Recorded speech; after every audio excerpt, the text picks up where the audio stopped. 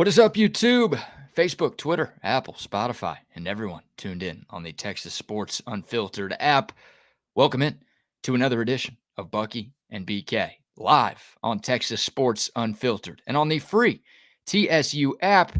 Today is Friday, October 25th, 2024, and the Buck is out another day. He's so upset that his Minnesota Vikings lost on Thursday Night Football that he needed an extra day to prepare for the weekend. No Bucky today, although he might join us a little bit later in the show. More on that in a moment. But filling in for the Buck this morning, our great friend, you hear him a lot of afternoons on SEC Unfiltered from 3 to 4 right here on Texas Sports Unfiltered. He is the man, the myth, the legend, Cole Thompson. Cole, what's going on this morning, brother? Guys, I'm excited to be here. It's a Friday. It's a Hawaiian Friday, so automatically the vibes are good. I got the good pump in this morning, got the great workout. I watched as Patty LaPone diss Kim Kardashian, so whenever we get Kim K diss tracks, I'm always happy about that. So you know what? We riding today. And you know what? We're also getting the top 25 matchup down in Nashville, one of the greatest cities to ever exist. So I'm all for it. When you say you got a good pump in this morning, I do know you're married. Are we talking about that, or are we talking about at the gym? BK, I'm married. You know it was at the gym. You know it was at the gym. It was not the other one. I was going to say, what a great way to start off a Friday. My Exactly. gosh. You know what the sad part is that she is getting ready to leave for I enjoy my time with my wife. I do. She's a fantastic individual. If she's watching this channel, I will read the note that she gave me. Cole, don't embarrass me. Okay, cool. Now we got that out of the way. No, I enjoy the time with my wife. I enjoy when she does things for herself, and she's going to Taylor Swift this weekend in New Orleans. So good for her. Love the fact that she enjoys going to pop concerts and spending a lot of money. I enjoy having a bed to myself. So we both win in this instance this weekend. I'm not complaining at all. Yeah, and it's a great college football weekend, so you just get to post up on the couch and watch games all day long. Hell, all weekend long. You've got good stuff tonight, good stuff tomorrow. Obviously, the NFL slate on Sunday is a fun one as well. It's a perfect weekend to have wifey out of town. Absolutely. More importantly, it's a perfect weekend to talk about college football. It's a perfect weekend to where narratives get to be rewritten. I love to say this. People always judge me because if I am somebody that tries to look at the glass half full, I am an optimistic daydreamer. I have no idea why I was born this way, but screw it. I'm fine.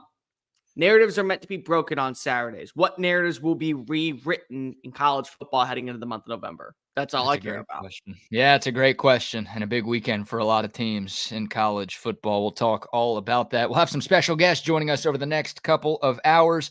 Robbie Weinstein, who covers Vanderbilt for 24/7 Sports, will join the program at 8:30. We'll get a deep dive look at the Commodores and get his thoughts on tomorrow's matchup in Nashville. Our guy Lee Sterling will join the program at 9:15 to give you his winners of the upcoming football weekend. And Cole, I don't know if this is confirmed or not, but Bucky has teased the idea of joining this show at 9:30 to give his picks for the football weekend. And if you know anything about this show, you know that fading the buck is the best thing that you can do. That is our best value to the people. Yeah, we know some sports. Yeah, we're entertaining. But the best thing we provide to our audience is Bucky's Gold Star locks, because they are so bad that folks have made so much money from fading him this year and every year. So we might get a little treat from the Buck on a Friday, which is good news for you and everybody out there. Wait, we're going to get a treat from Buck? I thought he didn't participate in Halloween. Oh, yeah, after that smoke bomb that kid threw in his house a few years ago. Get over it. That's supposed to be Halloween. It's called trick or treat. You didn't leave the big square candy bars, so you got a trick for it, be it Bucky. That's all I can say. Maybe next time, splurge a little bit more. Get the Snickers. Don't just worry about getting the Milky Ways, the Three Musketeers. Nobody likes Three Musketeers. We all know that, Bucky. There's plenty. I say, please tell me you're not a Three Musketeers. Dude. Well, look, like Three Musketeers is not in my top 5, but there are plenty worse than Three Musketeers. Like when I would get a Three Musketeers as a kid trick or treating, I wouldn't be like, this sucks. Wait, like whatchamacallit? like whatchamacallit, like almond joy, like mounds, like No, I'm saying whatchamacallit. I'm trying to think of the word. I have no idea which one it is. I like whatchamacallits. They're fantastic. oh, Wow. I'm okay on that. Damn it, that was such a bad pun. Just go. We got to get into some Halloween conversations too. We'll do that later in the show, but Halloween is next Thursday, and it has a lot of my friends confused on when we're supposed to celebrate Halloween. Like, do you celebrate it this weekend? Do you celebrate it next weekend? We'll get into that. We might rank our favorite Halloween candies as well, because I'm not sure if Cole and I will get the chance to host a show together before next Thursday. So we'll talk about all that. But yeah, we'll start with some college football, and we'll start with the game in Nashville. And Cole, you and I were talking before the season. Nobody in their right mind would have predicted this to be a ranked versus ranked matchup, but here we are. Look, no surprise that Texas is ranked. The Longhorns opened up the year in the top 5. They've been the number 1 team in America for 3 of the last 5 weeks. No surprise that the Longhorns are coming into Tennessee as a ranked team, but for the first time in a decade, the Vanderbilt Commodores are ranked. They are one of the best stories in college football. And you talk about narratives, Colt. Like, I think Vanderbilt already changed its narrative with that win over your alma mater. Sorry about that, Alabama. Yep, thank you for the reminder every single day. It's always fun. They really have a chance to send a message to the SEC and to the college football world just with a close game tomorrow. Like, obviously, if Vanderbilt wins, then it's like, oh my God, like we really, like, this team could maybe make the SEC championship game this year. Okay, we gotta pump the brakes just a little bit, just a little bit. The Texas go get a slice of humble pie. We're not going to go to that level. I'm not going there. But look, Texas is an 18.5-point favorite right now, one day away from kickoff. If Vanderbilt plays Texas to within a score tomorrow, then look, I think Vanderbilt has already garnered a lot of attention, and rightfully so, for their 5-2 start. But Cole, you got to agree that if this game is entertaining tomorrow, then people are going to be talking about Vanderbilt in a completely different light. So regardless, if you beat the number 1 team in the country, I don't care what your record is, you get to go to a bowl game. Like, that is just a common thread. Everyone knows this at this point. So they beat the number 1 team. They're also a game away from bowl eligibility going into the month of November, and they still have a manageable schedule down the stretch where they play Auburn. And so far, Diego Pavia has created a house of horrors and become basically the daddy of Hugh Freeze over the last few years. So it's not going to be that shocking if they get the 6th win there. But they're ranked for the first time since 2014. They feel like that their energy has completely shifted into a more direct favor. And I think the big storyline here is that they have been able to win in one capacity, and nobody has been able to slow them down. BK, they are 7th in the country in third down conversions. And the other thing about it is they're, I think, 123rd in third and long. So anything after 8 yards. So they basically put themselves in such favorable situations to where they milk the clock and they put pressure on other offenses to have to deliver, to where at this point, if they can just keep this thing down to the wire and Texas somehow gets a rocky third quarter or they aren't able to pull away, it never feels like that they're out of the running. They were never out of the running in the Missouri game. They were never out of the running in the game against Kentucky. They were never out of the running in the Alabama game.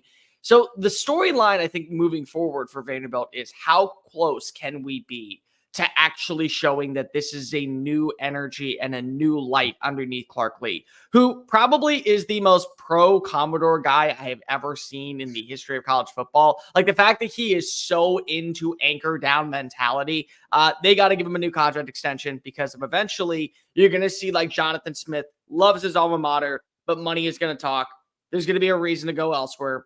If you lock him down after this year, you may be able to build something very promising moving forward. Yeah, I mean, Vanderbilt, once again, an incredible story. Their Vegas win total this year was 2.5, and once again, they're sitting here at 5-2 towards the end of October. They won a total of 7 combined games in the last 2 seasons. They were 0-8 in the SEC in 2023. They've already won 2 conference games here in 2024. You could argue they could have won all 3, right? Their only SEC loss was at Missouri in double overtime, and their kicker missed a chip shot field goal that would have forced a 3rd overtime to continue that football game. So, this Vanderbilt team, they're not your older brother's Vanderbilt. They're not your father's Vanderbilt. They might be your great-grandfather's Vanderbilt, but it's been a long time since you've had to talk about Vanderbilt in this type of light. And you said it. You hit the nail on the head. Like, Vanderbilt wins because of time of possession and because they don't turn the football over. They have 2 giveaways in 7 games this season. That is number 1 in the SEC and number 2 in the country. And they also lead the conference in time of possession. Cole, I think you were talking about this earlier this week on SEC Unfiltered. Like, you look at Vanderbilt's other stats, they're not that great. Yeah. Like, they're 13th out of 16 in the SEC in total offense. They're 7th in the SEC in scoring offense. They're 12th in pass offense. They're 8th in rush offense. This is all in terms of yards and points per game. And then they're not in the top 9 in any of the major defensive statistical categories. When you're talking total defense, scoring defense, passing defense, rushing defense, you look at all of those stats and you're like, oh, Vanderbilt probably sucks. But once again, they just lull you into a dogfight. They don't make mistakes, and they keep your offense off the field. They got out to a 13-0 lead against Alabama. They got out to a lead against Kentucky, and they got out to a lead against Virginia Tech going back to week 1 when they kind of sent a message back at the start of the season like, oh, maybe this Vanderbilt team's a little bit different. Like, if you let them play their style, they are going to drag you down to the depths of hell and make you miserable. So that's why it is imperative for Texas, Cole, to do something they haven't done in SEC play. Like the Longhorns in the 4 non-conference games were getting off to great starts, but even though they're 2-1 in the SEC, all 3 of these games, Mississippi State, Oklahoma, and Georgia, they've kind of struggled to get the offense going early. You are playing with fire a little bit if you do that on the road against Diego Pavia and company. Well, for starters, as the president, founder, we still have spots available. So after this weekend, if you would like to join, it's fine. The Diego Pavia fan club, we call him Baba Yaga because he is the boogeyman of the SEC at this point. He's not flashy. What he is direct, and he tells you like it is. He is like that stern lawyer that you don't want to deal with on a prosecution case. He is not going to go ahead and deliver any of the flash. He's just going to show you the facts, and he's going to say, this is why you belong in prison. I'm going to throw you in prison. I'm going to make you my enemy, number 1. And so basically, that has been his MO all year. He has like 1,300 passing yards and and he leads the team in rushing yards. Like, this is not a guy that is putting up impeccable numbers. But what they do is they don't try to sugarcoat who they are as an offense. They're going to do a lot of RPOs, a lot of options. They're going to attack the intermediate part of the field, and they're going to own the time of possession. And the problem with that, BK, is that for an offense like Texas that has struggled to come out of the breaks in the SEC, they've done a good job of remastering, and they've done a good job of resetting going into the second and third quarter, but they've had to have their struggles to find an identity early. You can't have that, because if you can't afford to have a game where you're watching as a team like Vanderbilt owns the football for 8 minutes, and the next drive is 7 minutes, and you're down 10-0, and you throw a pick, you throw an interception and a 3-and-out, because now you're going into your third drive and there's 3 minutes left in the second quarter before you actually now have to turn on the Jets. So this is where one of those games, it will come back to bite you if you can't find a way to put a team like Vanderbilt in 3rd and long, because if they don't live there, they're very happy and hunky-dory staying in 3rd and 3, staying in 3rd and 2, staying in 3rd and 1. And that has been something that has benefited them and put a lot of pressure on defensive coordinators to where the reality is they're making mistakes. Yeah. Vanderbilt's not doing anything that's really kind of shocking. What they're doing is they're putting pressure on coordinators to send a double blitz, and then there's a quick strike to Cedric Alexander or a quick strike to Eli Stowers. They're forcing defenses to overcorrect on the fly, and it ends up hurting them more than it does help them. Cole, are you a tennis player? Oh, God, no. Are you a ping pong player? I dabble in the pickleball and the ping pong. So, okay. There is something about the piece. You'll get this rep. Like, if you're playing tennis, if you're playing pickleball, if you're playing ping pong, like any racket sport against someone who's just a great rallier, it's the most frustrating thing in the world. Oh, yeah. Right? Like, they don't hit it the hardest. They don't have the best serve. Like, they're not going to run you all over the court. But what they are going to do is they're just going to hit it back every single time. Doesn't matter what you do. They're going to find a way to get the ball back over the net. And it's frustrating. You get so annoyed. Like, why can't I put this guy away? Why isn't he making a mistake? And it gets to the point, like you said, where you just put extra pressure on yourself. You get so tired of playing their game that you try to do something to overcompensate, and you end up making a mistake, and they win the point.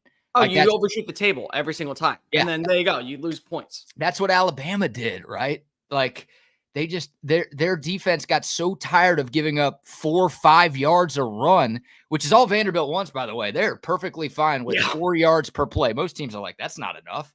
And if you like compare that to other college football teams, that'd be one of the worst offenses in America, an offense that only averages 4 yards a play. PK, they're 95th. They're 95th in total yards, and they're 117th in yards per play. Yeah, like they are very okay with what they do, and they're ranked in the top 25, and they're 5-2 right now. So like they force people get annoyed, and it's like, oh, I got to make a play. I'm so tired of giving up 4 or 5 yards because they keep these drives alive. I have to do something to stop this. And it's almost like playing hero ball in basketball to where, you don't do your job.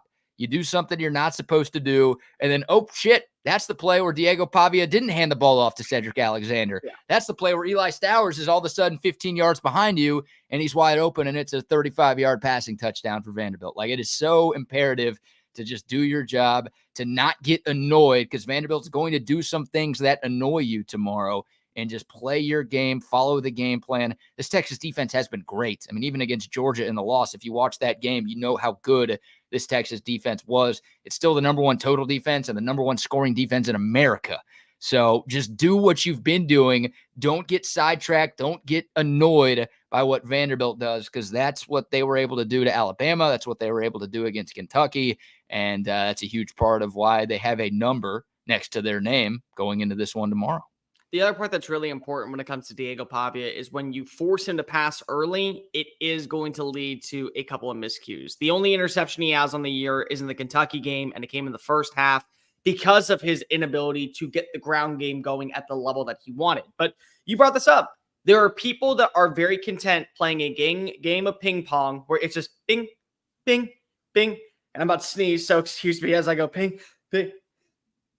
There we go. I gotta get that out of the way. But no, that's how we play it off. Just how you play off like a little let and just get on over the net. But still, that's what Vanderbilt likes to do. But when you force Vanderbilt to play where they have to attack deep, they only get 5 or 6 plays like that per outing. And so if you can kind of make that be 9 or 10, well, automatically you're giving yourself the benefactor. What I will say is that the one thing I can appreciate for Texas, if Steve Sarkisian is the true master of studying tape and building an analogy that will work for this team, I think that you actually are going to try to play Vanderbilt in its Vanderbilt fashion, where you're running the football to set up the pass in third and manageable, where you're owning the time of possession, and you're kind of putting this to where, okay, maybe at the end of the day, it's a 17-14 final, or it's a 17-10 final, but we won the time of possession. Our defense was able to get a few critical stops on third down to where they had to settle for field goals, and we still were kind of taking this away, where we were actually playing that brand. And if they play that brand, the thing that people don't understand is that when you're in the SEC, and this is where I've had to explain to many Texas folk that it's okay to have a close win, because of some of these teams would get absolutely blown out by Alabama, and they would blow the crap out of an NC State, or they would kill Duke, or they would kill an Illinois, just because of the level of competition that's here. A 13-point win against Vanderbilt is as good, and it shows as much as a 40-point win, because of it does prove that where your team is, what direction your program's going, and how you feel like that you've shown growth and maturity from last week's loss. So I think that's something that people are going to have to get a little bit of struggle with at times when they go, oh, well, we played only 13 points to Vanderbilt. Number one, as we both brought up, this is not your mom and pop's Vanderbilt. In fact, many people don't even know what a Commodore is. It's like a sea admiral. So your grandfather knows what that is. Maybe your great-grandfather knows what that is back in 1912 when he was riding the Titanic. It was saved by a Commodore. But still, like, it's that version of the team. But the other part that's really important here is that in the SEC, you'll take a win by double digits any day out of the week and not complain, because if you're still staying ahead. Oh, yeah. That's well said right there. I know about the Commodores, man. Oh, if you were to tell me, what do I know a Commodore from? The very first thing I would say would be Captain Jack Sparrow. Beautiful. Yep, beautiful. I was going to say Pirates of the Caribbean. Norrington. I thought Vanderbilt was around longer than the Commodores, but hey, they were ahead of their time, I guess, naming their school mascot after the musical Motown group from I say one of the greatest Motown groups of the 60s. Good for him. Good for them. No doubt. All right, let's hear some from Steve Sarkisian here.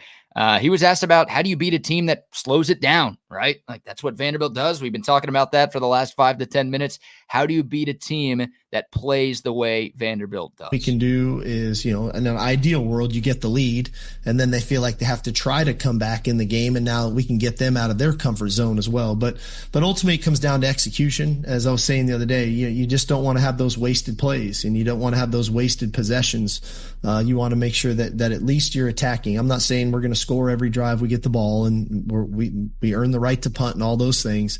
But you want to make sure that everything you're doing is got a real opportunity to move the chains, extend drives, and put points on the board. Again, because those possessions can get limited. And as I told the team earlier in the week, and we've been reiterating all week long, is like, we don't want to count our possessions. We don't want to count the number of plays in the game. We want to make our possessions count. We want to make the plays count that we do run. So there you go. Steve Sarkisian talking about the importance of getting out to an early lead. I mean, it's Captain Obvious. You want to do that in every game you play, but if you can turn Vanderbilt into a one-dimensional offense, Diego Pavia's passing numbers are pretty solid this year. He's only thrown 1 interception in 7 games thus far, but the strength of that team, why they are so good and why they are so tough to defend, is the fact that they run it as well as they do. A lot of RPO, a lot of option, a lot of zone read, stuff that you don't see that often from other SEC teams. You've seen it from this Vanderbilt squad. And if you're able to jump out to a 2-touchdown lead by halftime, then I think every Texas fan should be feeling pretty good about their chances to close this one out. But if you look up at the scoreboard in the fourth quarter and you're down by 3, you're down by 7, then it gets a little dicey.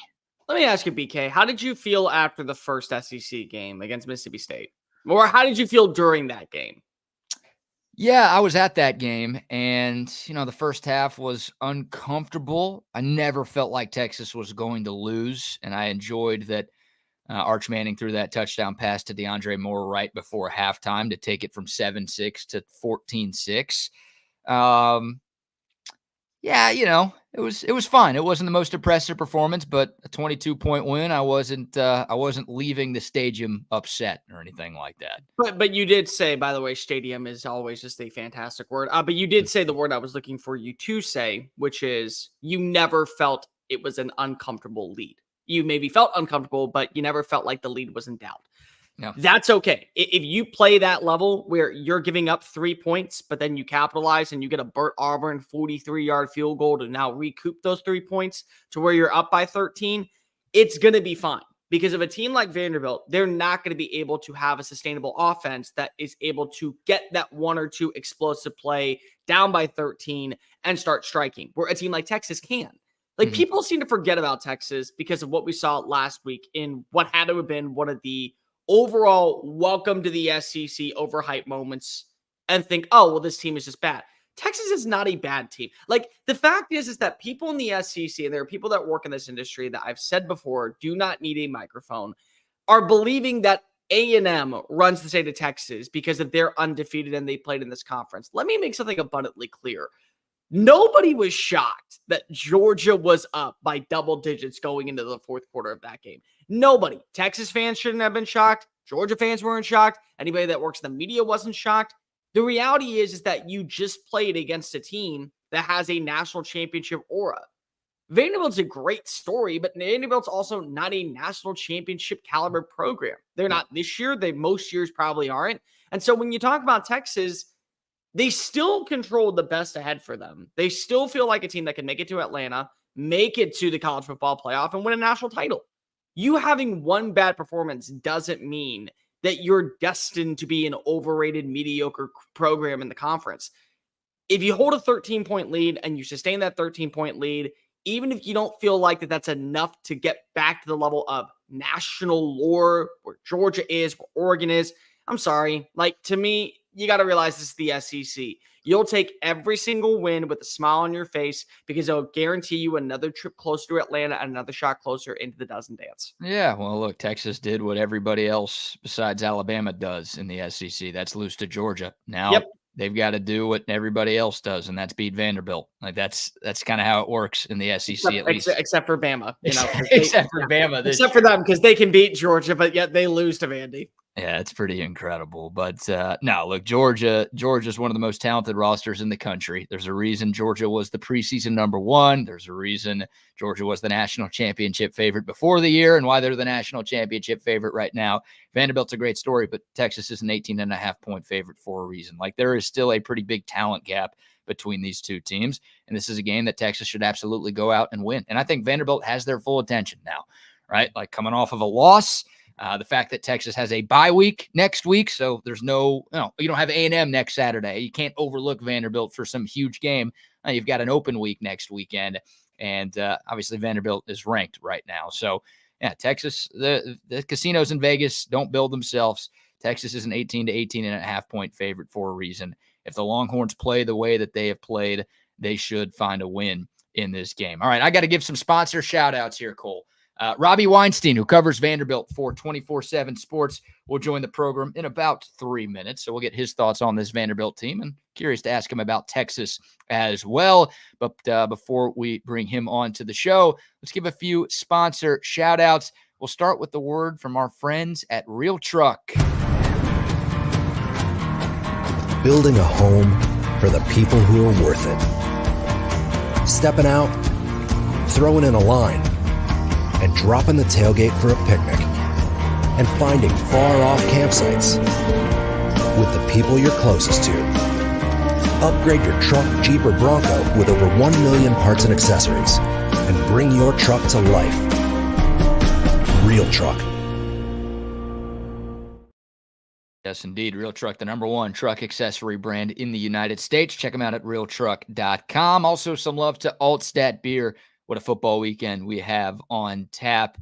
You should have a couple of ice-cold Altstat beers waiting for you on tap. Go get you some wherever you get your beer. If you're going to be watching the games at home, stop by 34 Wine and Spirits or any grocery store and pick up a couple of 6-packs of Altstat. If you're going to be hitting the town this weekend, your favorite bars and restaurants, most of them around Central Texas have Altstat beer. And of course, it's available in Dallas and Houston. Wherever you are in the Lone Star State, you can find the greatness that is Altstat beer. Brewed in Fredericksburg, but easy to find and very easy to enjoy. And of course, whatever you have going on this weekend, please remember to drink Altstat responsibly. It is Altstat beer, no impurities, no regrets. And some love to our friends at Sue Patrick. I'm rocking a Sue Patrick hat this morning. If you're looking for a place to find the best selection of Texas gear all throughout the city of Austin, head over to Sue Patrick on 5222 Burnett Road. They've got hats, they've got shirts, they've got jackets, they've got accessories, they've got everything. I mean, the amount of Longhorn gear that they have is insane, plus some other great gifts as well. If you haven't been to the store, go see them, 5222 Burnett Road. If you want to do your shopping online, you can do that at SuePatrick.com. Free shipping on orders over $49. Great people, great selection. It is Sue Patrick. And before we bring Robbie onto the show, one more shout out to CentexTickets.com. Hey, if you're making your way to Nashville and you don't have tickets to Texas Vanderbilt, you can get those tickets at CentexTickets.com. Every Texas game, home and away. They've got concert tickets. They've got Broadway show tickets, comedy show tickets, anything. You can find tickets at CentexTickets.com. Make sure you use the promo code CENTEX10, and you are going to get 10% off of your purchase at CentexTickets.com. All right, waiting in the green room. I see him ready to roll. We bring on Robbie Weinstein, who covers Vanderbilt for 24/7 Sports. Kind enough to give us some time on a Friday morning. Woo! Robbie, thanks for joining us, man. How are you? Hey, I'm good, guys. It's been a beautiful week in Nashville. We're going to have some great football weather. Fall here is usually really nice, and it's looking good again for tomorrow. So it should be a really, really nice day for football for all those fans traveling up here. Yeah, what is fall like, Robbie? Because it's like 90 degrees here in Texas today. So tell us what fall feels like, because that's only a rumor around these parts. Yeah, no, it's like low 70s and sunny with not a cloud in the sky pretty much every day here. It's really beautiful. Oh. See, I'm jealous. I'm beyond jealous, because not only is he in Nashville, which is one of the greatest cities to ever exist, but he has fall foliage weather to where whenever we do our promo deals for Rowback and I say, you got to take the fall pictures, well, I'm just sweating in my pullover. You actually take nice pictures with the misses over there. So, yeah, congratulations on having that. But Robbie Weinstein joined us. This is awesome. Oh, this is awesome to be able to talk Vanderbilt football, top 25 Vanderbilt football. Strike that, top 25 Vegas Vanderbilt football, in a game against a Texas team that right now isn't reeling, but definitely needs a win. I'm excited. Yeah. Yeah. Robbie, tell us about this Vanderbilt team. I know you've been covering the school for a couple of years. Like, it's been bad. It's no secret, right? But this year has been different. Vanderbilt 5-2. They didn't win a single SEC game last year. They already have 2 this season. What has been the biggest reason, or what have been the biggest reasons for Vanderbilt's sudden turnaround here in 2024? Yeah, so last season for Vandy, everything just collapsed. I honestly, like, the roster was not nearly as bad as the record, but there was a combination of, awful assistant coaching, like the worst coordinator tandem in all of college football, to be honest, and a locker room culture that just like collapsed by the end of the year. Players, they went out on the field and it looked like they were not giving it their all. And so basically what Clark Lee realized he had to do was fire his coordinators. He made himself the defensive coordinator. He made a great hire that was kind of different from how he had selected assistant coaches in the past by hiring Tim Beck from New Mexico State, who's a lot older than everyone else on staff at that point. And then Beck brings Pavia to Nashville. And so I think really what this is Vandy's roster still has holes and had plenty of holes last season. But I think that 2-10 record was more about like just, terrible coaching and awful locker room culture. Now they've fixed that stuff, partly through Pavia, right? Partly through Jerry Kill instilling a little bit more discipline. And, when you have a great quarterback and a great offensive scheme, I think that sets you up a lot better. So Lee really, got to give him credit. He really won the offseason. And I think Pavia is just a way better football player than any of us realized. That includes, us here on the Vanderbilt beat. Offense really struggled in fall camp. So I didn't think they were going to score a touchdown against Virginia Tech. Honestly, I predicted like 23-9 or something. And then they get out there and next thing you know, they're dropping 40 on Alabama. So I'm not really sure how we got here. But it's, basically, I guess the story is that Pavia is just a way better player than anyone realized. Listen, I call him Baba Yaga because he is the boogeyman that is about ready to terrorize the rest of the SEC. But I think you got to give a lot of credit also to Clark Lee switching up the defense. He takes over as the play caller. He now is basically saying, if we're going to go down, we're going to go down my way. What has been the biggest difference this year when you look at the way that they've been running X's and O's defensively from last season to now? Clark Lee getting back into his element that made him a household name when he was the defense coordinator at Notre Dame. Yeah, and so he obviously had some involvement in the defense the last 3 seasons, but not as much as I think a lot of people would realize. What they're doing now is that they had the worst pass defense in the Power 4 the last 2 years, maybe even 3 years. And that was both due to lack of pass rush and corner play, as well as, the coaching. And so they would back 10 yards off guys at the line of scrimmage, dang near every single time the last couple seasons. And it would just be easy access throws for 8 to 10 yards to the outside for every single opponent.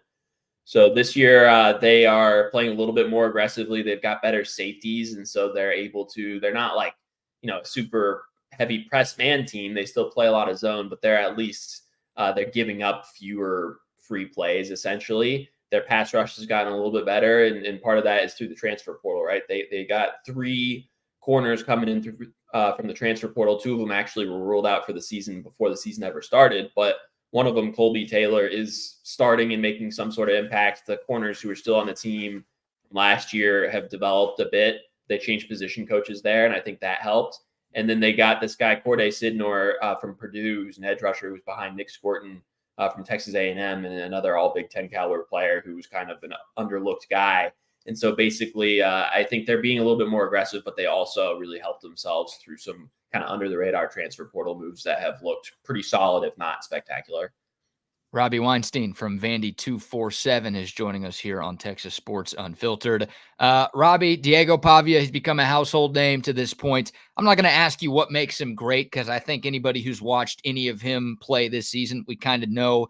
How do you stop this guy? Like, what if you were a defensive coordinator trying to game plan to contain? I don't even know if you could stop him, but just to contain Diego Pavia, what are his weaknesses, and what would you do to try to slow him down a little bit?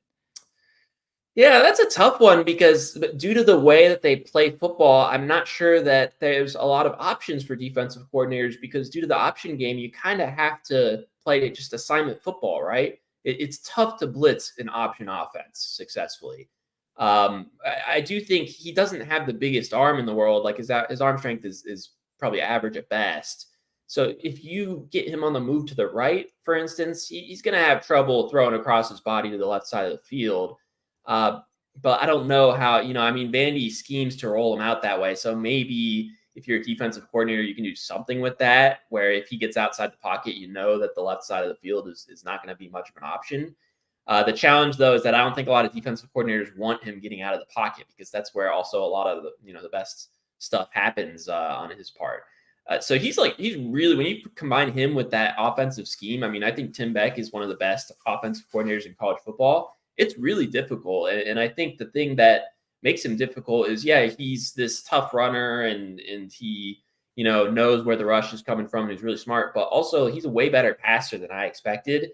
Before the Ball State game, he had missed like five or fewer throws all season. I mean, he throws with good touch and he's really accurate and he really doesn't miss a lot. So I guess Texas would love to get him into a situation where he's just straight drop back passer, like on 3rd and long. But if you get him where he's got, a couple options in the run game, and they're running RPOs and all that, it's difficult to handle. I mean, even for the number one defense in the country, it's probably an uncomfortable matchup because you just don't see this very often. Robbie, you brought up how Diego Pavia barely misses, and you're right, but it helps when you have a 6'4" tight end that also played the quarterback position coming on over from New Mexico State in Eli Stowers. Can you talk about their relationship, how they've been able to continue what they were building last year underneath Tim Beck, and also just what's really stood out about the 6'4" senior from Texas? He has 3 100-yard games for a tight end. That's number one in the SEC among tight ends for performances. Yeah, he's a little different in that, like Mel Kiper, for instance, is ranking him as an H-back instead of a true tight end, and he's like more of a run after the catch guy. So they were both at New Mexico State, as has been widely documented, and Stowers at that point was still a quarterback. He was a 4-star quarterback recruit who started his career at A&M, and he suffered a shoulder injury, and now he can't really throw the ball exactly the same. Like, I've seen him throw it, and it looks pretty good, but maybe it's not SEC quarterback standard, I guess. And so he and Pavia were actually competing for the starting job at New Mexico State, and Stowers lost the battle, and ended up switching to tight end, and he was kind of playing part quarterback, part tight end last season, transferred to Vandy, and now he's full-time tight end. So what they do with him, I mean, he's by far Pavia's top target. He hasn't been making a ton of contested catches this season. He did do some of that last year, but really the way they try to use him is they want to get him the ball in space, which is very different for a tight end. I mean, the plays that stood out against Alabama are the shovel passes, right? That went for big gains. And now a bunch of other teams, you look on tape, are copying that play actually from Tim Beck. So he's really unusual in that Vandy looks to get him the ball on the move rather than just throw up jump balls to him.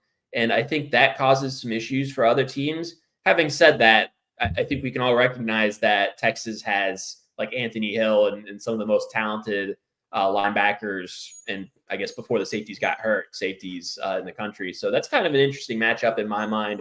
I think Texas is the best setup of any team so far to defend Stowers, but I mean, he is going to be like a 2nd or 3rd round pick in the draft, I think. So he's the most talented player probably on Vanderbilt's team. Yeah, Robbie, I feel like when you get matchups like these where there's such an on-paper talent gap, I think you really notice it most on the lines of scrimmage. Tell us about Vanderbilt's offensive and defensive lines, and if you think they can hold up in the trenches against a pretty stout Texas group. Yeah, I'll start with the defensive line because that's an easier thing to explain because they're more traditional than the O-line. The defensive line, the interior DL, I think is pretty good, actually. They've got multiple guys who are 320-plus pounds. Or 300-plus pounds, and they've been pretty good against the run. They've played teams that run the ball well. So I think they can hold up okay there. The pass rush on the edge is not particularly good, but those guys are decent run defenders again. The offensive line is not very talented. They did do some good work in the transfer portal, and that has definitely helped them out. They've got 3 starters who are transfers, but these weren't like, 4-star, big-time plug-and-play starting type of guys. They, again, sort of value picks in the transfer portal. And so the way that they run their O-line is basically to minimize the one-on-one matchups and exposure that they may get, because I think they know that they're going to lose those if that happens too much. So they flip sides of the offensive line. They do not have right and left tackles or guards. They call them strong guards and strong tackles, quick guards and quick tackles. It depends on what play they want to run and where they are in the field, depending on who lines up on the left or right side. So like the strong tackle and the strong guard, we typically have the tight end next to them. And I guess Vandy could run that way, or they could run some misdirection and go the other way. And I think the goal basically is to keep defenses off balance and basically try to avoid as many straight pass pro reps as possible, because their tackles, look more like guards, honestly. And I think when you play a team like Texas or previously, Alabama in an age where they maybe had better pass rushers this year, you're going to get beat one-on-one. So, I mean, that's definitely, I would say, a big advantage talent-wise for the Texas defensive front. The scheme makes it a little bit more difficult to take advantage of that, just because there's this hesitancy, right? That's created by Pavia in that option game. So, I think a big part of this game for Texas, honestly, is like, how well did they prepare during the week for this game? Because against Vandy, I think a lot of your work you got to get done, on Tuesday and Wednesday to make sure that you're ready to play fast on Saturday. Robbie Weinstein from Vandy 247 Sports joining us. Robbie, we've already seen the Commodores go up against a really good wide receiver core in Alabama, and they gave up 300 yards, but they also only allowed one touchdown in coverage. They're going up against another lethal for threat. I mean, when you look at what Texas has, it's basically pick your poison on how you want to die. But when you look at guys like C.J. Taylor and Dericky Wright, two veterans at the safety position, what worked for that secondary to keep Alabama out of the red zone? They were able to get the ball rolling, but when it came down to critical play, was it just play calling, or was it more so a really good rep? And how do these veteran safeties coexist with each other to kind of set the tone on the back end? Yeah, the safeties are good. Those are like SEC safeties, whereas the corners are sort of marginal. What Vandy does is they want to not give up any big plays, any long touchdowns. And in college football, teams make a lot more mistakes than in NFL. And they want to hope basically that the quarterback throws a bad pass, or there's a holding call or something like that, and you can get the other team behind the chains. And even though you don't have lockdown corners who can play press man really effectively, maybe it just, if the other team is in 2nd and 20, that's difficult to overcome. And so Alabama had a ton of penalties in that game, and they really killed themselves. It was, a lot of it was Alabama, I think, as they said on the broadcast when I rewatched, like participating in the upset, right? And so I think that played a big factor. They did give up the one long touchdown to Ryan Williams, but that was kind of like an unbelievable individual play. Yeah. So, I mean, I think Texas, they're going to try to force Texas to dink and dunk their way down the field. That is, of course, dangerous, because all of Texas wide receivers are really fast. And when they get the ball in their hands, they're going to have a speed advantage for the most part against Vandy. I don't know if pure speed is necessarily the issue with Vandy's defense, because they recruit for that. But, they're just not great players in the secondary for the most part, or at least at corner. So I think Texas definitely has some spots to pick at there. And when really what I'll be watching is Vandy has struggled so badly to cover tight ends this season. And I think Gunnar Helm could have a huge day. I mean, he's going to have a good game. I would be really surprised if he doesn't. If you look back, whether it's Ball State, Alabama, there's a whole bunch of games on the schedule where Vandy really struggled to cover tight ends. And so I think that's something worth watching, because there's going to be holes in that zone for Helm to attack. Robbie, I saw Vanderbilt announce earlier this week that tomorrow's game will be a sellout. Now, look, Texas is new to the SEC, but I know the running joke is that even Vanderbilt home games are home games for the other team, because it feels like more often than not, you get more other colors than you do black and gold in the crowd at First Bank Stadium. Will it be a lot of, obviously Texas fans are making the trip. I know plenty who are headed from Austin to Nashville, but like, do people care more? Will there be more Vanderbilt fans at these games the rest of the season now that the team is actually competitive? Yeah, maybe. I mean, I think the fan interest is higher, but the problem is that Nashville is such a destination that opposing fans book these tickets and their trips like in the off season, saying they see that on the schedule, and everybody still thought Vandy was probably going to be bad. Hey, let's have a fun weekend in Nashville. And Nashville in the fall is great, and our team's going to go in there and win by 30, and it'll be a great time. So I would expect probably that Texas fans book these tickets in like June or even earlier than that. So yeah, I think it'll be like 70% Texas fans probably. The Vandy student section is going to be sold out. But other than that, I just think it's hard to – I just don't think there's going to be that much of an adjustment in season because, as I said, due to this being a tourist destination, fans are more likely probably to want to book months and months and months in advance. And so there's less adjustment to the actual results. Yeah, kind of a quick follow-up on that, Robbie. Look, Nashville's a pro sports town, right? I mean, you've got the Titans, you've got the Preds, you've got other sports avenues in that city.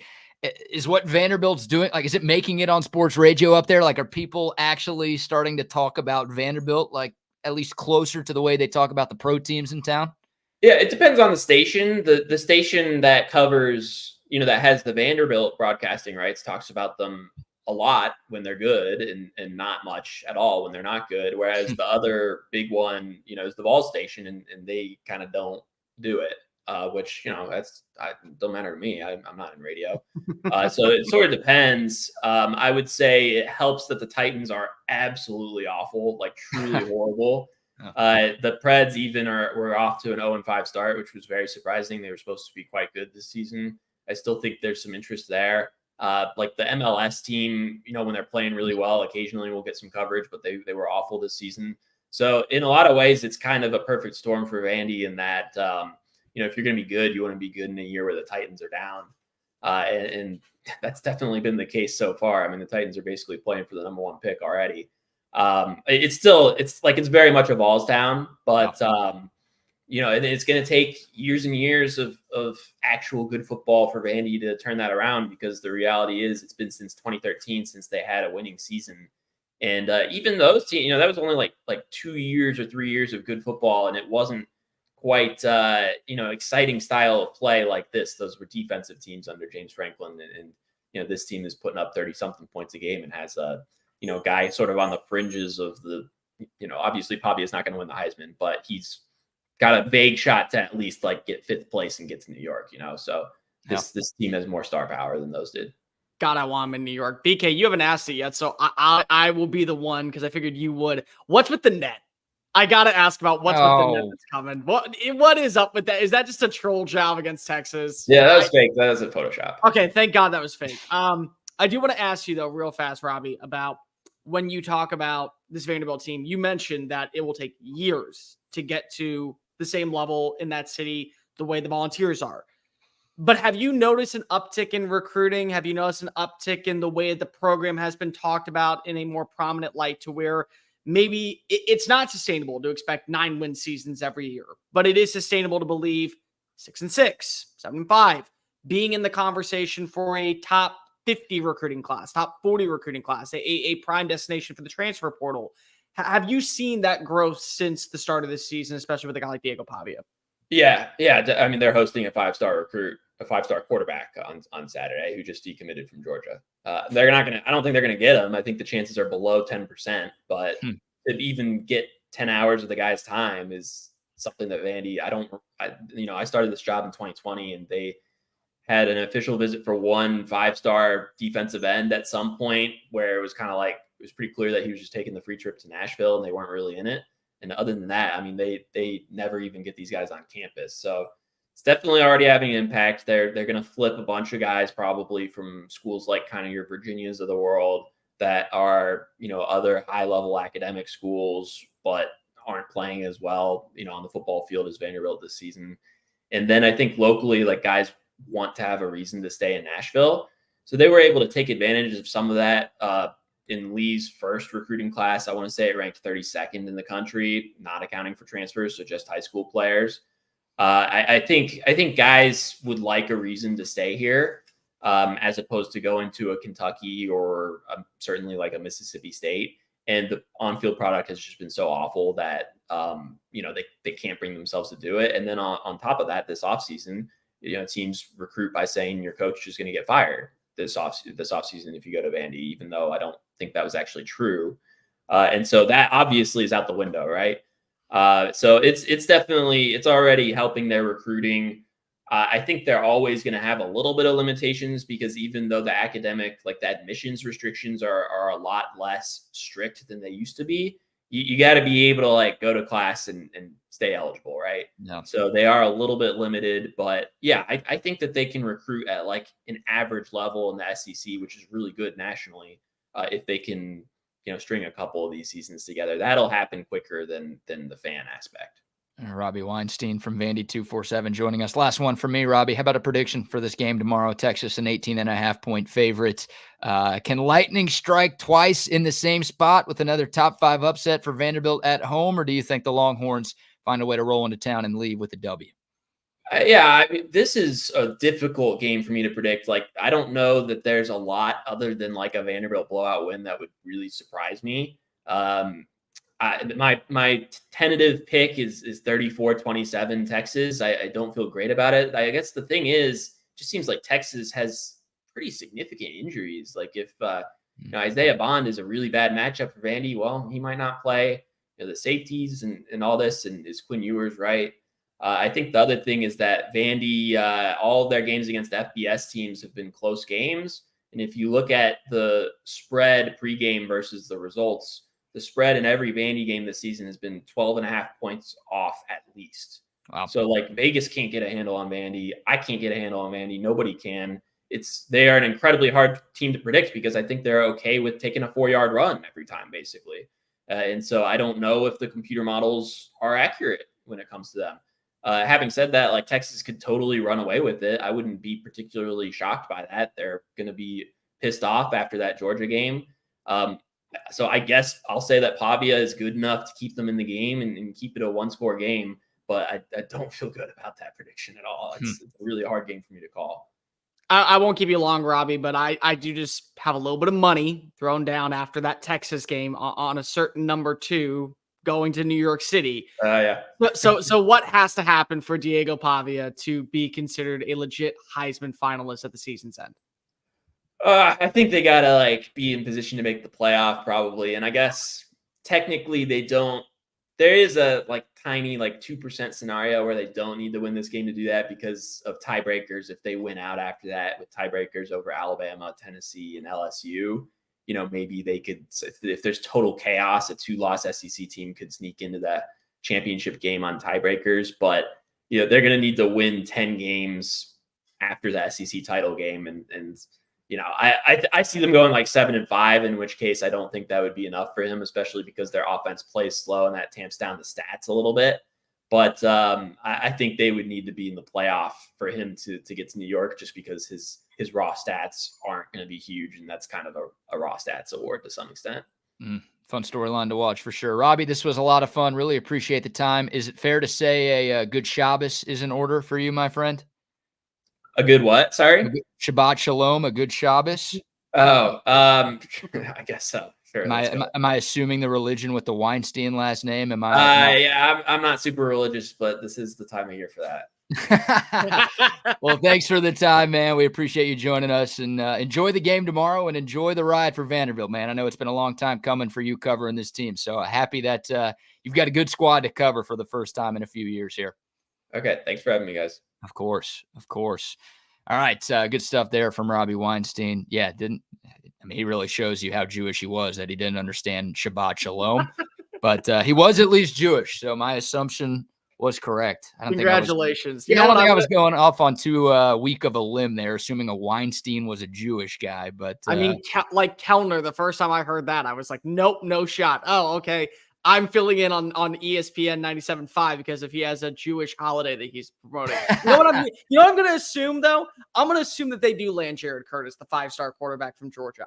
There is nothing more I want at this point than for Vanderbilt to get a QB that is actually really, really good. That's all I want. And I'm not talking about Diego Pavia because he's a little bit different, but he's a 1-year wonder. He's not going to be able to go into the transfer portal because if he is a super senior, he's not probably going to go to the pros. Get me another Jay Cutler down in Nashville. Get me one of those guys. Jared Curtis, 5-star.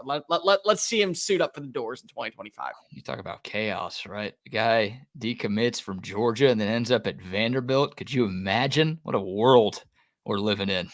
Hey, there was a guy that went from Georgia to Kentucky. I mean, that's just the beauty of college football. You never know what to expect. Expect the unexpected. Travis Hunter became a household name at Jackson State.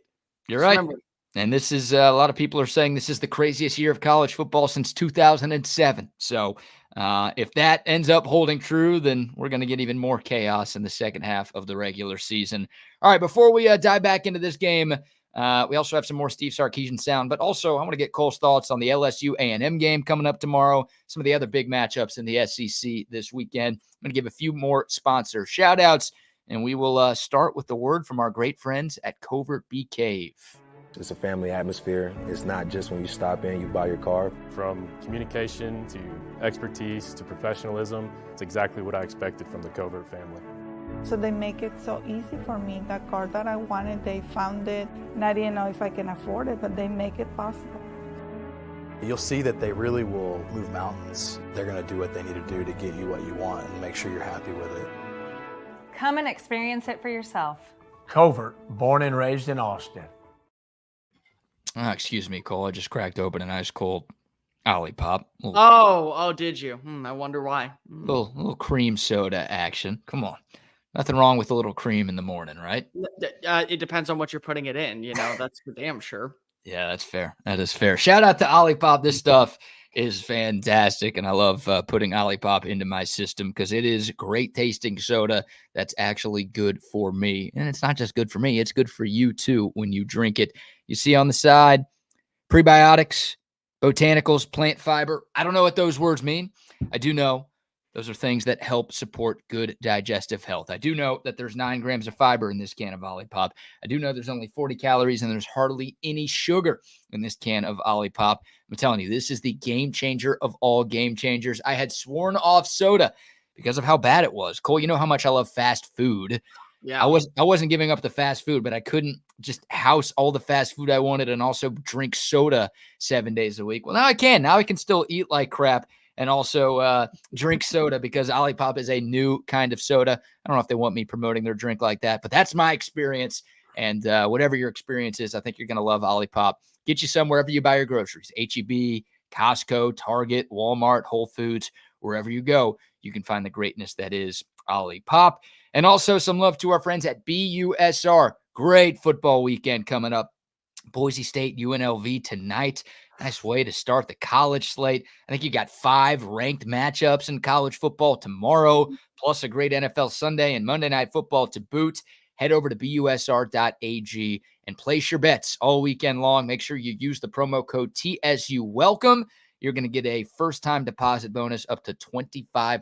All you have to do is type in TSU Welcome when you make your first deposit over at busr.ag. Turn your game day snacks into stacks all season long with BUSR. Before we begin, BK, I'm going to argue with you. How dare you leave out the performance that was Pitt versus Syracuse to start off the weekend?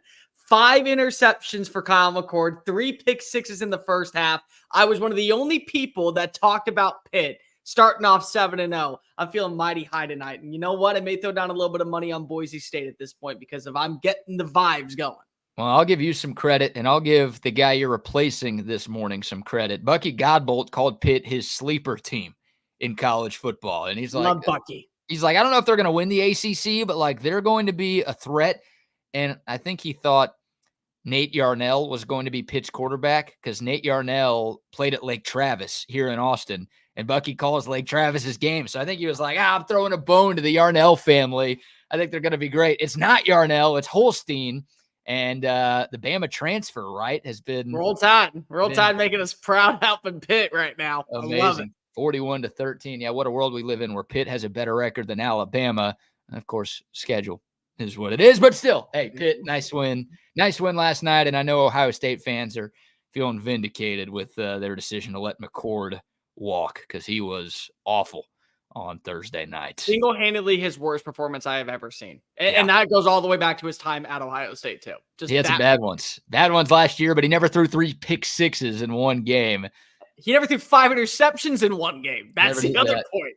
Never did that either. So, yeah, let's dive into the college football weekend. And, Cole, you're the SEC expert. Let's start with the biggest game in the SEC. Look, obviously we care about Texas Vanderbilt the most, but there is a battle for first place in the conference tomorrow night at Kyle Field. LSU, number 8 in the country, at Texas A&M. Both teams have a loss, but of course they came in non-con, so both teams are perfect unbeaten right now in the SEC. The Aggies a slight home favorites. I mean, this game could go either way, Cole. What's sort of your lean, and what do you think will be some of the keys to this Tigers-Aggies game in College Station tomorrow night? Let's start off with the fact that, holy crap, were we blessed with the uniform combo of all time. The new Aggie black versus the LSU white. That is the best combination of battle duos that we've seen since Helena of Troy was getting battled over by the Spartans and Trojans, like in 1112 BC. That's how awesome it is. This is a playoff, I will say, not eliminator, but it is a playoff vindicator. A win for either one of these squads not only feels like that you propelled into the college football playoff dark hunt in terms of you now can start dreaming of what it's going to be like to host a playoff game at Kyle Field. What could it be like having a playoff game in Death Valley on a Saturday night in the month of December? But also, this is a game to where you feel like that because of how you've played, you might be able to enter the conversation with the Texases, with the Georgias, with the Ohio States, with the Oregons for we can win a national title this year. There are things that are different. And the other part about this game is that the winner, especially if it's Texas A&M, does really have an inside track to make it to Atlanta. And if they make it to Atlanta, all bets are off when it comes to what will happen next, because if they will be 5-0, they will have 3 games left against South Carolina. They also have a matchup against Auburn on the road, and then, of course, Texas. So this feels like a game where it more so leans LSU kind of has to win because of who they still have to play. But either way, both these teams still can remain in the hunt for the college football playoff. Just the inside track goes to the winner. For A&M, can you have a similar game plan that you had against Missouri, where Connor Wigman is going to be a factor, but he is not going to be the X factor for your team? One of the biggest blessings in that matchup was the ability to trust Le'Veon Moss and Amari Daniels on the ground. They both averaged over 5 yards per play. Le'Veon Moss averaged, I think it was 6.6 yards per play, that big 78-yard run coming out of halftime to kind of pull away and say, no, this is a different feel. We are not the Aggies of old. I think that's going to be really beneficial. Can you have the rushing attack set up the pass? And then when the passing attack is potent, do you have a wide receiver or two that can kind of take the top off of a defense and create opportunities? I look at a guy like Jabri Barber. He's coming off of arguably his best performance last week against Mississippi State. If he can get open and he can create opportunities for the tight ends, for Noah Thomas, I truly believe that A&M is going to be able to capitalize and at least get into red zone opportunities where they'll settle for Randy Bond field goals. But BK, this is a game where on the opposing side, I feel like it is the Garrett Nussmeier showcase for New York City, where if he is able to deliver a performance that we're talking about at the highest honor, then we have to at least start considering him for Heisman hopeful. He throws on average 38 passes per game. So Joe Sloan has basically said, hey, we know that we'll run the football from time to time. This is your moment. We want you to kind of go ahead and take those shots downfield. And he has the arsenal to do so. He has an arsenal that probably is at the same level, if not maybe a little oversaturated compared to Missouri, where you have a Theo Wees and a Luther Burden. But on the opposing side, you have an Aaron Anderson, and you have a Kyron Lacey, and a CJ Daniels, and a Xavier Thomas, and a Mason Taylor that does not get enough credit for how well he's played as a tight end.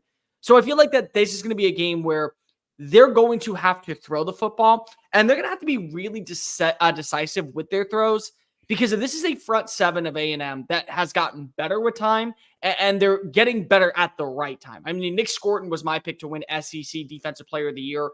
I feel pretty good about that one. Shamar Stewart's been playing well. Shamar Turner's been playing well. Torian York and Scooby Williams, the linebacker spot, have been playing well. So if they can find a way to take those shots and put themselves in manageable situations, very similar to A&M, but through the air, they're going to have, I think, a great spot. I have LSU winning this game. I think it's 31-24 is my score. I just feel like that this is an LSU team that has really turned the corner.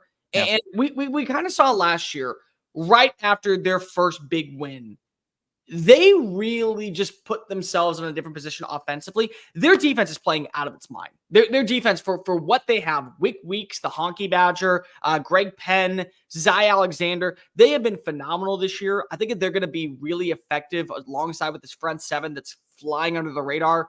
Give Blake Baker and his staff a lot of credit for what they've done. It just feels like the A&M.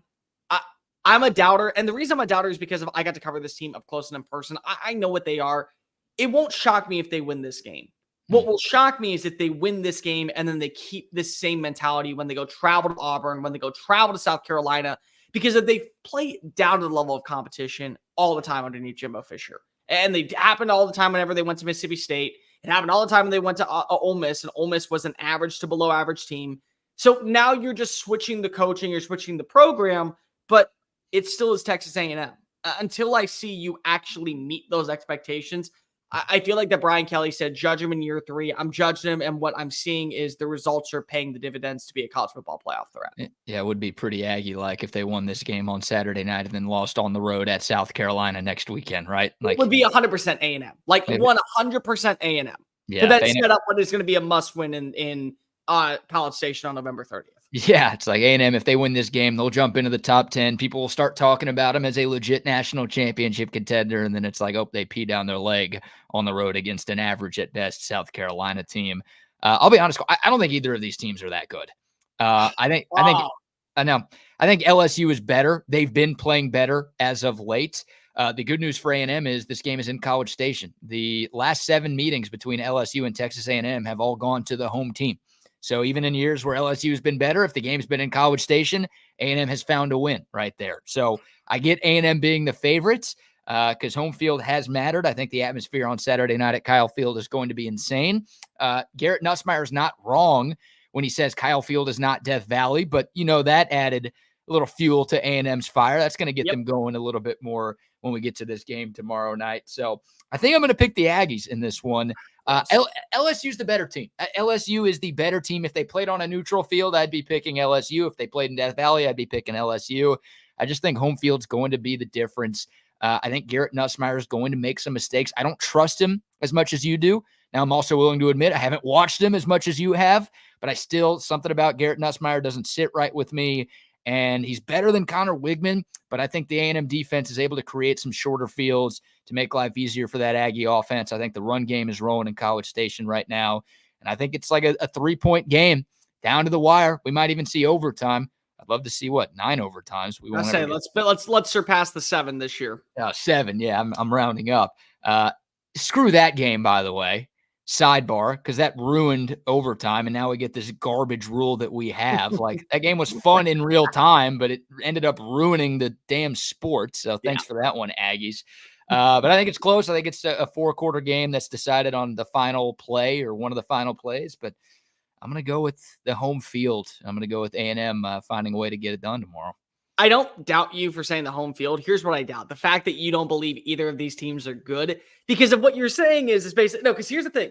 If you tell me, are they national championship contending teams? I would agree with you. No, they are not. They are far from it, but they are playoff teams.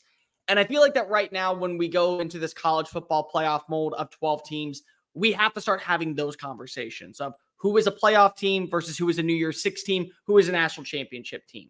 And neither A&M or LSU, I think this year can win a national title. With the flaws they have, with the problems that they have on both sides of the football, with question marks at either wide receiver or when it comes to quarterback play or when it comes to a limited run game. But the thing that I've tried to understand as somebody who hated the 12-team playoff and still is disgusted that we're giving out participation trophies to Penn State because if they can't get over the hump and finally be a good team in the Big Ten, is that we have to start at least saying, they're good teams. They're not national championship teams, but they are good teams. That's where I disagree with you. Both A&M and LSU are good teams, but they're not national championship ones. Yeah, no, hold on. Like, I didn't say they're not good. I just don't think they're great. Like, they're good teams. You don't, you're not number 8. They're solidly above average, awesome rosters. Yeah, and like let's talk about A&M for a second. By the way, Lee Sterling, ParamountSports.com, will join us in 5 minutes. We'll get his thoughts on this game. We'll get his pick for this game as well. If A&M didn't have the schedule it had, and I get what Texas's schedule is, so this is not me trying to throw stones from a glass house here. But if A&M didn't have the schedule it had, would you be talking about them even being close to a playoff team? Yes, probably. Really? Okay, do me a favor. Switch out one game. Just pick one game. Let's just say you keep Arkansas, but let's say you switch out Mississippi State. And I don't know, we'll throw in like they don't have Bama or Georgia. Like, let's say instead of Auburn, they play Bama or Georgia. Okay, well, right now I would pick Texas A&M to beat Bama the way that Bama's playing. Really? I feel like that right now I feel more confident in A&M's defense than I do in Alabama's offense. So if it comes down to that, I would take them. If you tell me Tennessee, you switch out Mississippi State with Tennessee, the way that Tennessee has looked this year, it's hit and miss. A lot of positivity defensively, but you could win a 17-10 matchup and be okay. So I don't disagree. I will say that LSU's schedule has been a lot more challenging with game against Ole Miss, with a game that they have currently against Alabama later on. That's always close. With a game that they're going to play against Florida, which Florida right now is not the worst thing ever. It's not great, but still they find a way to lose that game more often than not. I don't think either one of these teams is truly battle tested, but also think about the teams that we are talking about that have rigorous schedules and what they're doing right now. I mean, Florida and Arkansas. Like Arkansas gets bent over a barrel every single year and has to scream uncle. And yet here they are beating a Tennessee roster, making things interesting potentially against Ole Miss, looking some way against Texas. I mean, like those are the teams that have those challenging schedules every single year, and they reap the benefits. So A&M hasn't been tested at a high enough level to where I would agree with you. But if you switched out one game with Auburn or Mississippi State, and then you throw in, I don't know, like Alabama or Tennessee, they could win that game. They still could win that game and be undefeated in conference play going into this matchup. It should be a fun one tomorrow night. And you're a fan of the Aggie blackout uniforms that they're going to be rocking? Oh, sweet Lord. Just without a doubt, the best uniform combo I have seen in a hot minute between these two. And I love the LSU white. I do. I love when they put the tiger on the helmet. I love when you have the little purple and gold straps. It is a combo of chaosly awesome concern. I love it. And it's going to happen in a great atmosphere too. Yeah, Texas fans like that. That's the thing that can piss off Texas fans the most is if you talk about bringing alternate uniforms to Austin. People lose their minds at the thought of a blackout or a retro or a alternate or anything like that. People freak out, but that's blackout jerseys. I'm okay with it. Listen, they think they're going to a funeral. That's what they think. They're wearing black because they're going to a funeral. Their own. No, but unfortunately, they're just going to their funeral. So they're just a vacation. That's fine. Well done. Well done. Cole Thompson filling in for the Buck. Bucky might be joining us here in a little bit. He said he might pop on to give his gold star locks of the football weekend. And if that does happen, he said 9:30 is the time for that. So the Buck recovering from carpal tunnel surgery that he had yesterday, which is still the funniest thing in the world. Yeah, because that guy does not know how to type or use a computer at all. And it feels like that syndrome is reserved for people who are on their computers too much. Cole, if you or me got something like that, I'd get it. But Bucky getting something like that is hilarious. But he's okay. Talked to him yesterday, just in some pain, but should be good for our pregame show tomorrow at Shoal Creek Saloon. Hope to see all of you there. Quick shout out to Shoal Creek Saloon for having us out. We'll be there from 12:45 to 2:45. It's a 3:15 kick, kind of an odd time for Texas and Vanderbilt. So our pregame show, Shoal Creek Saloon on Lamar from 12:45 to 2:45. We'll be giving out some Texas Sports Unfiltered koozies. We'll be eating some great lunch, and we'll be getting you set for kickoff between the Longhorns and the doors of Vandy. But Bucky will be good to go for that. He might be good to go with us here in a couple of minutes. Before we bring Lee Sterling onto the show, a few more sponsor shout outs. About some love to our friends at Woods Comfort Systems, 512-842-5066. If something is wrong with your air conditioner, if something is wrong with your heater, as we get closer and closer to the winter time here in Austin, you got to call the experts at Woods Comfort Systems. They've been in business here in Central Texas for almost 7 decades. That's right. They've been around way longer than I've been alive. They know what they're doing. They are the best at HVAC. They also do plumbing as well. So if you want them to check out your system, make sure everything's okay, or if you have an issue with, once again, anything HVAC related or plumbing related, our friends at Woods Comfort Systems have your back. Check them out, woodscomfortsystems.com. Once again, the phone number 512-842-5066. And some love to 34 Wine and Spirits. Hey, it is Friday. Congratulations, Mazel Tov. You made it to the weekend. You got to drink up this weekend. The best place to stock up for the weekend is 34 Wine and Spirits right here off the Southwest Parkway.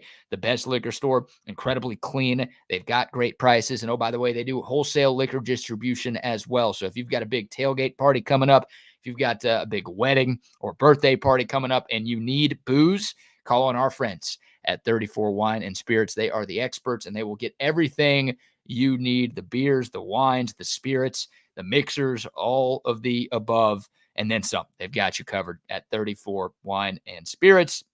And also some love to our friends at passes.com. Passes, a content creator company that the Texas One Fund has partnered with. 40 of the top UT athletes are on Passes, giving you exclusive content that you cannot find anywhere else, behind-the-scenes access, stuff that you've never been able to get as a Texas Longhorn fan. You can now get it. You can DM your favorite athletes. You can buy exclusive merchandise from your favorite athletes. All sorts of cool stuff going on right now at passes.com. Go check them out, passes.com, and get closer to the game than ever before. All right, it's our favorite time of the week. Every Friday at 9:15, we bring on the greatest handicapper in the history of the known universe. Normally, it's with Bucky and me. Cole Thompson filling in for the Buck today. Our man, Lee Sterling from ParamountSports.com is with us. Happy Friday, Lee. How are you? I'm good. How are you, Cole? What's up, BK? I'm great. I'm fantastic. It's great to see you again, Lee. I miss our last conversation. I hit some money last time, so yeah, you're definitely the best handicapper I know in the business. Let's keep it going. Lee, I've got to ask before we dive into the games, if you had to guess why Bucky is not here today, and maybe you've already heard this, but if you don't know, I'd love for you to guess why the Buck is not on our show this morning.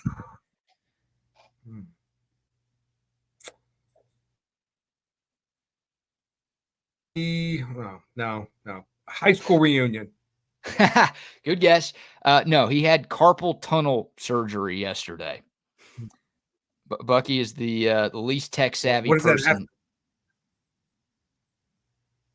So he couldn't get someone to turn his computer on for him? I don't know. He said he was hurting too much to do a show. It's like, isn't that in your hand? You can talk fine. God. What's the deal, Buck? Just keep it below the waist. Yeah. Nobody has to see it. Use the other hand. That's crazy. It's crazy. It's his hand. Still got one hand. I know. The guy's soft. His generation, man, a bunch of softies. Hey, and he's not like he's on TikTok. He's working TikTok or something. No, not at all. What is he doing? The hunt and peg on the computer? He's playing Pong, I believe, this morning. That's what he's got going on. Right. All right, Lee. Awesome slate of games in college and the NFL. We'll start with the not so awesome game. Although if you're a Texas fan, it is pretty awesome watching Oklahoma suck the way that they've sucked this season. Yep. They try to bounce back in Oxford against Ole Miss. Ole Miss coming off of a bye. Oklahoma coming off of one of its most embarrassing performances in years. This almost feels like a name your score game for me, Lee. Do you think there's any chance Oklahoma can keep this kind of close? I don't. I mean, their offense is horrendous. It's painful to watch. And now they fire their offensive coordinator. Their co-offensive coordinator who's going to take over. I don't believe Finley he's ever called plays. Am I correct in that? Joe John Finley has never called plays before. That's what I thought. Okay. Good luck with that. Yeah. I mean, you're going to try to recruit kids now on the offensive side of the football to play for this train wreck. They should have gone the Mountain West Conference if they want to, play for championships. I think they're going to be way outclassed. I think they're going to be, well, I'm not going to be that bad. They're not going to be Mississippi State, but I think they're going to be way below average in the conference for many years to come here. Why would you go there? Give me a reason. Money. Not like I say money. Well, it's not Ole Miss. They don't have the women that Ole Miss has, right? Coaching staff may not be there for a year or two. Huh? You get a degree from Oklahoma. It's not like all of a sudden you're going to be able to go to New York and command a six-figure salary. So I don't get it. I think Ole Miss off the bye is going to lay one on Oklahoma here. Ole Miss 48-10. Hint, it's one of my selections for my clients. Nice. God. I mean, listen, when you look at what Jackson Arnold's going to be going through, God bless him. But you speak about buys, Lee. A team that needs a bye week desperately is Alabama, especially just to get right with all the injuries. They're coming off of the third Saturday in October. Yeah. This isn't a bye because of Mizzou just coming off of a 14-point win. I mean, a 14-point comeback against Auburn. but they are probably going to be without marquee players like Brady Cook, who's been dealing with the ankle injury. Nate Noel, the running back, is going to be out for this game as well. Alabama, they're going to be down Keon Stab, but they enter as a 2-touchdown favorite. The game is going to be at Bryant-Denny Stadium. What do you expect to see happen for the Crimson Tide? And are they able to cover this 2-touchdown spread? More importantly, can they just pull off a win and show that they're still Alabama? Line's up to 17 now with that news of Cook not playing. So line's skyrocketing. This is not a game I'm giving my clients. Too many unknowns here. Who knows what's going on with Missouri? I mean, obviously they're on a high coming back. I mean, the quarterback goes to the hospital, Cook, for 2 quarters and a halftime, comes back and plays and leads the team to victory. I mean, he must have really been hurt to not be able to play this week. So give the kid credit. I think they're decent. But the problem here is, what team are we going to see either side? Alabama, we do know that they're not disciplined, like when Nick Saban was there. Last year, they were penalized. They were top 10 in the country, least penalized, 48 yards per game. This year, ranked 127th out of 134 teams. They're being penalized almost 79 yards per game. It's a difference of 25 yards you're handing up to start the game. You're not going to be able to overcome that when you're playing good teams. So I think that's a real problem here. When I saw the backup quarterback from Missouri, Drew Pine, he had played before a lot of games, a lot of playing time at Notre Dame. He even played, I think, in a couple games, Arizona State. Mm-hmm. He couldn't complete a 5-yard pass. I mean, it was painful to watch. I don't know what to expect. I just can't lay 17 points with a team like Jalen Milroe. He's just not accurate right now. This one, I'll hold my nose, hold my breath, whatever you want to call it. Take Missouri plus the points. I think Alabama wins 30-20. Lee Sterling from ParamountSports.com joining us. And, of course, this segment brought to you by our friends at Joe Cohen & Son Jewelers. Speaking of Joe Cohen & Son Jewelers, Lee, our guy Bill, big Aggie fan, he's going to be locked in tomorrow night. Number 8 LSU, number 14 Texas A&M. The Aggies a slight home favorite. Cole and I are on different sides of this game. Curious which side you're on. Okay, so I heard from Bill. He said he's picking up Mexican food and planting himself on the couch for this game. So there you go. He is ready to go. Here's what's interesting about both these two teams, and it has a gambling aspect to it also. If you wagered, a lot of people wager on the first thing they see on a team, and it stays with them a lot of times through the regular season, maybe through week 7 or 8. A&M lost the first game, and new coach, a lot of players who had not played together to Notre Dame. If they played that game now, I think they beat Notre Dame by 7 to 10 points. Then on the other side, LSU just didn't look good the first week, and they lose to USC. They have really improved. If they played USC now, I think they beat USC by 2 touchdowns. Now, the game's being played at Kyle Field, tough place to play. They are coming together. I just think that LSU has better skill players. So Garrett Nussmeier, 18 touchdowns, maybe the best quarterback right now in the SEC. They've only allowed him, the offensive line, to be sacked twice this year. And they're 2 receivers. They're 2 top-end receivers and tight end. These 3 guys have caught combined 100 passes here, and 2 wide receivers they're getting a lot of separation. Even that freshman running back looks good here. And how about this? When these 2 teams play, the underdog 3-0-1 against the spread here. The wrong team is favored. LSU straight up 28-24. Lee, this is why I love filling in for Bucky, because I get to watch BK be embarrassed. Because you agree with me on almost everything, where LSU is the better team. Garrett Nussmeier 100% is the top quarterback in the SEC. Yeah.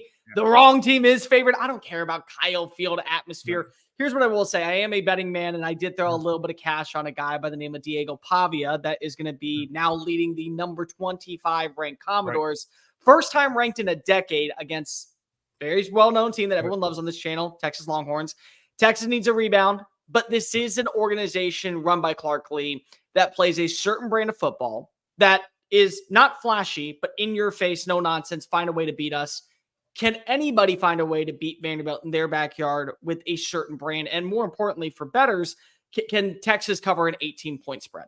So I'm starting to figure Texas out. And last week, I thought by not playing in a game against a top 5 team, it was going to be tough against Georgia. Georgia's backs were against the wall. They came out to play.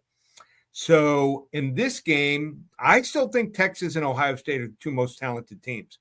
I think their front 7 being able to get in gaps and to slip blocks is going to be very important. What we see in Vanderbilt, they run a lot of different option schemes, and I think the Texas front 7 matches up really well against them. I think Diego Pavia is going to go down. He's going to get sacked 4 or 5 times here. So sometimes you go against a team one week and you play on them the next week here. I think Texas bounces back here. Great situational play. Texas 43-14. I like that. Wow. Yep. 43-14, an easy win for the Longhorns tomorrow in Nashville. All right, on to the NFL, Lee. Get the infirmary for this one. The Niners and the Cowboys on Sunday Night Football. I don't know who's playing for either team in this matchup, but look, it's maybe the best rivalry, historic rivalry in the NFL. It's been very one-sided as of late. Cowboys coming off a bye. San Francisco has everybody hurt. Can Dallas find a road win against the hated 49ers, or does San Francisco get things back on track on Sunday? This is a must-win game for both teams. If you fall farther behind, you're going to have trouble winning your division, possibly getting to the playoffs here. I think the situational edges are on Dallas' side, the bye week. I think they can possibly recover. And the matchups, you're going to get a Dak Prescott-led team against the 23rd ranked secondary. I don't think the secondary for San Francisco is close to where it was before. They're going to be playing, obviously, without Brendan Ayuk for the season. Their Swiss Army knife, Deebo Samuel, may miss the game. He's trying to recover from pneumonia. So just love the fact that Dak gets extra time to prepare. I think him with CeeDee Lamb, I think they're going to do some real damage here. Maybe also relax too. He got engaged here. I like Dallas here. I think the wrong team's favorite. Dallas wins this game 30-20. Take them on the money line also. Yep. I love it. All right, Lee. Free pick this weekend, the Texans and Colts. And man, you're a puns guy. You're a bits guy. You've got September to remember. You've got Locktober. You've got Dovember. You have to have something going on for Halloween, right? Yeah, I do. How about this? In memory of Stuart Scott, the Halloween Booyah Bundle. Yes. All right. So this is one of the 2 weeks where every sport's going on. Since last Thursday, we're on a 12-4 run. We hit our 40 to 50 unit max wager on the Cincinnati Bearcats last week. Good chance we might have another 40 to 50 unit play if the weather and injuries hold. We're 70-25 lifetime on our 40 to 50 unit max wagers. So if you're not already a client, how about this offer? You want to come on board. Get every play from tonight through Sunday night in the NFL and college football, 10 to 12 plays. You're going to get World Series Game 1 and Game 2 tonight and tomorrow night, NBA and hockey, all 4 sports. If you were to buy them individually, it'd be over $400, $147. That's right. Halloween Booyah Bundle, $147. ParamountSports.com. It's a place to get it. You want to get the free play. Big game, big conference, big interdivision game, Houston and Indianapolis. First 5 callers call 800-400-9741. Get the game for free. So big weekend in college football. That A&M game, obviously, with LSU. Got my Miami Hurricanes taking on. Used to be the biggest game of the year in college football against the Seminoles. Hopefully my Canes lay one on the Criminals and we used to call them. And Tua's coming back. Your Longhorns. So everyone strap it in. Big weekend in college football. ParamountSports.com. Yes, sir. 800-400-9741. All right, Lee, before we let you go real quick, there is a special guest who has recovered from his surgery who I think wants to say hi to you. Look who it is. Wow. Still got all 10 fingers there, huh? Everything's good, my friend. Everything's good. It's, I've been working so hard on the computer. I get that carpal tunnel deal, and Bucky, you only use 2 fingers for that. Yeah, that's true. I was back in the day when we used to have to use typewriters, typing class. I was fantastic. My mother was a secretary, so I learned how to type from my mom. But the computer, no thanks. Yeah. I don't believe in computers. It's the same thing, same keyboard, Bucky. I know it's the same. It's all good. I just don't get on there because that tends to, guys like BK, they start drifting into other things once they get on that computer. Are you on any painkillers, little codeine, or? I've got my Vicodin is just what the doctor ordered, but I didn't need that from the doctor. I already had that. Okay. All right. Well, gosh. Speedy recovery. Hopefully it'll be fine, buddy. Yeah. Hopefully the Horns win big and my Canes take care of business against the Criminals. And you got BC's got a big game too. Huh? Tonight, yeah. I like them getting the points. Yeah, I do too. Getting a touchdown or more. Ooh. Yeah, a little more than a touchdown at home. Well, Lee, you're the man. Always enjoy chopping it up, and we'll talk again next Friday. Sounds good, guys. Take care. Be safe. Take care, Lee. There he goes. Thanks, Lee.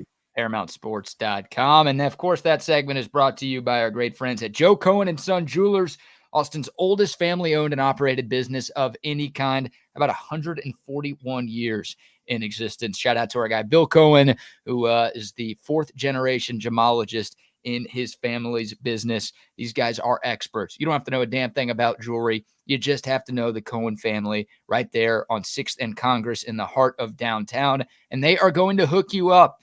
If you're a Texas Sports Unfiltered listener, well, you are if you're hearing the sound of my voice right now, you'll get 10% off if you just mention Texas Sports Unfiltered when you shop at Joe Cohen & Son Jewelers. Get that Christmas shopping, get that Hanukkah shopping. Get that free gift wrapping, please. And they'll free gift or their gift wrap your gift for free as well. Absolutely.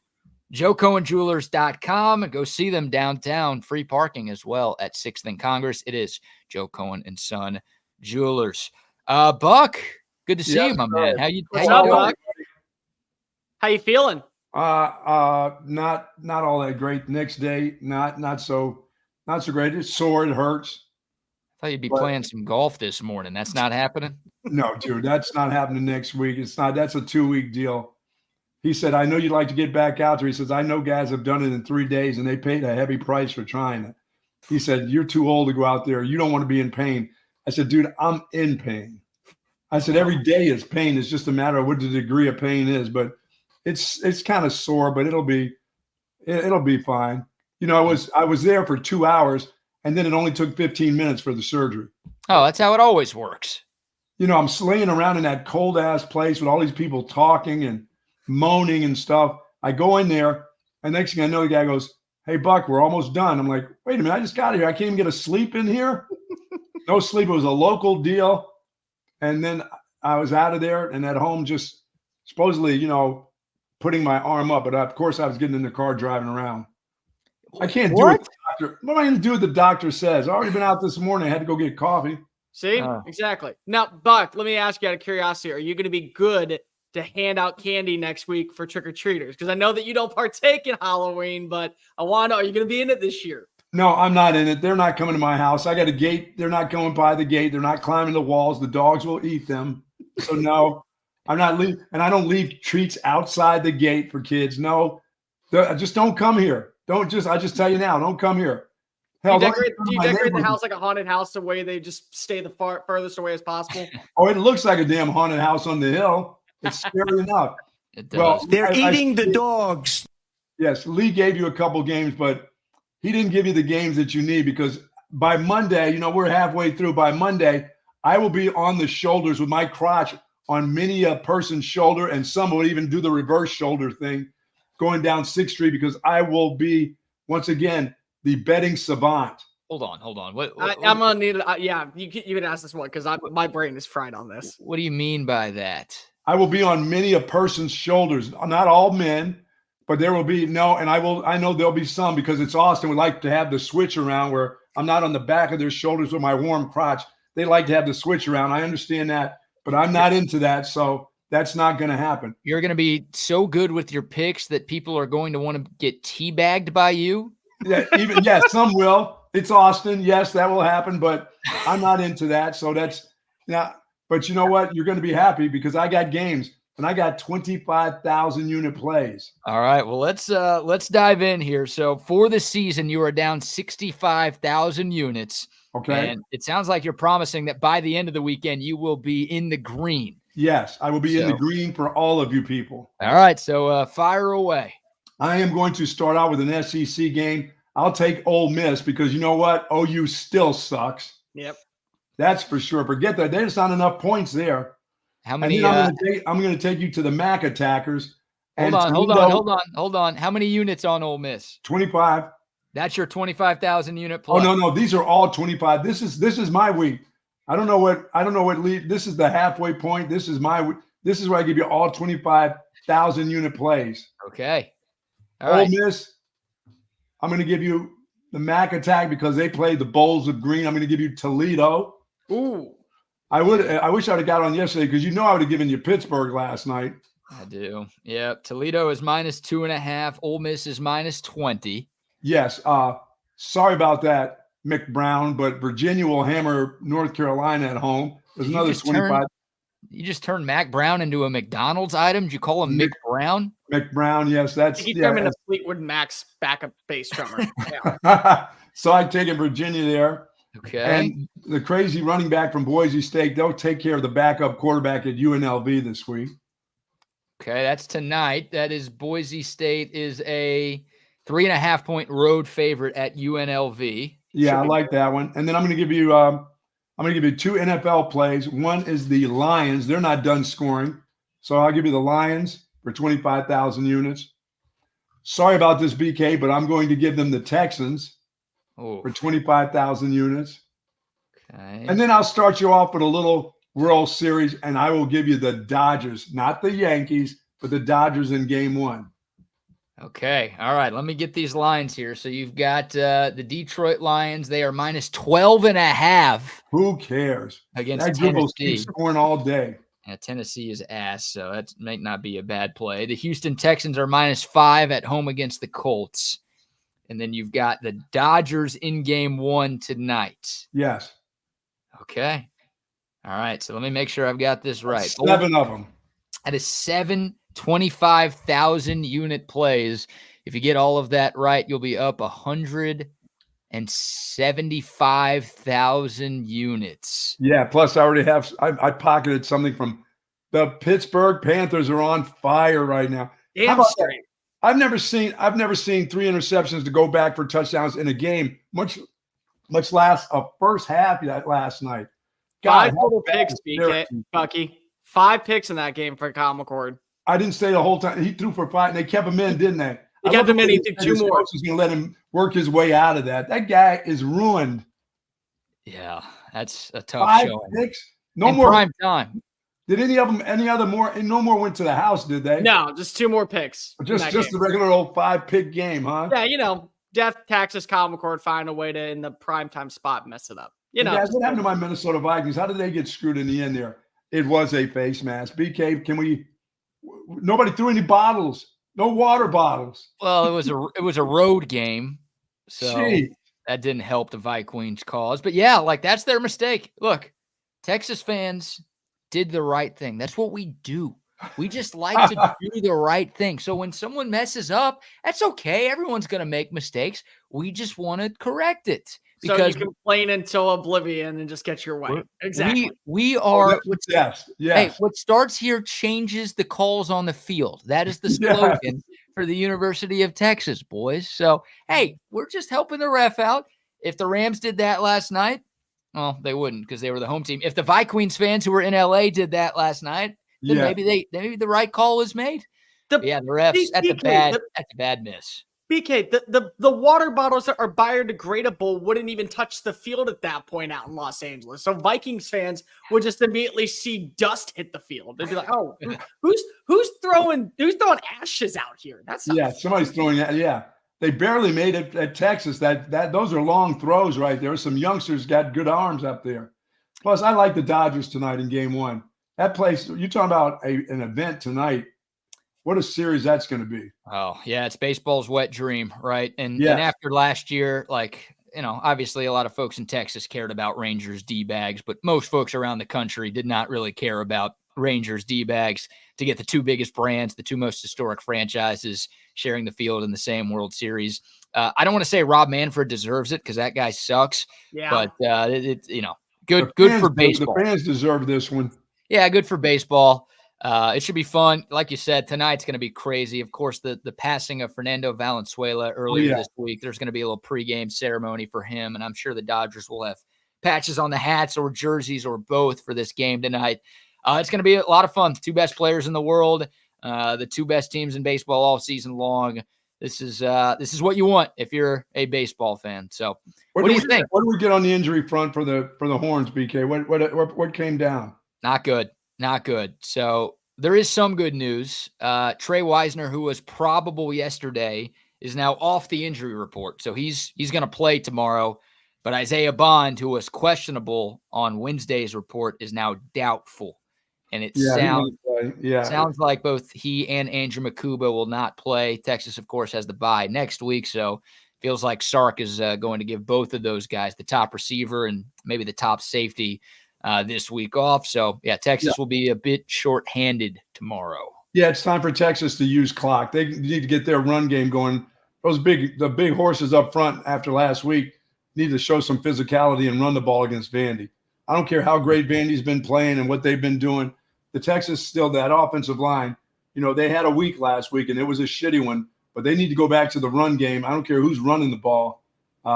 They need to run the ball and run some clock themselves. They can't just sit back and watch their quarterback who's not throwing it that well and they're not protecting them that well. They can't sit back and just throw all night long. They have to be able to run against Vanderbilt. See, Bucky is a very smart man. He agrees with me. You got to basically take the Vanderbilt game plan and bring it right to Vanderbilt. Yes. The best thing for a quarterback right now that is dealing with injuries, have a second punch. That second punch is whatever you can get on the ground. Yeah, I mean, this is going to be a lot of this will be on the head coach, how he brings his team back after two unbelievable games, two mental games. What does a guy who makes $10 million get his team to do on the road now, a team that they're better than, that's having some success? How do you beat them? That's on Sark now. You find a way. You know what their weaknesses are, and you've got better talent, so you need to get after them this week. And if you have to run the ball 50 times, BK, run it 50 times. Sure. And if Jaden Blue, I mean, here's his opportunity once again. You're talking about guys getting another chance or a second chance. Didn't get any carries last week. He can get a whole boatload on Saturday, and he should. That'd be nice. Yeah, you'd love to see that from Texas, and you'd love to see Texas get off to a good start, right? I mean, in non-conference play, Buck, we talked about the stat, how Texas was like the best first-half team in college football. They were top 4 in both first-half scoring offense and first-half scoring defense. They're averaging almost 30 points per game in first halves in non-conference play. They're averaging 11.5 points per game in the first halves of their 3 SEC games. So and if Alfred Collins can play the way he did last week in the loss, that's going to bode well for that defensive front too. He needs to play. That needs to be his MO every week, the way he played last week. Will we see you at Shoal Creek Saloon tomorrow? Oh, hell yeah. Just making sure. If I have to cut the arm off, I'll be there. And you've got Battle of the Lakes tonight too, right? I do, yes.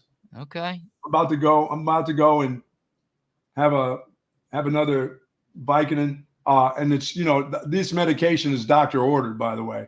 I can't do this every 4 hours. This has nothing to do with alcoholism. This is a drug thing for me right now, okay? So, no, I don't drink, but I do some drugs right now. I have to. That's what the doctor told me. Every 4 hours, he said, if it hurts, that's what medication is for. I said, yeah, I know that. Believe me. Hey, don't flush the extras, Buck. I could No.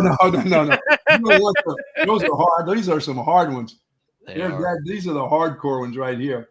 But I'll be ready to go, man. I'll be ready to go tomorrow. I'm looking forward to this, to see what Texas is like after a game like this. We saw what they were like after losing to OU last year when they bounced back and really played some really good football after that game.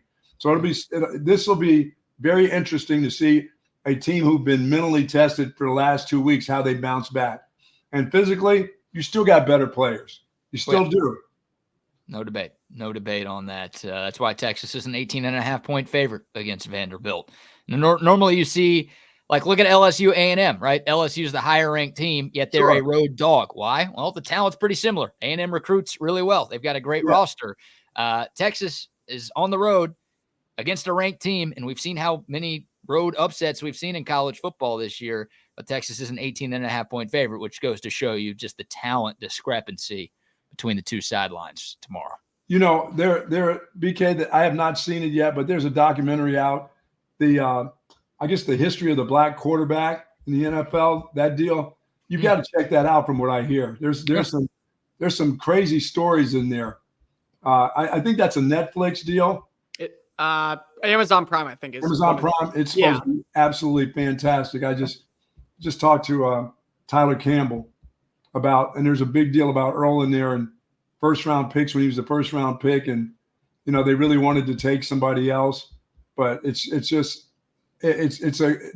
Tyler told me you've got to see it, so I got to check that out because I'm old, so I know all those names, Joe Gilliam and I know all those people.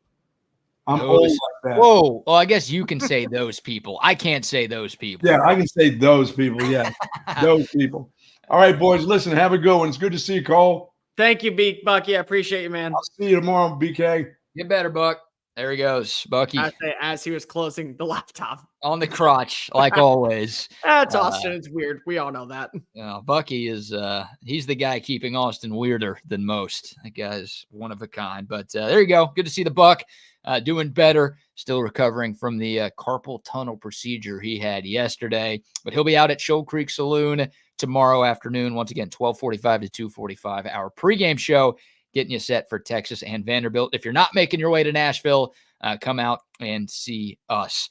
All right, couple quick sponsor shout-outs. We'll end with some Halloween discussion. Cole, I want to get your World Series pick. I know you're a big Seam head as well, so we'll talk a little Dodgers-Yankees, which gets going tonight. A few more sponsor shout-outs. Some love to our friends at Waterloo Printing and Graphics. Cole, do you have a TSU hat yet? You have not sent me one yet. What you did was you sent it to Chris Phillips, and Phillips does not send me it. So I'm still waiting for him. Okay. I was like, I'll be in Houston in a few weeks. I can meet you there, but if Chris has one and he's hiding it from you, then he's got to get it to you. If worse comes to worse, what you do is you'll give it to me whenever I come up to Austin for the SEC Unfiltered tour. So there we go. I love it.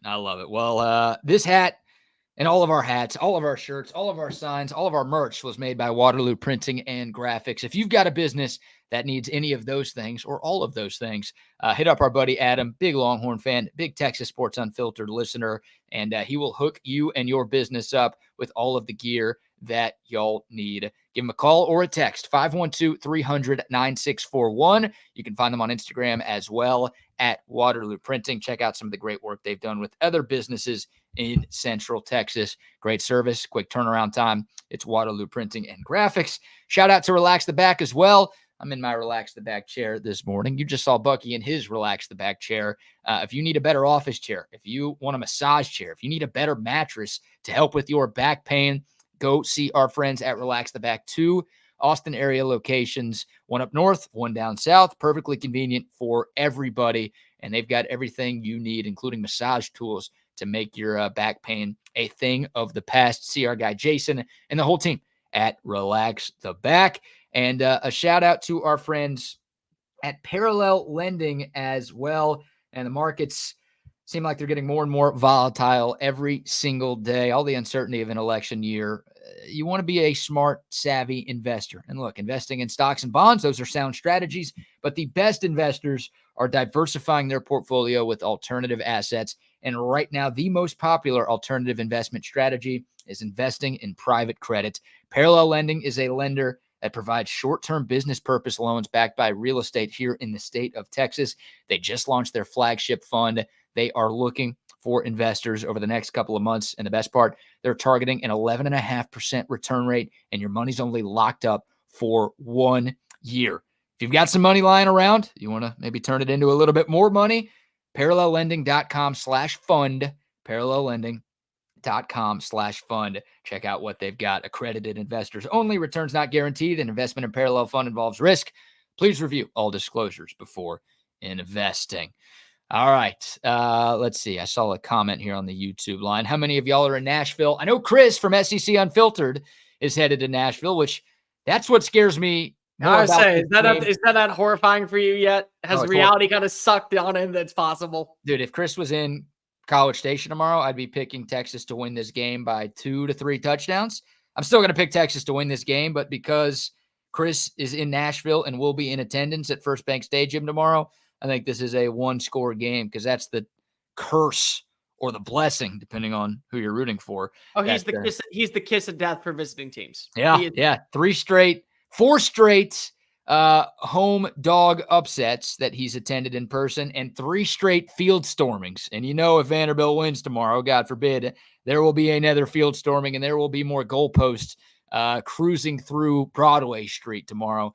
Not what we want to see. But Chris is there. I think Chip is headed out there. Eric Henry's already out there. Maybe 1 or 2 of the rest of the TSU staff will be there. But we've got a good squad, and I know a bunch of Longhorn fans are making their way to Nash Vegas, as you called it, Cole, for tomorrow's game. Fantastic. By the way, before we dive into World Series and, of course, Halloween talk, the most 2024 thing has appeared on the internet today.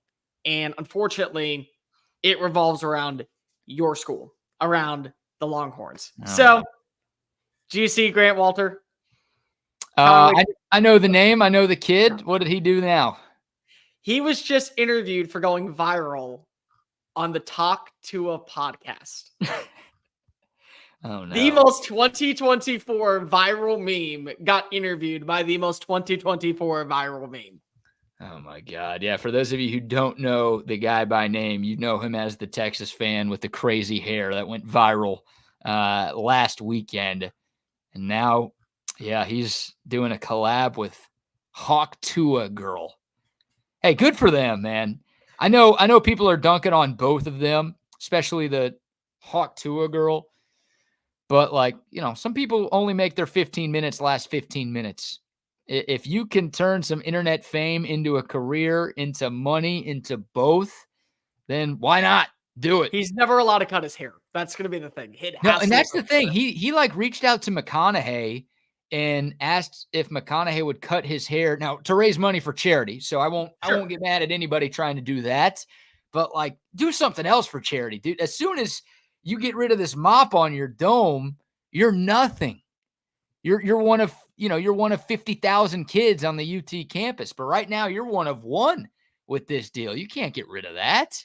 He also is in my fraternity, so because I saw him wearing the shirt, so he has to represent our fraternity life too. He's got to represent betas everywhere because without it, how are they going to know that that's the number 1 fraternity you need to rush every single year? So exactly. I thought about reaching out to this kid to get him on the show, and dude, he's been bad luck for Texas. I don't like him. Texas fans, because he was there obviously against Georgia, wasn't he?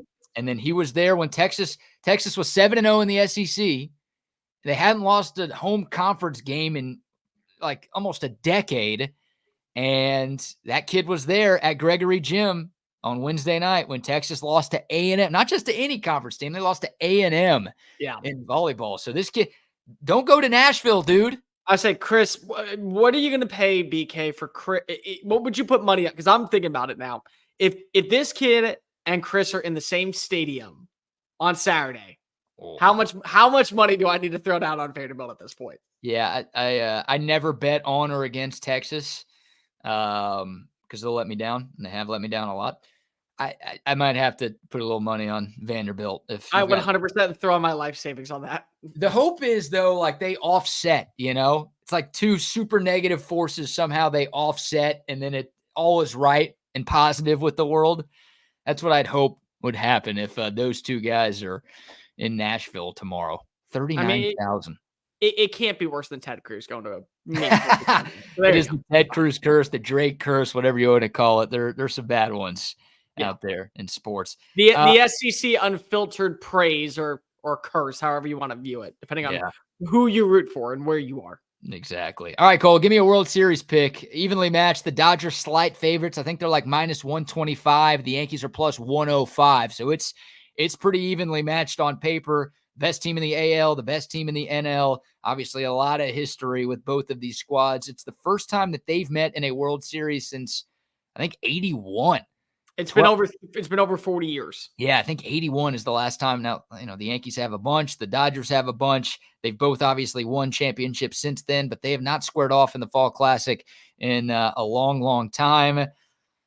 Who you got? How many games? Look, as a true baseball savant that will always watch the Fall Classic, doesn't matter who's in the game, I can appreciate that for baseball just in general. This is a win. This is a win for building the sport. This is a win for building the brand. It will be record-setting numbers after what we saw last year. This is going to be a really interesting matchup because of when you look at the front half of both of these rosters, especially in the lineups, they got power, they got contact, and they have the ability to get on base. What's really going to determine this matchup for me is coming into the 7, 8, 9 hole. Who are going to be the bottom of the lineups that can get on base and allow the top of the lineups to drive them in? Pitching wise, you lean in favor of the Yankees slightly because of what they have in terms of depth. But I really do like the pickup of Jack Flaherty. I know he didn't have a great NLCS, but still he was fantastic in the DS. This is a game where I feel like at the end of the day, we're going to at least get 6. It's going to go back home. It's going to go back to the lineup. But I grew up in a household where it was either Mets or Yankees. And for my grandfather's sake, rest in peace. Miss you every day, Gramps. The Yankees are going to win this one. I go in 6. Give me the Yankees. Give me Garrett Cole as the MVP. Yeah, Garrett Cole gets the ball tonight in game 1. And that's where I think the Yankees have the advantage. I think the Yankees have better starting pitching than the Dodgers do. Yep. And Freddie Freeman's ankle, man, like he had to miss some of that NLCS series for the Dodgers against those Mets. I'm going with the Yankees as well. I'll be rooting for the Dodgers. This is an Astros fan's biggest nightmare, right? The two teams you hate more than any other. I don't like the Dodgers, but I don't hate them as much as the Yankees. So I'll be rooting for Shohei in LA, but give me pitching this time of the year. And even though the Dodgers have home field, I'll take the Yankees. I'll go 7 games. I think this one goes the distance, but we might see 3 Garrett Cole starts. And I'll take my chances with that guy getting the ball at least twice, but maybe thrice in this series. Walker Buehler, I know he's been good in these playoffs, but it's been an up and down year for him. You're right. Flaherty's been great. That was a great pickup. The Dodgers probably aren't here without that guy, but I trust the Yanks starters a little bit more. Maybe Aaron Judge found something because he started to get hot finally at the end of the ALCS against the Guardians of the Galaxy. I will go Yankees, but I think we're in for some pretty epic games in what I think will once again go all 7. You said a minute ago that you aren't the biggest fan of the Dodgers, but again, for an Astros standpoint, you can't stomach the Yankees. Spoiler alert, you can't stomach the Dodgers either, because the Dodgers out here are saying, oh, they won a championship. If it wasn't for the cheating in 2017, you're sitting here all proud, high and mighty that you won a Mickey Mouse championship, not even in front of your home fans in 2020, in the place where the Texas Rangers, the team that won last year, actually had the game played. So don't even give me that hoity-toity crap that you would have won in 2017. You got lucky that you won in 2020. You're not going to get lucky this time around. Sorry about that, but you were the worst of the worst, and everyone knows it. So give me the Yankees is a big reason why. I put money down on the Mets to kind of pull off the sweep. So I was like, you know what? This is your comeback. You beat the Mets, but you ain't beating the Yankees. There you go. My guy Joe, Yankees in 4. Bring out the brooms in this one. Yeah, if either team does that, that'd be shocking. But there'd be no debate on who the best team in baseball was if we get a 4 or 5 game series. Like that'll make things pretty obvious. But yeah, should be a good one. And the Dodgers, they won't give it up, man. I get it. People are still mad at Houston, and they're going to stay mad at the Astros until the end of time. But it's like the fact that the Dodgers players and Dodgers fans are like they're playing in a World Series, and they're still talking about a World Series 7 years ago. It's like, give it up, man. Like right now, you're going to bring this up? What are we doing? The worst part is that they're bragging about winning a World Series sooner than the Yankees when you won it in a stadium that wasn't yours, in a COVID year where you only played 60 games, and you're acting like that was the season where everything was. The White Sox were the 3 seed. The White Sox just had the worst record in baseball history 4 years later, yet you're sitting around perusing like you did something special. Get bent, get old. Come on. You know that you're just the Dodgers. You want to be the talk of the town, and you just can't handle the fact that you were playing second fiddle behind a great team with a little engine that could, Jose Altuve. There you go. All right, before we bring on the fellows, and we'll ask Rodney and Wax their thoughts on this as well. But Cole, I teased this at the very start of the program, and I want to get your thoughts on this. A couple of Halloween-related questions. Number 1, are you a Halloween guy? That is my favorite holiday of all holidays. I will be dressing up for the Thursday show. I've already been told I am going to be on the Thursday show. So 100% it is we would do our house. My dad would decorate our house and turn it into a graveyard to where kids would come find the house when we were growing up. And it's been a tradition that we've kept. Me and my brother went over yesterday. We were helping out with him, getting all the decorations set up. I'm going over on Monday to help him get the ghost put together. So Halloween is very big in my family, and it's very big, and it's the number one holiday for my money. That's awesome. Yeah, I'm a big Halloween fan as well. I'll be wearing a costume next Thursday, and my mom was all about the decorations. Like they live in a high rise now, so they don't have a yard, but like in their place, I'm sure they've got decorations all over. Yeah. And in our front yard, it was the same thing. And my mom used to give out the giant pixie sticks. Remember pixie sticks? Oh, wait. So she gave it like the yardstick ones. Yep. Oh, so God. like it was the house, man. It was the house for folks in the neighborhood. So yeah, I don't know. I love Halloween. I live in an apartment complex. I don't know if I'll have trick-or-treaters. I guess I'll have some candy just in case. I'm a little less bah humbug about this than the Buck is. Yeah. But I got to ask you, because like, you're young. There's a chance you would go out and celebrate Halloween. I guess. What do you mean there's a chance? I am going out and celebrating Halloween. So when are you doing it, right? Like This next week. Okay, so that's my question, because Halloween's next Thursday. Obviously, if you're a Thursday fan, you just go out next Thursday. That makes it easy. But do you celebrate Halloween this weekend, even though it's the 25th and the 26th? Or do you go next weekend because it's closer to the 31st, but also it's November 1st and 2nd? So here's my rule. If you are going out, you go out the weekend before Halloween. Because of the weekend after, people are turning off bars, they're taking down decorations. You're just going to look like a sore thumb sticking on out when you wear your Pennywise the Dancing Clown outfit. Like, you're going to be weird in the bar. You're going to be that dude. If you're throwing a house party, you do it the weekend after Halloween. So if it's on a Thursday, let's say it's a Friday, you do a Halloween party. It's November 1st. Everyone has their costumes. You can still have decorations up because it's internally in your own house. People aren't trying to put up more of these bills. They're okay with paying the certain prices. So it's like, if it's a bar, it's the weekend before. If it's a house party, it's the weekend after. That's my rule, and it's a good compromise. So I've got a wedding next weekend. Should I show up to that wedding in a costume? Is it on a Friday or is it on a Saturday? Saturday. Okay, no, don't show up in a costume. If it was on a Friday, I would say go in a costume. Why not? There is a rehearsal dinner on Friday, so why not do it? Where is it? It's in Austin. I don't remember the venue. Yeah. It's here. Okay, so keep Austin weird. Show up to a rehearsal dinner in your Halloween costume. It's basically normal for people out there. Nobody's going to be complaining at all. I like it. Yeah, it's weird, but I think this weekend is when you got to celebrate it because you can't celebrate Halloween in November. That feels sacrilegious. As we bring on the boys from Chaos Theory, guys, are y'all big Wags? What's up, guys? Are you a big Halloween fan into your 40s? No. This was fun. This was a great time. Everyone take care. Have a nice morning. Cole, be good, bro. You've angered Cole. So Cole, I'm a homeowner, and I have a kid, and he doesn't exactly do the greatest stuff around the neighborhood at all times. He's not exactly the best of friends with everybody, but he's not exactly best of enemies with everybody too. But still, over the years, he's made, I guess, some enemies and some friends, right? But usually that ends up on my doorstep. Oh, and Halloween is a good reminder of those, I guess, relationships that he's built.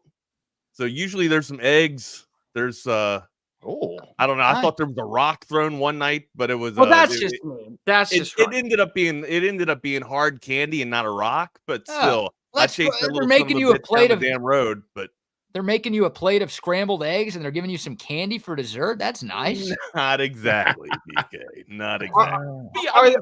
Are they putting the paper bag on your doorstep? Do they still do that? No, that's not happening either. And I'm not getting the Billy Madison dog shit either. So that's the flaming dog shit. That's not happening either. See, that was the thing that we did when we were kids. And again, I'm not that old. I'm 31, but yeah, we did that when I was like 13. Right? Yeah, like you're only 10 years removed from me. So I'm 43. You're 31. I think BK's around the same age as you as well. So yeah, it's. I don't know. The wars have kind of simmered down a little bit, but still, as a homeowner, Halloween can get a little raucous, right? And sometimes you just want a nice little easy night. Maybe I should have went the route that BK's mom went with the huge ass pixie sticks. Maybe everybody would have left us alone. But yeah, back in my 20s, I loved Halloween. I loved going out and seeing like all the costumes, especially down in Waikiki and Honolulu. Oh my God. Like, yeah, that's some of my fondest memories, man. But Halloween now in a residential neighborhood as kind of like as Mr. Wagner, not exactly cool, bro. Just not cool. Double R, what about you? Never have been, man. Wow. I lock the door, I turn off the porch light, I turn off all the house lights, and I go upstairs. I'm like, don't bother me. Don't bother me. I thought Bucky was the Grinch. Well, and it's like, so we have like a neighborhood text thing, and my neighbor was texting us all last week and said, hey, I'm gonna put up all these Halloween decorations. And I said, hey, if you want to put some in my yard, have at it. And I saw her earlier this week. She said, just run me a cord out there and I'll put you some shit out there. And I'm like, all right, well, that sounds good. But no, I don't greet. And I'm like Bucky. I don't leave candy. Nothing. Oh. Leave me alone. Communists. Cole, we got some communists coming on. We got some communists in here. What are some of the best venues or best places you guys been to for Halloween? Like, I guess this room right here. This room right here. Nothing is happening. Hey, there's some eye candy in that room, Rodney. Hang on now. There's more than just candy corn in that room, Rodney. Which, by the way, is a great Halloween treat. I'm tired of people doubting candy. Yeah, I'm cool. Candy corn is awesome. Don't you dare disrespect it. I'm cool with the candy. I like the candy corn more than the candy pumpkins. Yeah. So we were in an argument with the Texans players a couple days ago asking what was the worst Halloween candy of all time. And it brought up an actual real answer that kind of jarred my memory. It was the circus peanuts. Those orange marshmallow fluff that don't taste like peanuts and just look disgusting. And they're usually dry as all hell. That's the worst candy of all time. I don't want to hear this candy corn slander when I come fill in. I'm doing everyone a favor by being the voice of reason today, and now we're talking bad about candy corn. You're right. I'll refrain. I will say thank you for filling in this morning. 20. Let's take a 20 real quick. All right, real quick. Cole, where are you at on Peeps? God bless. They're kind of the same. They're the same. They're the same, but they're different. It's a different outer layer. But it's still the same fluff crap that is disgusting and awful. And the only way that you ever get Peeps, like when you take your, like when people would start doing the Smirnoff icing to people during Easter, I'd Peeps people and I'd make them eat it. Oh, that would be my way. That's my punishment. Give me Peeps. the ice. Give me the ice, please. No, shove 6 Peeps in your mouth and then try to do chubby buddy.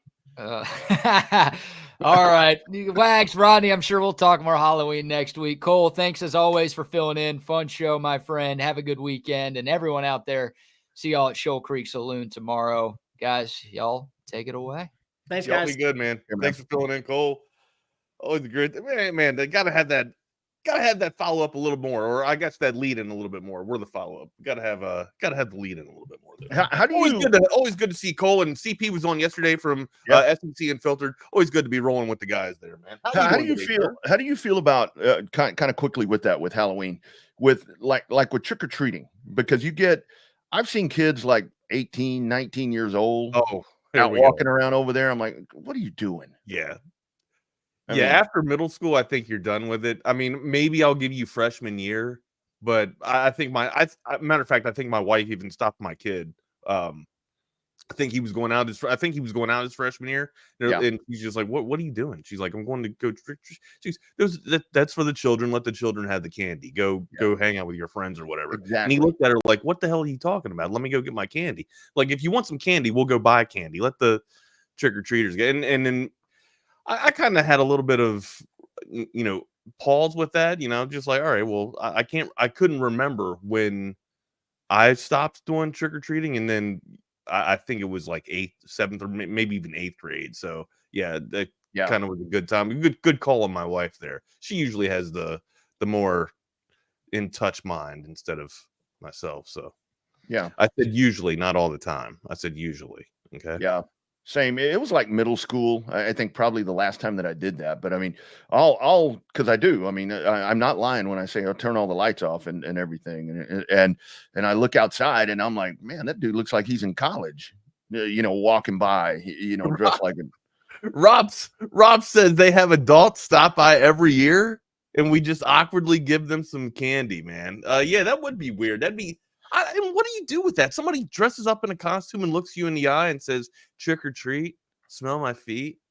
Like, bro, cool Jason get up, man. You've been doing it for the same 10 years. Dude, let's get on with it.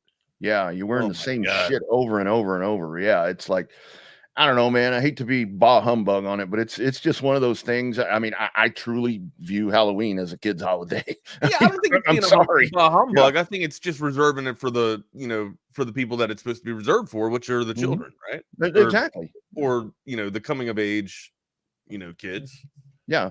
Yeah. I worked for adults taking a tour and going to Rob's house. Yeah, well, yeah, that's different right there. But it's like I worked at a company one time, and it was like there were these ladies that were like in their 60s, and they would come dressed up in a get up on Thursday, and I'm like, okay, number one, they're going to be unproductive because they got all that shit on. Well, wait a second, are they going to? Hold on, they're going to work though, right? But they're not. I guess going to work, showing up for work is one thing. That's kind of like showing your spirit, right? Yeah. But if you're an adult and you're going on tour around the neighborhood trying to collect candy with the rest of the kids, with the rest of the children, that I'm saying pump the brakes on. That I got reservations with. I have some concerns with. Yeah.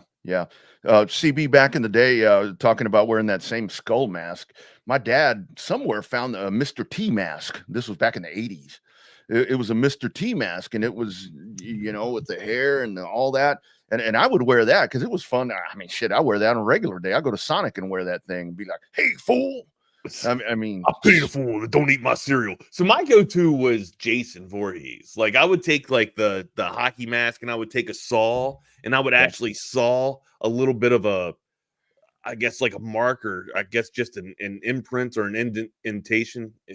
Indentation, is that a word? Yes. Anyways, I'd make a little bit of residue with blood too, and have like a whole bunch of flesh sticking out. It was, I'm not the most artistic or creative person in terms of makeup, but I thought I did a pretty good job for Jason in in a Halloween setting, a Halloween vibe. I guess I get into the spirit of it a little bit, but I don't know. It's something that I don't want to do all the time. Like I'm not a cosplay type of person. I'm a fan of cosplay, of the right kind of cosplay, but again, it's just not something that I'm kind of into, man. I'm not into icky makeup and stuff like that. I think it's cool and I appreciate it. I don't know. Halloween's great having one day a year for me. You know what I mean? I appreciate all of it. I think it's cool, but yeah, one day a year for me. We're good. Yeah. It's a lot of work. I mean, it's a lot of work. I mean, it's like, I love Christmas. But I mean, it's like, okay, there's all this build up, boom, it's gone. And it's like, damn, well, that was a lot. I think in terms of where I have Halloween rated for the holidays, it's not even in my top 5. Nope. Like because I kind of just what you were just talking about and alluding to there, right? It's like you go out. Hell, it's not even really a buildup for us anymore. It's kind of 2 days before you go out and you buy your candy, and you put it in your basket so that you kind of tone down on, I guess, all the bashing coming to your house. Actually, my house doesn't get that bashed anymore since I don't know, Reed's in high school. But yeah, it used to be crazy. It used to be a war zone here. Yeah. Do you remember the year I chased kids down the road? I remember you talking about that. Yeah. I remember you talking about that. Yeah. Yeah. Now my neighbor across the street, she has a hell of a setup out there. I mean, it's really cool what she does. She does some really cool stuff out there. I'll post that on Twitter. I know she won't mind. I turned into that old man in the neighborhood one year. Crazy, man. Well, crazy. I mean, but dude, it was a loud crash, a loud bang, and it sounded like a damn rock, but it ended up being an airhead. The kid said it was an airhead. I don't know how you fling an airhead from 50 feet away with that much accuracy, and you hit the damn door. And it crashes like that. That kid should have gone pro. All right, he should have gone pro. Yeah, no doubt, no doubt.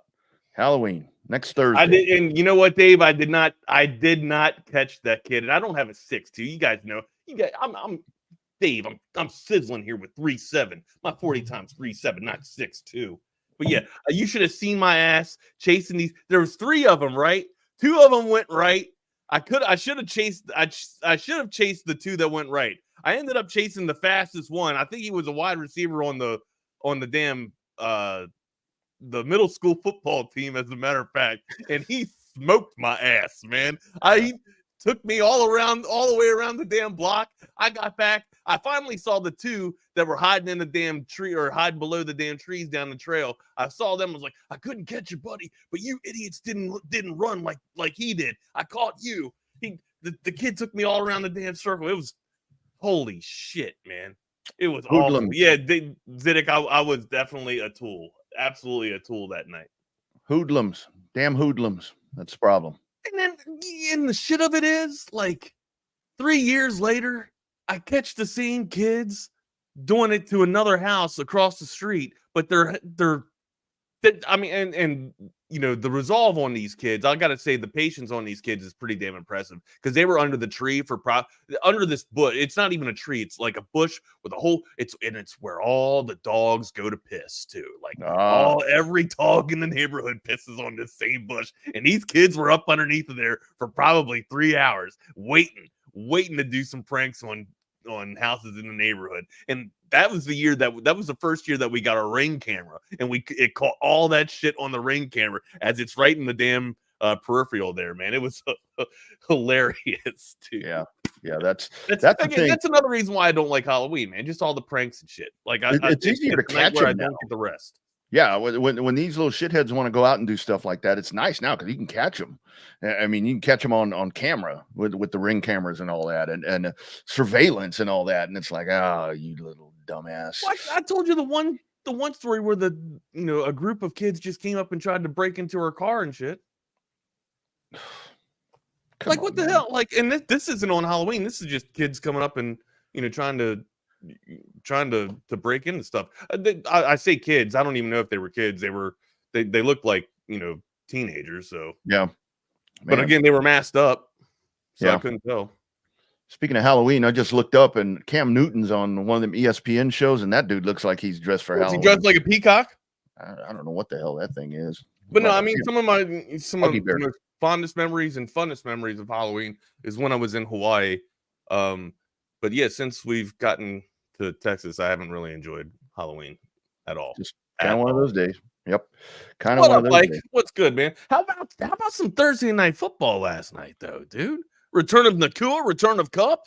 Man, I tell you, that's why I thought when the season started, I really thought that the Rams would be a force. But when the injuries started mounting and everything, I mean that really kind of squashed that. But that team at full speed, like they were last night, I mean that shows you how good they can be with those dudes.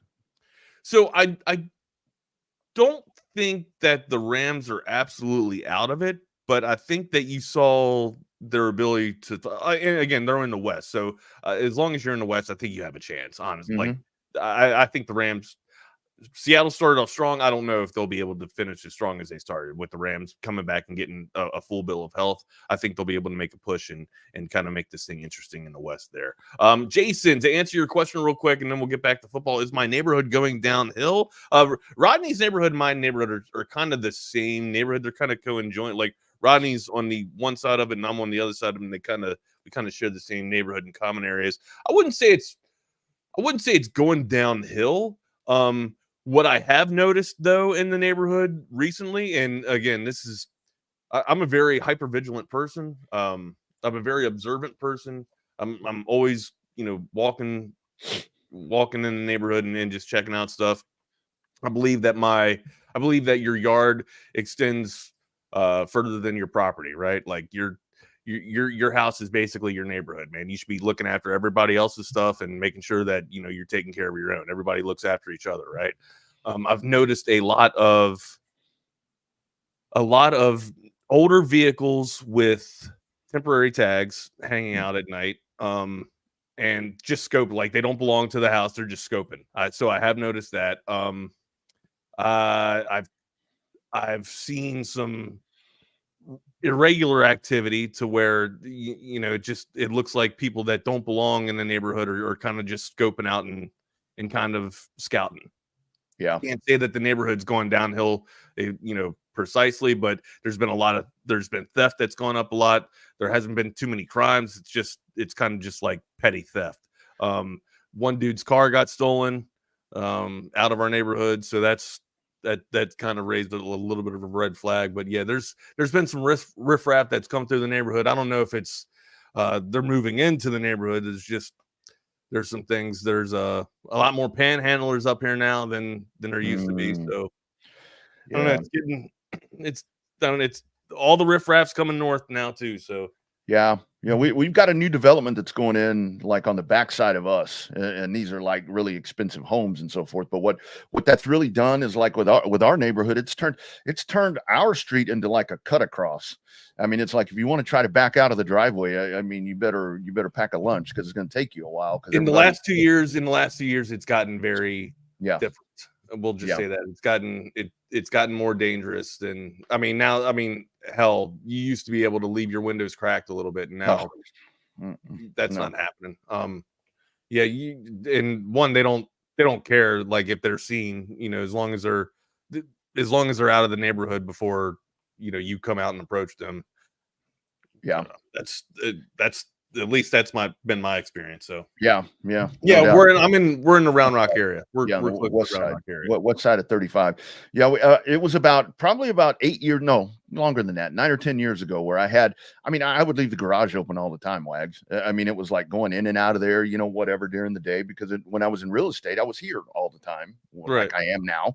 But it was I had a set of golf clubs out there, and I have a golf bag like yours, like that Nike golf bag that you have, but the golf clubs in there, I mean, I got them from the pawn shop. I mean, they were junky Rawlings. I mean, they were old. I mean, because I'm not a golfer. Somebody swiped that. I mean, they saw it and it was gone. I came out and my freaking golf clubs were gone. No, you get your usual, package bandits or package theft here. Like that's typical in my neighborhood where, if your package is coming from Amazon, make sure that you're tracking it and make sure when it's like 4 stops away. So like when Amazon pulls up to the house, now I've never caught like a porch pirate trying to take it immediately right after Amazon has delivered it, but I make sure that I pick it up as soon as Amazon does deliver, because there's been a time where it's been delivered in within 10 minutes. Like I was literally going to get a drink when it got delivered, and by the time I got back, it was gone. Yeah. But because you do. I mean, you get inundated with people just coming through the neighborhood. And I'll tell you something else that I've always thought is like when you have all these garage sales, when you have these neighborhood garage sales and all that, that's where you get all these different people that are just people just scouting. Exactly. People just seeing what's in your neighborhood. Seeing, yeah. And again, I hate thinking like that, but I mean, I'm kind of conditioned now to think like that, man. It's weird. I know. It absolutely sucks, man. You'd like to think that people have a kind heart, but nah, man, people are just trying to get up on you. They are. Yeah, no doubt about it. And that's why when I see that neighborhood garage sale thing coming up, this weekend or whatever, I'm like, shit, I'm closing everything. I'm closing the blinds. And PSA. I used to let people in, like when people would deliver food to my house, I used to let people in my house and, hey, would you like some water while I'm writing you, finishing off the payment here? Nah, I don't do shit anymore, man. You stay outside. I'm not cordial. I'm not kind. I hate being like that, but I got to protect my family. And when you go, my first sergeant said, go ahead. Sorry. I'm sorry, Wags. PSA, I'm sure people know this, but just to remind you, when you go buy something like really nice, don't leave the box out there. Yeah. Don't, you get this. Fold it up, break it down, stick that sucker all the way down in the recycling bin, man. Shred it. I mean, don't, I look around and the neighbors will have gone and gotten whatever it is, a pellet grill. And then there's all these boxes and shit. And I'm like, dude, I'm coming for your grill. It sucks, man, because, you sit there and think you have a, safe neighbor. I've never once thought about purchasing a firearm, or, well, I mean, I've thought about it. Right. But I mean, hell, like it is It is very prevalent. Like that's all that I've been thinking about recently, man. Of the past 2 months is, where am I going to go purchase my first firearm at, dude? So, again, times are changing, man. It really does matter who you vote for. It absolutely does. That's the PSA that I'm saying today. It really does matter who you vote for, because the certain people can keep the riffraff out, or certain people want to keep the riffraff out. Austin traffic alert. One of the people running is in town today. So be prepared if you're around the airport going into downtown. You are going to be delayed. Yeah, I forgot about that. That's right. You are going to be delayed. So I ain't leaving the house, man. I ain't leaving the house today. I gotta go to Dragon Stadium later, and it's a half mile away. And that's gonna be the only time that I leave today. Who they play? Who round up playing today? Today's actually it's a home game for Stony Point, Westwood and Stony Point. Home game at Round Rock. Isn't that something? I tell you, man, it's like you're Stony Point blue. You go in there, everybody's decked out in their blue and yellow or whatever, and then your home stadium is just covered in maroon. Garnet. Covered in garnet. I know, man. It's like, geez, come on, man. That I don't know. Who mentioned that? Ike. Yeah, they missed that face mask. The call face mask last night on Thursday night. Yes. Yeah. On Darnold. Yeah, Darnold got called for a safety last night, but the dude got his neck yanked, from here to Nova Scotia. Yeah, that was an absolute missed call. I thought that should have happened. Ended up being a nice result. For Stafford and company there for the Rams. But no, I mean, great again. After a few duds that we've seen on Thursday night, great quarterback play from both Darnold and Stafford there, and Stafford getting his toys back, man. You can see what you can do when you have your full tool chest there. For Minnesota, I still think that I think that they're real. They can sit there and sling it out with the best of them. Their defense had a little bit of a letdown. And look, Aaron Jones, you got to get a little bit more of a ground and pound. I understand that your arsenal is fantastic through the aerial assault and the air attack here, but you got to get a little bit more of a ground and pound attack for the Vikings if you want to be more a balanced squad. And as you've seen look at San Francisco, right? San Francisco is probably one of the most balanced teams out there, and they are injury prone right now, and they're still able to stay in this fight. Why? It's because of the balance. It's because of the scheming that Shano is able to do. Now, not everybody's like Shano. I get that here, but I mean, still with the type of production that Minnesota is able to put together, I still have them as stalwarts of the North. Not so much the North, but the NFC. I think Detroit's still going to run away with the North, but I think Minnesota will be right behind Detroit, getting into the playoffs there, representing the North. What's going to be interesting to me now? I mean, I know it's only one win for the Rams, but I'm curious to see because but they got everybody. It's one win, but they got everybody back. They're healthy. I know. And we've been talking the last couple of days about Cooper Kupp being trade bait and maybe even the Matt Stafford situation right there now, because like you said, in that division right there, I mean, the Rams with one win is going to keep them in the hunt right there. Are they going to be sellers? I mean, do they want to be sellers or do they want to make a run? But because with all that, Wags, they can make a run. I really think they can make a run. Yeah, I don't think they're going to be selling at all. I think the Rams have kind of found their identity back again. They kind of found their moxie after last night, and they're believers, right? I think you've seen, the expression on McVay's face after the win last night. Like, they're absolutely I don't think they're nowhere near sell mode, man. I think they're actually looking to add to their roster, if anything. I don't know what they would do to bolster it in such a short window. I don't know who's still on the move or what pieces are actually gettable there for LA. And also, like, I just don't know what LA can give back in return. Like, that's the problem. Like, I'm sure they would want to make moves to come in. I just don't know what they have left available, for kind of trade bait or trade material. Yeah, and I mean, I got to tell you, last night, I mean, 23 looked pretty good running the ball. Was that Williams? Yeah, I think he almost had 100 yards. Yeah, he almost had 100 yards. So, yeah, man, I think that it has drastically changed to where now it's like, but you just got to keep that dude healthy, Cooper Kupp, because Stafford doesn't need a lot of weapons, but when he has Kupp and Nakua, crying out loud, he don't need him, but I mean he does very damn well with them. Yeah. So we'll see what do you have last night. I think let me pull this up here. I know he went for over No, he had almost 300. I thought he went over 300. He had 279, 4 touchdowns, and 1 interception. Yeah, you see Stafford looked pretty damn good. But look on the other side too. Like Darnold looked good too. He had a clean game. He didn't throw any interceptions. 2 touchdowns, only 240 for Stafford there. But again, the ground and pound was missing for the Vikings there. If Aaron Jones and company can get busy there, making more of a balanced attack, I think the Vikings will start to continue to I won't say dominate.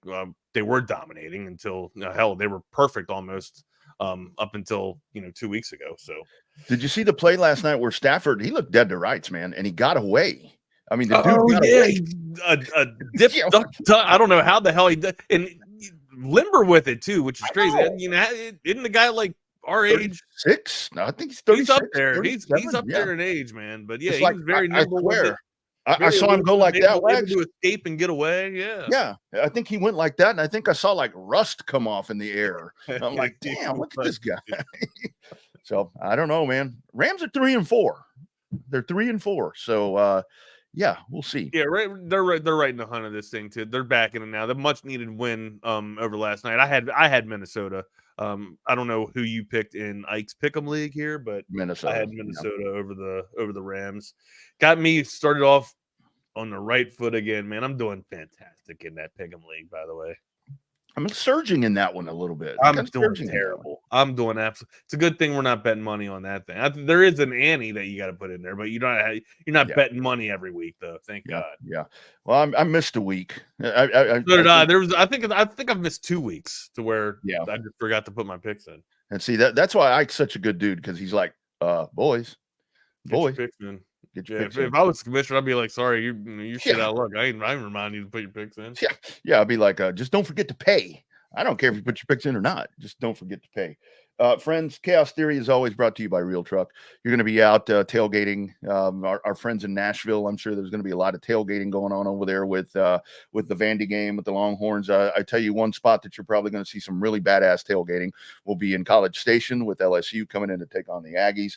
The #1 truck accessory brand in the United States is Real Truck. Top selling upgrades for the ultimate tailgate party. Hitch grills, powered coolers, weatherproof awnings, and more.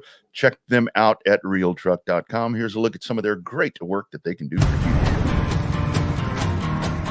Building a home for the people who are worth it. Stepping out, throwing in a line, and dropping the tailgate for a picnic.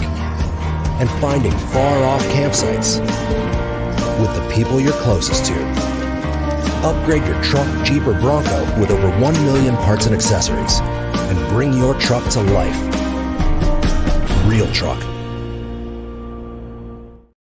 That's right, realtruck.com. Check them out. I'm going to tell our friends at Real Truck, they need to redo a commercial. They need to go to a racetrack. They need to show some car racing fans tailgating, because what you'll see with them on the back of the truck, on the bed of the truck, you'll see people on each side just leaning over the bed of the truck like that, talking. And they talk with their hands like this, you know how the race cars go around. So I think that would be a pretty powerful commercial if they do that. Realtruck.com. Yeah, I'm sitting here reading some of these comments on the or just catching up on the comments here in the YouTube chat channel here. We can get back to the neighborhood stuff if y'all want. I mean, we can. I mean, I'm kind of moved by it a little bit here. I didn't realize that everybody's neighborhood was kind of going through the ringer here a little bit. Yeah, it sucks. You know, Austin's changed in the 15 years that we've been here. There really wasn't much, petty theft or anything. There might have been something downtown, but hell, all the shit that's going on downtown is now into the damn rural areas. So yeah, I mean, it's just, I encourage you to police your own, look after your neighbors, and if you guys aren't out there, if you usually kind of tend to yourself, that's what I do.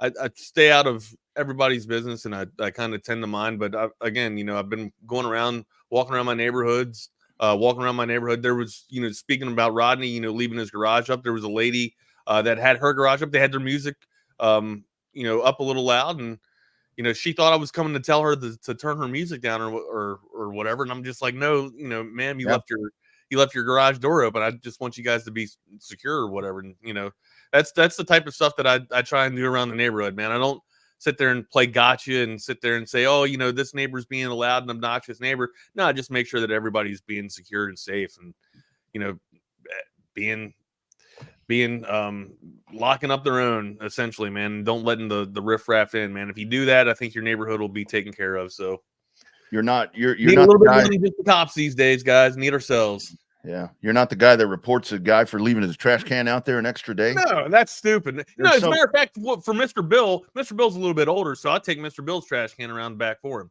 Yeah, we got somebody that does that around here. And I purposely leave my shit out there just to get a letter because it pisses Tracy off. That's the absolute opposite of what you should. That is being that's not being neighborly at all. That's I don't know. That's not cordial. You know, I know. Hell, I remember when didn't we have a conversation about how we used to have block parties back in the day? Like I don't know if you we had block parties back in Maryland. I don't know if you guys had. We did. I assume you guys had block parties down here. Yeah, our neighborhood growing up, when I was a kid, I mean, our street was one of the coolest ones in the whole damn town, where we'd have block parties. And I will say, and I've mentioned this, that like during COVID, that really gave us a chance to get to know everybody. Get back together, yeah. So, and we'd sit out 6 feet apart, and we'd have our coolers. And it's so weird. That's God. I hope we never be that stupid again, to where we sit outside and cordon off each other. Are you serious? Anyways, blind leading the blind. All right. But no, like for up until about 4, maybe 5 years ago, this neighborhood was very into Halloween and trick-or-treating, and like cul-de-sacs would be cordoned off and sectioned off, and people would be out there, having their display of their favorite costumes or whatever. Like serious, there used to be costume contests in the damn neighborhood itself. Nothing anymore, man. It's a very basic trick or treat. Get your one piece of candy, take your Mary Jane, and get the hell out of the way, man. And I might be because of all the COVID bullshit and the riffraff that's been coming into town, man. People just want safe neighborhoods nowadays, man. That's all. And I think a lot of it that's is the end of my PSA. We can go back to sports. Sorry. Well, and I think a lot of what happens in neighborhoods like ours, because they are. I mean, our neighborhoods were probably built around the same time. I'm assuming all this shit was done, in the late 80s. The development went up around the same area, the same time, for sure. Yeah, and so what's actually happened is that, like, I mean, the case with us, and I mean, I say that I'm a Grinch and all that. We would put a little ghost thing on the door or whatever, but our kids grew up. And our neighbors' kids, they've grown up. So, they would rather sit and have a drink out there on Halloween or something like that. But I think that's a lot of it too. But it's just, I mean, you gotta, and the final thing about the COVID, there was a dude in our neighborhood. I mean, I've been here for 18, 19 years. I've been staying up in here, as they say. You've been in the same house for almost 20 years? Mm-hmm. Damn, dude. Yep. And we were during COVID. I mean, you're out there just walking around, just trying to, feel human. And this dude, we're walking opposite sides of the street. He stops me, calls me by name, and he's like, "Hey, man, I'm familiar with your racing stuff and all this other. I've wanted to meet you for like 7 years." I'm like, "Dude, why don't you just come fucking knock? Just come to the house, bro. Why don't you just knock on the door?" And he was like, "But it's not." He's like, "That's not the thing to do now," and that's pretty sad. What is the thing to do? Sit there and not introduce yourself and not be neighborly? Yeah. I mean, hell, like I do. That's the stuff that I do, but I do it because I'm shy. It's not because I'm an asshole. It's just because the person that you see on here doing a show is not the person that you see every day. Like, seriously, you turn this camera off. I'm kind of a shy guy. I'm a very private person. I'm a bit like, I don't like to let a lot of people in. Like, if you're in my circle, you have all access to everywhere, right? But if I don't know you, I'm very reluctant on having a conversation with you or even getting to know you, just because I'm very secure about my I don't like a lot of people in. I don't let a lot of people in, man. It's got to be it's kind of got to be my vibe. Like, for example, the wife will have something. She's like, "Let's go do this." I'm like, "I don't want to do it. No, thanks." Whatever the case is. But for example, my wife just asked me if she wants knee-jerk reaction to go to Port Aransas. She goes, "You want to get out of here, go on like a little adventure?" No, I don't want to go anywhere. I was sick 2 weeks ago. I didn't have any internet last weekend. I want to watch some fucking football, man. Yeah. And it's like, shit, what was I gonna say? Damn it. I don't know. I'm sorry. Like going when we did BK's birthday party. So we were all there for that. And, I'm over there. We're meeting all of our friends. We're meeting all these people that watch and listen or whatever. And my wife said, boy, you sure got socially comfortable. I'm like, well, I'm comfortable because these are my people. Right. I said, these are my people here. So I'm comfortable. Run up with them. That's right. That's right. Yours is trash. Oh man, that's a strong statement. Man, that's right what hey, you know what? I love when people come in here talking trash. That's when you've made it. When you got people from all around the SEC landscape coming in here to talk trash on the Texas landscape. That's when you've made it. Welcome in, everybody. We love you. You know what? We didn't even say welcome in to anybody. We've been here for about a half hour, almost 40 minutes now. We didn't even do our welcomes, our pleasantries here.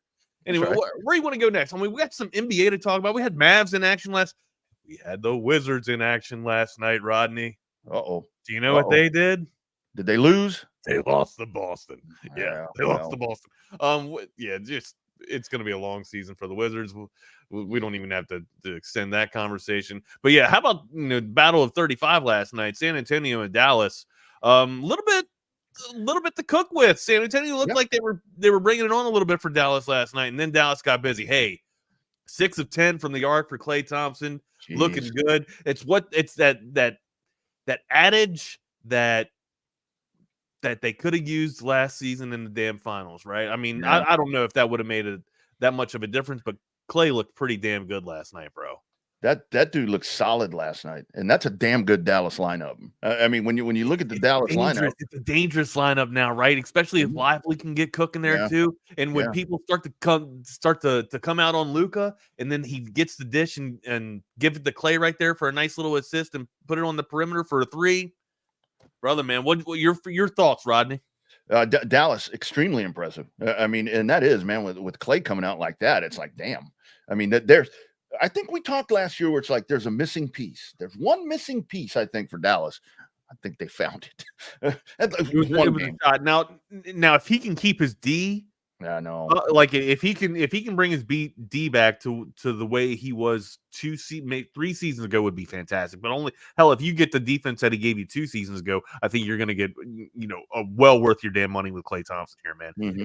Again, they needed to add shooting, I thought, from last season. But if you get this with the defense of Klay, one hell of a bonus right there, my dude.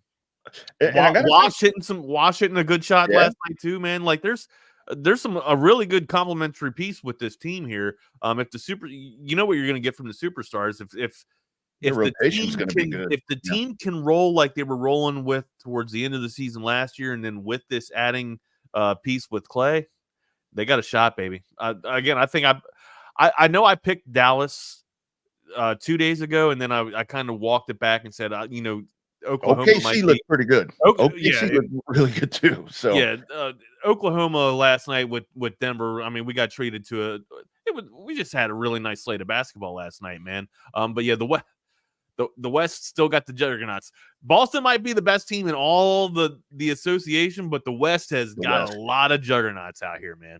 The West, and I will tell you with San Antonio, I mean, I'm a Spurs fan, and right now I'm very knowledgeable about what's going on. This is a total rebuild. You've got Wemby, and then you're going to build around him. Chris Paul, not that dude. But anyway, if you look at the stat line for the Spurs, I mean, you had 2 guys with 18, and then Wemby and Barnes had 17. So again, you lost the game. But I mean, they went. You're seeing the progress with San Antonio, right? This is a experiment, or not an experiment. This is a plan that you thought would take maybe 3 to 5 years. It's looking like 2 to 3 ahead of schedule. It looked like he shaved maybe a year and a half off, man. There's been tremendous progress. And I don't know if it's just been the advent of Chris Paul. I think having a savvy veteran in there is going to do tremendous things for young for young hoopers. But still, like I think just the talent of Wemby, and then with all the added variables that Chris Paul can bring in with that, I think it's going to be complimentary basketball for San Antonio. I'm not expecting them to make a playoff push, but I'm expecting them to make one hell of a leaps and strides considering what they had last season.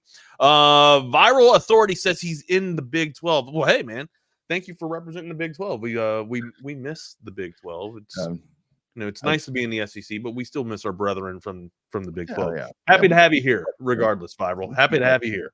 But I mean, the Ewers comment is interesting because Isaiah Bond doubtful, so you're not going to have that dude. I mean, is this Ryan Wingo time tomorrow? I mean, that's I would assume Ryan Wingo. Who has emerged as the go-to wide receiver of this core here? The tight end. In your opinion, the tight end. Okay. Isaiah Bond. I mean, Isaiah Bond really does kind of seem to be. What about Silas Bolt? Like, I feel like no matter where he is, Bolden makes a play. Yeah. Like, Bolden might be your fourth progression there, but again, he finds a way to get open and make a play. Like, I don't know if he's wide receiver number one. I don't think he can be wide receiver number one in here. If you're talking about distribution and if you're talking about targets, I would say it's probably Bond or Wingo here. But with the absence of Bond, I would assume that Wingo's going to have a pretty big payday, like you were kind of alluding to on Saturday against the Commodores. What I'd really like to see is for Texas to come out and really establish the running game. Weisner is playing. He was off the injury report I saw. So I mean, come on out. How much do you push that though? I know this is where you go back to the Jaden Blue thing. Yeah. You have a capable backfield that can share the rock, right? Maybe you get Gibson in there, you give him some touches, have him spell a little bit of Weisner's payload there, and then have Jaden Blue continue to lead this running back team, right? Or lead this running back room. Mm-hmm. You get past the Commodores here, and you're able to get a little bit of reprieve. You go on a bye week there, you rest up a little bit, you get healthy, and then you focus back in, hone in, and get ready to knock out the rest of the season here. But again, you got to come out of this game unscathed and get ready to go into the bye week and being able to nurse all the injuries so that you're able to get a full bill of health, man. And the other part to establishing that running game that I think would be really, really cool to see is this offensive line that didn't have the best performance last Saturday. I think if you come out and do that, I mean that's really good for them. I mean that offensive line needs a bounce back game because they were pretty rough. They need a game where they can establish their dominance, right? Where they can just just lean on the opposition and have the opposition fall over. And I don't know if you're going to get that from this Vanderbilt offensive line or this Vanderbilt trench unit, so to speak, right? I mean, look at what they were able to do against Alabama. So if they're able to give Alabama a fight, I'm pretty sure they'll be able to give Texas a fight. We just got to be ready to go in there and be able to whoop some ass. That's the whole thing. I mean, you got to go in and take control of the game quick. I mean, you talked about it on Monday, bounce back. Yeah. Yeah, you're very curious to see how Texas is going to be able to bounce back from this. Are we going to be hungry, or are we going to be licking our wounds still to speak, man? If I know Steve Sarkisian or this new culture that Sarkisian has created here, I doubt we'll be licking any wounds. I think the wounds have been tended to here, and we're probably going out and looking for dinner. And I think the other part of it is, I mean, the fast start is something that you need to see because, I mean, the Mississippi State game, you didn't start fast. I mean, I know you steamrolled Oklahoma, but you didn't really start fast in that one either. And you sure didn't start fast against Georgia. So it really is. I mean, you need to come out and one of the things, some great Sark sound was he was asked about after the loss and leadership after the loss. And he had some really good comments. I liked our leadership in the locker room. Even before I went in there to speak, I could hear a few of our leaders speaking up. And the beauty of that statement I just made was a few. A few years ago, I might have had one, and now I've got a few guys speaking up and really speaking our language and believing in what we believe in. I think one thing that I was proud of our guys today, they were all coachable. A lot of the times after a tough loss, pride can get in the way from getting coached. And I didn't feel that today. I felt a lot of guys wanting to get better, wanting to get coached. Where can I improve? And then they came out with a good spirit about them today. And, naturally, there's a bad taste in our mouth. Naturally, we're a prideful group. We want to play better than we did. I do think we have a lot to prove, and I think we've got a chip on our shoulder. And that again, there's nothing wrong with that. I think that's a good thing. I've always been a guy that has thrived when I have something to prove to somebody. And again, I think that our team has taken on that personality as well. That's good to hear. Yeah. Again, anytime I hear, most of the time when I hear Sarkisian speak, I'd run through a damn brick wall for him, man. Again, the guy just knows how to motivate me, or he seems to be saying all the right things that I want to hear.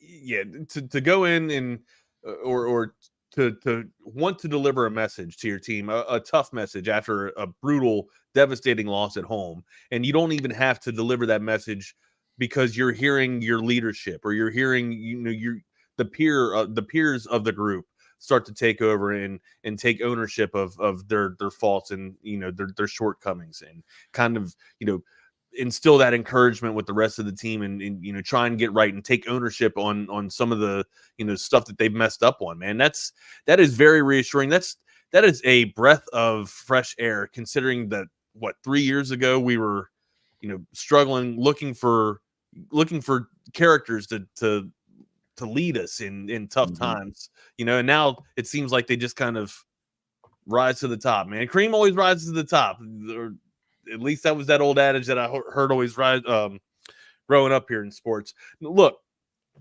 I think, to Sarkisian's point, you go out there and you take ownership of that, and you want to come out and you create strong leadership moving forward here, and maybe that speaks towards that backfield, right? And maybe you're not having Blue getting carries there on Saturday. Maybe that's who I'm thinking he's alluding to, right? Or in that conversation, I thought maybe people would want to get a little bit of their ego involved, and instead of hearing a little bit of the coaching, kind of what he was talking about there, right? I'm thinking that Jaden Blue's like, hey, bring this on. I know I didn't get my carries. Let me go out here on Saturday. Let me lead this damn running back room. And if Jaden Blue gets over 100 yards, that's kind of the thing that I need to see, Rodney. I need to see domination from the ground and pound. We haven't seen it. We saw it against OU, but I need to see it a little bit more with Jaden Blue here. Wisner had a tremendous game against OU. Now it's time to let Jaden Blue get a little bit of that vibe, a little bit of that feel, get him cooking against the Commodores, and then maybe Gibson follows in suit. Yeah. Yeah. And I think that it's really important right now at this part of the season, especially after the loss, for somebody to command the running back room. I mean, one of these guys, one of them, whether it's Wisner, Blue, there does need to be a bell cow needs to stand to step up, right? I think so. Yeah. And then you fill these guys in as that dude needs to, needs a blow or whatever you want to say there. But I'm ready for somebody to take command of this room. And that's where I'm hoping that this game, because who would have thought? You go back and you look at this, and it's number 5 Texas against number 25 Vanderbilt. You go back. I never thought Vanderbilt would be anywhere near a top 25 team, man. But hell, you're able to put some wins together in the SEC. Anything can happen, my guy. Absolutely.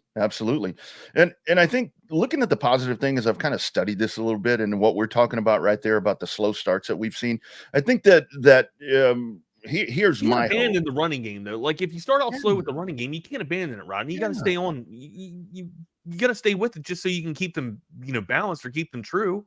Right. Keep the opposition true, right? Yeah.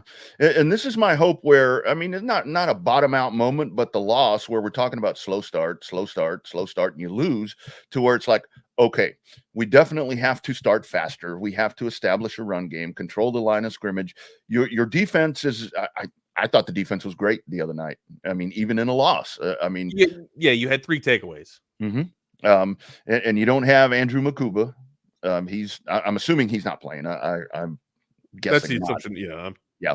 So I think that's really maybe an eye-opening moment, kind of one of those aha moments to where it's like, okay, you need to go out and establish and control the game. And you do that by running the football. Everybody that's played the damn game, hell, you don't even have to play the game. You establish the line of scrimmage, and you win the line of scrimmage and get the running game going. You usually eat up a lot of the clock and win the damn game, right? Hopefully you get out of there unscathed and get out of there without any injuries. But that's just it. Like, we know that this team can light it up and throw it through the air, right? Just chop it up and tear it up through the damn air. Now we need the ground and pound, or at least I need to see the ground and pound. I need to see us impose our will on other people, and you do that more so, I think, on the ground and pound game than you do through the air. I say anybody, but a lot of modern day teams these days go out there and you sling the damn ball through the air. Like, I think when you sit there and get 250 yards of ground and pound rushing attack, that's imposing your will and establishing dominance, right? That's where absolute dominance lies, and that's in between the trenches there, and that's the ground and pound game. Yeah, yeah, and I mean with Vanderbilt, I mean you can't come out and pussyfoot around and I mean because they'll beat you. I mean they are capable. They are very capable of beating you, and this goes back to the better athletes. You got the better athletes. You've got all of that. I mean, just establish. I think a lot of people are in panic mode about this, and I'm kind of the opposite, where I think that it's something. Look, you lost to Georgia. I mean, come on. Yeah, it's not a bad loss. Yeah, yeah. What's the joke that's going around? Quality losses. Everybody's got quality losses now. It's not a bad loss to lose to Georgia. Yeah, you remember when Texas? It sucks to lose, but it's not a bad loss. When Texas would lose to Rice or to Kansas back in those days, it's like, okay, that's TCU, where you panic. Kansas State, yeah. I mean, that's where you panic. But I mean, you just get better. I mean, you get better, and I think that it's going to be a little bit of an eye opener. And there are no gimmies. Not even Florida, man. Not even Florida. Shout out to Florida. Florida's got the toughest schedule in all the league, in all the nation, not just the league, in all the nation. Mm-hmm. Or at least in my opinion. All right, we got a little bit of NBA talk in there. We got some NFL talk in there. We got a little bit of the Commodores and Longhorns that we talked about. What else we got to get to? Oh, we got a little bit of baseball tonight. I think there's a baseball game tonight. Is there not? A little small series of a little small tournament. A small series here, huh? Small series with big markets and big names and big dollars. Before that, how about a word from our friends at Covert Bee Cave? It's really a family experience. I walked in the showroom today and everybody greeted me by name. How are you doing? What's going on? How's everything going? From a price standpoint, from a customer service perspective, just conversation when you come in, it feels no pressure. I want to buy cars here. The family buying car experience, one of the best that you will ever have. Come and experience it for yourself. Covert, born and raised in Austin. That's right. Nobody beats Coverdale. Not now, not ever. All Juan right. Soto's going to make a lot of money in this World Series. Oh, yeah? I think so. What's your prediction? What's your prediction before your opinion, good sir? I think they're going 7, man. Do you? Okay, if it goes 7, so I had a conversation with a New York buddy of mine. And if it goes 7, I think that actually pays more of an advantage to the Dodgers. I think their bullpen's a lot better. Their bullpen's gotten a lot of rest. Almost a week of rest here. I think advantage to the Yankees with the starters, with the rotation. Advantage to the Dodgers with the bullpen and mid relievers. I don't know. I can't give it. It's a absolute push in terms of the lineup. The lineup, though, it's a push. There's no. It is almost as fair as you can get. I mean, just nothing but studs in each lineup. I as an Oriole fan, I hate seeing this, right? But as a baseball fan, I love seeing this. So I am very conflicted. This is going to be a very fun World Series to watch. Of course, if you're a mid-market fan, you fucking hate this. Oh, yeah. This is your nightmare. This is the biggest clubs in all of baseball playing, and it's just brutal. It's going to be pain to watch, but still, it is going to be fun baseball to watch. You're probably going to see some of the stuff that's never been seen before, right? I mean, Aaron Judge against Shohei Ohtani, and then there's if you're Dave Roberts, you again, I've been sitting on this idea, right? Like, if you're Boone, you have to think that Roberts has in that back pocket or up his sleeve, he's got Shohei to put on the bump in a bad situation. He said he's not going to. He said he's not. He said, not. But I'm not telling my opponent what the hell I'm gonna do. Yeah. You know what I mean? I'm not if I'm coming to kill you on the battlefield, I'm not going to tell you how I'm going to kill you. Yeah. I'd love to know if he's thrown. I love honor. I do. I love a man of honor. I get that. But hell, my favorite character in all of Game of Thrones was Bronn of the Blackwater. He didn't fight with honor. Yeah. Well, it's like we always say, if you got a badass Ferrari in the garage, you're not going to drive it. You know, when you really want to impress somebody, you're not going to pull your Ferrari out and drive it. I mean, I know he's thrown. Let it sit there in the garage like what the hell's Ferris Bueller's best friend? Cameron Fry. Cameron Fry. Like Cameron Fry's dad.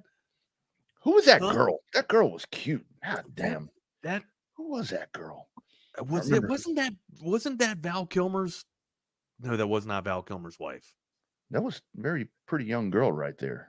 I know this. I know the actress. It's eluding me at the moment.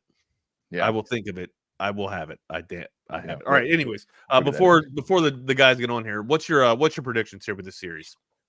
Yankees, 7 games. Yeah, 7 games. Yankees are going to win the series, and I think because I heard BK mention this and he stole my thunder. That would be Garrett Cole maybe pitching 3 games, and Garrett Cole has as an Astros fan, I'm like, damn, why couldn't we have kept that dude? Mia Sarah, thank you very much. Mia Sarah, thank you. That is her name, Mia Sarah. Yeah, pretty girl. She kind of looks like Joanne Wiley Kilmer, but I thought that's who it was at first, but it's not. Yeah. But I got the Dodgers in 7. That is a good point with Garrett Cole going up there 3 times, but I think that this line, Garrett Cole hasn't gone up against this lineup, right? That's true.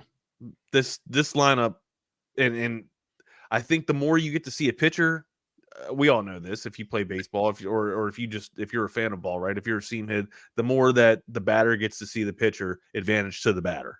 Mm-hmm. So again, 3 times being able to roll out Garrett Cole 3 times, that's fantastic. But that's still a lot of eyes and a lot of pitches that those Dodger batters are going to be able to get vision of or get reps with. So one of the best to do it, one of the best to throw the pill. But again, this lineup for the Dodgers is absolutely loaded.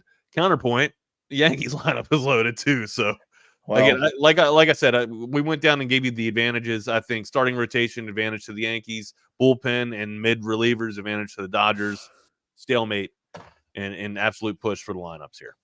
And this is where base running though, Rodney. Who's got the advantage base running? Probably the Dodgers. I would think so. Probably Dodgers. Yeah. This is where I hope, and this is, I mean, this really is. I mean, when it's called the World Series, I mean, these are the best 2 teams in the world. I mean, these are the absolute 2 best teams in the world, and I hope that it lives up to that. And the biggest winner of this is going to be Major League Baseball. Yeah, they've already won. They have already cashed in a check. And with the Ohtani. I mean, the Ohtani global effect right now. This is if this series can deliver what we think it's going to deliver, people are going to fall in love with this game all over again. People that have kind of shied away. I mean, maybe there's a little bit of a blemish there, or a little bit of a sourness because of the. Was it gambling or wasn't it gambling with Shohei Ohtani? But Wags, I think that a lot of people, a lot of older baseball fans, because baseball, the slower game and all that, like we talk about. I mean, it's very not much has changed with baseball. I mean, the speed, the pitch clock, all this other stuff. But I think a lot of people are still Ghost runner on second. I mean, all that stupid shit. I mean, I think people are still pissed with the PED thing. I think that's something where people still have that in their mind. And I think a lot of people like my age, in the mid to late 40s, 50s, whatever, still pissed off about baseball strikes and all that. I know a lot of people went away from baseball with that last strike and never came back. And that's where the Bonds and the Sammy Sosa and all of that brought some people back. But then that led right into the other scandal. So it's like, I don't know. I just hope that I want to see big ratings for Major League Baseball. I want to see huge ratings for Major League Baseball, because this is the series that'll put those ratings together. Absolutely, they'll deliver. I'm expecting. I expect a 7-game series. I think most people are expecting 7 games. Right? I haven't seen. I'd like to see Passan's predictions here, but I'm pretty sure most people that I've seen have picked a 7-game series here. It's just, which team you're picking is going to go back and forth here. I think it's going to be the Dodgers in 7 here. Again, congratulations, baseball. You're going to get one of the best damn World Series in all of it, hopefully in all of history. If this is, I can't foresee a sweep or a gentleman's sweep. I just can't. Man, if that happens, that's going to be like if that happens, baseball, you blew your load, man. Oh man, it's going to be that feeling I had when I went out and my golf clubs were gone, man. It's going to be like, damn, Are you kidding? Yeah, man, God, if that happens. But that would be the luck of baseball. That would be baseball's luck if that happens. I don't think that's going to happen. What's the best thing you're looking forward to this weekend, man? Obviously, besides the Longhorns win against the Commodores. Man, Wags, I sure am excited about LSU going to College Station. I think that's going to be a slugfest. Still think of that. Remember what was that 77 to what was it? 77 to 75. It was like that high school game that you and I called, but they were in overtime. But yeah, man, I think that's going to be a what do they call it? A slobber knocker. Oh, you're talking about Round Rock and Cedar. Yeah, Round Rock and Westwood. Yeah. Round Rock and Westwood. Yeah. So I don't know. Or no, I'm sorry. Yeah, it was Cedar Ridge and Round Rock. Cedar Ridge and Cedar Ridge and Westwood. I keep throwing Round Rock in there, but it wasn't Round Rock. I found that audio the other day looking for something else. I was like, damn, I forgot we still had that. So yeah, 4 hours of a game call.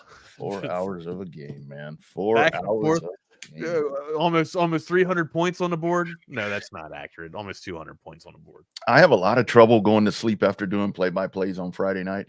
I remember that night, Wags. I think my ass was up to like 4:45, 5 a.m. Yeah, I don't know how you were going to unwind after that. I mean, my God, that needed a damn pint of liquor just to put you to sleep, man. Absolutely. Good show today, brother. Good week, man. Hopefully, well, it's not hopefully. I'm pretty sure the Longhorns come out victorious on Saturday. Start quick, establish the running game. Just go out and hit them in the mouth. Don't mess around. Just I need to see at least 200. I would like to see at least 200 yards of ground and pound. If we see 250, even better. But yeah, let me see 200 yards. What's up, Jeff? How's your microphone going? At this point, I'll be happy with 140. You guys tell me, how do I sound? You sound beautiful. All right. I had a little XLR cable issues, a little inside baseball talk, but I think we're good now. Damn thing didn't want to plug in today, Wags. I don't know what the deal was. Damn thing didn't want to work. Rodney, what you just described, that's why I hate covering night games. Give me an 11 a.m. because I need to, man. You got to unwind. You got to be able to unwind. Yeah, because even for us, I mean, Texas OU is that's why I like that drive home, because I chill on the drive home after the game from Dallas. You decompress and shit? Dude, I had my Apple Watch on. It was the first time I wore an Apple Watch, the game, Wags. I'm sitting in the press box in the first quarter, and my watch starts vibrating. I'm like, what the hell? It says, I'm getting like a heart rate warning. It's like, we noticed you're sitting and your heartbeat is above 120 minutes. 120. Check into the doctor. Yeah, like, dude, I have no dog in the fight here, and dude, my south end is puckered so freaking tight. Like if you've ever been in the Cotton Bowl for that game, you know what I'm talking about. Yeah, but, dude, I have a hell of a time sleeping after that. Jordan, I wanted to ask you, man. Did you see the Frisco Wakeland game last night? Did you see the end of that one? Yeah, y'all are gonna get a good laugh. You want to guess what we call Frisco Wakeland up here? This is after a few run-ins with Wakeland parents that say it's 7-on-7. What's that? And this is more so joke, because I want to make it very clear that those of us that work at 24/7 are pretty liberal. Good, a large majority of people, but they're nicknamed Frisco Wokeland. So, yeah, but didn't want to speak for myself politically or other people at the company, but I would. A lot of people who work in media are usually liberal. Yeah, their nickname is Frisco Wokeland, and they beat Lone Star. I think the second time they've done it the last 11 or 12 years. So yeah, shout out to whoever the mascot is. Yeah. Yeah, 99-yard fumble recovery, scoop and score to end that one in overtime. Pretty crazy. When does the World Series start, Wags? Today. Yeah. Boy, that for Major League Baseball and Fox, like a Yankees-Dodgers World Series has to be like everybody's wet dream, right? That's what we were just talking about, man. As mid-market fans, right? Like as a Baltimore Orioles fan, it absolutely sucks. It sucks to see this happen. Or if you're a Royals fan, or a Pirates fan, this is the two worst teams that you want to see playing or representing your pennant, right? But if you're a fan of baseball, this is just beautiful. Like you're seeing one of the best pitchers in our generation with Garrett Cole, and then you're seeing obviously an unprecedented player in baseball with Shohei Ohtani. Then counterpoint to that, you got Judge, Soto, and Stanton, who's starting to turn on of late here. Look, we just kind of went through it like between the lineups. There's no advantage there. It's kind of a push and a stalemate. I would say advantage to the Yankees with the rotation, and then advantage to the Dodgers with mid relievers and closers and bullpen here. It's going to be one hell of a show, Jeff. When does Stanton get hurt? Because that's really when this thing pops off. He should have already been hurt. He should have been hurt 2 weeks ago. So. Yeah, I thought it would have happened in the last series. I thought it would have happened in the last. My brother is a hardcore Yankees fan. I know I'm about to get an angry text. He's like, dude, if you just jinx Stanton after all this, he's probably going to. I'm thinking Dodgers in 7. Rodney thinks Yankees in 7. So, yep. All right, boys. Y'all be good, man. Have a fun weekend. Yes, gentlemen. Thank you. Thank you for the broadcast week. Chaos Theory crew, Wags Rodney. Thank you for everything you did for your bodies this week. He is Jordan Scruggs. I am Jeff Howe. It's only an hour. Jordan, do you I don't know. It just looked no. I was talking about the screen. It just looks weird because I've got the Hornets 24/7 mention on like the bottom of mine, and you still got the dash. So yeah. Let me see if I can fix this. Nah, don't worry about it. Just work on it next week. Hey, I want to go through some of the games in the SEC this week before we talk Texas Vanderbilt, because we've the last 2 days we've been on Texas Vanderbilt a lot. But I want to go down some of the games in the SEC. We'll start with LSU at A&M. I was thinking about this one today. I don't know. I mean, I lean slightly towards the Aggies just because give me the team with the home field advantage. Man, LSU under Brian Kelly is just they're so Jekyll and Hyde. They're so unpredictable. I don't know which LSU team is going to show up, especially which LSU defense is going to show up. So I don't know. I'm thinking give me the Aggies by like a field goal or less in College Station. Yeah. I mean, man, you look at LSU schedule, like it's obviously easier said than done. But if they beat A&M, they could possibly win out and be an undefeated conference team. After A&M, they have 15 Bama at home on the 9th. They go to Gainesville on November 16th. They host Vandy on the 23rd, and then they host Oklahoma on the 30th. Oklahoma's going to they'll maybe score 3 points that game. They're not like the last game of the season at Death Valley. They're not going to be putting up much of a fight, I don't think. So I would think, Jordan, let's say LSU wins tomorrow. Mm-hmm. Okay? I would think then LSU Bama, that pretty much becomes like a de facto elimination game for the playoff, right? Yeah. Yeah. Because Tennessee, does LSU play Tennessee this year? No. I don't think so. Right. But they played USC. Right. So Tennessee's going to have the tiebreaker on Bama.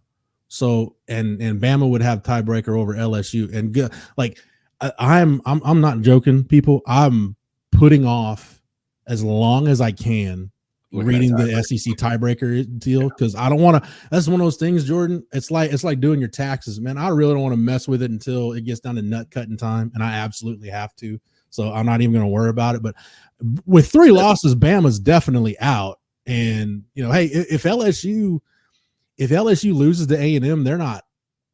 I don't want to say they're completely out of it, but you have no margin for error at that point. You've got to win out. Yeah, no, you have to give yourself a shot, and you got to get help at that point. Yeah, and hey, see the Aggies are doing a blackout, wearing all black. Yeah, I don't know.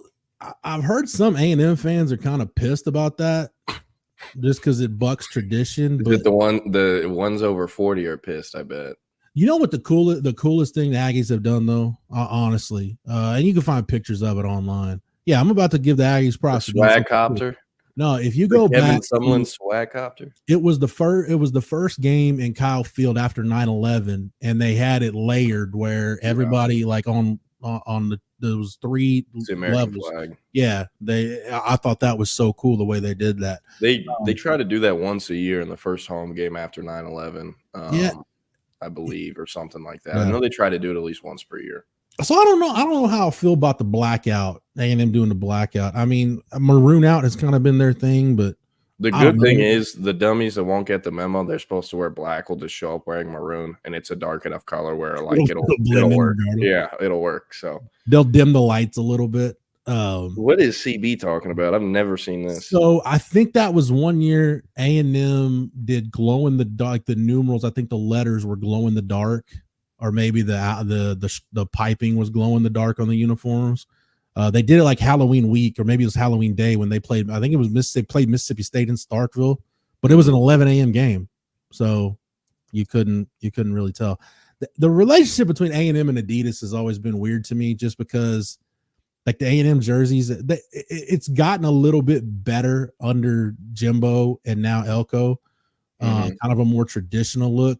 But like the Sumlin era A&M jerseys, dude, like they look so cheap.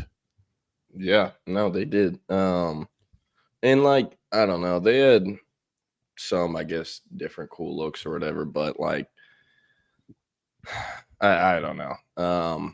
To me, like, I don't know, like A&M is one of those schools that I didn't think there was anything wrong with just the uniforms that they've had forever, like their home uniforms, maroon helmet, white face mask, maroon top, white pants, and then you want to wear black shoes, you want to wear white shoes, doesn't really matter. Kind of do whatever you want with the footwear. You know what? I'll tell you what pisses me off, and a lot of schools do this, and I'm happy Texas doesn't, because it actually does kind of piss me off. Especially Auburn pisses me off so much when they do this. If it is a white helmet and you're wearing all white uniforms, for the love of God, wear a white face mask. You know what I mean? When Auburn wears the orange one or the blue one, it's like, no, just wear the white one. I know y'all have it. It's the same thing. A&M will sometimes wear that white helmet with the maroon A&M logo, and it'll be a maroon face mask. Yeah. Or a gray one. And it's like, what are you doing? I wonder, though, for A&M, I wonder if it's just so they don't want to look like they're trying to copy Texas. I don't know. With the icy white. At that, like, what is going to happen? Your fans are going to banter a little bit more, like, you know. For Auburn, that's just going back to the Bo Jackson era orange face mask, because that was back in the day where they did wear orange, like the Pat Dye Auburn uniforms. They had orange face masks. I think maybe in the early 90s, late 80s, early 90s is when they changed. Yeah. Hey, JW Crunch is right. When I was giving old people stuff about not liking the black. He is correct. I'm not gonna lie, but like, man, don't be knocking us olds, man. Okay, here's the thing though. This is why this is actually a good thing for Mike Elko and the start of his kind of tenure there. Under Jimbo Fisher, all A&M ever wore was all white or maroon top, white bottom, or maroon bottom, white top. They would never go all maroon. Never. I don't like that look. You want it? Well, I know, but they've traditionally worn it in the past, and Jimbo Fisher would never wear that, and they would never get alternate uniforms because he kind of had the same philosophy that Texas has had. Jimbo, I heard that about Jimbo at Florida State. Like, he was very like, we have one set of uniforms for home games and one set of uniforms for road games, unless, you know, to JW Crunch's point, Nike was paying the freaking bills at FSU. So like, hey, you're wearing a black alternate jersey because our multi-million-dollar contract with you says we're going to make you do this. Then yeah. Oh, well, I've seen these before. I didn't know these are supposed to be glow in the dark. I never knew that. Yeah. I just thought it was like a weird look. Well, yeah, because it was ended up being an 11 a.m. game. That's why. That's why. Yeah, no, but with Jimbo, he never let them wear all maroon. And A&M had worn that in the past. Mm-hmm. So you want to guess what uniforms they wore in their first game without Jimbo Fisher with Elijah Robinson as interim head coach? They wore all maroon. Yeah. And Elko, I believe, has already worn all maroon. And, you know, since Jimbo never wore alternates, they weren't going to give Elijah Robinson an interim the privilege for them to wear alternates. You know, I think it's a good thing for Elko and, you know, his tenure being like, hey, we're not as like the strict traditional, like, you know, because that's so much of what A&M wants to build themselves off of is, you know, blue collar grittiness and whatever. And you can still have that, but you can also wear black uniforms. You don't have to stick completely to the script. Yeah. And like for me, like for Texas, I never want Texas to have an alternate uniform. They never should have one. Neither should Alabama, right? Neither should Penn State. Penn State. I was going to say, and it's because those are the programs. Those are what they wear. These are historic programs that have won. You know, I'm not even trying to bury them. I'm really not. A&M is just not at the level of those programs. Their uniforms are not as traditional, and they don't have that, you know, aura, I guess, right? Yeah. So, you know, they can wear those alternates, but Texas, they should never it's a different type of deal. I feel like, you know what I mean? Even like Michigan, like when Michigan tries to switch up the pants and do stripes on the pants, I'm like, no, your pants should always be maize. You wear blue tops at home, white tops on the road. Simple. Don't be messing it up. There's nothing wrong with Michigan's uniform. It's a great uniform. Keep it as it is. But like, Miami's one of those schools that if you look at Miami in football is kind of like UConn in basketball. Like, man, you should consider them a blue blood when you look at the resume, especially in the last 40 years. Mm-hmm. But nobody considers Miami a blue blood, but Miami's one of the few blue bloods, those type of programs that I think can get away with doing different uniform combinations because they've changed so much. And there's no like, you don't think about Miami the way you think about like Darrell Royals, Texas, or Joe Paterno's Penn State, or Bo Schembechler's Michigan. Like that's their uniform. It always has been. It always will be. Ohio State is the only blue blood that I think like their alternates. Like to me, I don't have a problem with those. It's not like, oh God, what's Ohio State doing? Like Oklahoma's alternates are god awful. Man, terrible. I'm happy you brought this up because I have some funny stuff I want to talk about. The OU anthracite uniforms, I don't know if they got rid of them, but the ones where you can barely see the numbers, those ones are god awful. Like I get the concept y'all are looking for, but y'all stunk it up with this one. Their old Rough Rider ones that they wore during like the Baker Mayfield era, they were white and had like I think the red shoulder pads. They're almost like a cream instead of white. Yeah. It's like that's what it was, and you could like tell they wanted it to be known it was like the off-white or cream color, or whatever. Those ones weren't horrible, but I don't think they even wear them anymore. So I don't know. But Jeff, one thing I want to talk to you about. So Lincoln Riley, he didn't do another bad brisket pick, did he? No, but he didn't murder brisket. Sorry, I'm trying to do math here. Yeah, Jason, not the Ohio State throwbacks. They did Urban brought these in where they did like the black face masks and the piping on the arms was different. Jordan, you can throw up a picture of it here in a little bit. You're telling me Lincoln Riley didn't commit assault on a brisket, so I'm wondering what this is. Okay, so Lincoln Riley's currently 8-5, or he was 8-5 last year. Mm-hmm. He's currently 3-4. The next few games for USC with back-to-back losses to he pulled the Tom Herman. He went and lost the game to Maryland. No. This dude has lost the last 3 games in a row. They lost to Minnesota, Penn State, and Maryland. One of those is acceptable if you're USC. The other two, not so much. But imagine if they didn't beat LSU, they'd be 2-5. 3-4 in year 3 is not where anybody expected Lincoln Riley to be at this point. I sure as hell didn't. Yeah, no, but he's 3-4. These are his next few games. Okay, he's Rutgers in LA tonight at 10 p.m. Boy, if they don't win that one, if they don't win that, he's probably fired. But if they do, they have to go to Washington next week. Yeah, UW's struggling, but okay. I don't know. We'll spill the pill, Rogers. I'm going to use her spill the pill forever. Nebraska goes to USC November 16th. Nebraska at USC. Raiola could slime them out. USC and UCLA. You know UCLA after hitting we're in LA. They're going to want to get that gig back, especially after their coach left for USC. They are so bad, though. I know. But who do they close out the season with? Notre Dame at home, number 12. I mean, so I bring this up to say, if Lincoln Riley gets fired, where'd he go? I don't think he'd get fired. But if he does, hey, you know who needs an offensive coordinator? I already got a jersey swap. God. Can you imagine? If Lincoln Riley got fired, if USC fired Lincoln Riley, and I'm Scott Strickland, the AD of Florida, I'm on the first plane to LA to pick up Lincoln Riley and be like, give me a number. What would it take for you to come coach DJ Lagway in Gainesville? Dude, that's as simple as that. Yeah, the thing is, timing will be important because, how much longer is DJ Lagway going to be in Gainesville? By the way, hey, before we get to this, Bevo Lance, Jason, David, Keith Williams, CB, JW Crunch, Thanks everybody for participating in the chat today, watching on the YouTube machine. And if you're on audio, thank you so much for subscribing to Texas Sports Unfiltered. CB asked an interesting question. Who gets fired first? Lincoln Riley or Brent Venables? I think at this point, probably Brent Venables. Really? Well, Jordan, you look at, they went 6-7 Venables' first year, right? And Dylan Gabriel and an improved defense got them to 10 wins last year. But you look at, what is Oklahoma right now? They're 3-5 or 3-4, whatever they are. Yeah, they play, getting back to the SEC schedule, they play Ole Miss tomorrow in Oxford at an 11 a.m. game. After that, they are, let's see, the Missouri game, I believe that's in Columbia. It is. They got to go to Mizzou.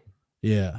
And then after that, and they're 4-3, by the way, right now. OU. Yeah, they're 4-3. You figure they go to Oxford, that's probably a loss. Yep. Then they have Maine. They're going to beat Maine. They'll beat Maine to get the 5 wins.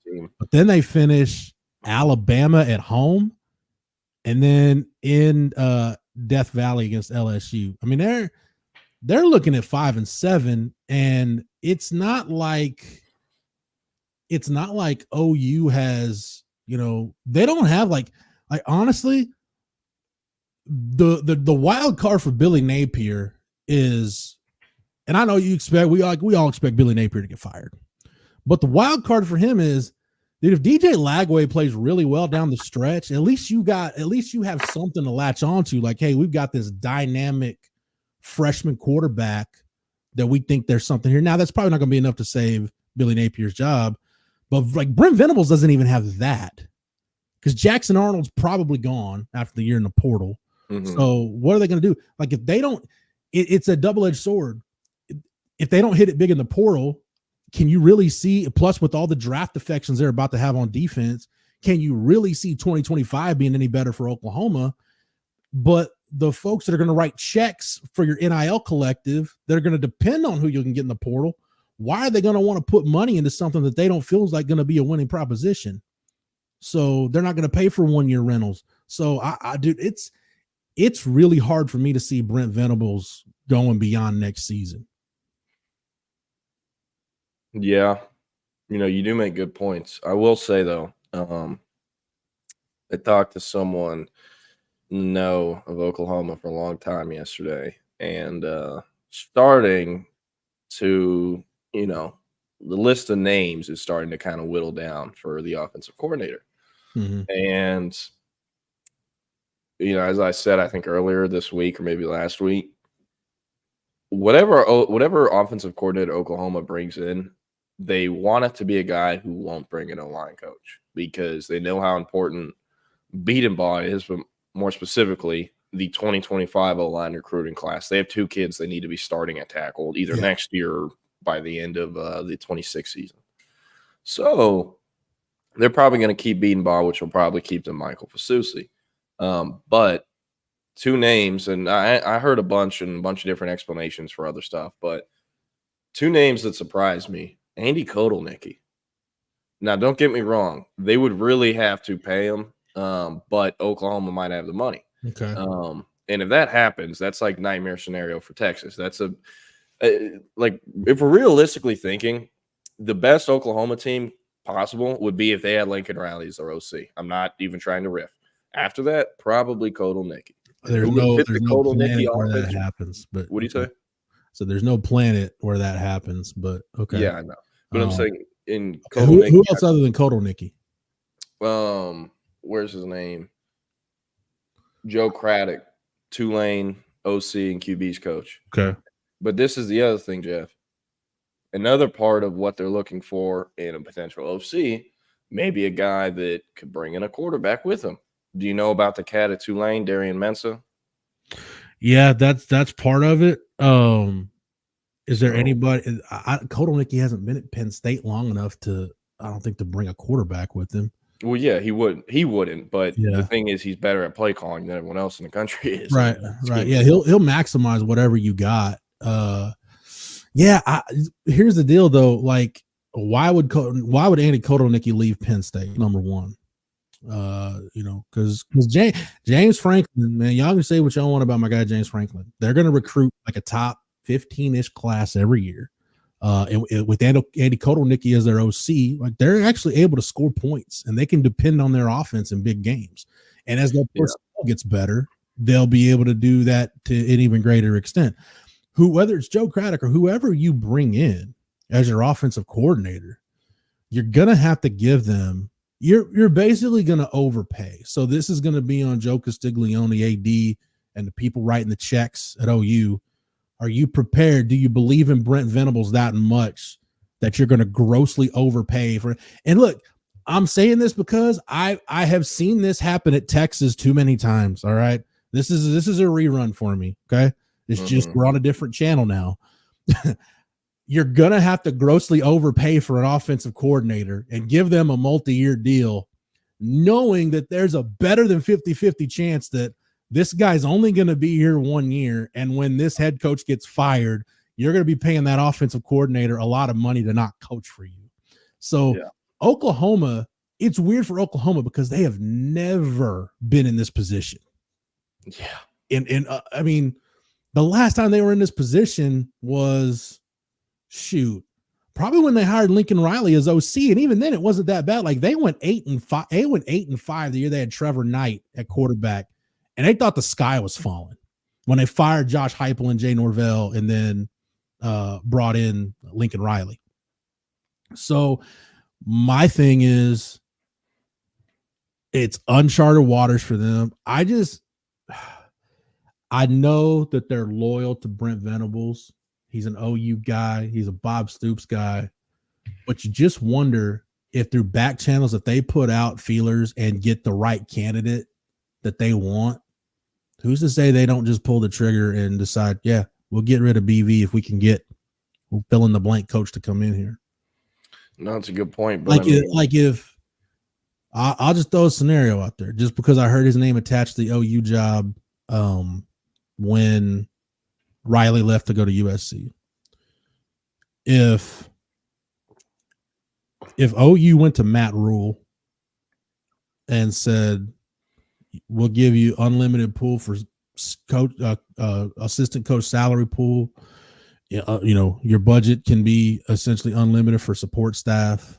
Pick your number for, whatever you want your salary to be. Basically, you give Matt Rule the world. Would Matt Rule leave Nebraska to go to Oklahoma? And if he were to say yes, do you just pull the plug on Brent Venables now and make that move?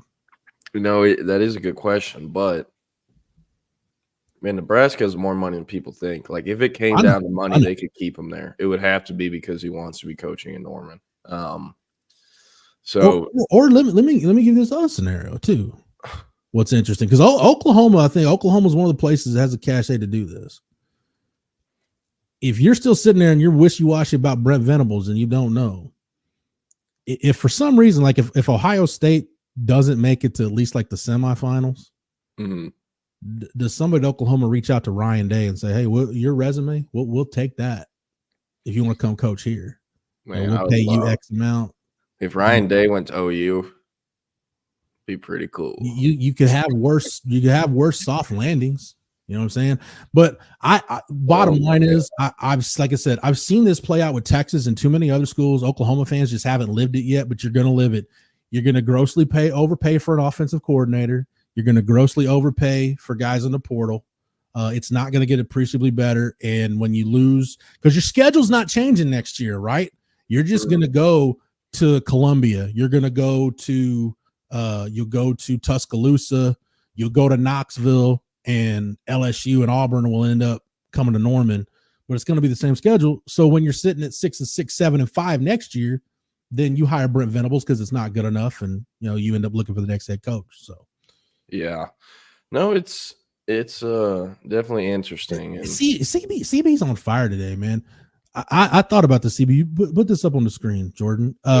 Says, you need to get away from the Stoops coaching tree. I felt like that's why I dug the Lincoln Riley hire at USC, because one of the reasons why I did, because I just felt like they had to get away from anybody that was attached to that you could trace back to the Pete Carroll era. I just felt like they had to get away from that. Like you're not going to recapture what that was. That was a very, very special dynasty for the brief time we saw it. Like, I don't think Oklahoma fans realize how spoiled they were to have that transition from Bob Stoops to Lincoln Riley, and for that thing to be what it was in the Big 12, where basically what Kansas basketball was, men's basketball was to the Big 12. That's what Oklahoma football was. You dominated the league while you were a member. So I don't think that's going to happen. And yeah, do they need to get away from it? I don't know, because Bob Stoops is still so involved in what's going on there. He's so very much around. I don't know if you can. So you know what? If I guarantee you, man, if Venables got fired today, and you know Colin Kennedy and our good friends at Sooners Illustrated, if they put out a hot board, by default, Josh Heupel would have to be the top name on there. Hey, you know who could also be on there? And if this happened, I'm serious, I might cry so hard from laughing, or cry from laughing so hard. Deion Sanders. I don't think that would ever work. The Buffs are 5-2. Yeah, it's fine if Deion wants to coach at Colorado, or hell, even if he went back to even if he replaced Mike Norvell at Florida State, just because it's his alma mater. I don't think. I mean, here's the thing: like, I feel like Florida State, if they were pissed off enough at Norvell, they would have bought him out by now. Like, I think, and I know we kind of talked about this already, and it's, you know, everyone's talked about it, but it's kind of wild. They're going to go 2-10 probably, because they have they play an FCS team that there's like no way they'll lose to them. And you say that, you know, next year their recruiting class isn't great right now. Next year, I don't know.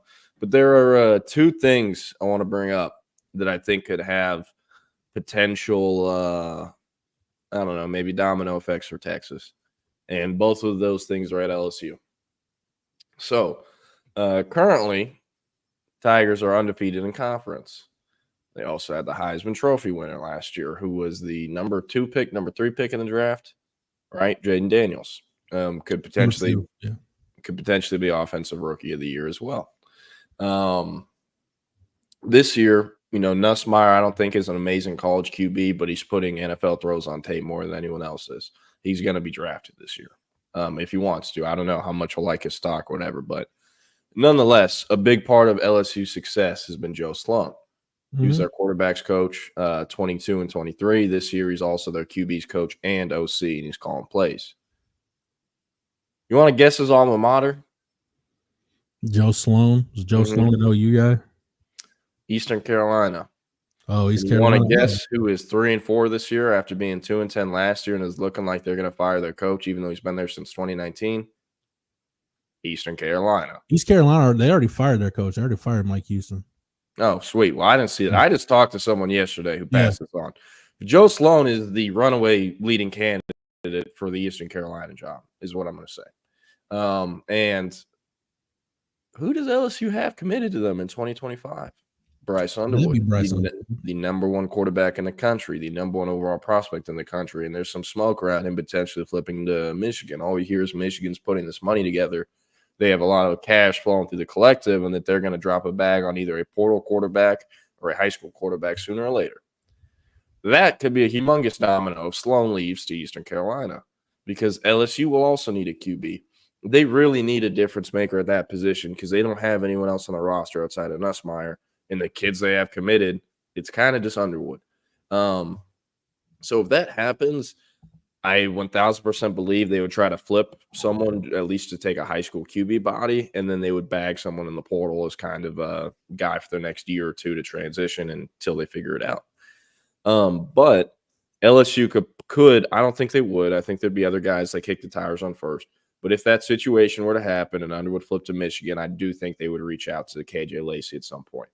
And also, that path to playing time in Baton Rouge with Bryce Underwood out of the picture, hypothetically, is going to be much quicker to the field than it would be at Texas. That's just how it is. Yeah. Another thing, though, that I had never thought about, I was talking to someone in the NIL world yesterday. It's that time of the year we're hearing about guys going in the portal. And I've heard of several players I think Texas will be very, very interested in, but I'll leave it at that. But NIL guy brought up a great point. He's like, what do you think Harold Perkins is going to do? I was like, what? And he's like, well, what do you think he'll do? And he's like, because the earliest he can go is second round right now, the earliest. And he's like, if he comes back for another year and plays well, he'll be top 20. The thing is, if he comes back for another year, he's not going to go to LSU. I don't know if y'all remember, different things that are reported about Micah Parsons at Penn State, or, maybe Denver Harris at LSU, what happened there. Like, I don't think it's an amazing team culture set up with Harold Perkins and the rest of the LSU team. So that being said, if he's going to come back to college, he'll probably be at another school.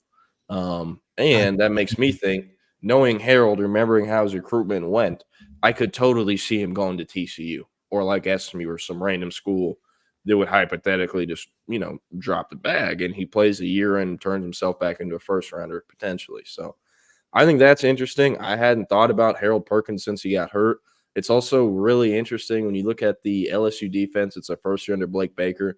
Statistically, I mean, it makes sense as they've progressed further into the season, but they're statistically a better defense in almost every category with Harold Perkins injured. Yeah, I would think Jordan, he probably goes pro, and because I think there's more. The risk to me isn't worth the reward. Like, could he get into the top 20? Yeah, but dude, somebody in the early second round is going to take a chance on Harold Perkins. Yeah, because the chance of getting a franchise pass rusher, you can't pass that up.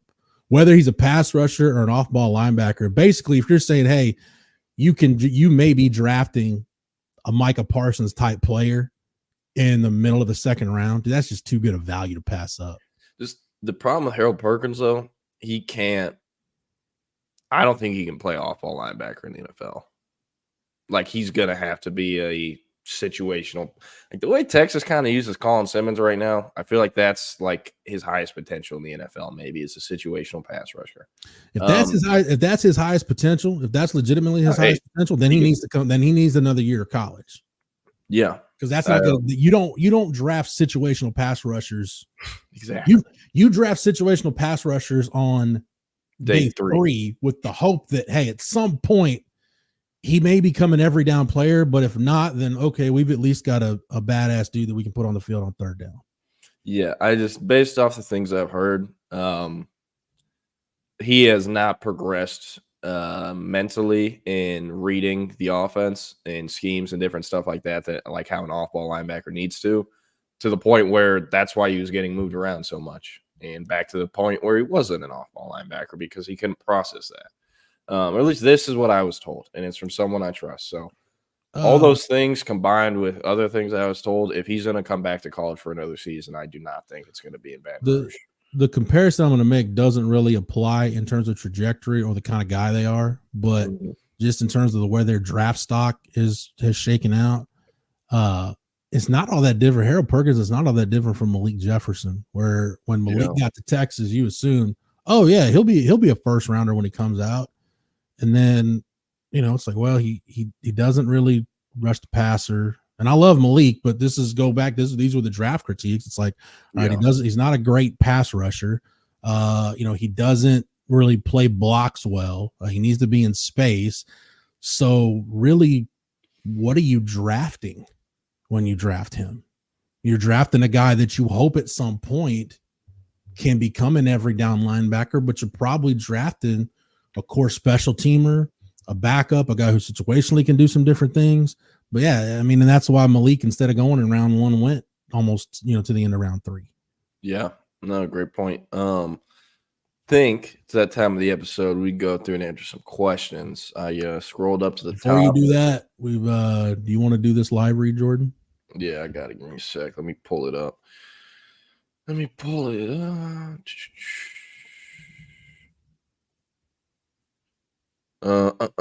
Today's show is brought to you by Real Truck, the #1 truck accessory brand in the United States, with top-selling upgrades for the ultimate tailgate party, hitch grills, powered coolers, weatherproof awnings, and more.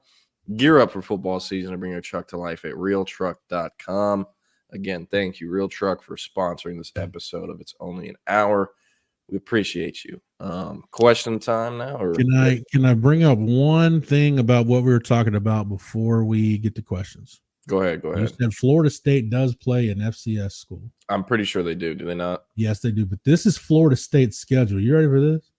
All right. So on Saturday, They're at Miami. Yeah, that one's going to be funny. Cam Ward is literally going to be doing this the entire game. Then this could be, it's at Doak Campbell. November 2nd, they play North Carolina. Good God, if Mac Brown is ever going to get a win over his alma mater, this has to be the year, right? If Mac's ever going to beat Florida State, this has got to be the year. Hey, shit, man. Duke got their first win over Florida State in program history a couple weeks ago. Hopefully, Mac can get it too. Then they go to South Bend to play Notre Dame. Yeah, that ain't happening. Then they've got a bye. Dude, honestly, Mike Norvell could get fired after that bye week because if they'd be 1-7, 8. They'd be 1-9 going into a bye week after what should be them getting stuffed in a locker against Notre Dame. That could be it right there. What's truly going to be the funniest and most unserious game of this college football season, Florida and Florida State still have to play each other. Dude, I told you, man, that's the Timmy and Jimmy fight from South Park. And then they played Charleston Southern the week before they played Florida. Dude, it's just I think they're gonna, they'll lose the next 3. Norvell will get fired before the bye week, and for the 90,000th time in his tenure, Odell Haggins will finish the year as the interim head coach. They'll beat Charleston Southern, and who knows? They probably beat Florida. They just have. Where is that game? That game, it's at Doak Campbell. So I don't know. Maybe they beat Florida. Who knows at that point? I wonder what the capacity will be because they're doing upgrades on that stadium, so that's why it always looks empty. But if they're rolling into that game 1-11, they can't. There's going to be more Florida fans there than FSU fans. They've been right around between their lowest home attendance that I'm looking at is 51,719 for the Boston College game. I'm guessing 55,107 is capacity because that's where they were for Memphis and Cal and Clemson. So I'm guessing 55,107 is their stadium capacity. Yeah. No, man. Florida State, what a fall from grace. And that's the thing. Who are they going to hire? Because Colin, we were riffing yesterday over the phone. He's like, man, Hugh Freeze has a worse record than Brian Harsin. What if they fire Hugh Freeze and Auburn hires who? You remember when Auburn was open last time and they almost hired this guy? Man, I don't know. That's Deion Sanders. It's really hard to go from being that good to that bad in a season. It's got to be. I mean, Jordan, you realize they could go from 12-1 or 13-1 to 1-11. It's like almost it was an unironic no, didn't intend for it to happen version of what happened in Necessary Roughness, where they win the national championship and then they just gut the program and they have to bring in a bunch of walk-ons and 40-year-old dudes to play. That's pretty much what's happened to Florida State this year. Yeah, except they drop bags in the portal and these dudes are playing ass. They're just, I see it on Twitter every week. People Florida State fans riffing, being we need our money back for what we donated to the collective and stuff like that. Dude, but nonetheless, we got question time. Jose Rodriguez, there's potentially some betting advice he's asking us for. No, I'm playing. But Jose Rodriguez says, Hefe and Jordan, what's more likely to happen tomorrow versus Vanderbilt? Quinn Ewers passes for over 300 yards. Trey Wisner rushes for over 100 yards. Ryan Wingo finishes the game with over 100 yards receiving. What do you think, Jeff, is the most likely of those 3 scenarios? Trey Wisner over 100 yards. Yeah, I'd probably have to roll with that too. I think Wingo will have a big game. I'm assuming mostly everyone who watches the show has seen the latest stuff on Isaiah Bond. He's now doubtful, probably isn't going to play. Same with Drew Makuba. Would be surprised if either of those 2 guys play. If that happens, Ryan Wingo is probably going to end up replacing Bond. Sorry, didn't mean to play that. Oh, no, you're good. So I was saying, I think Wingo's going to have a big game, one of the biggest games he's had, if not the biggest games he's had in his Texas career. But I don't know if he can go, into 3 digits for the game. Quinn, on the other hand, I hope he's going to play better. I think he will play better. I think he could go north of 200, but I do think they're going to be running the ball a decent amount. And also, it's really hard to think Quinn Ewers is going to go north of 300 after the last few games, just being honest. So if I had to put money on either one of these things, I'd probably do Trey Wisner, just like Jeff said. But nonetheless, good question, fun question. I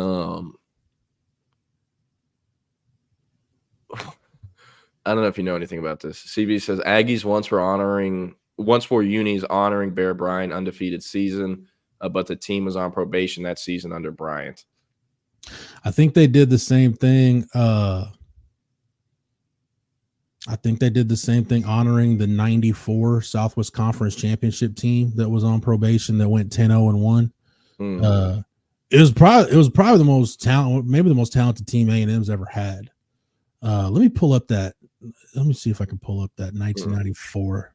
Jose Rodriguez says Jordan, do recruits like a school if it's Nike over Adidas? I think Adidas uniforms are always terrible no matter the school.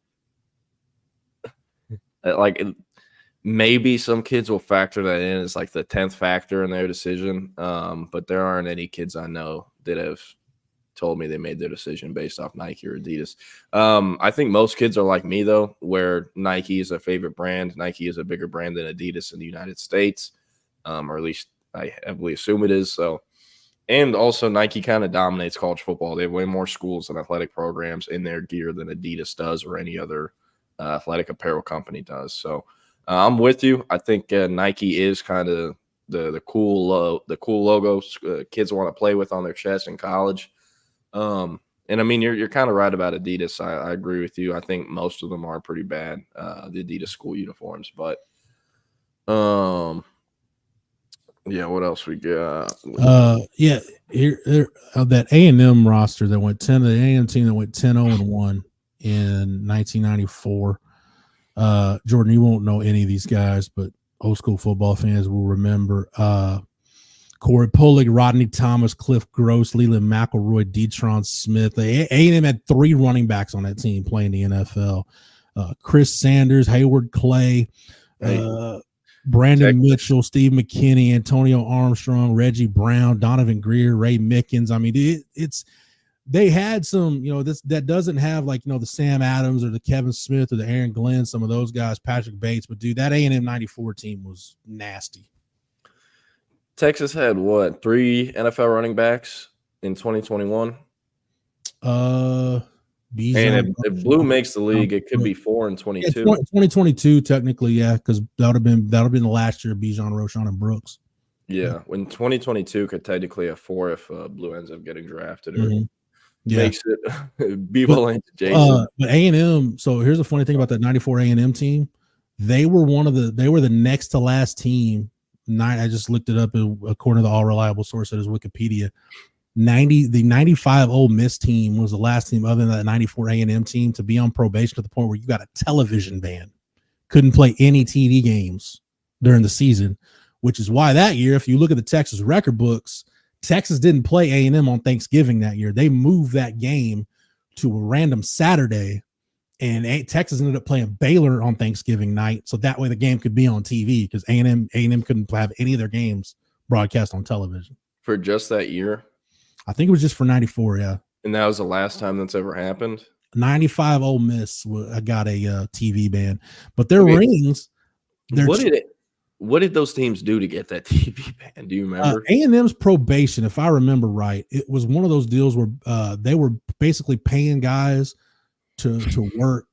They're paying guys to work jobs where they didn't work. Like, hey, we got you a landscaping job. So pretty much Rhett Bomar cutting grass on an AstroTurf field. So Rhett Bomar pretty much. Yeah, that's why the Oklahoma thing just gobsmacked me. I was gobsmacked because I'm like, dude, y'all are doing stuff like 15, 20 years ago at that point. Oklahoma was. So yeah, I think it was Greg Hill. I think Greg Hill was the player that ended up A&M getting in trouble with. But CB mentions that the 1994 season. So A&M finished first in the Southwest Conference, but since they were on probation, they couldn't claim the conference championship. So their rings don't say Southwest Conference champions. The A&M rings from that year, I think they say like best in the Southwest or something. They couldn't have the Southwest Conference logo on them or anything. So you had a 4-way tie for the Southwest Conference title between Texas, Baylor. I think Texas, Baylor, TCU, and Rice. Or I think Baylor, Texas Tech, and Rice. Yeah, Rice got to share that 94 conference Southwest Conference championship. Shout out Rice. Man, I forgot what I was gonna say. That's crazy. I can't imagine a TV ban nowadays. No, dude, no way. Like I knew that was a thing, but I hadn't thought about it or been reminded about it in a minute. Jordan, you want to know who your coordinators were on that 94 A&M team? Your offensive coordinator was Steve Ensminger, who is now most famous to know for being Joe Brady's babysitter on the 2019 LSU team. And your defensive coordinator for the Fighting Texas Aggies in the year of our Lord 1994, Senator Tommy Tuberville was the defensive coordinator. Bang. Man, I literally just remembered and forgot it what I was gonna say. Holy crap. TikTok brain. But Beeble Jason said, do you think Oklahoma fans like the Jumpman logo because it looks like an upside down Longhorn? that one wasn't bad. This is what I want to say. We talked about Rhett Bomar earlier, right? Or just now. You want to guess what Rhett Bomar's up to? I don't know, because he hung around in the NFL for a minute. I have no idea what he's doing now, though. He's coaching he's a quarterbacks coach at a high school in Texas. You want to guess this high school? It's in the North Houston area. Public or private? Public. And he's been there since like 2019, 2018. I found this out like 3 weeks ago and it was like, yo, what? Klein Oak. He's at Conroe. Is he really? Ben Wells and Rhett Bomar are on the same coaching staff. That's funny. Yeah, they didn't overlap in their playing careers, but that is funny. Yeah, and I'm like, what this dude is coaching in high school, and I didn't find he has like 100 Twitter followers. His Twitter account's super low key. Rhett Bomar played in the league, ended up having a good run at Sam Houston when he transferred. But like the thing Rhett Bomar is going to be, the two things Rhett Bomar is most famous for is getting himself kicked out of OU, and the fact that Brian Robinson folded him in half like a cheap suit in the Texas OU game. That's the two things Rhett Bomar is famous for. You don't talk down on a fellow Bearcats legend. You're talking to one too. Got a few natties in my Huntsville dynasty now. How the hell in that 94 season did A&M end up tying post-death penalty SMU at the Alamo Dome of all places? Hell did that happen? Who knows? David Keith Williams, at Jordan, at Jeff. Look, I just want to talk about Southwest Conference football the rest of the show. Can I do that? Can I just talk about the Southwest Conference and how awesome it was? We can if you want. We don't got to do questions. But no, David Keith Williams said, Jordan, Jeff, my view of importance is different than most, but I think defensive tackle is the most important position in football. What's your view regarding the importance of getting Javion Hilson? Javion Hilson is important, but like he's behind the true interior D lineman. He's not an interior D lineman. He's a edge prospect. Like Myron Charles and Josiah Sharma are higher up on my list of priorities. Same. And I think Hilson's really talented. I think he has a higher floor than Smith Rugbo does. I think he has higher floor than Smith Rugbo does. I think Smith Rugbo will need more development. But I mean, if you can take three edges and your edge guys are Lance Jackson, Javion Hilson, and Smith Rugbo, that's the best edge class I've seen this year in 2025. And it's the best edge class Texas would have signed any year, even with Colin Simmons and Zeno last year. So, I think Hilson is important, but I would probably put him behind, the uncommitted guys like Joseph and Bachu, or, guys are still trying to flip Kevin Wynn. And, Justice Terry's an extreme long shot, but like you have to shoot. Justice Terry is a way bigger deal if he was to commit than Javion Hilson. And take away the rankings, it's just about the positional priority. So Justice Terry is one of those, man, you have to shoot your shot. If you can get a 5-star out-of-state prospect at a premium position on campus for an official visit, and they're at least reciprocating interest, you got to do it. It may not end anywhere, may not go anywhere. You may lose that battle, but you got to interior defensive lineman. You got to take them. I also think the Texas edge room is in a much healthier place than the Texas defensive line room in terms of, projecting the rotations the next few years. Because, I mean, the Texas D-line, they're going to lose how many? 4 or 5 guys due to being out of eligibility, and then Vernon Broughton could come back. Collins is out of eligibility. Vernon Broughton could come back, but at this point, I don't think he is. Yeah, Bill Norton's out. Lole, Bill Norton.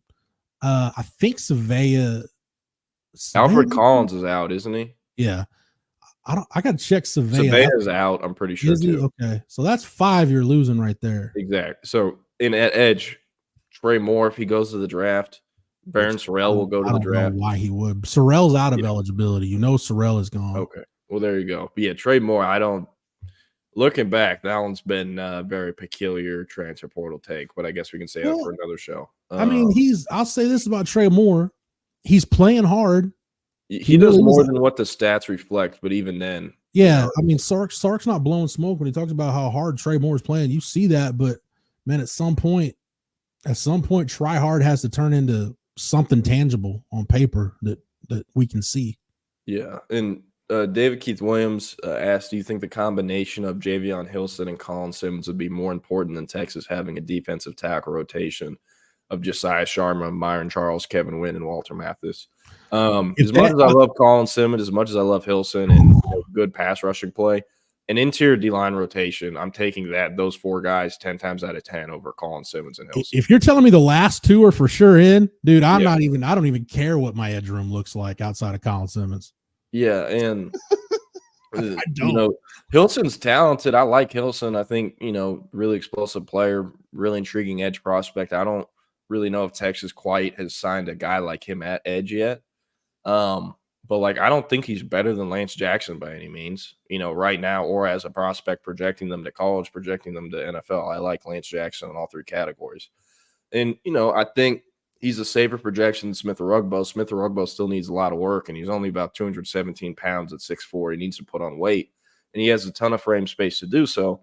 But Smith Rugbo is the way the way I looked at Zena is the exact way I look at Smith, except I think Rugbo is a souped-up version of Zena from last year. I think he's more explosive, but they're very similar, 6'4", about 220, plus wingspans, plus 34-inch arms, and they're also both Nigerian and have pretty straightforward recruitments. So I think those guys are really similar, but I do like Rugbo more as a prospect. So, it's going to be a really good edge home nonetheless if they get Hilson or if they don't. But as far as your question went, it's really hard to go away from that interior D-line play because you can't find that many places. In CB, I know we kind of glossed over this earlier. I really don't think Oklahoma's hiring Brendan Marion based off what I was told yesterday. So I don't know. They gotta hit a grand slam with their OC hire. They do, but I don't think it'll be Marion. Antoine, what's up? Said Jordan, what's up with Trey Moore from Pflugerville Weiss, UT offer candidate? I think potentially one day. I'm not sure if he's there yet. I haven't seen his sophomore tape. For those curious, Trey Moore is a 2027 receiver at Pflugerville Weiss. He's over a dozen offers. I know he's got Oregon, a few other big ones. This kid played. I have photos of this kid playing for Juice's 10U a couple years ago. So I've known him for a long time. I really like him, and I think he has the potential to be the biggest prospect to ever come out of Weiss. He's 6'3" already and was on varsity by the end of his freshman year. The problem is his dad's an OU grad, and I think OU is kind of the school he grew up looking at. So he is going to be at Ole Miss this weekend. They play OU. I believe he's visited OU before as well. So if OU offers him, that's where I think he'll probably end up. But I think he'll eventually be a Texas-level guy. So yeah. Antoine asked another one right below that, said, do Brandon Baker and Jordan Washington play one more game and burn their red shirt? I think if they do, Antoine, I think that tells you that the staff's not really concerned about them having the full 4 years of eligibility because they're not expecting them to be here that long. So yeah, I don't, for either one of those guys, I'm not sure that it matters all that much, Jordan. I mean, I think rather than preserving the year of eligibility, especially for a guy like Jordan Washington, knowing that you're going to be losing Gunnar Helm and Juan Davis after the year, they just might value the in-game experience, just him getting his feet wet more than they do that extra year of eligibility. Yeah. In other words, let's worry more about 2025 than we do what our 2027 tight end room looks like. Yeah, and I mean, to be completely honest with you, I don't think Baker or Washington would have to do like 5 years before getting like NFL looks. But of those two guys, I'd feel better about Baker being NFL ready faster than Washington would. So if only one of these guys ends up not redshirting, I guess I'd probably lean towards Baker. But I mean, Jeff made a good point. I mean, if Cam Williams ends up going pro, Brandon Baker and Trevor Gooseby, the day they come back from winter conditioning and start doing anything football related, they're your starting tackles. So, I mean, getting those guys ready just in case is not the worst thing in the world. Yeah. Can I get the UT Parkins question real quick?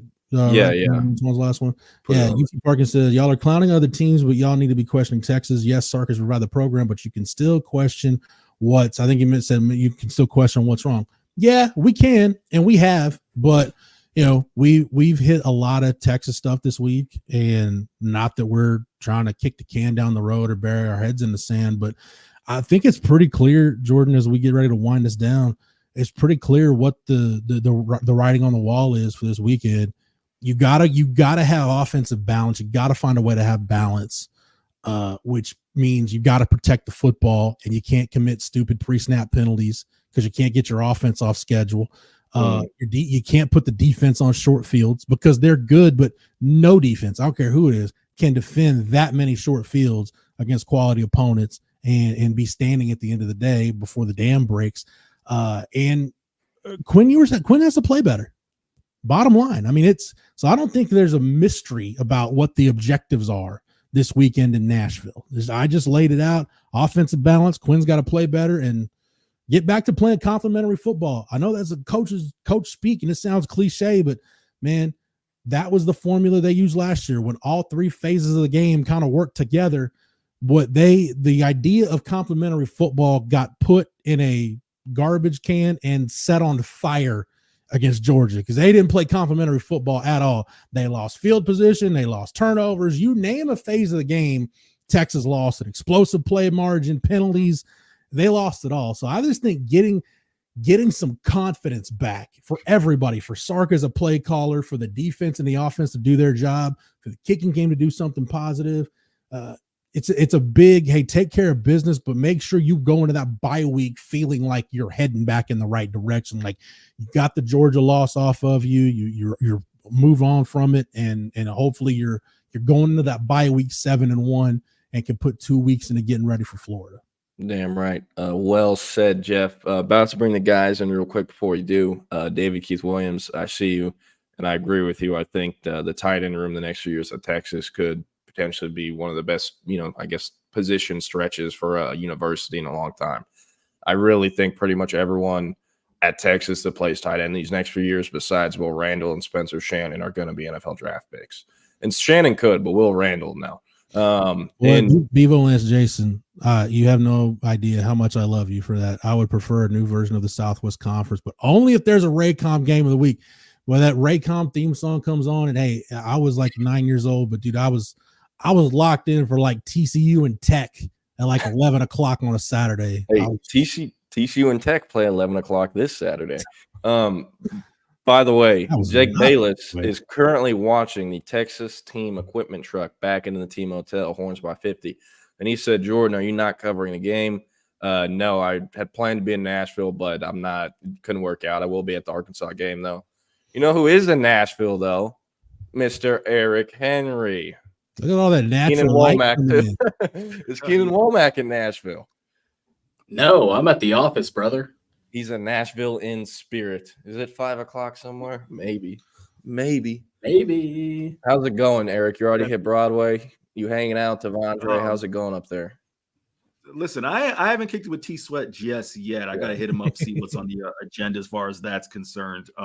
Try to stay out of trouble. So, where are the Titans this week? That's a good question. I meant to look, and I honestly didn't. I'll look right now. I meant to look for the purposes. I figured T-Sweat would either be they're in Detroit. They're in Detroit. Okay, yeah. So be there. Damn. Yeah, that's what I was. That's what I was thinking is that if the Titans were in town, so T-Sweat would be around the team, probably on the sideline. But yeah, just trying to stay out of trouble here in Nashville, Jeff. You can tell this is a hotel room by the amount of natural light that's behind me, just beaming in. One of the things really quick that I'll mention, that's pretty cool, Jeff, is obviously, I spent 7-8 years covering Group of 5 football. It was rare to run into fans of the team that you covered on the road, just because that would require said team to have fans. One of the cool things about covering Texas is like I'm at a random Marriott I'm downtown, but like off the beaten path. I'm not in Broadway. And I probably run to like 24 people clad in burnt orange and white. And that's just pretty cool. You know, it's a new experience for me, but that's just something I'd know. Every year there's 1 or 2 trips that, you know, the UT donors and the sponsors that everybody will just load up and go to. And this year it was going to be Ann Arbor and Nashville were going to be those 2 trips. Yeah, I mean, think about it. When they scheduled this, everyone did not expect Vandy to have the year they had, and they're looking at it as pretty much a guaranteed win, and you can drink all weekend in Nashville. But I mean, in 2021, that one of those trips was Arkansas, and I think if you went to Fayetteville in 21, I think you got your fill. You got your fill of Fayetteville. I know. Man, Eric was asking me what games I was going to go to and like what pass I was going to use. I was like, well, I don't want to go to Nashville just because, you know, I just didn't feel the need to go at the time.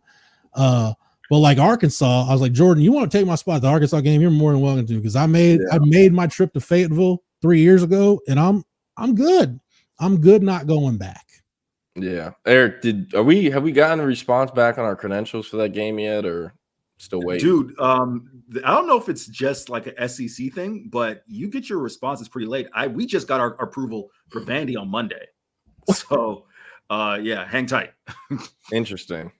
I know in 21 they FedExed our passes to us, and my pass got lost. My FedEx envelope didn't show up until I was on the plane to Tulsa on Friday, and I talked to Arkansas. Like, we'll have it here for you. I'm like, why couldn't y'all just do that instead of having me wait and freak out about the FedEx envelope and almost miss a flight? But it should have been an omen for how that weekend was going to go. I'll get out of here in just a sec. Eric, I want to ask you a question though, real quick. Yeah.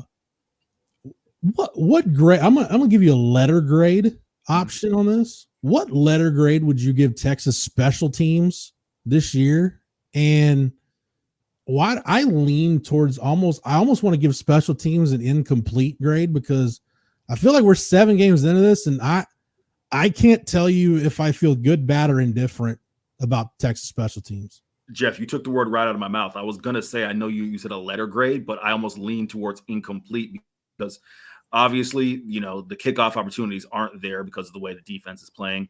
Silas Bolden, God bless him. I feel like I make this joke with you every, home game, that it must be in Silas's NIL deal that he has to field every conceivable returning punt return opportunity there. But, he sometimes even it's like, hey, call a fair catch. He's taking it.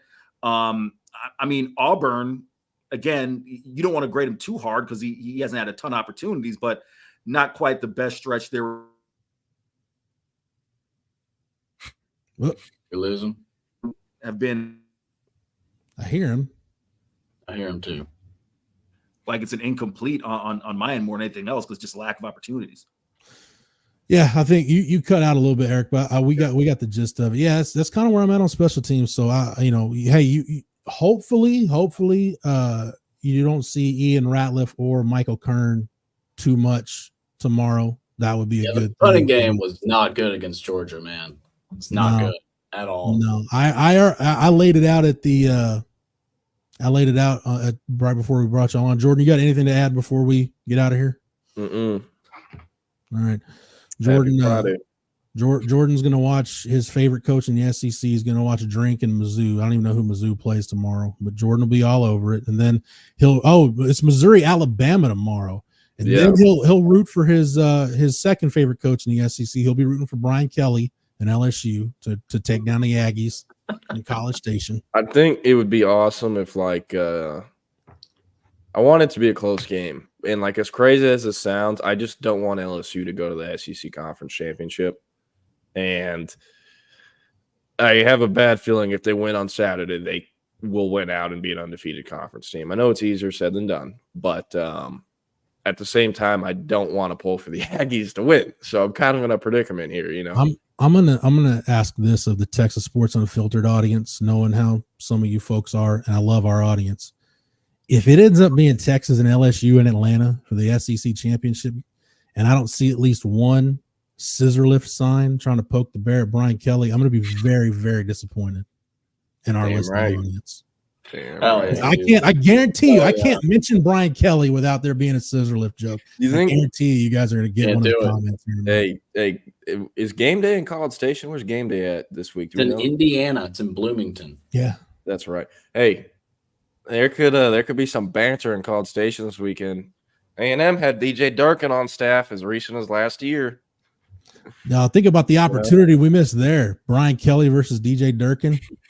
I wonder what they'd have in common. The manslaughter battle.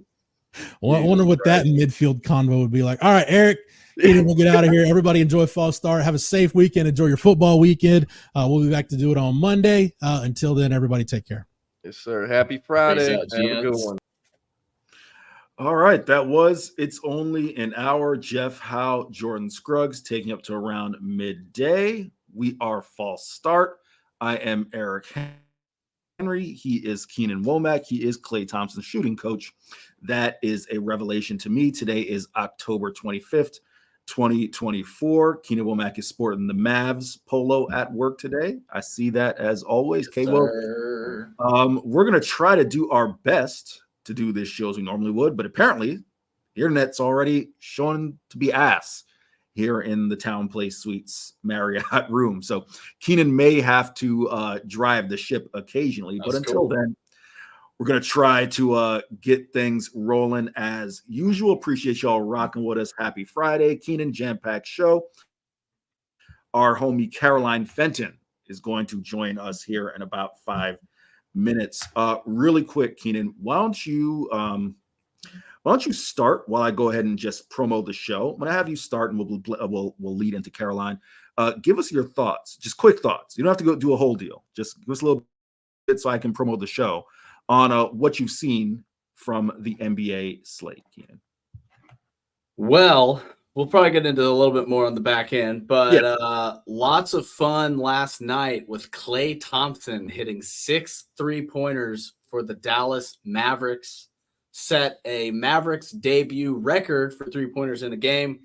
Not super surprising if you see how open he was on some of these shots. I mean, the way this team screens, the way they use dribble handoffs, really impressive offense. I mean, there are a couple of instances where Luka hit Klay with an open shot, and Luka turned around and started running back before he even took the shot because he knew it was money. And hopefully we see a lot of that this year. Yeah, CB said that wasn't fun as the resident Spurs fan in the audience. Yeah, I was really impressed with the Mavericks last night in a lot of different ways, because I was really impressed with Derek Lively guarding Wembanyama.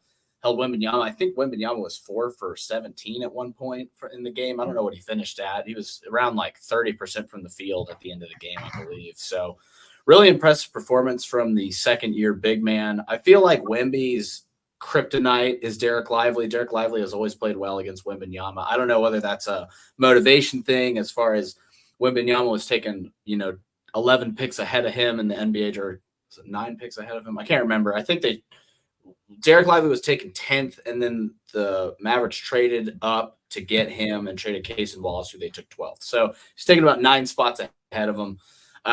Really fun game for Mavericks fans. Luka got off to a slow start, but that's to be expected. He didn't play any preseason ball, so he was going to have some trouble dealing with his situation with not playing with these guys, and not playing with Quentin Grimes, not playing with Najee Marshall. So it was just an entirely new situation for him, but a lot of fun in the NBA. We got a lot more to get to with that a little bit later, but seems our esteemed guest, Caroline Fenton, is in the waiting room. Yeah, we'll bring her in a second. We'll run through some of the comments here really quick before I bring her in.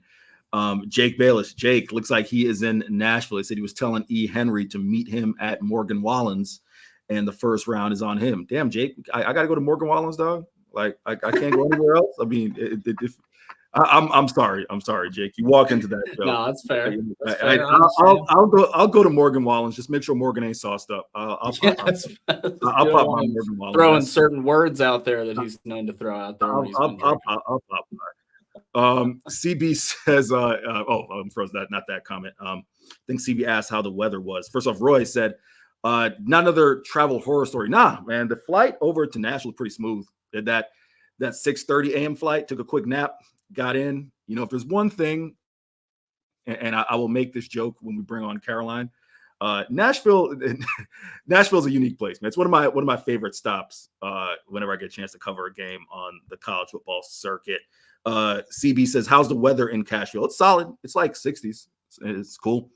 Probably think it'd be a high of like 70 something come kickoff. So that will be pretty cool. David Keith Williams, I see your comments. We will come back to those in a second. But as Keenan teased, without further ado, we will bring on our esteemed guest.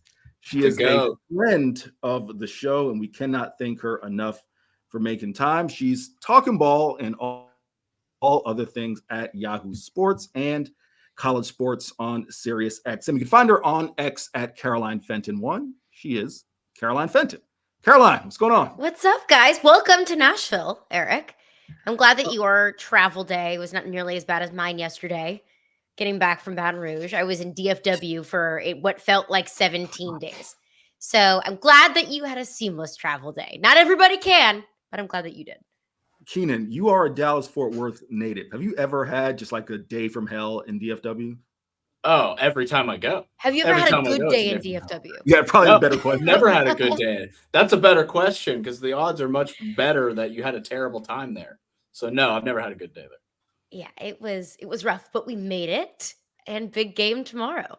Big game tomorrow, no doubt. Keenan, Caroline, I want to make sure both Caroline and I have very public employers. So I want to make it clear that these comments are the thoughts of mine and mine alone. I do not want to sabotage Caroline's career like Keenan tried to sabotage mine when we initially met Caroline. However, my thoughts on Nashville are this. What Disney World is to small children, Nashville is to basic bachelorettes. I was going to say Nashville is to white women. Oh, Caroline, I'm so glad you said it. Yeah. I'm so glad you said it because I decided to kosher it up a little bit, but I'm so glad you said it. Yeah, as the resident white woman on the show. I feel like I can say it, but it's the truth. But that also is all encompassing of the bachelorettes. The 21st birthdays is a personal favorite of mine as well. Mm-hmm. It is if you want to wear your pink cowgirl hat and buy a pair of $500 cowboy boots because you had a couple too many drinks at Morgan Wallen's bar, you broke your shoes, maybe trying to dodge some flying chairs. Like, this is truly a wonderland for you. That sounds like a very specific story, possibly a personal experience, but I won't. Morgan Wallen threw a chair off of the rooftop of a Broadway bar. Oh, that's right. That's right. Not a personal experience. I promise you, I have not thrown anything off of the balcony of a Broadway bar. That is right. I completely forgot about that. Without further ado, Caroline, we'll jump into all things SEC. Keenan, why don't you bat lead off, and I'll follow up after you. Yeah. So I got a question about your game on Saturday against the Texas A&M Aggies. Big time matchup. So my question to you is really, do you think the winner of this game has the inside track to the SEC championship game? Because that's what it feels like to me at this point. Yes, because winner of this game will be the only team in the SEC undefeated in conference play. You have such a massive advantage there. And also looking at the remainder of both Texas A&M and LSU schedules, they're fairly manageable. Obviously, the game at the end of the season that you all are very well aware of is the Texas A&M Texas game. But if LSU can get past this game, they've got Oklahoma on the schedule. Oklahoma can't complete a forward pass. Much more difficult game against Vanderbilt than I thought, or maybe we all anticipated just a few weeks ago or at the beginning of the season. So there's not really a game on LSU schedule that you can put in Sharpie that it's a loss. All of them are losable. Not every single one is an automatic win, but if LSU can win this game, you feel pretty good about the ability to win out. Texas A&M, obviously, with that big game at the end of the season. So, yes, 100% inside track to the SEC championship game, and your odds at getting to the college football playoff skyrocket at that point. Go ahead, Absolutely. Yeah, I was just going to say, so I say this every year, LSU is always a team that can win the SEC. Say it every single year. It doesn't matter who's on the roster. They have a ton of in-state talent. What have been your thoughts on Garrett Nussmeier? Because you had to replace Jaden Daniels last year, and he's done a pretty admirable job in my eye. You had to replace Brian Thomas Jr. You had to replace Malik Neighbors. Kyron Lacey's been really good. Aaron Anthony, I believe is his name, has been really good. Aaron Anderson. What are your thoughts on this offense? Aaron Anderson, sorry. Yeah. What Yeah. are your thoughts on this offense for LSU this year? It looks completely different than it looked last season, but I still have I'm not going to say as much faith because I don't. That's not the truth. I still have more faith in the offensive side of the ball being able to take over games more than any other aspect of LSU's team like I did last season.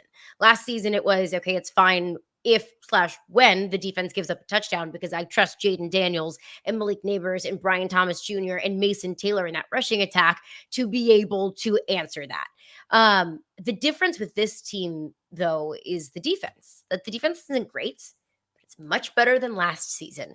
And the defense is allowing the offense to not have to be perfect because it hasn't been. Even in a game that LSU won, Garrett Nussmeier didn't look great against Ole Miss, but he stepped up in the biggest moments. He turned the ball over a few times. He missed receivers a few times, but in have-to-have-it moments, the final drive of the game, he converts on 2 4th downs, a handful of 3rd and longs. He's able to find Aaron Anderson in the end zone, and then in overtime, one play, 25 yards to Kyron Lacey. Like, that's the kind of quarterback that Garrett Nussmeier is. Like, he's a little bit unpredictable. He can be a little bit of a gunslinger. He kind of has that reputation. He's rounded that out a little bit more than maybe we saw in the 2022 SEC championship game. But overall, you can trust Garrett Nussmeier when you have to have it. The other side of this offense that has been really encouraging in recent weeks is LSU's ability to run the ball. One big reason why LSU didn't beat USC in week 1 is because they couldn't run the football. And they were calling pass plays on nearly every single down. Last week against Arkansas, young freshman Caden Durham got 21 carries. That's almost double his career high carries. He had 12, I believe, against Ole Miss, and that was the most he'd ever had in his career. So it's his ability to run the football, to create explosive plays on the ground, and also offensive coordinator Joe Sloan's commitment to running the ball. That makes this offense so much more balanced and was an element that this offense was lacking early on this season that they didn't have last year. Caroline, I would love to get kind of a 10,000 foot view on this because I know, being local in Austin, we deal with it every day, every week, but I'd love your thoughts. What was your reaction when Steve Sarkisian chose to bench chose to bench Quinn Ewers for Arch Manning? And secondly, can Steve Sarkisian make that move again and expect to ever go back to Quinn Ewers for the rest of the season? To answer your first question, my initial reaction, honestly, was, damn, okay. And I got it. I understood it, that as a head coach, you have to do whatever it takes to win a football game. And you know your starting quarterback better than anyone else in America. And if you look at him and you say something's not right, then you have to do what it takes to try and get at least some momentum offensively. Because again, none, as you guys know. I think the common sentiment, or at least what I saw a lot on Twitter, was, how are you going to do that to Arch Manning coming off the bench cold against a Georgia defense that's playing like the 2021 and 2022 Georgia defense? I didn't feel that way because you're a big boy, Arch Manning. Like, you're going to be the starting quarterback whenever Quinn Ewers leaves for the NFL. To me, that showed that Sark has trust in Arch Manning. The biggest thing that I thought was, what if Arch Manning kills it? Like, what if Arch Manning goes in there and orchestrates at least one touchdown drive, is able to escape the pressure that Georgia's defensive front was putting on Quinn Ewers? You don't go back to Quinn Ewers, do you? Now you are entering quarterback controversy territory. So obviously Arch didn't look great, so we don't have that storyline. But I think about that of what if Arch brought a spark into this offense? I also have to wonder, how did Quinn Ewers feel about it? You can say all day long that we're doing what's best for the team. Arch and I are good friends. I do nothing but support Arch. You can say that publicly. But I have to think, as a quarterback, probably a perfectionist, that's in the back of your mind. If I mess up, if I miss this throw, if I throw an interception, if I have a slow start, when am I going to get pulled? So I think that Sark is strategic, and he's a very smart coach. He's forgotten more about football than I will ever know in my lifetime. But you're playing a dangerous game here when you when you feel like you have so much trust in your backup to be able to take over the game at any given time, what does that do to the mentality of your quarterback, and what does that do to the rest of the locker room? I'm glad you mentioned that because there's a couple of points. One, if anyone who would understand the psyche of a quarterback, it's Steve Sarkisian, who was, of course, a 2-year starting quarterback at BYU. Secondly, it's the point that I've been adamant about, Caroline. When we spoke with Quinn after the game, of course, Steve Sarkisian said in the halftime and after the game, just needed to give Quinn an opportunity to get his eyes right. His eyes weren't seeing some things. Want to give him an opportunity just to settle down, see some things from the sideline. I asked Quinn Ewers, second question, did you feel like you needed those 2 drives to kind of settle down? And Quinn's response, if you were listening to the show Wednesday, was, I guess I did. And his face told the story more than the words. This is my belief. And I just want to get your thoughts on this before I pass back to Keenan. Yeah. Quarterback is just like being a pitcher. It's just like being a golfer. It's 50% physical, 50% mental, if not even more in the mental realm. If Quinn Ewers does not understand why that move was made, everything that you just said, I believe, is in play. The next time that Quinn Ewers makes a bad pass or throws an interception, he's going to be looking behind his shoulder saying, all right, is the hook coming? And it just feels very unique or interesting considering Steve Sarkisian has spent the better part of the last 2.5 years building up that confidence in Quinn Ewers, that you are my guy, despite whoever else may be on the roster. So I guess from your vantage point, before I pass back to Keenan, like I said, if they make that move and you can't, in good, reasonable sense, get Quinn Ewers back after that, can you? I don't know if you really can. Like, I guess Sark could say, like, we take everything day by day, we take everything game by game, play by play, sequence by sequence, whatever you want to say. But there's an old adage of if you have 2 quarterbacks, you have none. And that's probably a cliche in football, but I do think that there's a good bit of truth to it. That if you're constantly playing this revolving door at quarterback, if it's a habit of playing musical chairs at that position, then how are you supposed to be confident in what your identity is? And how is each individual quarterback supposed to be confident about their ability to work through mistakes, about their ability to make a mistake and then learn from it and then forget about it and then be able to orchestrate a comeback? And again, we're talking about Sark. He's one of the best offensive coaches in all of college football. He gets the benefit of the doubt. I have to know that he's being incredibly open and honest with not just both of these quarterbacks, but with the entire locker room of, this is my thought process. This is why I'm making certain decisions that I am making. But even still, I think that you might be introducing a little bit of insecurity into Quinn Ewers. Now, all of that can be silenced if you come into Vanderbilt. You're able to score on the first drive. You're able to maintain time of possession. I think that's a huge key in this game. You take care of the football and you start fast. Quinn Ewers hasn't done that since coming back from injury. It was interception, 3 and out in the first 3 sequences against Oklahoma. That didn't matter because Oklahoma can't move the football. But that obviously was an issue against Georgia. They started slow, and a second half, a couple of second half scoring drives just wasn't enough to overcome the deficit they made in the first half. So it's starting fast, it's taking care of the football, it's maintaining time of possession, and it's Quinn Ewers reminding the team, reminding us, and probably reminding himself that he is, in fact, the starting quarterback at the University of Texas. And it also doesn't help that your backup's last name is Manning. Like, that just adds just a little bit more tea into the situation. No doubt. Go ahead, Keenan. Yeah. So with this Vanderbilt team, I had Cole Thompson on yesterday from SEC Unfiltered, and we talked about how Vanderbilt is one of the best teams in the country at converting third down. I think they're like 5th in the country at third down conversion rate. Texas has an elite defense. I think we saw that even against Georgia. I know Georgia scored 30 points, but a lot of those were short fields. A lot of those were turnovers, sack fumbles, things like that gave them the ball at the 50 or the 40 or their own 40 or whatever. Like, their starting field position in the first half was like their own 45 or something like that. So what do you think sort of the battle of the immovable object versus the unstoppable force, Vanderbilt's offense, the unstoppable force? What do you think it looks like as far as Texas getting Vanderbilt into 3rd and long, because I feel like Vanderbilt's offense operates in a way that they get these short 3rd downs, and that's why they convert them so well. And even on a 3rd and long, Diego Pavia has the physical ability and also kind of mental ability to just be like, I don't care. Like, I truly do not give a single F. And he's able to run around, allow his receivers time to get open. And then he's got a great arm and takes care of the football and is able to convert on some of those 3rd and longs. I think getting them into 3rd and predictable is a huge aspect of this as well. But I think the thing with Vanderbilt's defense, Vanderbilt's offense, it's incredibly difficult to defend because it's so multifaceted and because they take their time. If you just look at play by play, snap by snap, Vanderbilt is one of the slowest.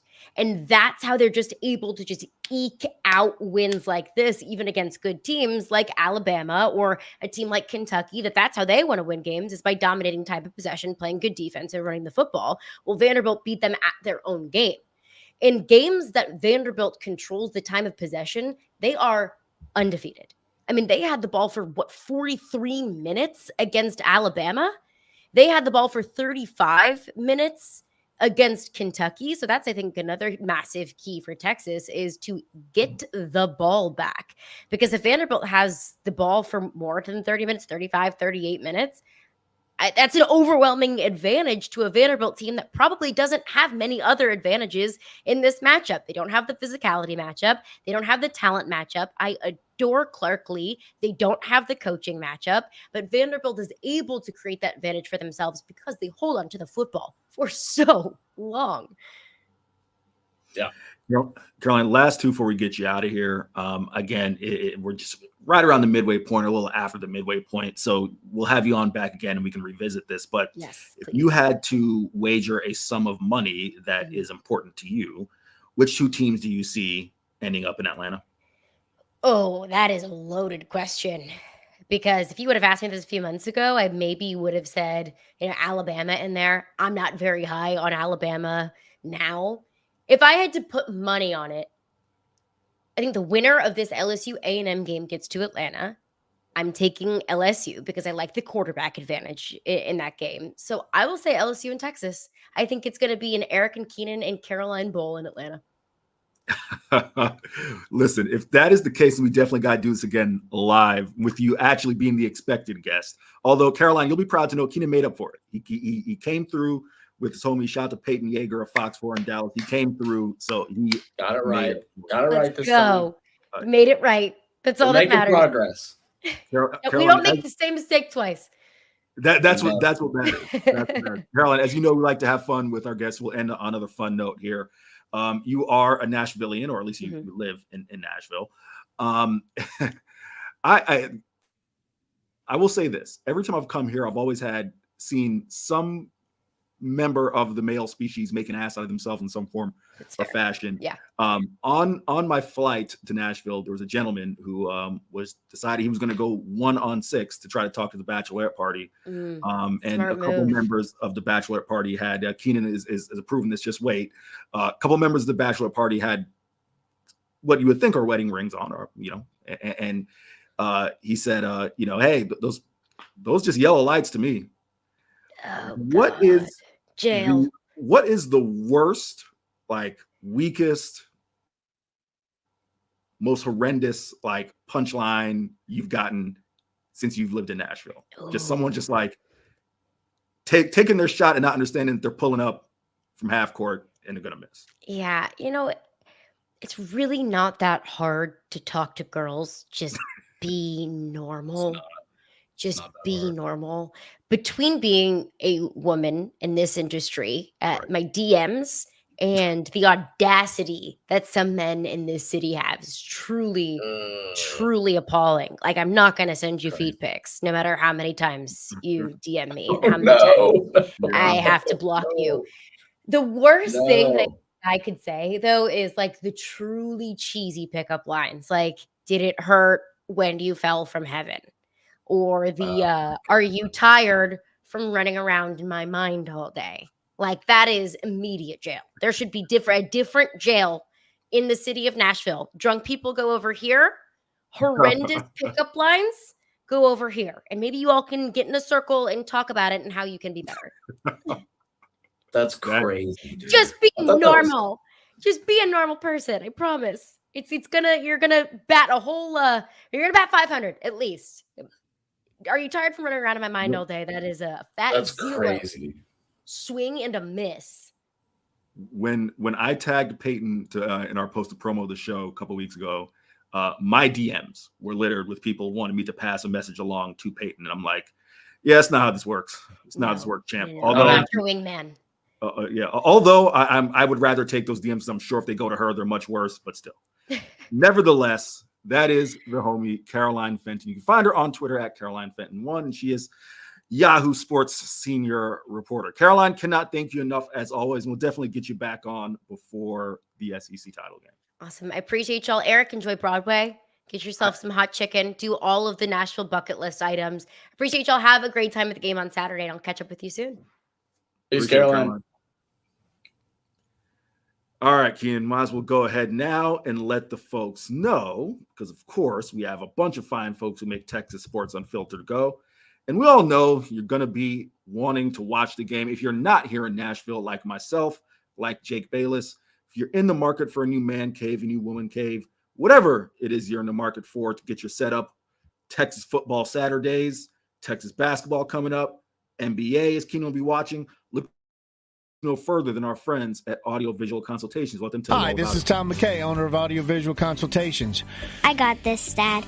This is Camilla McKay, and my dad can help with any TV or stereo needs you have around your house. Just call him, and he will come to you with advice and a great price. And the guys that work for him are awesome. They can install anything, anywhere. So, like my dad says, just relax and smile. We handle all the work. So just give us a call at 255-8678 or on the web at avconsultations.com. Keenan, let's go and dive into that NBA talk we started the show with. What direction do you want to take in it? There's certainly a lot to get into. We did talk a little bit about the father and son tandem that was LeBron and Bronny James, but plenty of real NBA storylines to get into. I'll let you take it away. Well, there's a lot to get into. I think one thing we should talk about is the Nuggets getting spanked on their home floor last night. Every year they lose somebody important. They lost Kentavious Caldwell-Pope this offseason. I think that was a major loss for them and a major pickup for your Orlando Magic. Absolutely, dude. And they play the Nets tonight, and they'll get a good look at Cam Thomas, who I think is going to compete for the scoring title this year. So they'll get a good look at how that defensive backcourt looks against a real skilled scorer. And by the way, for the Texas fans, if you're looking at like a Trey Johnson kind of archetype, watch Cam Thomas. He's kind of in the Trey Johnson vein as far as like a shooting guard that can create his own shot. He has a good handle, 3-level scorer, really impressive with the ball in his hands. And he's not as big as Trey, but he might be a little faster, maybe a little more athletic, but similar kind of archetype. If you're looking for what Trey Johnson's going to look like, watch Cam Thomas with the Brooklyn Nets. I think that the Nuggets their championship window, like I was watching them last night, and when Jokic isn't on the floor, that team looks awful, dude. Like their spacing is so bad. And for those who aren't really aware what spacing means, it's pretty much exactly what it sounds like. It's like how can you get open looks from where your guys are on the floor at any given time? Like they had Christian Brown playing shooting guard. Love Christian Brown's defense, but he's not really an offensive player. They had Westbrook out there with what's his name? Forget the guy's name. One of their other wings who can't shoot.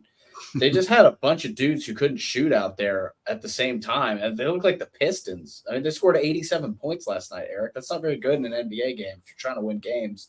I mean, they gave up only 105 and they lost by like 18 points. Like, that's not good in the NBA, man. You need to be scoring in at least the low hundreds to have a chance to win any kind of game. And if you're scoring 85, 87 points, like you got no shot.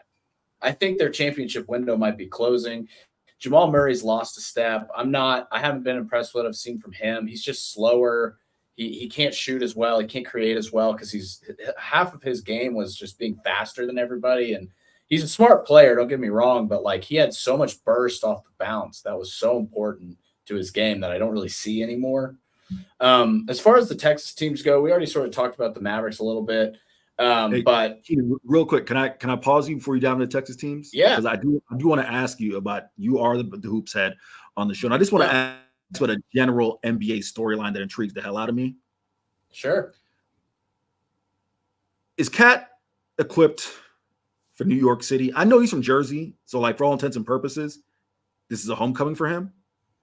But I think that's even more of a reason why I don't think this dude is equipped for New York City. You mean like mentally equipped? Like, I mean mentally equipped, right? Like we all know New York, Philly, Boston. Those two cities in Boston, those are ones that come to mind that in terms of sports culture, sports fandom, they appreciate dudes who go to work every single day and do things and perform in a way that doesn't look like Karl Towns.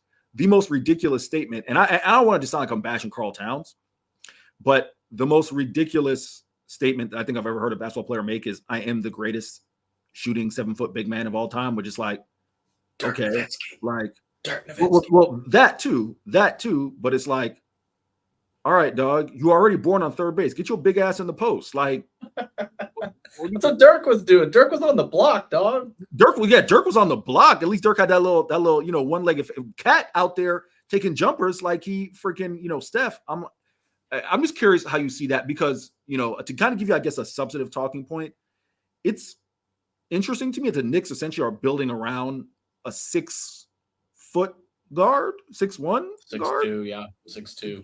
All right, so listed at 6'2", so we'll say a 6'1" guard. When's the last time you've seen that? When's the last time you've seen that work, right? Because the last time I remember a 6'1" guard even really getting to a conference finals, NBA finals, Allen Iverson.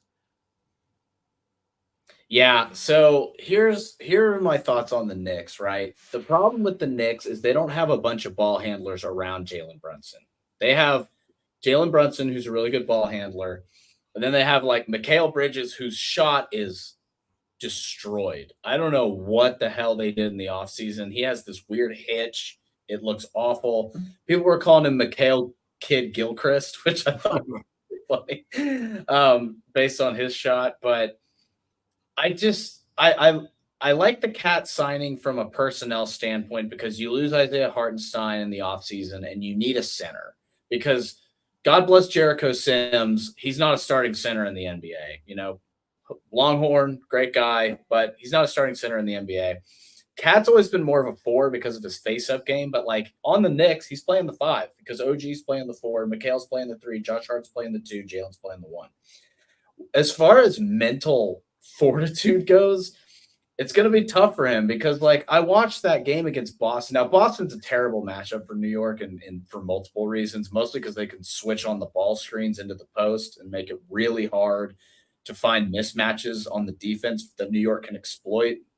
I mean, they didn't even have Kristaps Porzingis, and they just destroyed the Knicks. I mean, destroyed them.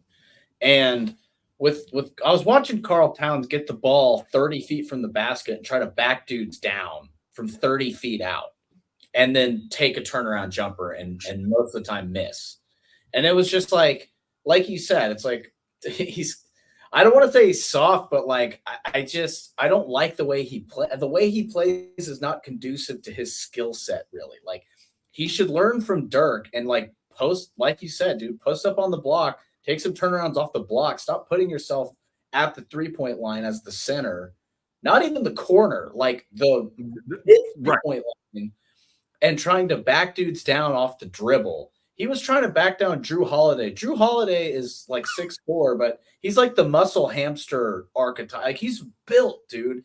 You are not going to back down a dude like Drew Holiday when you're 7 feet tall and your center of gravity is over his head.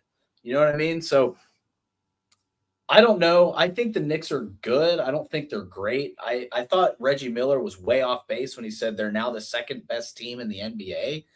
I don't know what the hell he's talking about. I mean, I get it. He played basketball. He knows more about basketball than me, but that just seemed so off base to me. I was so surprised that he said that. I can name 3 Western Conference teams I think are better, 4 or 5 that I think are better than the Knicks right now. And I think you had to make some sort of move just because you lost Hartenstein. You had to sign some kind of center, and Randall's Randall, I guess. Randall stands around a lot.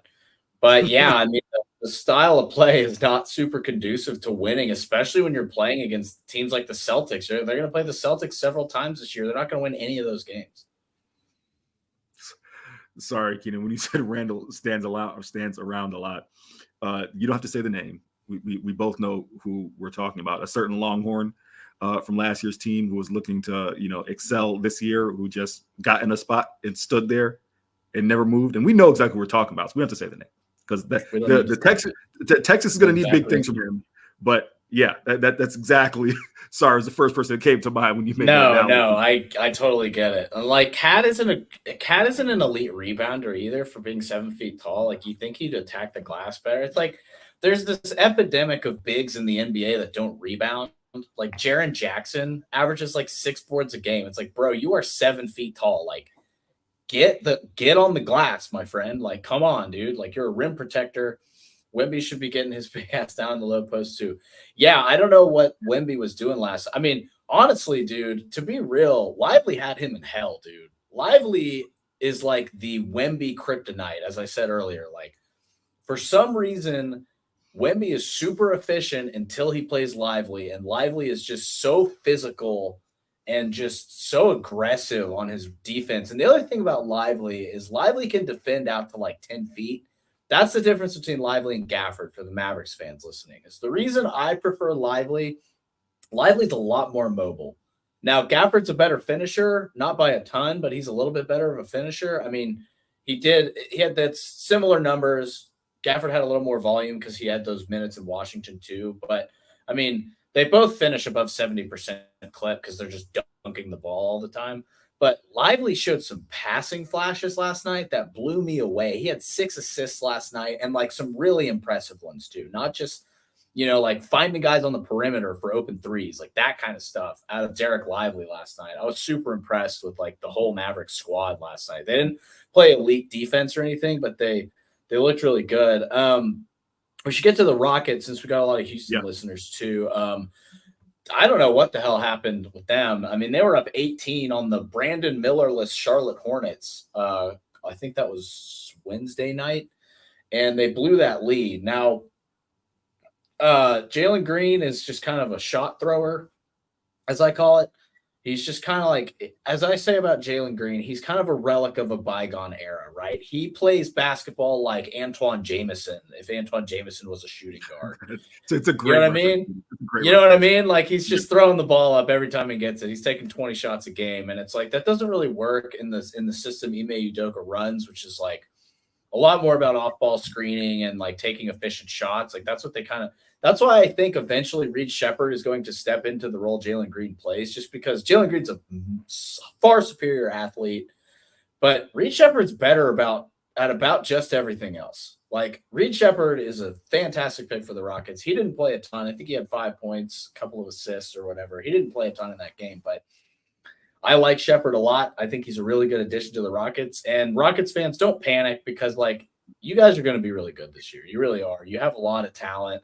Ime Udoka, for all his off-the-court shenanigans, he's a damn good basketball coach. And it's one game. It's an opener, season opener. Don't freak out. You guys will still – I'm not saying you're going to make the playoffs this year, but you'll be fighting for a play-in spot. And then the years after that, I think things can develop. And Shane Goon is a badass center. He reminds me a lot of Domantas Sabonis in Sacramento, just a center you can run your offense through, Keenan, real quick, I just want to throw Jake Belts' comment up here. He says, LaMelo showed why he's an all-star when healthy. All I got to say to that, no one's ever questioned LaMelo's talent.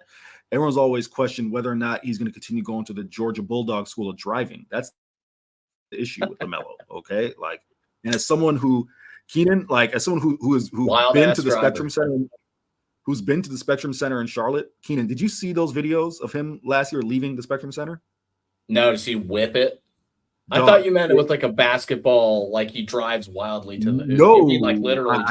I will have to send you that video. Like I don't want to be all serious guy, but that is not a lot of room. I won't go into a diatribe. Anyhow, we know where you walk past where the players like little underground tunnel is for them to come out. Yeah, where they park. That's not a lot of room. Like, that's dangerous what he's doing. So I'll send you the video of that.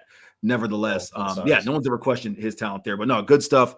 Definitely want to give you a chance to talk a little NBA as the season is brother. in full swing. Go ahead and close up here, Keenan. Texas, Vanderbilt. I will start first. Just published this over on horns247.com. 7 pressing questions. That is going to be a weekly feature on Fridays of game week. 7 pressing questions entering the contest. I'm going to give 2 of those here. 1, Texas's offensive penalties. Keenan, Texas has committed 45 penalties this year. 32 of them have been offensive penalties. They are averaging over 4 offensive penalties a game. Twice this year, they've had more than 7 offensive penalties. That is something I am very keenly watching, because if this offense is going to break out of the slump, they can't have drives nuked by false starts or holdings that put them in unfavorable down and distance situations. That's step 1. Step 2, we saw what that SEC availability report was yesterday. Doesn't look like Andrew Makuba is going to go. Same thing with Isaiah Bond. Both of them are doubtful.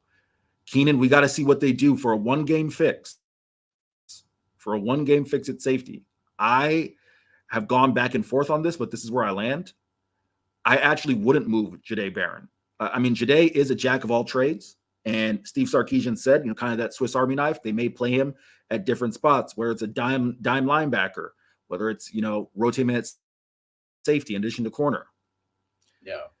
I feel like for 1 game, especially this Diego Pavia, who doesn't have a outstanding arm, like he's good enough at everything, I would lean on Taff, Jelani McDonald, and JJR. I would lean on that's it. That's your 3-man rotation. And if there's a situational play, a third and whatever, where you feel like, all right, Jahdae gives us more value back there with Taff, I'd get it.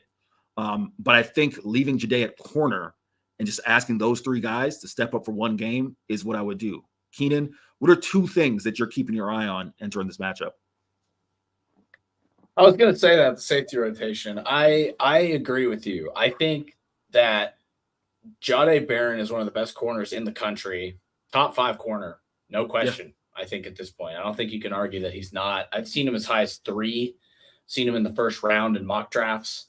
I agree. I think you got to keep your strong players where they're strongest. And I think he's best at corner right now. I think you rely on Jordan Johnson-Rubel, Jelani McDonald, and Michael Taft. I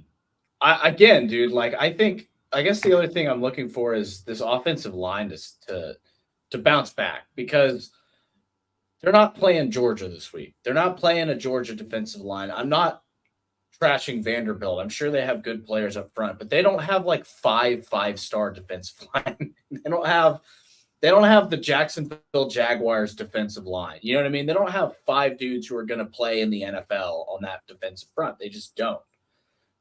They don't have the recruiting access that Georgia has on the defensive front. I'm looking for Texas to run the crap out of the ball, dude. I want a lot of carries in this game. I want them to establish the run and establish it early. I want to see multiple running backs. I want to see Jarek get carries. I want to see Blue get carries. I want to see Wisner get carries. I'm fine even giving it to Nibble a couple of times.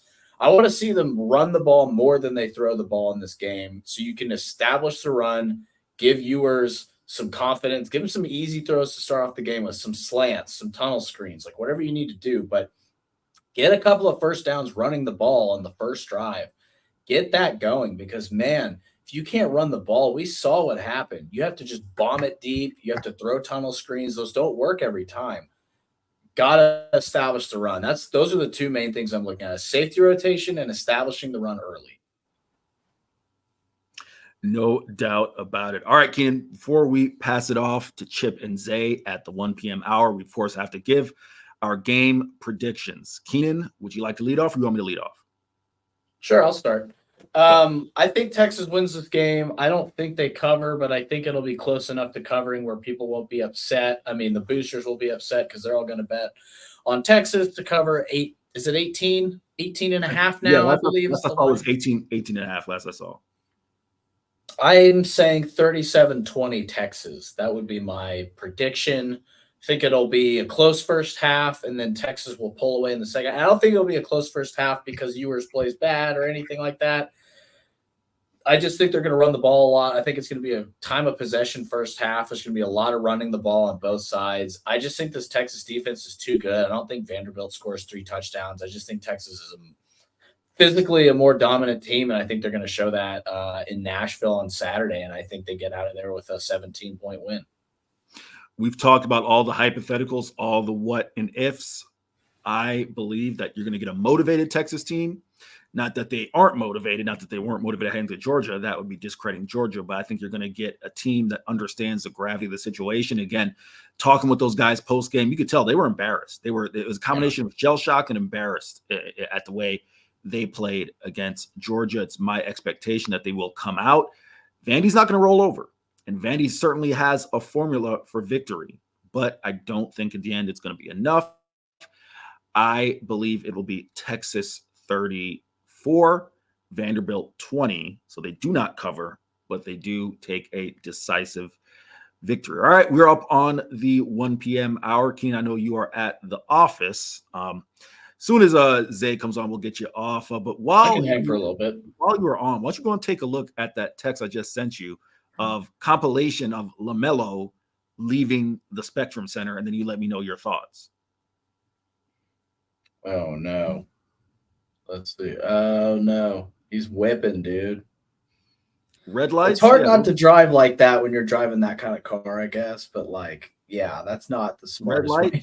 Grand Theft Auto. The Grand Theft Auto overlay.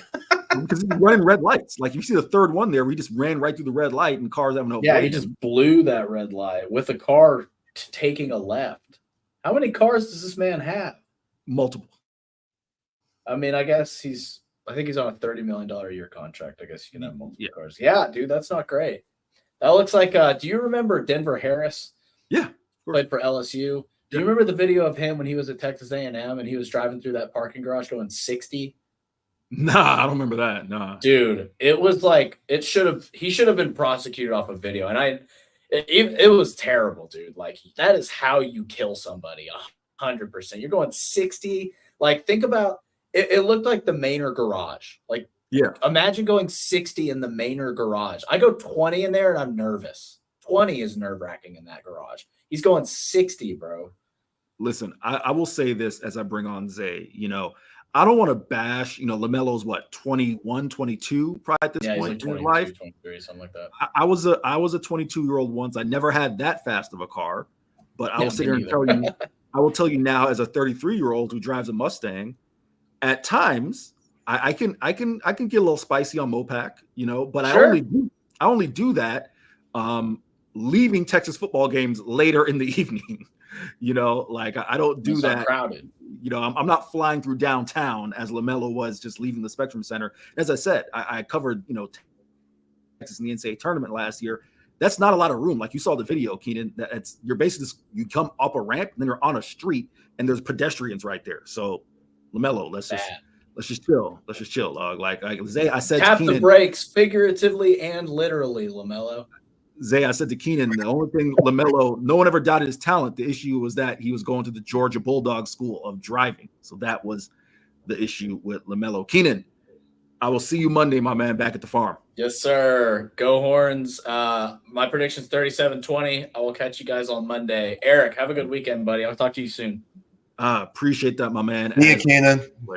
See you, Zay. Zay Collier, what's happening, brother? Is this a Chip Brown performance? Because I know he's heading out today. So you got a pinch hitter, or is it Chip Brown? It's supposed to be Chip Brown. What I've assumed. I mean, I know he has a late flight tonight. So, usually he's good about letting us know earlier in the week if he's going to be available or not. And didn't get that text. So I expect Chip Brown to be here on Chip and Zay right before he heads out to Nashville. But yeah, to piggyback a little bit off that LaMelo Ball story. Yeah. He's ignorant, man. That's an ignorant dude. He needs to clean it up, man. Because that whole young boy act, because he's the baby of the family, and right. The balls.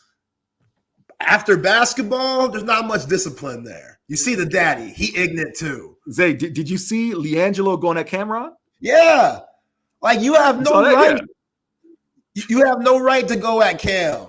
You know what I'm saying? Like, yeah, he might not be in a lot of people's top 5. He's not in mine, but Cam's still a legend. Yeah.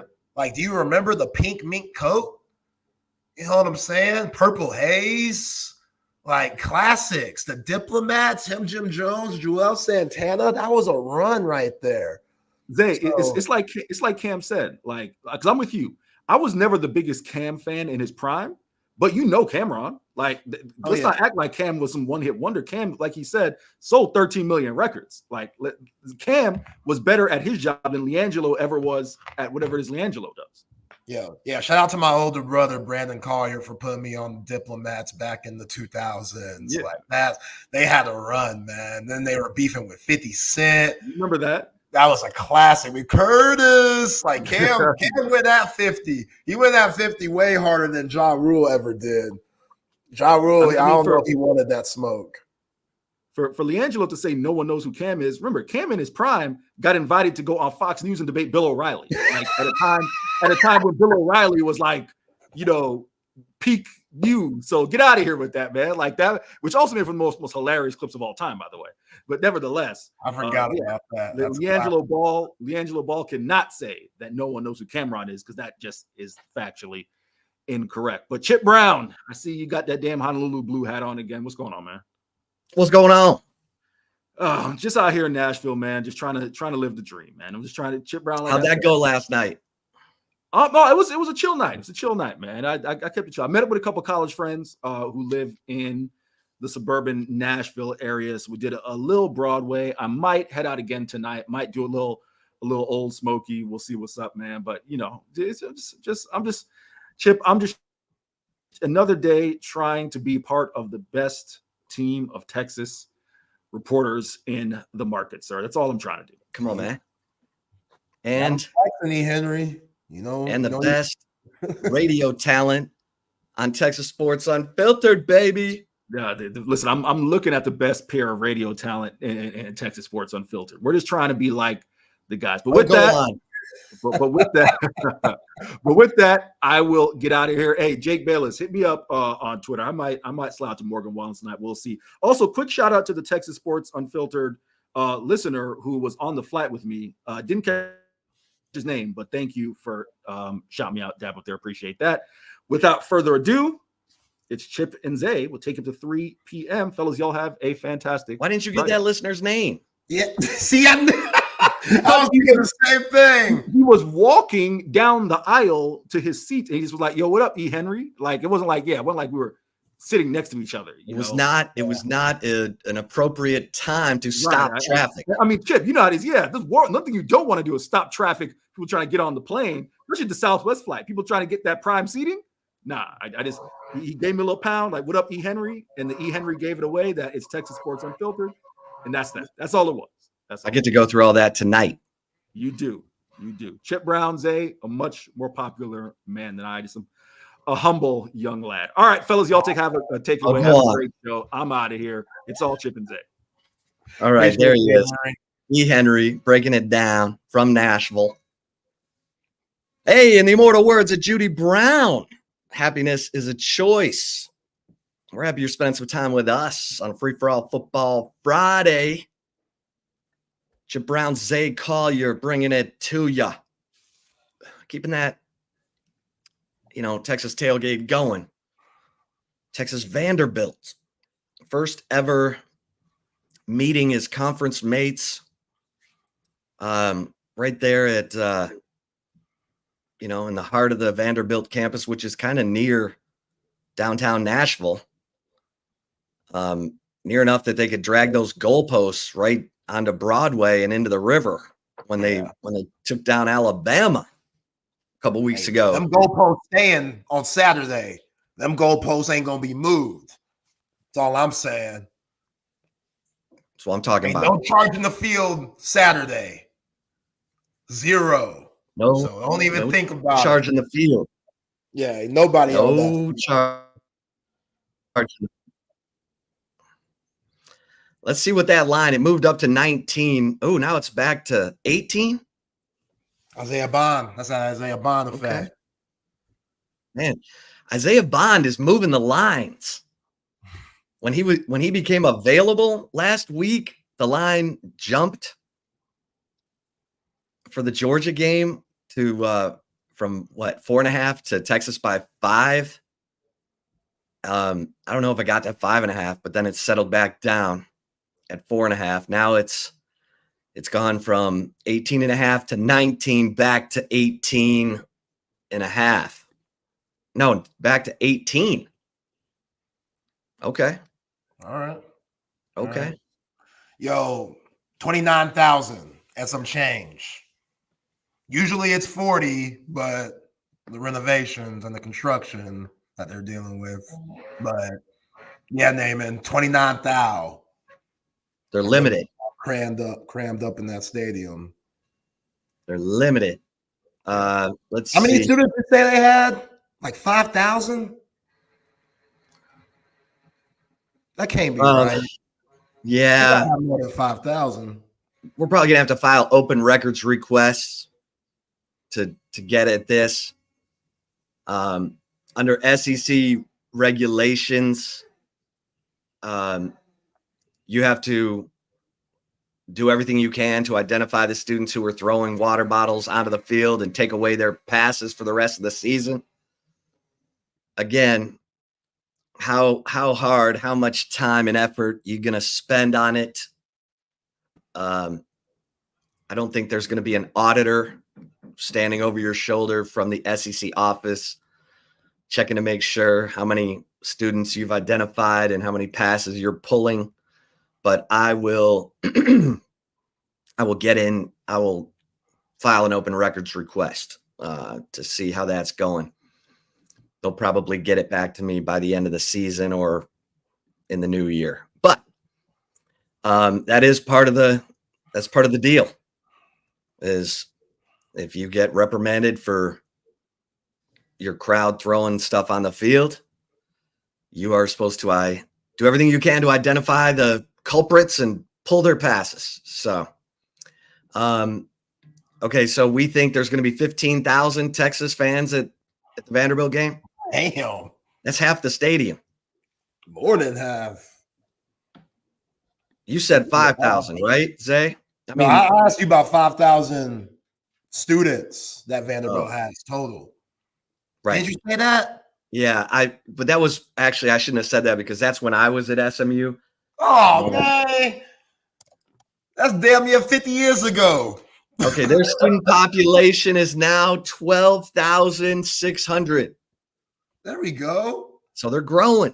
They're growing. They're popular. Yeah, they don't just take in everybody. Like, you No. got to have some type of high IQ in this world to make it. That's one of them fancy private schools. Pretty fancy. Yeah. And that's why I love the fact that Diego Pavia, the New Mexican Manziel. How'd he get in? Somebody needs to do some research on that. If they beat Texas somehow, I'm gonna be petty and ask that question. Hey, that's some Rashard McCants type stuff there. You remember Rashard McCants at North Carolina taking them fake ass classes? Taking them ghost classes. Ghost. Well, the NCAA was getting sued, of course, over guidelines, whatever, admissions that were deemed discriminatory. So they basically allowed each school to determine if that student athlete is capable of maintaining its academic standing at that school. And if you have enough academic support, you got people reading the test to kids, then you can keep certain students afloat.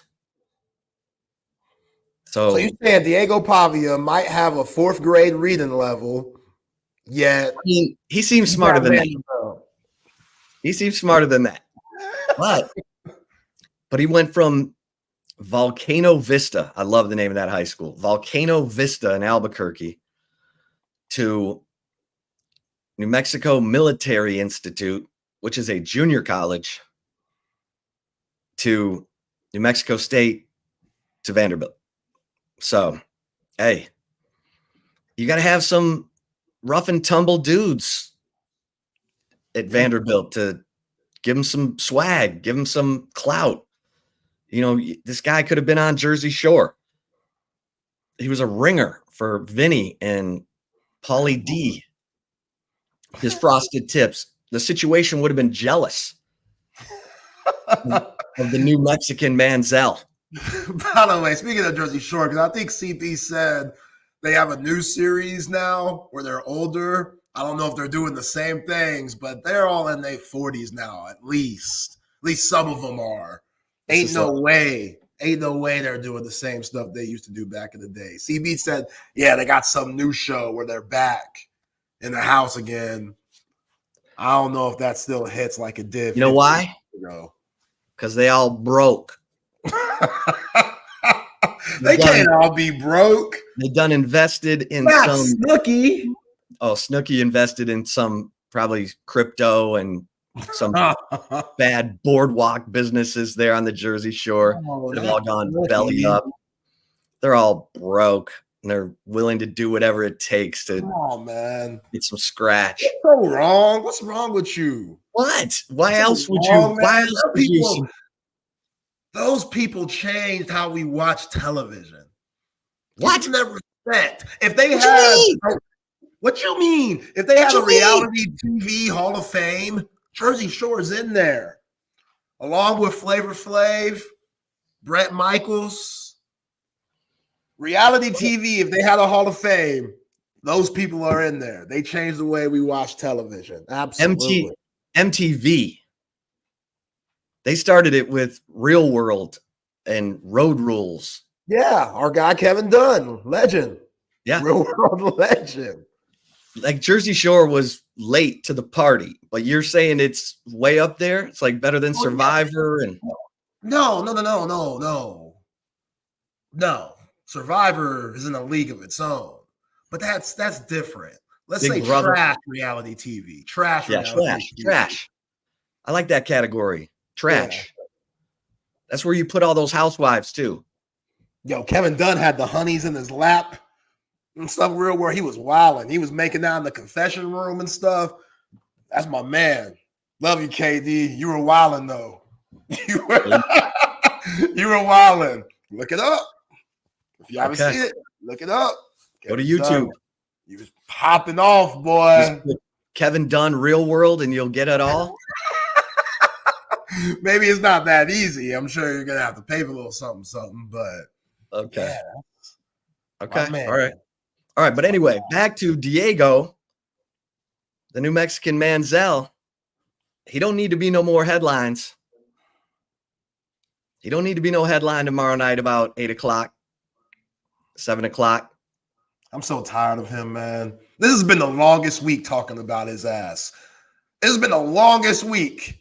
The longest week ever. Like, I'm sure Texas, the roster, they feel the same way too. What the hell that they've been getting after the Georgia game. Yo, popped up on my Twitter feed, Kirby Smart's comments after the game again. This dude, he's basically saying that y'all are a suburban powder puff team. When he said this. What? Yo, man, that's Vanderbilt's getting that. Blame Kirby. If you get an ass whooping in Nashville and the Commodores are on the end of it, blame Kirby because that's some BS right there. If you're Steve Sarkisian, that should piss you off because this is your team. This is your program. Kirby Smart's out here saying that, yeah, bells and whistles. We ain't here for all the pictures. Yeah, Glenn Powell over here trying to be cute and stuff, taking pictures with the honeys, Colt on the field, Vince on the field, Phoenix Suns, like McConaughey. Nah, man. Nah, y'all here for the show. You know, we're here to play football. That should piss you off. Everybody in that program, that should piss you off. Because that's not what it is around here. And Sark's worked really hard to get that whole wine and cheese vibe the hell out of here. There's some rough, tough roughneck brothers in that locker room too. That's why I'm so tired of hearing this Diego Pavia. He got it from the mud. It's a cute story. It's a Jeremy Lin, very cute story. Shut it up. Shut it up. That should piss you off. I remember the Boston Celtics talking about Rajon Rondo, talking about how much he hated that Linsanity moment. Because Rajon Rondo's out here getting triple doubles every week, not getting any love, and we're giving love to Jeremy Lin here. They beat the hell out of the Knicks when they came into Beantown. You need that. You need that type of energy. Can't believe Kirby Smart said that, man. So disrespectful. So disrespectful. It's personal. It's personal. Blame Kirby Smart for that ass whooping that Vanderbilt should get tomorrow. I love it. I love it. I mean, so I'm loving that. What do you need to see, Zay, from the Longhorns tomorrow? What do you need to see? Because look at this. Look at this. Look at this. Our man Naaman is saying if Texas doesn't cover the 18, we got to wear New Mexican Manziel jerseys Monday. Sorry, Naaman. You got the wrong brother. I ain't putting that on. I ain't supporting that. Absolutely not. Now shout out to Cedric Alexander. It's going to be a tough game for him, but ATX native, LBJ High School, he's an absolute legend. That kid, at the old station, we had to pay attention to a lot of high school sports. So we were definitely paying attention to Cedric Alexander. That seemed like that dude was breaking records every week. Like you look at the paper, 289 yards on the ground, 5 touchdowns, didn't play the third quarter type stuff. The next week, he goes 6 touchdowns, 300 and something yards. Like his records are going to be tough to break for anybody in AISD history. And even though the run game, yards per average, isn't the best, that slow pace, he could be a problem tomorrow along with Diego Pavia. But you ask me, Chip, what am I looking for tomorrow mostly? Is Quinn Ewers getting into some type of rhythm. You know, tough week for Quinn. Again, you get benched against Georgia, even though you come back in and play decent, it just wasn't enough. And this offensive line, you're not going to see the pass rush and that front seven like you saw with the Bulldogs. So just staying true to yourself, you know, being confident out there. And the mind games, that can't be a factor. You can't be worried about getting injured. That's just, and again, easier said than done. I've never been put in the situation that Quinn Ewers is in at all. You know, it's easy to say, don't be rattled by the Arch Manning madness, or don't be rattled by the fact that you're kind of injury prone at this point in your career, and any bad move, you've gotten hurt through contact, you've gotten hurt without contact. So on the field, is that an issue? Is that making them antsy? We don't really know, probably never know, but all we could do is see what we see. What we saw from Georgia isn't good. We've seen them play good football in the past. If he can find that and get back to that, and they can establish some type of run game with Jaden Blue and maybe Travion Wisner, depending on his durability, then it should be no problem. And obviously the defense getting off the field and not allowing Vanderbilt to eat up that clock. But overall, we're all going to be looking at number 3 and seeing what he does and what kind of performance that he could put on. Yeah. How about you? What? Yeah. I mean, it starts there. It definitely starts there. It definitely starts with Quinn Ewers. I mean, tip of the spear, third-year starter at quarterback. This is the guy who was supposed to give you a really big schematic advantage. That experience, having been through the ups and downs and then winning 8 straight true road games, that streak will be on the line. Tomorrow at 3:15, Quinn Ewers has started every one of those 8 straight true road game victories. And so that's, you know, the last true road game Texas played in was at Michigan. I keep saying it. You get Michigan, Quinn Ewers, they'll cover. They'll cover the 18. You get something we've seen the last 2 weeks, it'll be a fourth quarter game, and Texas won't be covering. it'll be a, unless the defense just finds a way to turn Vanderbilt over, which just has not happened. Old Pavia has 1 interception and 1 fumble on the year. So they use the Kung Fu grip to hold on to that ball. And that's something, I was watching that game last night. Which one? Justin Jefferson for the Vikings, Puka Nacua. Those guys wrap their arms around the ball like they're crossing their heart. Like you cannot get the ball out of their hands. They're not carrying it in one arm. As soon as they sense any kind of contact coming, that ball goes underneath both arms and you can't punch it out. So yeah, I'm sitting there going, surely this has been a drill at Texas the last few weeks. But, obviously I'm talking about my man, Jaden Blue, because love me some Jaden Blue. Guy's a slippery football player. Want to see him get back on top of his game. And, obviously Quinn and Arch did all the fumbling last week because they're getting swiped at, blindsided, whatever. But yeah, it was amazing because it wasn't just Puka. It wasn't just Cooper Kupp. It was Justin Jefferson too. Like those guys protect that football. So yeah, I want to see Quinn look sharp and then this team get back to going up, week to week improvement. Because I'm looking at those SEC standings. The only 2 unbeatens in league play are playing tomorrow night in College Station. Yeah. Come on, Aggies, gig 'em. Seriously. Gig 'em. Seriously. Well, what's LSU's schedule again? I felt like we looked that up yesterday. What's the rest? LSU. They play Alabama in Baton Rouge on November 9th.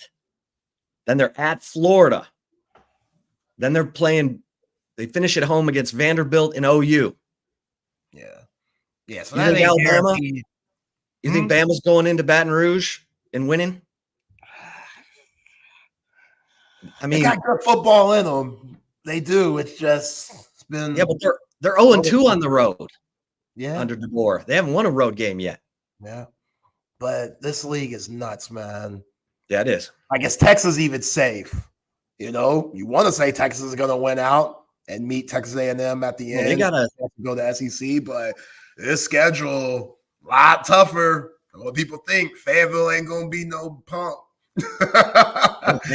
Florida's getting better. Yeah, this SEC. They tried to warn us, and we're like, nah, y'all tripping.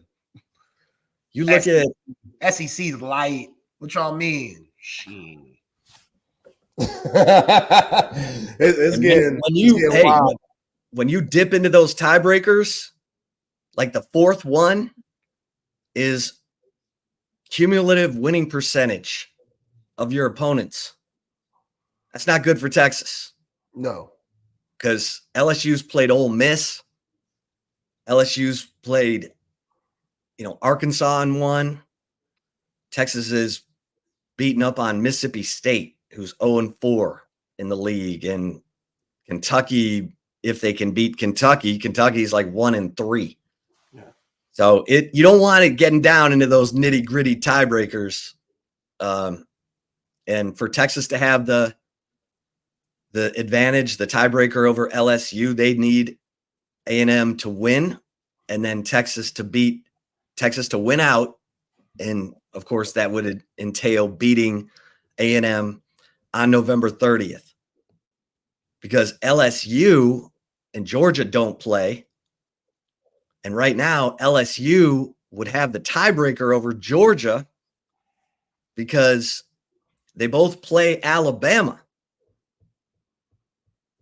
And if LSU wins out, they will have beaten Alabama, and Alabama will have beaten Georgia. So it gets messy and it gets deep into the tiebreakers. So, Yeah, and if LSU wins out, like if they beat A&M and win out, it's LSU and Georgia wins out, then it's LSU and Georgia. So it's I mean, I wouldn't be too bad. You probably fall into that 8-9 spot and you're chilling, watching those guys beat up on each other and limp into the college football playoff. Things could be worse. Things could be worse, depending on who that matchup is. 8-9, 10-7, whatever. It could be worse. So if you win out and the teams that you just said that possibly make the SEC championship and Georgia and LSU win out, I ain't tripping on that. I ain't tripping. Host a home game, CFP here. You know, CDC gonna rock that. Yeah. I ain't tripping. Let those guys beat up on each other because the winner and loser coming out of the SEC championship game, they're going to be limping in some way.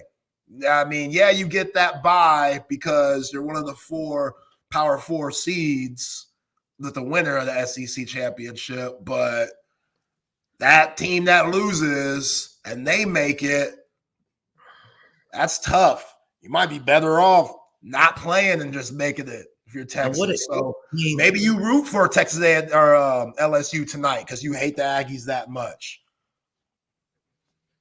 I mean, this program's about championships.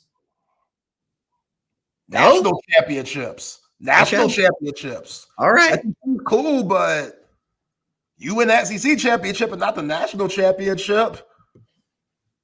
I mean, underachieving season. That's what that is. It'd be pretty gangsta if you won both. Yeah, but you don't got to be gangsta all the time. Will Smith's cool. Nick Cannon's cool.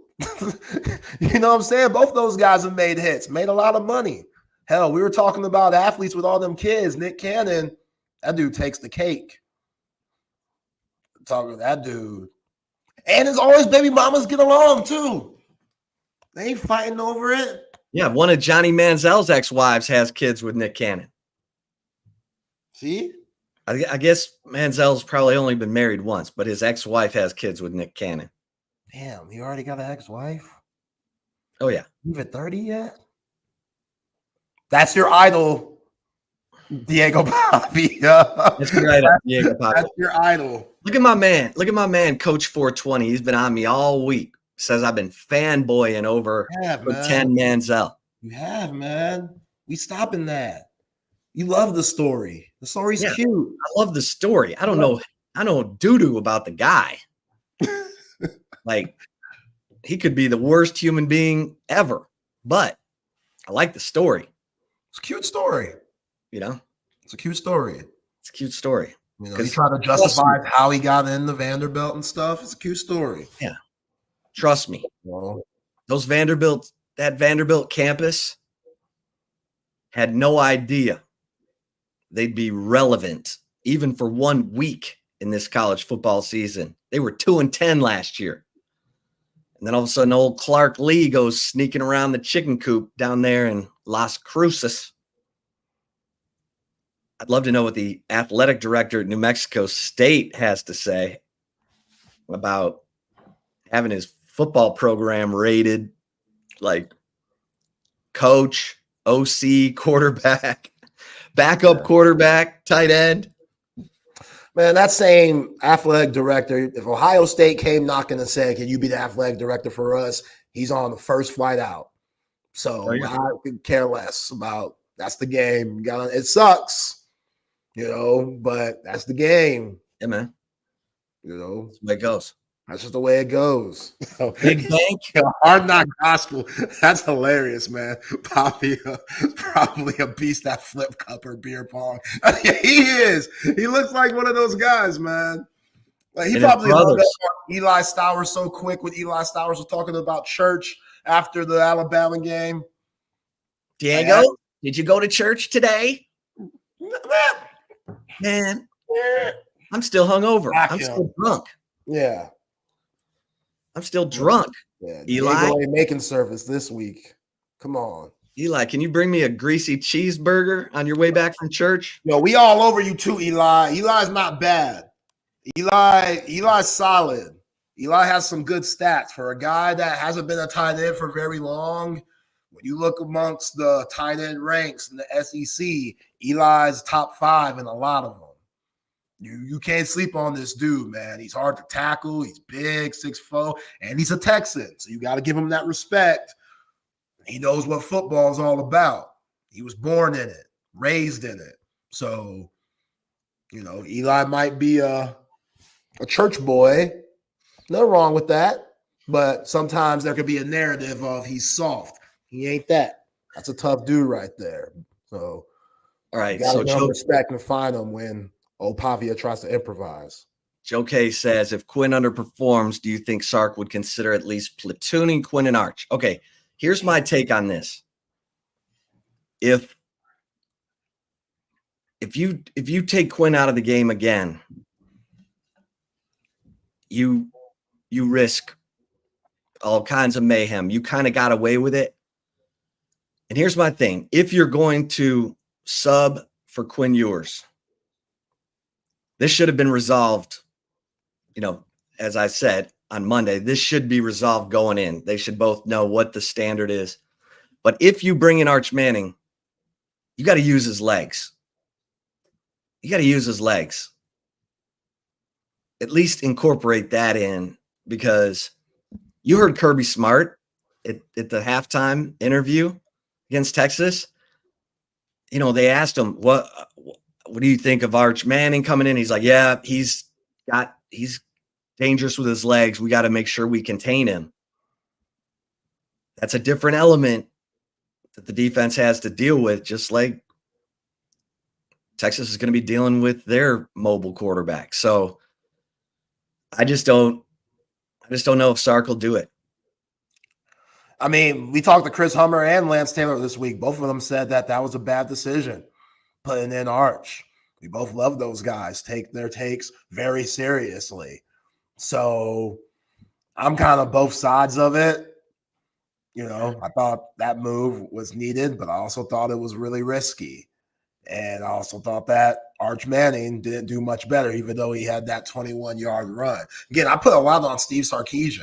It seemed like he was completely blindsided by the game plan that Glenn Schumann and Kirby Smart drew up compared to the game plan and script that he had. I think he knew those adjustments on the fly, man. I think he knew it was coming. I don't think Texas players were ready for Michael Williams and Landon Wilson But that's coaching. Why ain't they ready? That make no sense. What are we talking about all week? How are you not ready? Yeah, because Kirby coached his guys to be prisoners. Like those guys were. No pun intended. What are you talking about? They were breaking out. And Kelvin Banks was in his way. Cam Williams were in they were running to glory, baby. You said they were like prison. They got them prison bodies.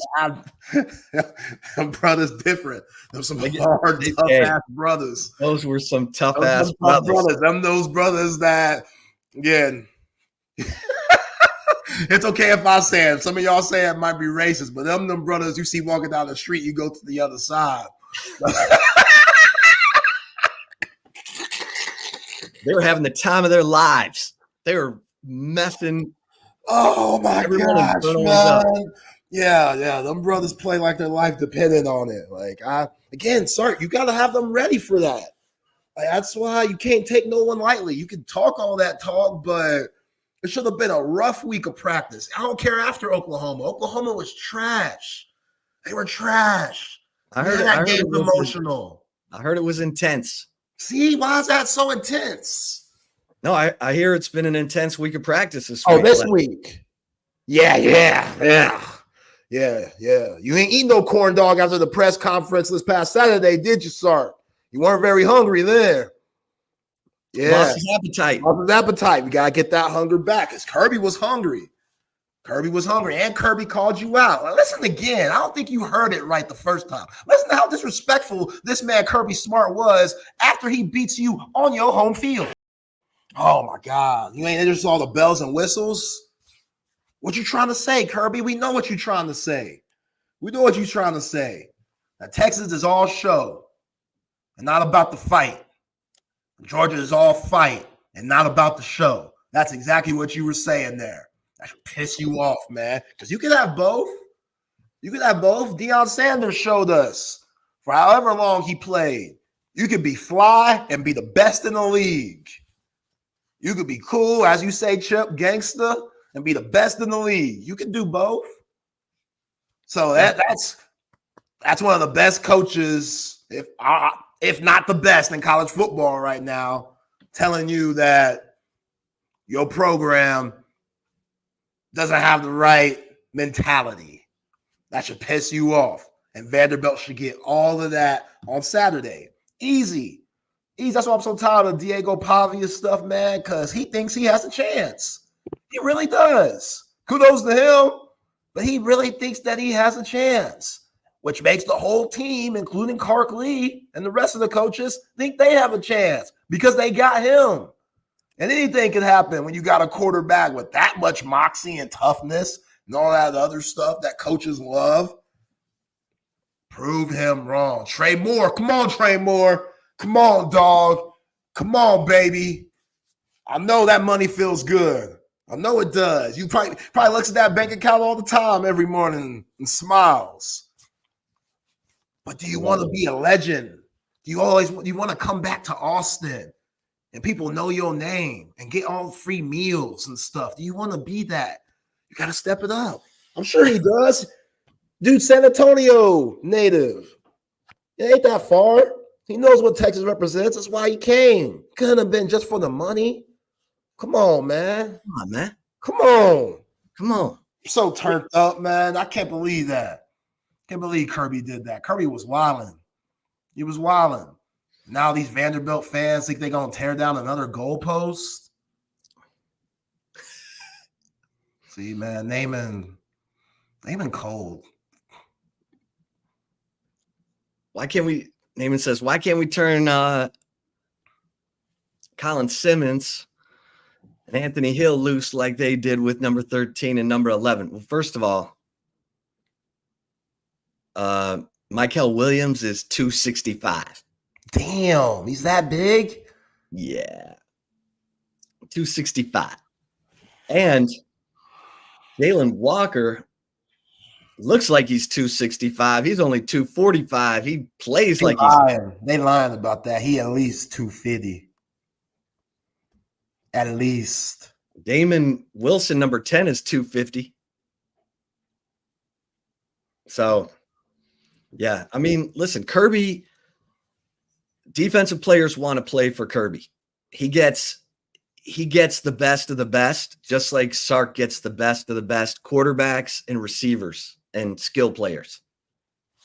And that's why that matchup was brutal, because Kirby's guys looked like they stole lunch money and threw a few punches, on their way in and way out and taking that lunch money.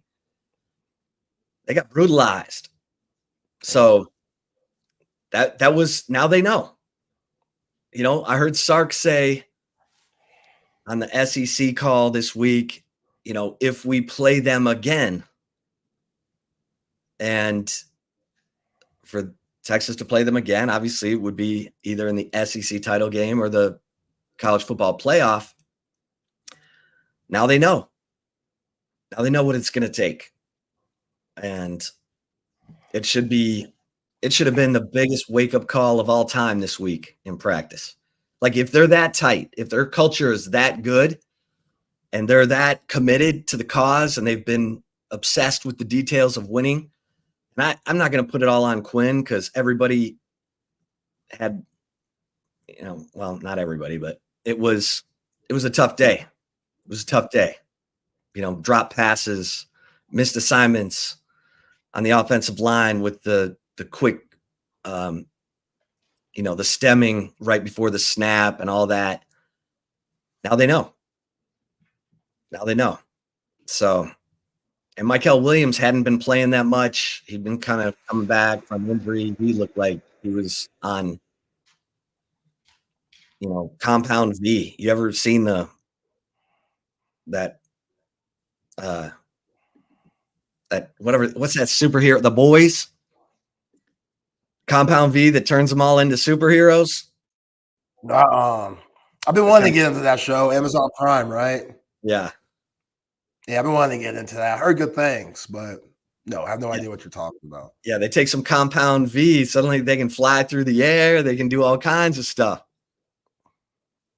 They look like they were gulping Compound V against Texas. They're chugging it.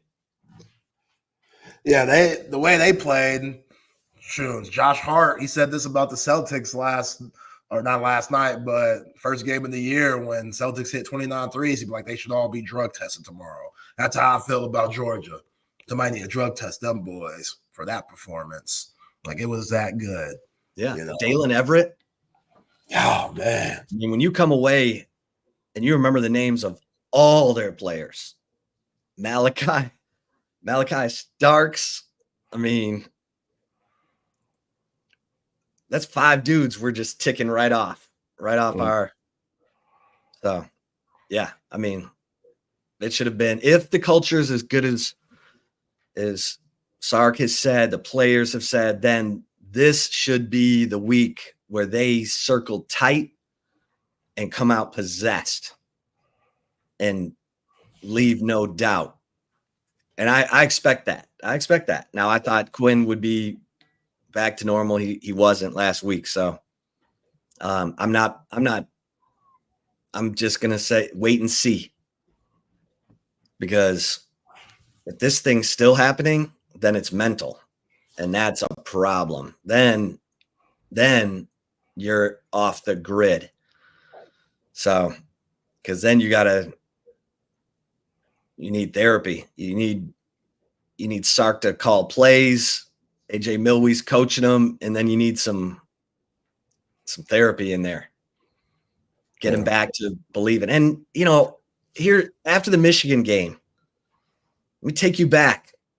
He said after the Michigan game, he was asked, what is it about you in these big moments? Because they just won their 8th straight true road game. And remember, that's when he cited his faith. And he said, I don't need to please anyone, because I have my relationship with Jesus. I mean, I can pull up the quote directly. It was a powerful quote. I was like, whoa. Yeah. He talked about how I'm not trying to impress anyone who breathes one breath at a time. He said, I only care about, so he said, I just enjoy big moments. I think what helps me out is I'm not trying to please anybody. I'm not trying to please people who breathe one breath at a time. I'm just trying to please Jesus. He controls all breaths. And when you truly believe that, when you truly know that, I think it allows myself to fully play clear-minded and ultimately just not worry about what other people think about me. End quote. Okay. He needs to plug right back into that. Yeah. Like if he maybe lost sight of it during the injury, whatever. Yeah. He's got to plug right back into that. Yeah, because it's like, how could you not look at it as why me? I'm doing everything right. I'm a good person. I carry myself the right way. I want to help people. Why are these bad things happening to me? And you can question your faith that way. That's why you really got to stay true to it and get back to the basics and be around people that are positive, because there's so much negative energy. So many haters. So many haters. Texas fans, a lot of Texas fans, after the whole 24/7 sports debacle, a lot of Texas fans were like, we wish this were true. Like, oh my gosh, this is exactly what we needed. And it's like, come on, y'all. Like, that's foul. Yeah. Like, that's really foul. But again, if you're Quinn Ewers and you're seeing things like that, any normal human will be a little affected by it. So it's just how do you use that? Is that a motivation tactic to where you're like, oh, okay, I'm going to go prove them wrong? Or could he really let it affect him? and affect his play on the field. Not everybody has the Mamba mentality. That's why everybody loves Kobe Bryant and everything that he stood for, because Kobe was the one to take something negative and try to prove everyone wrong. The whole Shaq situation, I want to win without Shaq. I have to win without Shaq. That's absolutely going to drive me. Oh, y'all are talking crazy about my Colorado situation? Yeah, I messed up, but now I'm going to take all of that negative energy out and give y'all 50 a game. You know, that's just, not everybody is built like that. So this Quinn Ewers, probably the biggest challenge of his life is this moment. Everybody's watching. Everyone's watching. Because all the NFL was there in Austin, and they saw that mess. And they all walked out with their notes. Michael Williams, Jalen Walker, these guys, they are going to be first-round picks. Carson Beck and Quinn Ewers, I'm moving them down. Yeah. And he can show everybody he can bounce back. He can start to look like a surgeon, get some of that back starting tomorrow. Yeah. And trust me, if Texas gets going and they win out, okay, they go to Arkansas and beat Florida and Kentucky and beat A&M, Quinn Ewers is going to be right back up there. Right now, we don't even need to be talking about it, but a guy of his faith, he's got to block out the noise, and he's got to get right there into that faith that he had coming out of that Michigan game, because that was his post-game locker room quote. That wasn't Monday after the game. That was right after he'd showered and come out. I just enjoy big moments. I think what helps me out is I'm not trying to please anybody. I'm not trying to please people who breathe one breath at a time. I'm just trying to please Jesus. He controls all breaths. And when you truly believe that, when you truly know that, I think it allows myself to fully play clear-minded and ultimately just not worry about what other people think of me. And after he's made the commercials and he's been so high profile, for him to crash land like that, everybody, all the haters are out on his timeline. Just like get off social media, delete it for a couple weeks, and just get in your zone with your faith, because that's where he needs to be. Yeah. That's where he needs to be. Yeah, you might be questioning Sark, like, oh, this guy doesn't believe in me like he once did to play Arch. As close as you and Arch might be, like, a lot of things go in your mind. And if you have a negative mindset, it could get real dark. So, yeah, I hope he finds that, man.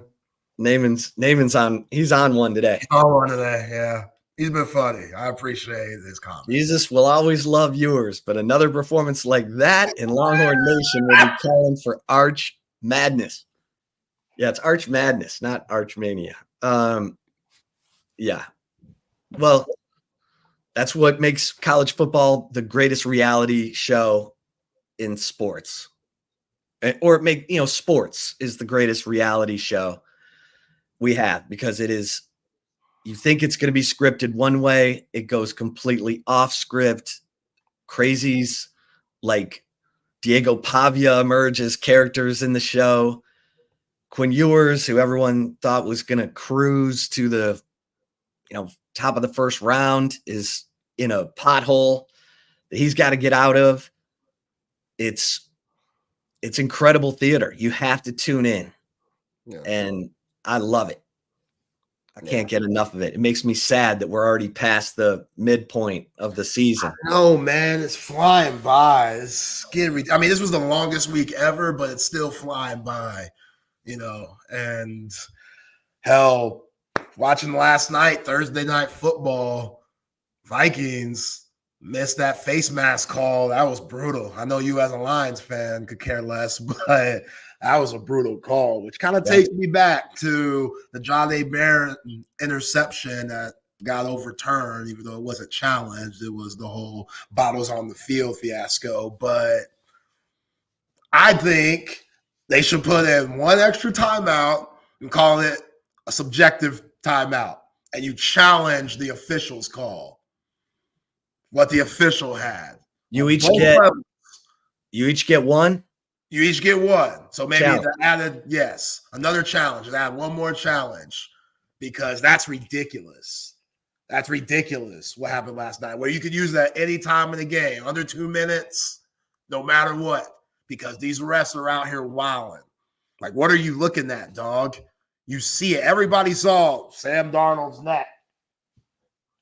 Do this. My man put his hand on his head because he knew he messed up. But no. And I get what Chris Hummer's saying. Like, don't, slow down the game too much and stuff. I get all that. But, man, there's only 17 games a year. College football, you play 12. That's it. Every play matters. This isn't like the NBA. This isn't like college basketball. Every play matters. There's not enough games. We have time. We have time. Football season ain't long enough. Take your time. Be able to challenge that because the ref was wrong. It's going to hurt the ref's feelings. I don't give a damn about penalizing the ref after. That's too late. That's their new thing that they say now, Chip. They say, oh, yeah, every ref gets critiqued down to the T in every game, and you get graded, and, that guy might not be in the playoffs. So what? Wherever the Vikings land, they might look back after that play and be like, man, this could have changed the game. This could have changed the season. I don't know. What do I know? We got to bring on somebody that's in the Hall of Fame talking I think we need to bring on someone who's in the Hall of Fame. Yeah. The Pro Football Hall of Fame for his coverage of the NFL, the one and only, the General John McClain. You can read him at HoustonTexans.com. and hear him on radio shows coast to coast, including ours every Friday at 2:00. We appreciate him. John, we were just talking about the missed face mask in the Vikings-Rams game last night, where Sam Darnold's head looked like it was going to pop off, and you're not quite sure how they missed this one. But should there be one challenge that you can challenge anything? You can say, hey, you missed the call. Watch a replay of it. Well, before I get to that, I do 3 weekly shows in Nashville, and boy, are they pumped up about Saturday afternoon's game against Longhorns. Here we go. They think they're going to win that game. Of course, the best team they've had since James Franklin was there. It's going to be a great atmosphere. I love that campus. I always stay in a Marriott right where the media parking used to be when the Oilers moved up there. So any Longhorn fans going up there, they should have a blast at one of the greatest cities in the country. Now, here's what they should do. Bill Belichick has recommended this for years, and the owners shot it down. He said we should be able to challenge anything we want.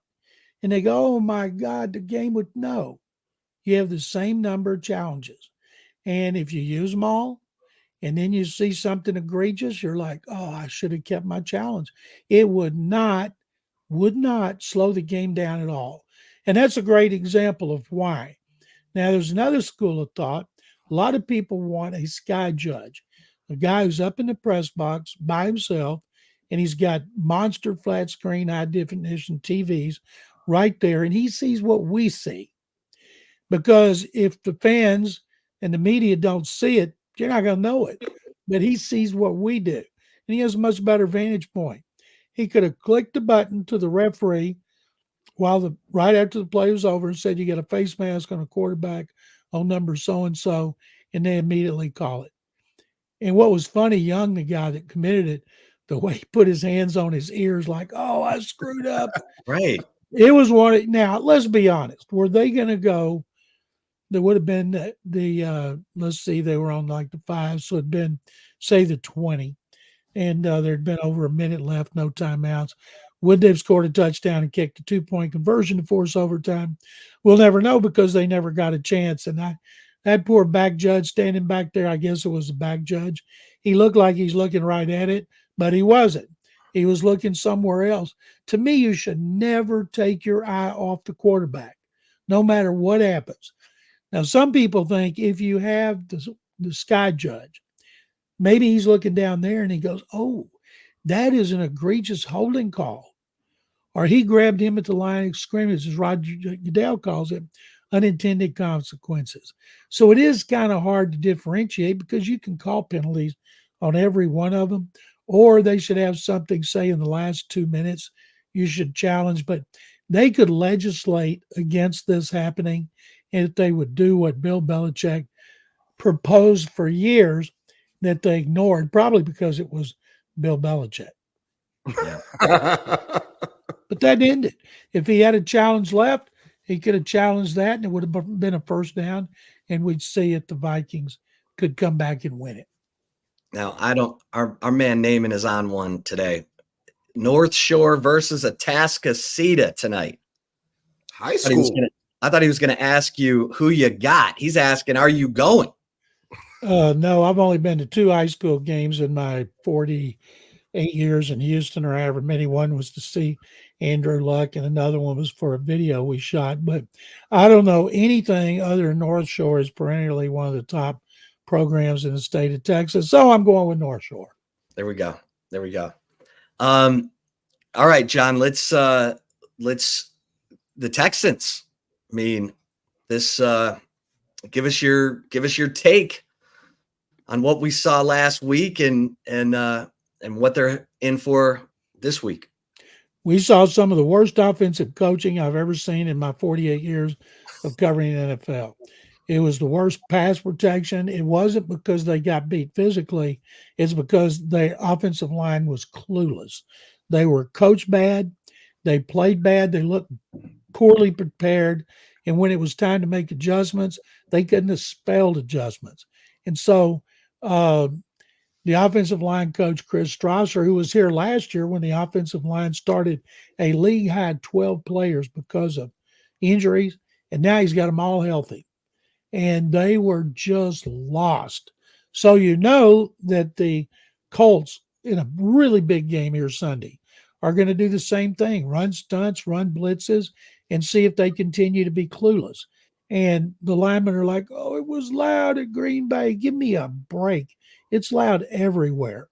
But it was amazing. Kenyon Green, the left guard, I don't know who they got. He should be benched. He was terrible with a capital T. They just looked lost. C.J. Stroud had 2 plays where he had a clean pocket. Both were completions. The rest of the time, guys were running free up the middle, coming off the edge. He's having to roll out. Never seen him do this. He got so frustrated, he threw his helmet one time on the sideline. And he told the media this week, he said, I know what a hard time you're giving the linemen. And when they bounce back this week, I hope you'll all get behind them. And I wanted to say, well, we've been behind them when they do well, which has been most of the year. Run blocking was really good. It was the pass protection's awful. Now they're trying to sweep the Colts for the second time in the 23-year history of the AFC South rivalry. Other time was 2016 when the legendary Brock Osweiler won 2 games over Andrew Luck. I still can't believe it. And Brock, of course, was a one and done. Couldn't wait to get him out of town. So if they beat the Colts, they beat them 29-27 in the first game in Indy, they will have a 2-game lead over in the AFC South and really a 3-game lead over the Colts because they'd have the head-to-head tiebreaker. But if they lose, they're going to be tied for first place. The Colts will have won 5 of 6. Texans will have lost 2 in a row, and people will hit the panic button. It's amazing. One bad passing game, and so many people said, fire Bobby Slowick. And I was like, yeah, he just got stupid overnight. Well, I don't know how much you know about this Brandon McManus, the kicker for the Packers. I know all about him. He got let go by the Jags because 2 flight attendants said he sexually assaulted him on the Jaguars flight from London. Right. He's out of work, and then the Packers signed him last week because they reached a settlement. So as far as the league said, this is what is interesting. They were represented by Tony Busby from Houston, who represented most of the Deshaun Watson accusers. And the league said they had completed their investigation. Tony Busby said, how can you investigate these charges without talking to my clients? And they didn't talk to the clients. But it's amazing the way this happens. They reached a settlement. All of a sudden, he's cleared because the league can't compel women. They don't have the subpoena powers. So the women got what they were looking for, and it went away. And then McManus got a job, and he kicked a 45-yard winning field goal to beat the Texans, which is interesting because probably 6 or 7 years ago, he had one in Denver and that he should have made, and he blew it, and the Texans won. So that was personal revenge for him. Yeah, John, let's rewind to the game last night. Obviously, the face mask or missed call on the face mask was a huge play, but the Rams, all these teams that are looking for another receiver have been looking out for Cooper Kupp, and it seems like the Rams are going to keep him. And now that Puka Nacua is back, Matt Stafford looked good last night. Do you think the Rams can make a run in the NFC? They can because they're playing in a division that's terrible right now. Seattle's the only team with a winning record. Seahawks are 4-3. They play the Rams in the next game. The Rams have won 2 in 5 days. The Vikings lost 2 in 5 days. And Matthew Stafford had 3 touchdown passes coming in. He had 4 on Thursday night. Now, all this stuff about Cooper Kupp being traded, and I'm glad that Sean McVay said this. People were calling them. They weren't looking to trade him. And, of course, you have to listen to offers because it might be something preposterous. Well, it wasn't going to be because he's been hurt all year. So they now have a chance to win the division, make the playoffs. I don't think they were going to trade him anyway. They just redid Stafford's contract in the all season. They do that, they're not going into a total rebuild, which is what you'd be doing if you traded his favorite receiver. So they looked really good last night. Having Kupp back and having Puka Nacua back opened it up for like Tutu Atwell and Robinson. And Robinson caught 2 touchdown passes. So they got good balance. I think they can win that division because the 49ers were supposed to run away with it, and they've had so many injury issues. And Brock Purdy has not played real well. I kind of thought he was going to take over and show everybody I'm the man, but he didn't. And his contract's up. They're going to have to give him a new contract. He better start playing a whole lot better if he wants to be up there in that 50, 60 million neighborhood. Yeah, there was a lot of interesting developments. We talked last week, John, about the Steelers and Russell Wilson, and so Russell Wilson comes in and looks good, and the Steelers win, and there they are, tied with the Ravens at 5-2 atop the division. Your thoughts? I watched that game, and I watched Russell Wilson start with a lot of dart balls, and the fans were howling, booing, and they got Justin Fields up. A guy that never gets mentioned on this is first-year offensive coordinator Arthur Smith, who was fired as head coach of the Falcons. Tomlin wouldn't have made that move without him wanting to make it. You're not going to bench Justin Fields if your offensive coordinator and play caller goes, no, 1,000 times no. And he didn't. So Russell Wilson then started playing better. Not great, but he played better. Do I think he's a Super Bowl quarterback anymore? No. Think Pittsburgh's going to Super Bowl? No. Baltimore and Detroit? I'm sorry. Detroit and Baltimore are the 2 best teams in the NFL, even though the Chiefs are unbeaten. I still think that the Lions and the Ravens are the best teams. Texans still have to play both of them as well as the Chiefs. And so right now, to me, the Super Bowl favorites, not Kansas City, it's Detroit and Baltimore. Yeah. Man. John, speaking of the Steelers, they beat the Jets this past weekend. Your favorite player, Aaron Rodgers, really struggled in that game. Your thoughts on how they looked on Sunday night? Well, they should beat the Patriots. They always beat the Patriots, and then they're going to host the Texans on Thursday night. So if they can beat the Patriots and beat the Texans, then people will be really fired up there. But Aaron Rodgers is not playing very well. He's not the quarterback he was in Green Bay. Maybe it's because he was younger. Maybe it's because Matt LaFleur was a better offensive coach and play caller. But he just doesn't look comfortable. Doesn't look comfortable with his receivers.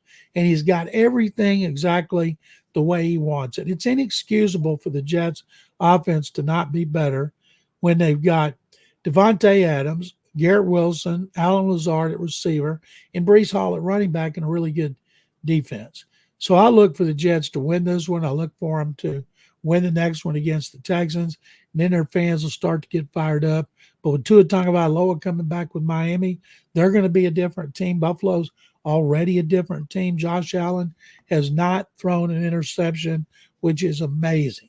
So it's, to me, going to be a two-team race in the AFC East, and the Jets ain't one of them. Yeah, the Tua Tagovailoa story, John, just makes everyone nervous. Makes them, they're afraid for this guy. Your thoughts? There's a lot of guys that have had concussions. I don't know why people treat him any different. Players, Stroud had one last year, cost him 2.5 games. Nobody was worried about his career. And I think back, I'm around a lot of players like Kenny Houston, Mean Joe Green, Dan Pastorini, Elvin Bethea, Robert Brazile. Those guys played in the 70s when there were no rules about concussions. And they all have their faculties. Their issues are with their knees and their hips and their ankles. Now, I'm not saying they're all like that. And they estimate, they don't know. Dan Pastorini one time, he told me he had 35 major surgeries and he had too many concussions to count because all they would do is hold up 2 fingers and say, how many are you holding up? And if it was 2 and you said 3 or 1, they'd say, get back in there. So I've thought all along, Tua loves the game. He's young. He's making a lot of money, and he's going to play again. And because he's not going to play unless the doctors clear him, the independent neurologist works for the league's got to clear him, and the Dolphins doctor has to do it. And I expect him to come back and play really well, although it might not be the first game Sunday. And remember, when he suffered his concussion, he was bad. And I think that's one reason he went head first, because he was frustrated. He'll never do that again. John, Todd Bowles got a lot of heat for his decision to keep Chris Godwin in that game that was basically over against the Ravens, where he got hurt, and obviously Mike Evans got hurt earlier in that game. Are the Buccaneers in some serious trouble now, both of those receivers out? When the Bills went up on the Chiefs in the playoffs 3 years ago with 13 seconds left, and the Bills were all celebrating on the sideline, shaking hands for beating them and moving into the next round, and then they lost. And I was talking to Bruce Matthews, Pro Football Hall of Fame guard, whose son Jake plays left tackle for the Falcons. I said, if you were Todd Bowles and there were 31 seconds left and you were down by 10 and you scored a touchdown, maybe an onside kick, it's a long shot, but would you have kept him in? He said, absolutely, you keep your best players in when you have a prayer. And he thought they had a prayer. He said, if you go back and look, there have been a lot of games settled in the last 31 seconds. And it take a miracle, of course, but he didn't agree. And I feel bad for Todd Bowles, because I think most coaches would have had their star players in a game. You're down by 10. You scored the last 2 touchdowns. And you got a prayer. And when you got a prayer, I think you have to keep him in. Unfortunately, he suffered that injury, season ending. Terrible for him, terrible for them. Mike Evans is out. But I don't think they're going to roll over and say we're giving the division to the Falcons. John, the Washington Commanders, Jaden Daniels, unbelievable start to the season. Now he's injured. Your thoughts on the NFC East? He's got that rib injury, and this was the first time he practiced today. He was limited. I don't think he'll play.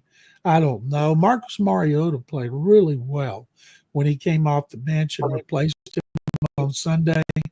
Now, everybody's so bummed if we don't get, as fans, Caleb Williams, who's playing great, Bears have a winning record, and Jaden Daniels, who's playing great, and the Commanders have a winning record. But you don't push a guy to go back on the field at this stage of the season. Even if he tells you, wrap him up, I can do it. You run the risk of bruised ribs being broken. And once they're broken, it changes everything. I would tell Mariota, I would say, Marcus, this baby is yours till he's 100%. Yeah, Texas fans know about that with Quinn Ewers trying to get over this oblique injury. He's not been the same since the injury. We'll see how he does against the Commodores. Okay, so this Texans-Colts game, it's huge. This is first and second place in the division. And how's this one going to play out, John? I picked the Texans. I've been wrong twice. Let's see. I picked them to lose to Buffalo, and I was right on Green Bay. I picked them to lose to Green Bay.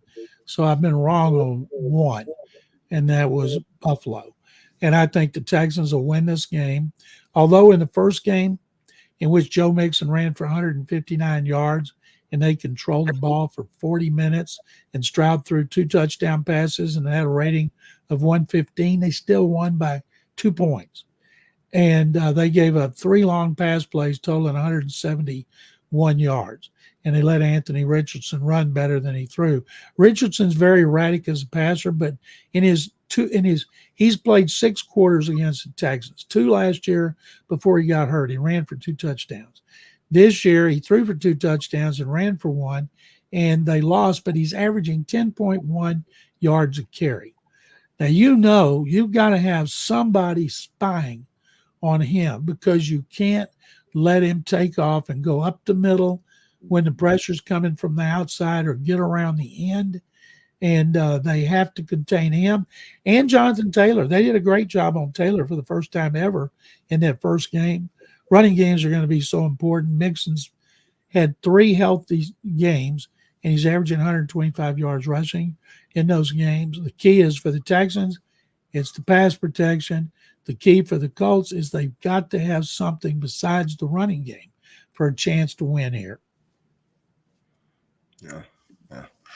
How about the Cowboys, John, coming off of the bye week, go up to San Francisco. San Fran didn't look that good. You just mentioned Brock Purdy and how poorly he played against the Chiefs. What do you think about that matchup? 2 different game plans. Kyle Shanahan's going to run some more because he does anyway, even when everybody's healthy, where the Cowboys will run and pass because they can't run.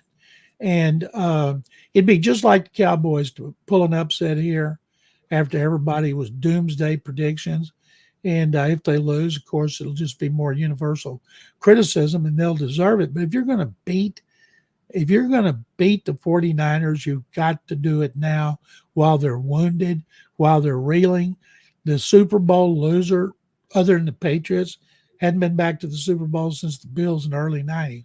So it shouldn't be a surprise that the 49ers are struggling because the Super Bowl loser, which should be the hungriest team in the league, always struggles. John, the Lions are playing the Tennessee Titans. I know you keep an eye on the Titans. This game's in Detroit. Detroit's favored by 11. Those lines always make me think, take the underdog. That's too much in the NFL. But where are the Titans right now? See, I'd take the Lions, and because the Titans are awful. I told my wife last week, who's a diehard Washington fan, I said the spread is 8 points in Washington, and the Panthers have lost every game by at least 10. I said if we were betting, we'd put everything on the Commanders, and then the Commanders blew them out. The Titans, the only thing they've got to offer is they got a really good defense, and they stopped the run. But I think Jared Goff, who's on an amazing run, is it 5 games in a row with a rating of at least 140? Yeah. That's either tied or a record. He is just phenomenal. And they're losing Williams for 2 games. So what? It doesn't matter. They still got receivers. They got a running game. I'd love to see Detroit and Baltimore in the Super Bowl because they play old-fashioned football that they run a lot. And running is way up because teams are playing a lot of 2 and 3 deep coverage, daring the team to run. Because if you run, you're not going to have a blowout. Game's usually going to be close. And I think because they're the 2 best, I don't want to see the Chiefs in the Super Bowl. I'm tired of Patrick Mahomes like I was tired of Tom Brady. I want new blood, and that would be the Lions. And so I think they're going to blow out the Titans. Will Levis, I don't think he'll play. They said they need to see him before the season's over to know if he can be their franchise quarterback. Well, if they know anything about football right now, they know he's not the franchise quarterback. They're going to be in the market, as are other teams like Cleveland and the Raiders, and it's not a good draft for quarterbacks. And so I think the Lions will win really big. Yeah. A guy that you followed for a long time, John, DeAndre Hopkins, now in Kansas City. He just said that you'd rather not see them in NOLA for the Super Bowl, but how good does DeAndre Hopkins make the Chiefs now? Well, I'm really happy for D-Hop, but he hadn't moved the needle in a while, and a lot of it's who he was playing with. And he's got to feel like he died and went to heaven to get to play for Mahomes and Andy Reid. I think he'll be rejuvenated. All of a sudden, he's not going to be a deep threat, a home run threat. He never has been. But, boy, if it's 3rd and 6, then you're going to see Mahomes going to him for 7. A young guy like Worthy, you can't trust him a lot of the times to be where he's supposed to be. But Hopkins, he'll be where he's supposed to be. And if he's got one-on-one coverage, throw it and let him fight for the ball because he's got really strong hands. He's got great anticipation and quickness, even though this is his 12th year. And he fights for a ball as well as any receiver in the league. So I think you'll see him a lot on 3rd down. John, the Bears, how good are the Bears? They've kind of gotten on a roll here, but is this the schedule working in their favor, or are they putting something together? Schedule. If you look at the teams they've beaten, it hadn't been very impressive, but I'll tell you what, they're a lot better than they were when they came in here for a primetime game, 2nd game of the season, and the Texans beat them. It's because Caleb Williams is playing so much better. You got to think he's going to get better. Daniel's going to get better. Drake May makes you wonder, why didn't he start Drake May earlier? Because he is playing really well in his 2 starts. And a lot of people are wondering, next year, J.J. McCarthy will come back from his knee surgery, and the Vikings will be ready for him to be the starter. They can't commit long-term to Sam Darnold. So I'm guessing unless Darnold signs a 1 or 2 year deal, but he wants big bucks. And if he ends up being the backup like they expected, he's going to be overpaid. So I think Darnold will be a hot commodity on the free agent market, and McCarthy will step up for them. And all these young quarterbacks, including Bo Nix, who's been unbelievable. I'm not saying it's going to turn out like 83 when Elway, Kelly, and Jim Kelly and Dan Marino went to the Hall of Fame. But early, they're better than those guys were in 83. And you saw the Packers. I mean, you watched that game, obviously, very closely.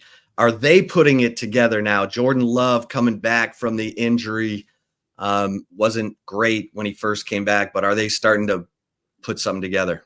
In his last 4 games in which he's been healthy, he's averaged 3 touchdown passes a game. He had 3 against the Texans. But Texans were +3 in turnover ratio. If you are at least +3 in turnover ratio in a game, you win 96% of the time, which means the Texans are 4%ers. I started to call them that today, the 4%ers, because it's ridiculous you do that. But Love kept them in the game. They had with all those 5 defensive starters out, they picked on a backup corner who should be on the practice squad, and they ate him up, as they should. That's good coaching. But Texans made a lot of mistakes in that game. Tank Dell dropped a touchdown pass. And despite all those issues, the Packers had to kick a field goal with no time left. And I know they felt very relieved, like, whew, we could have lost that game, even though we did so many great things. And so they've got a balanced offense, great young quarterback, defense under Jeff Hafley, who left the head coaching job at Boston College to come there as defensive coordinator. Whew. He keeps that up, we're going to see him as a head coach in the NFL.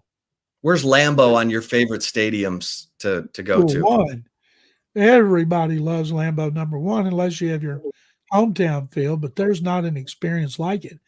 I've told people for decades, two places you have to go if you like football, Lambeau Field and Canton, to go to the Pro Football Hall of Fame. If you go those two things, you don't need to do anything else because they're so special. And the fans of Green Bay are so nice.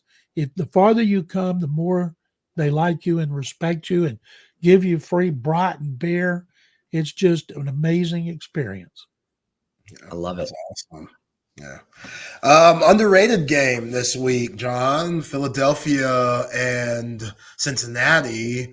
When Joe Burrow's playing well, it seems like Cincinnati plays really well too. And the Eagles are still going up and down, even though the Giants are what they are. How do you think this game's going to play out? I'll tell you, Zay, when you look at the Bengals, their defense, when they were winning, going to the Super Bowl, Lou Anarumo's defense was great. Their defense is not playing great. Burrow has to bail them out of everything.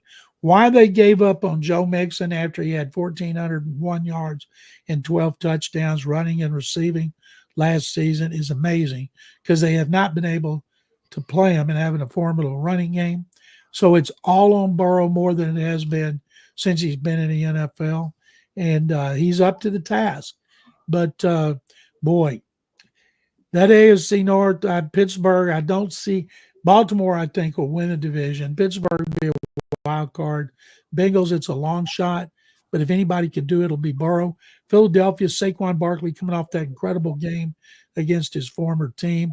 The key for them is Jalen Hurts not turning it over.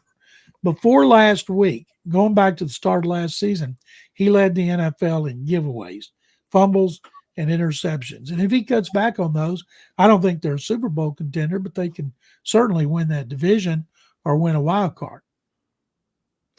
John, are the Jaguars, are they just dead man walking? What's going on with the Jaguars? They've beaten some bad teams, and I don't see them as being a threat. Maybe they will be. Since they started 8-3 and beat the Texans here last year, they've gone straight down the toilet. And they've won 2 games, right? Everybody thought Doug Peterson was going to get fired if they lost, but they've taken advantage of a bad schedule. And I think they'll win a few more games. They might win here. They won here in Houston last year. The Jaguars haven't beaten the Texans in Jacksonville since 2017. But the Texans, I don't think they will put heat on the Texans and Colts. I think they'll be a third place team. Last year, all they had to do to win the division was win at home over the Titans. Titans had nothing to play for. And in Mike Vrabel's last game before he was fired, the Titans beat them. That knocked them out of the playoffs. Texans beat Indy. Texans won the playoffs. The division. Texans would have been a wild card team if the Jaguars had won that game. But, man, they didn't do it. They haven't done anything in a clutch situation. The jury's, so far, Trevor Lawrence is not a generational quarterback. He's good at times, and he's bad at times. John, saw from your Twitter last Saturday, you were definitely locked into the Texas-Georgia game. What are your thoughts on that game, and what do you think the scouts saw with that game? Well, fortunately, and the NFL will never say this, but they pay less attention to what happens during a college season than anything they do in shorts and T-shirts after the season. If a guy like Kelvin Banks, who had never had a bad game, and he had one, But they're not going to remember that if he goes to the Senior Bowl and he looks good in the practices, and then at the combine and the pro day and the private workouts, he looks good. He'll still be the first or second offensive lineman taken. What it did was, I think Kirby Smart did a great job working his team into a frenzy, especially his defensive line. Two of those linemen look like they're going to be top of the first round picks based on the way they played against the Longhorns. You play that well against Beck and you intercept him 3 times, you shouldn't be getting beat bad like that. I think they'll play again, and I think it'll be a different outcome because Sarkisian will show them that tape maybe more than once. They'll remember how they were humiliated. They will remember the call, the fans, and all that. And I think they'll beat them. How about those Baylor Bears going out to Texas Tech? 59. No team in the country scored more than those fighting Baylor Bears, who have homecoming this week against the Mullets, and they can beat Oklahoma State. Baylor actually has 5 winnable games. We're starting to get kind of fired up. Think back the way they blew the game to the Deons on the Hail Mary, and then they had Utah beat and blew that. And they've come close. They weren't pathetic as they were last year. They may save Dave Aranda's job, but if he can't win some more with this schedule, Houston, TCU, he deserves to be fired. And at least they're exciting. Sawyer Robertson, think about this. He's from Lubbock. He grew up with his family having season tickets to the Red Raiders. They didn't want him, and he comes back and he beats them in the stadium where he grew up in. And I'm told he's a really, really good guy. So as Baylor fans, we're hoping that he plays well and nobody swoops in and takes him with a big chunk of NIL. By the way, for you and your listeners, tonight, 9:15, watch UNLV and Boise State. The best player in the country, Ashton Jeanty, the running back from Frisco. Great stories on ESPN about him today, about how everybody tried to come get him with the big NIL money. Longhorns probably even tried. And he stayed there because he grew up in Italy because his dad's in the military, and his dad always taught him, finish what you start. So he's hoping to set an example for players in that conference and other conferences. Don't just jump to the NIL money. You can still get in the college football playoff. And then UNLV, remember when their quarterback quit on them because they didn't give him the NIL money he wanted? I don't hear his name mentioned anymore because the guy, the backup that took his place, is even better. So Malik Williams. Is that it? Both of them are 6-1. Where was he, in Ohio? He was somewhere, and he transferred in, and he was the backup. And then fate elevated him, and he's playing great. I can't wait to watch him. And Ashton Jeanty reminds me of Barry Sanders when he was at Oklahoma State. He is mesmerizing.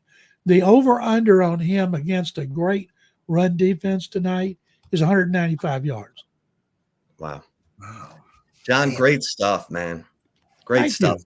Always Thank love you. the conversation. Hey, I'll always love coming on with you guys. Good luck to the Longhorns in Nashville. I think Texas will bounce back and win.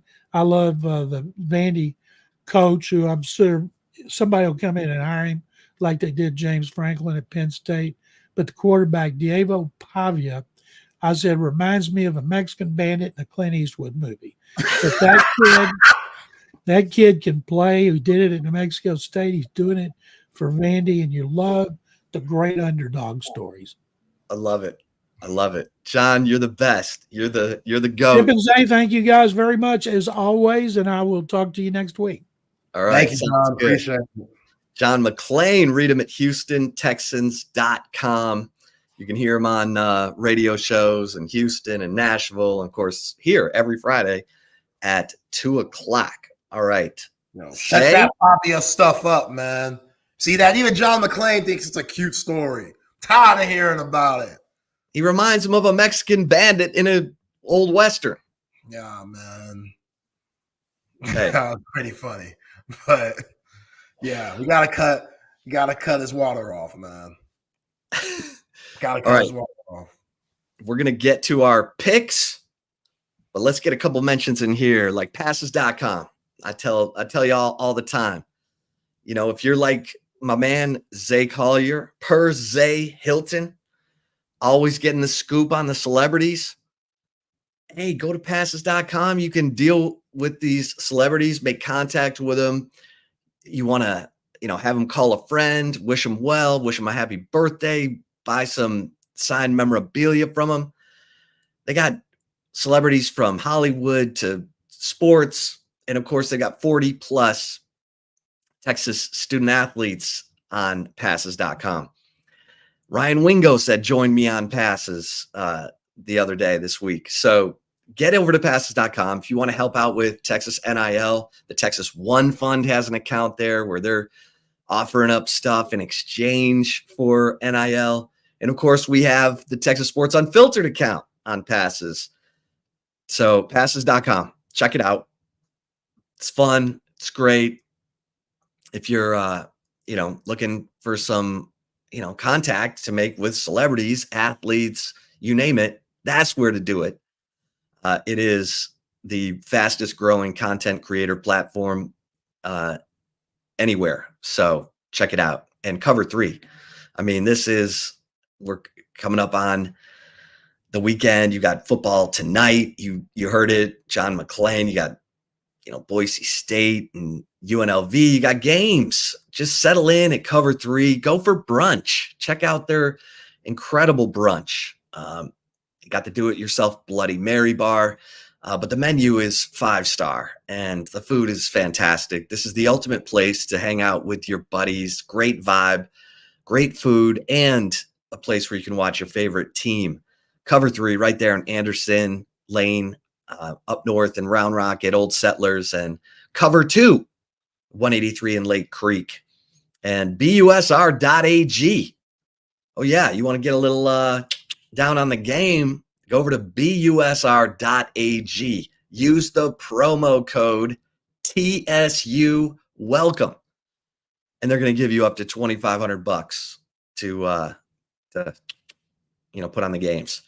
And AV consultations. Look, if you don't have a big screen big enough to make you feel like you're on the sidelines at the game, you need to call our man, Tom McKay at AV Consultations.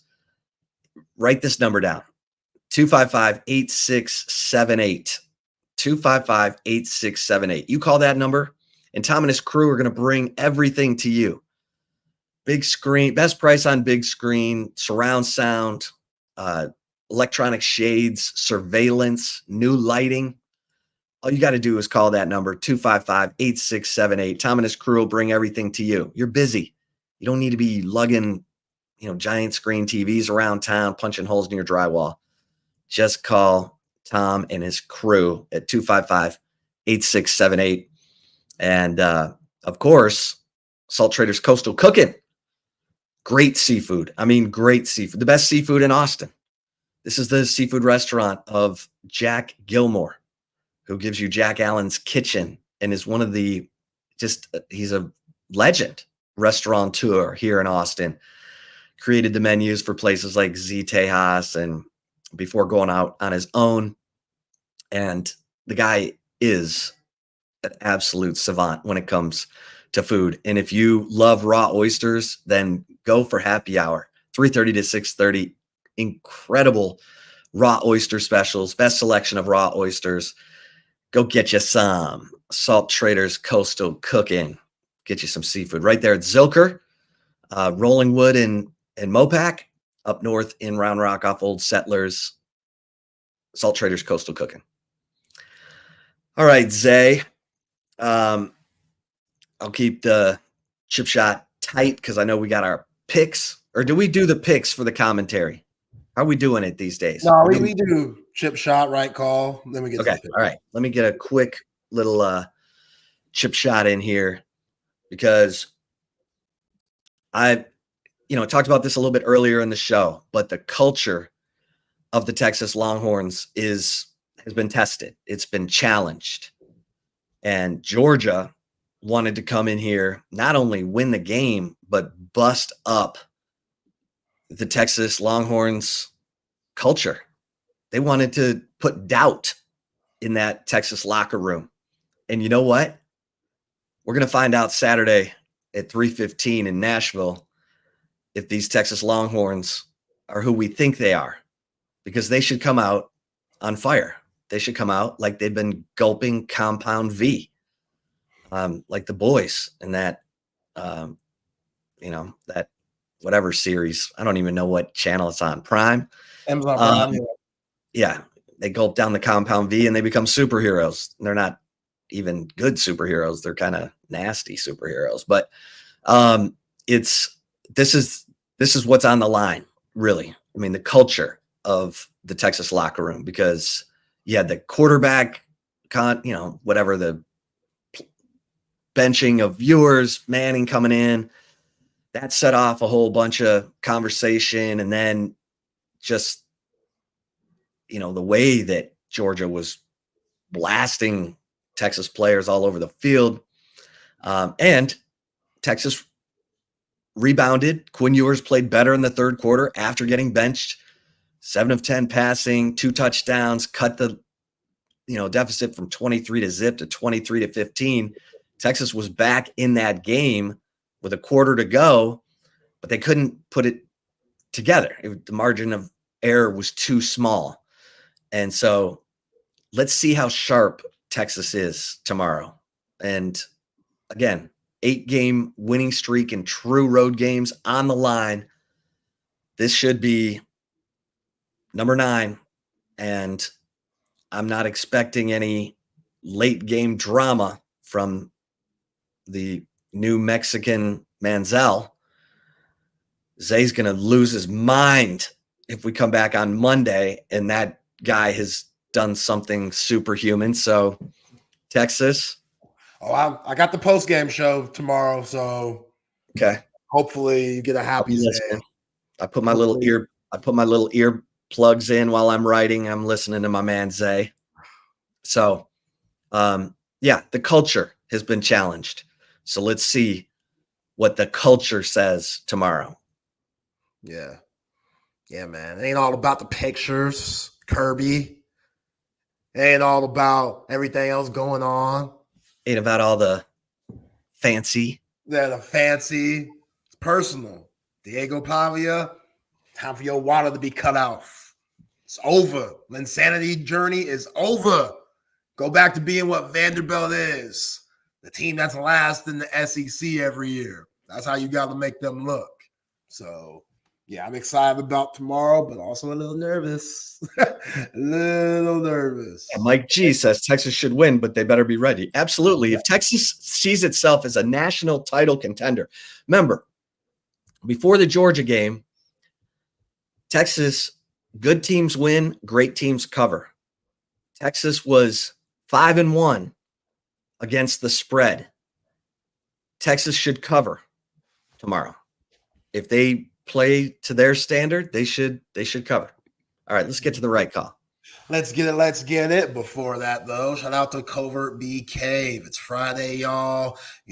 Popping off this weekend, Halloween weekend, usually when all the ladies dress up and stuff and go downtown looking right. You can't be going downtown with a beat-up vehicle. What are you doing? Hit up Covert B Cave and get right. New pre-owned vehicle, over 100 years of service. Covert B Cave. They are the best. 7 terrific brands to choose from. Buick, Ram, GMC, Cadillac, Jeep, Dodge, and Chrysler. Wifey out of town, so we got the Buick Encore here. I might take it for a spin, but I ain't gonna get into nothing wild, y'all. I just might take it for a spin because, it needs to be driven. It's a beautiful car.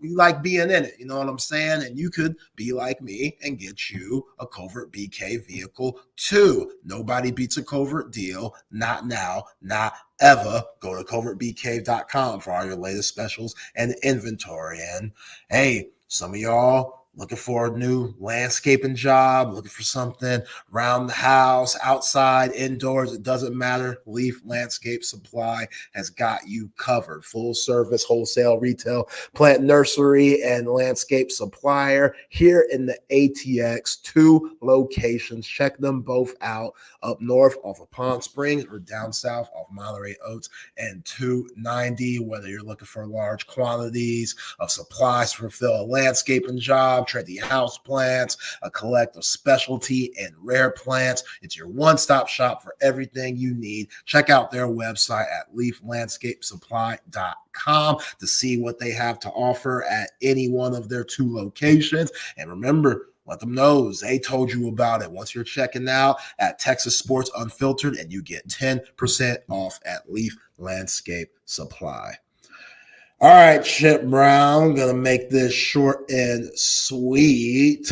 Look at this. Equimania, St. Brown, and Amon-Ra have a terrific podcast that they do every week, which is fun. They always talk about the games and what's going on around football with both of them and also all of the NFL. And Equimania's told Amon-Ra this, that when he went to a restaurant, a waiter in New Orleans told him that it won't be good for Amon-Ra if the Lions make it to the Super Bowl and he has to come to New Orleans. What the hell does that mean? Are we gonna Utah Jazz Michael Jordan this guy? Food poisoning to what is now called the famous flu game? Game 5, 97 finals. Jordan's out here yakking his brains out all night because 4 idiots show up at the door with 1 pizza? This is a wild thing to say. Now, Equimanius didn't give the guy's name out or anything, or the restaurant he's at, but this is problematic. Like, say again, he's a good sport. Whenever he leaves New Orleans, he needs to say the waiter and the restaurant, because that's a place that I'm trying to avoid. I love New Orleans. Being there in January when the Horns were in the Sugar Bowl against Washington, Texas Sports Unfiltered had a great time there. But, man, come on.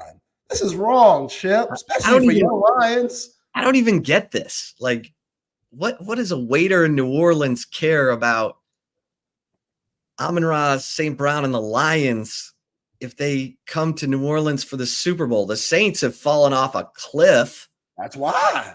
Without Derek Carr. Yeah.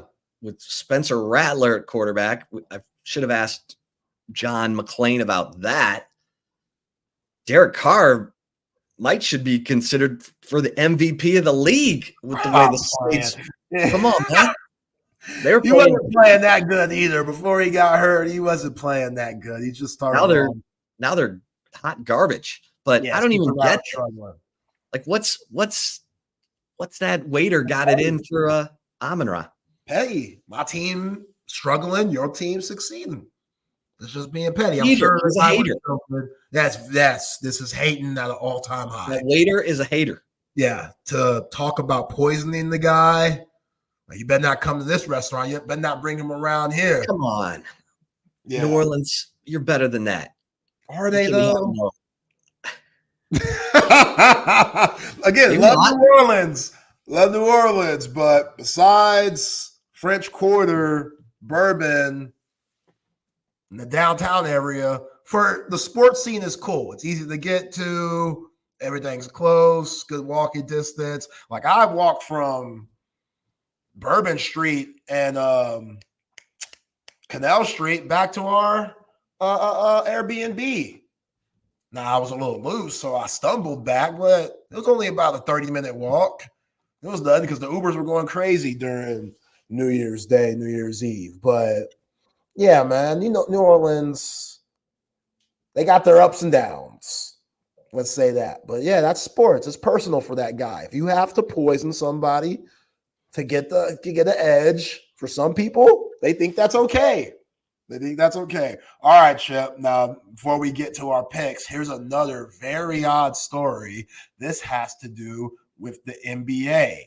So, a Los Angeles Clippers trainer plans to sue the Clippers because he claims he was wrongfully terminated because he thinks Kawhi Leonard was subjected to unsafe and illegal treatment for his injuries. Kawhi Leonard isn't playing right now, out indefinitely, so we have no idea when he's coming back. We remember during the Olympics when he was supposed to go with the guys to Paris, he checked out early. So if the trainer's out here getting fired because he's out here speaking the real and telling the truth, And the Clippers are like, no, we just need this guy back on the court as quick as possible. We're paying him too much money. He's too valuable. We could care less about his body. Just get back on the court. And this Clippers guy was trying to speak up, and they were having bickering arguments because to what the Clippers trainer is saying, he was looking out for Kawhi's best interest. The Clippers were not. So they fired his ass because those things didn't align. That is so messy. Now, this isn't the first time Kawhi has had issues with a training staff on an organization, Spurs fans. Y'all remember what happened there. So I don't know who to believe, but this could get real messy. And that new Intuit Dome is fly. That's a cool place. It's a really nice place. So this is probably the last thing that part Microsoft founder Steve Ballmer even wanted to deal with. He just wants to, which he's the best owner in all the NBA easily. Like, he loves his team. He's exactly what they needed right after the whole Donald Sterling situation. Like, he's fun. Is he corny? Yes. But he's just fun old white dude, you know? But when he be in his seat doing all this and stuff, I'll be rolling. He is hilarious, man. And you go back and watch footage of him and like Bill Gates and stuff where they're like putting out Microsoft 98 and all that stuff, Windows, and, you know, just when Microsoft was really taking off in the 90s. And they would have those events where they would talk on stage and stuff. They were all dancing because they knew they're like, we're about to be quadrillionaires in this thing. Like, hell yeah, I don't give a damn who I'll dance around. Like, the paper that we're making and make you dance too. So, yeah, I don't like to see it for him, but be on the lookout, NBA fans. Yeah, Mark Cuban's cool too, but he's also stupid for dismantling the team after they win it all in 2011. That was so dumb. That was so dumb, Mark. And I don't even think he's the main owner anymore. I think he gave a lot of that up. But all right, Chip, 10 minutes left. Let's get to the picks, dog. Let's get to the picks. All right. You going first? We going college? We going NFL? You go first. Got to start with the youngsters. Let's go college. Okay. All right. I'm going to go with the game tonight. Boise. -3.5 against Jalen Catalon. My boy Casey Kane of the UNLV running Rebs. Haj Malik Williams. I'd feel a lot better if Matt Sluka was still the quarterback in making this pick, because Haj Malik Williams is actually pretty good. They need to scratch up $3,000 in NIL money for him. But Ashton Genty, I'm rolling with Ashton Genty. Boise -3.5 tonight. Zay. Okay. I like it. Yeah, I think a lot of people that SEC, ACC fans, Big 12 fans, Big 10 fans going to be watching this game because one of those teams that make it to the college football playoff might be playing one of these two teams in UNLV and Boise State. And when you got the Heisman Trophy winner as of right now playing tonight, primetime Friday night football, should be a good one. I'll definitely be tuning in. For me, Chip, the first one, this might sound nuts, but sometimes you just got to live that way. I'm going to go Oklahoma +20 against Ole Miss. Jackson Arnold being back in the driver's seat. I think he's the better quarterback. I think he'll be able to move the ball a little bit. They're still going to lose. But I think they could cover and lose against this Ole Miss team. I think they're really embarrassed. The last two losses, Texas, you get blown out at home by South Carolina. I get why the line is this, but that just shows you how much I believe in Lane Kiffin to get it done at this point with those guys that he has, all the talent in the world, all the NIL money in the world, and they still have 2 losses. So I'm going to take the Sooners. Don't feel good about it. Never feel good about taking Oklahoma in anything, but yeah, Well, I feel like living dangerous. I'm kind of living dangerous. See, there you go. I'm going to take Mississippi State +7 at home against Arkansas. I'm right there with you. I think this is going to be a field goal game either way. So that means I'm rolling with the Mississippi State Bulldogs at home +7 against Arkansas. Are you taking that too? Yep, I'm taking that too. Okay. Michael Van Buren. And I just love the way Mississippi State had our guy Chris Phillips in their video when Chris Phillips was praising the team. That was good. That was good video media stuff right there that they were doing. I appreciate that. Chris is right. They are starting to figure some things out with Michael Van Buren being the guy. And yeah, Jeff Lebby gets Arkansas, even though they might not win. I like the points. Then I'm going to take, I believe, Wisconsin +6.5 at home at night against Penn State. I think this could be upset alert for the Nittany Lions, who were at USC last week, barely won. Now they got to go on the road again to Wisconsin at night. Camp Randall is nutso. Give me the Badgers +6.5. James Franklin's got some off the field stuff going on, don't he? Maybe. I think I don't even know about that. Yeah. Look that up. He got Okay, let me not look with that him up. specifically, but his players. Okay. Because he was in a press conference. Shout out to my man Todd for sending me this. He was in the press conference and he was dodging questions about it. And every time they brought it up, he would leave the podium. They would bring up. Yeah, there's rape charges. Oh, geez. Yeah, not good. Not good. Yeah, James wasn't answering them. He was having, who's the person that does the talking? I don't know if it's a athletic director. It might have been, but it was somebody else that was higher up that was like, we are not taking any questions about this.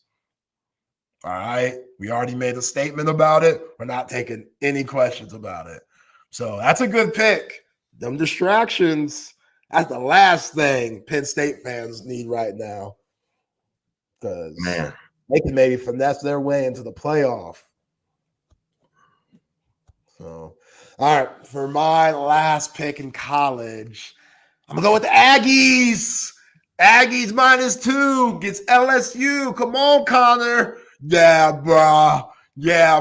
That's what I'm talking about. That's the Connor Wegman I need to see. The Connor Wegman that lets his nuts hang. The Connor Wegman that dominated against Missouri.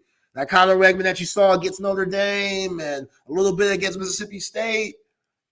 He on that roller coaster, but 12 man behind him. They wearing those black jerseys that, as big a hater as I am, it's hard to hate on those. Those are kind of fire. They get with the Aggie cursive on the helmet, the Aggie, font and cursive on the helmet. It's pretty fly. I'm not going to lie. That's one of their better uniforms because those colors, they already ugly in itself. So it's hard to beat all black. You know what I'm saying? So I want the Aggies, man. And plus, I want that matchup when Texas goes in to Kyle Field. I want it to mean a little bit more when Texas beats that ass. You know what I'm saying? Beats that ass. Beats that ass. Yeah. All right. NFL. I am taking the Las Vegas Raiders +9.5 against the Chiefs. Ooh. Max Crosby always gets in the head of Patrick Mahomes, who isn't playing that great. I think the Chiefs win this game. I just don't think it's by 9.5. But Max Crosby gets into Patrick Mahomes' head. I think Mahomes hates playing against Max Crosby.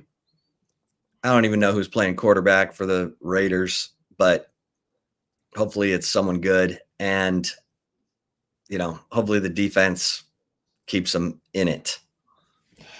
Yeah, we'll see what DeAndre Hopkins brings to the table and see how much they could get him acclimated in Andy Reid's offense. Only been a week there, not very long, pretty complex offense. So we'll see how that goes.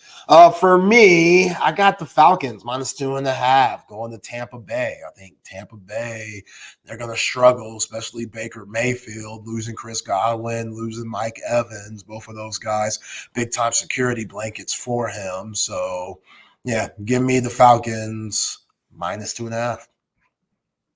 Yeah, that's probably a good pick. Is Evans out? Yeah. Oof. Yeah. Oof. Okay. All right. Well, I am going to roll with the Washington Commanders against the Chicago Bears. Chicago is favored by 3 points. So the Commanders are the home team. I'm getting the Commanders +3 as a home dog. That Commanders defense isn't bad. No.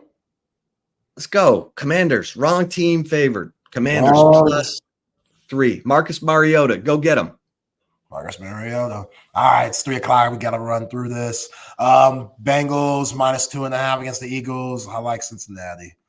I just can't trust the Eagles, especially with what they did last week to the Giants. Who are the Giants? Okay, I'll take the Lions. What the hell? -11 against the Titans makes me a little queasy. Yeah, it's a trap game. Yeah. Trap game. Yeah. Last but not least, San Fran -4 against the Cowboys. How can you not go against the Cowboys? They're going to, I was about to say Candlestick, but they don't play there no more. But bring that out. Bring out that Candlestick energy. You know what I'm saying? They got a 49ers, Deebo Samuel. They got a picture of Deebo Samuel before he got pneumonia out the game. Look a little chubby.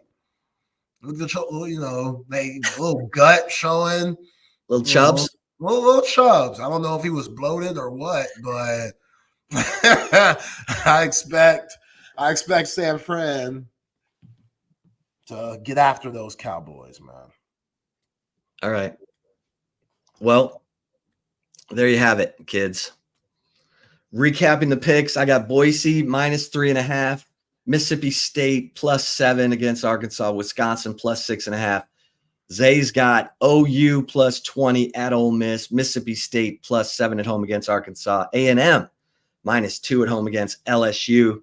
And in the NFL, I got the Raiders +9.5 at home against the Chiefs, the Commanders +3 at home against the Bears, the Lions -11 at home against the Titans. Zay's got the Falcons -2.5 at Tampa, and the Bengals -2.5 against the Eagles, and the 49ers -4 against the Cowboys. All right, let's bring in the fellas. Yeah. Cole Thompson and Lucas Hill. Hey, TSU. It's Cole round 2. You got me to open the morning. You get me to close out the day. This is why we work in this industry, baby. You never know what to expect, and you always can expect me. Just the Cole smiling, bookends. delightful face. It's a bookend Thompson day. It's fantastic. This is what we enjoy. This is what we do. By the way, who picked Penn State? Anybody? I picked Wisconsin. Attaboy. You're a smart man. Wisconsin. Zay, +6.5. did you take Oklahoma +20? Yeah, Jackson Arnold's back. Yeah.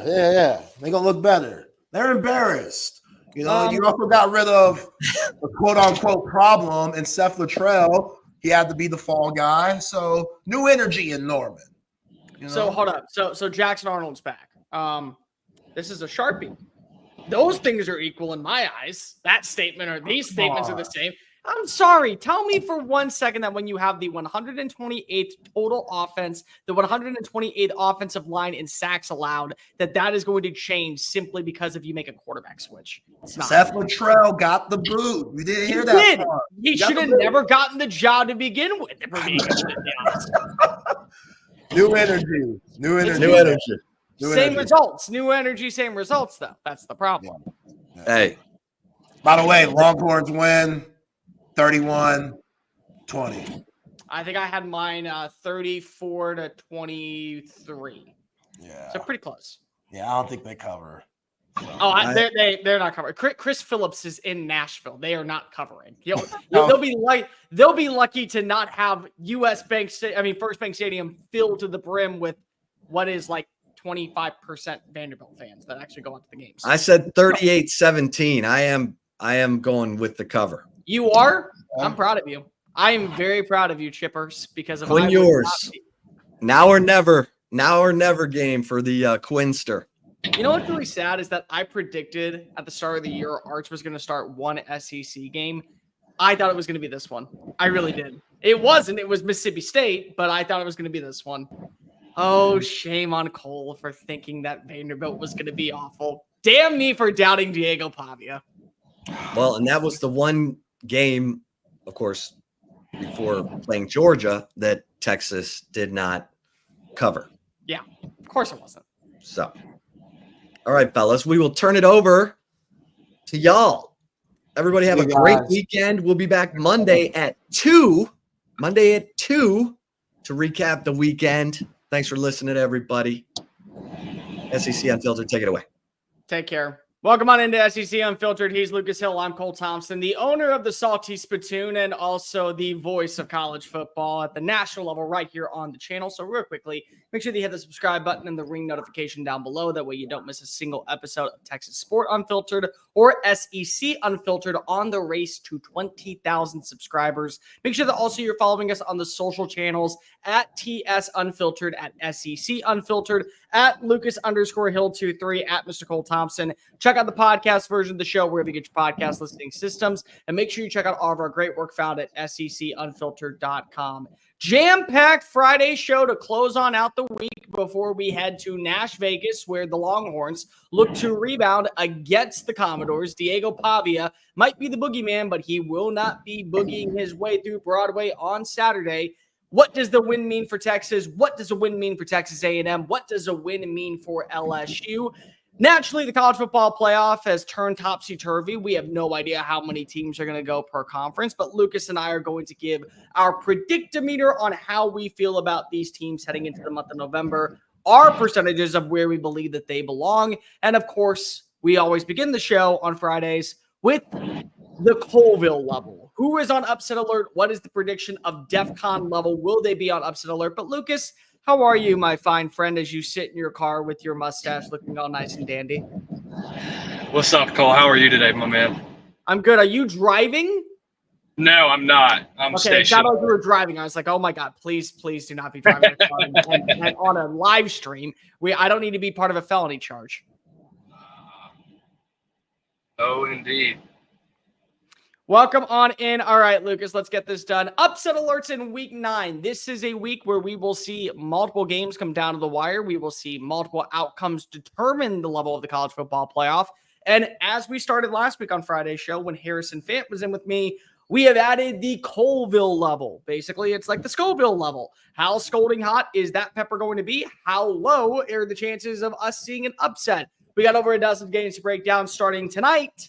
Without a doubt, no questions asked. By the way, John McClane compared Diego Pavia to a Mexican bandito in the old Western movie. Well, he's actually John Wick of college football, so that's who he is. That's why I call him Baba Yaga. Game tonight, number 17, Boise State looking to secure their spot as the favorites of the Group of 5 level for the college football playoff. They are a 3.5-point favorite on the road against a UNLV team that replaced its starting quarterback, but still has not missed a beat in any other game outside of the Syracuse matchup. On a scale of 1 to 5, Lucas, on the Colville level, where do you have this as an upset alert? I would argue and say that UNLV is better with their brand new quarterback at the helm. I would have this one at maybe, I'd say a 4, because just with home field advantage, obviously, UNLV is a much better team than they were the first 3 weeks of the season. Their run defense is arguably one of the best in the nation. And I think that Ashton Jeanty's going to break off a couple of them, but if UNLV can keep him contained in that first half, if they make him play a full game, I think they have a legitimate opportunity to pull off the upset here and get them back in the race for the group of 5 bid. Let me make this abundantly clear. This is a sickos hour game, and it is a shame of the NBA to think that they control college football, because if nobody wants to watch whoever is on ESPN, and this game has to be on CBS Sports Network, but a 9:30 kick, it'll be 2 a.m. by the time that this game probably comes to an end on the East Coast, but who gives a damn? When you love college football, you stay awake for it. Lucas, you brought up a very good point. The run defense of UNLV has been stable. It has been sturdy. It has been secure. It is locked down top 20 in college football this year. This is going to be a moment where we get to see what version of Ashton Jeanty is actually going to take the center stage. This is a primetime matchup. I'm a little lackadaisical than you. I think this is a 3.5 point level on the Colville unit. It's upset monitoring. It's not about ready to break, and it's not 100% happening. But if you told me that this was a 4-quarter game where UNLV gets a late touchdown to take the lead, it would not shock me. If you told me that this was a game where Ashton Jeanty rushed for over 275 yards and exposed the Rebels for who they are, well, it wouldn't shock me either. Regardless, this is a playoff game of a playoff game. This is what I would call a preview playoff game. Naturally, it's going to carry a little bit of momentum. I have it as a 3.5 because if I don't really feel like an upset's going to happen, but nothing would surprise me in this matchup. Let's move to the next game. Number 12, Notre Dame takes on Navy in the Meadowlands out at MetLife Stadium, basically the world's largest air conditioning supplier in all of the league. Who do you got in this game, and what do you think? This one is a toss-up for me, to be honest. I'd put this one around what you said the last time. I'd put this at a 3.5. I think Navy, if they can control that Marcus Freeman defense, if they can run around them, if they can get that defense exposed, they have a legitimate chance. Because I think Notre Dame's offense, they've been very, very inconsistent at best. They haven't really played a true defense so far this year, other than what they did against Texas A&M. And still, they struggled against that great defense. I think that Navy, they're a very nitty-gritty type of group. I think that this could be a big marquee win for them which I do think is a possibility. But I think at the end of the day, I think that Marcus Freeman's defense is a bit better than what Navy brings together. And so I think that Riley Leonard's going to pull it off just at the end. Offense is going to do just enough, but this one's going to be a 4-quarter battle for sure. So Joe K in the comment section is saying that the winner of the game tonight will be the G5 representative. I don't doubt you, but what I will say is the military schools have an opportunity to at least create havoc. This is a game that regards no margin of error for either squad. Notre Dame already lost to NIU, but they are still Notre Dame. They still have one of the best wins in college football now over a Texas A&M team that is humming at the right time. And they basically were able to dominate for most of the quarter against Louisville. This to me is a 5. I mean, this to me is a 4.5. I think that when you look at how well this offense for the midshipmen are playing, Notre Dame is going to lose to one of the military schools. I don't know which one, Army or Navy. This is an offense that currently is averaging 44.4 points per game, but they are going up against a defense that is allowing less than 285 yards per contest. So it is a toss-up. I think that if I were to be a betting man, Blake Horvath, the way that he is playing football right now, the fact that the way that they're running the triple option and the way that he is able to kind of pass across the intermediate part of the field, to see how that offense has just evolved. If they can win their opportunities with Benjamin Morrison out on the outside, all you need is simply 1 or 2 big shots to kind of pull away. This is a neutral site game technically because it's going to be played out in MetLife and East Rutherford. I don't think that the upset will happen entirely, but this is one of the very few games to where if you told me Notre Dame is losing by 10 points going into the 4th quarter, not going to be a shocker, not even going to be close. I truly believe that the midshipmen are going to give a true test to Notre Dame, and we're going to figure out who they are as a program moving into the college football playoff. Next game, Indiana versus Washington. Indiana, number 13 in the nation, arguably the best story in college football outside of maybe BYU. Kirk Cignetti not only has revitalized the program, but he's raised the level of everyone in the tobacco industry out in Bloomington because the Stogies are being smoked left and right with Cignetti leading the Hoosiers. They are going to be without Curtis Rourke, their starting quarterback. So now you're turning to Travius Jackson. And this is a Washington team that lost a ton of talent in the offseason, mostly because of Caitlin DeBoer went to Alabama and the NFL draft took a number. But still, they're playing a physical brand of football. They have a quarterback that they really like in Will Rogers. This could be an interesting game. Lucas, where are you putting this one? Like you mentioned already, this is a very interesting game. I think the loss, if Curtis Rourke was playing in this football game, I would say that it would be at least maybe a 2.5, maybe a 3. But now because of that, I put that at maybe a 5. I think Washington does have that opportunity to pull off the upset against Indiana. I think their offense has done really well over the last couple of weeks. I think their defense has just really, really grown. I think that what they've been able to do, especially on that front four, I think they have an opportunity to get after a young quarterback. And you know that the pressure's on them. You know that Bloomington, Indiana hasn't experienced a season like this in quite a bit. And I think that Washington, with just the experience they have on the defensive side of the ball, I do think that they'll be able to put plenty of pressure on the young Q, and I don't think that their playmakers will be able to get anywhere. I think Washington wins this one. Going to give you a little shocker there. I think they win this one by double digits. That is okay. Yeah, that's shocker. That is not one of those games that I think would be double digits. If it was, it would be double digits in favor of the Hoosiers, I think, winning this. But you're not wrong. When you look at this Hoosiers team, their defense has been stable, but it has not been elite. Washington, for what we know about their unit, especially last year compared to what it is this year, also with a head coach in Jed Fish that is an offensive identity first kind of coach, it's done really well. They're only allowing 17 points per game. That's 13th in the country. They're great on third down, and they've played extremely well on the road. Here's the problem, Lucas. 6 of the 7 games this season by Indiana have been won by over 40 points. They put a beat down on a Tony White defense last week in their backyard. Memorial Stadium is going to be rocking.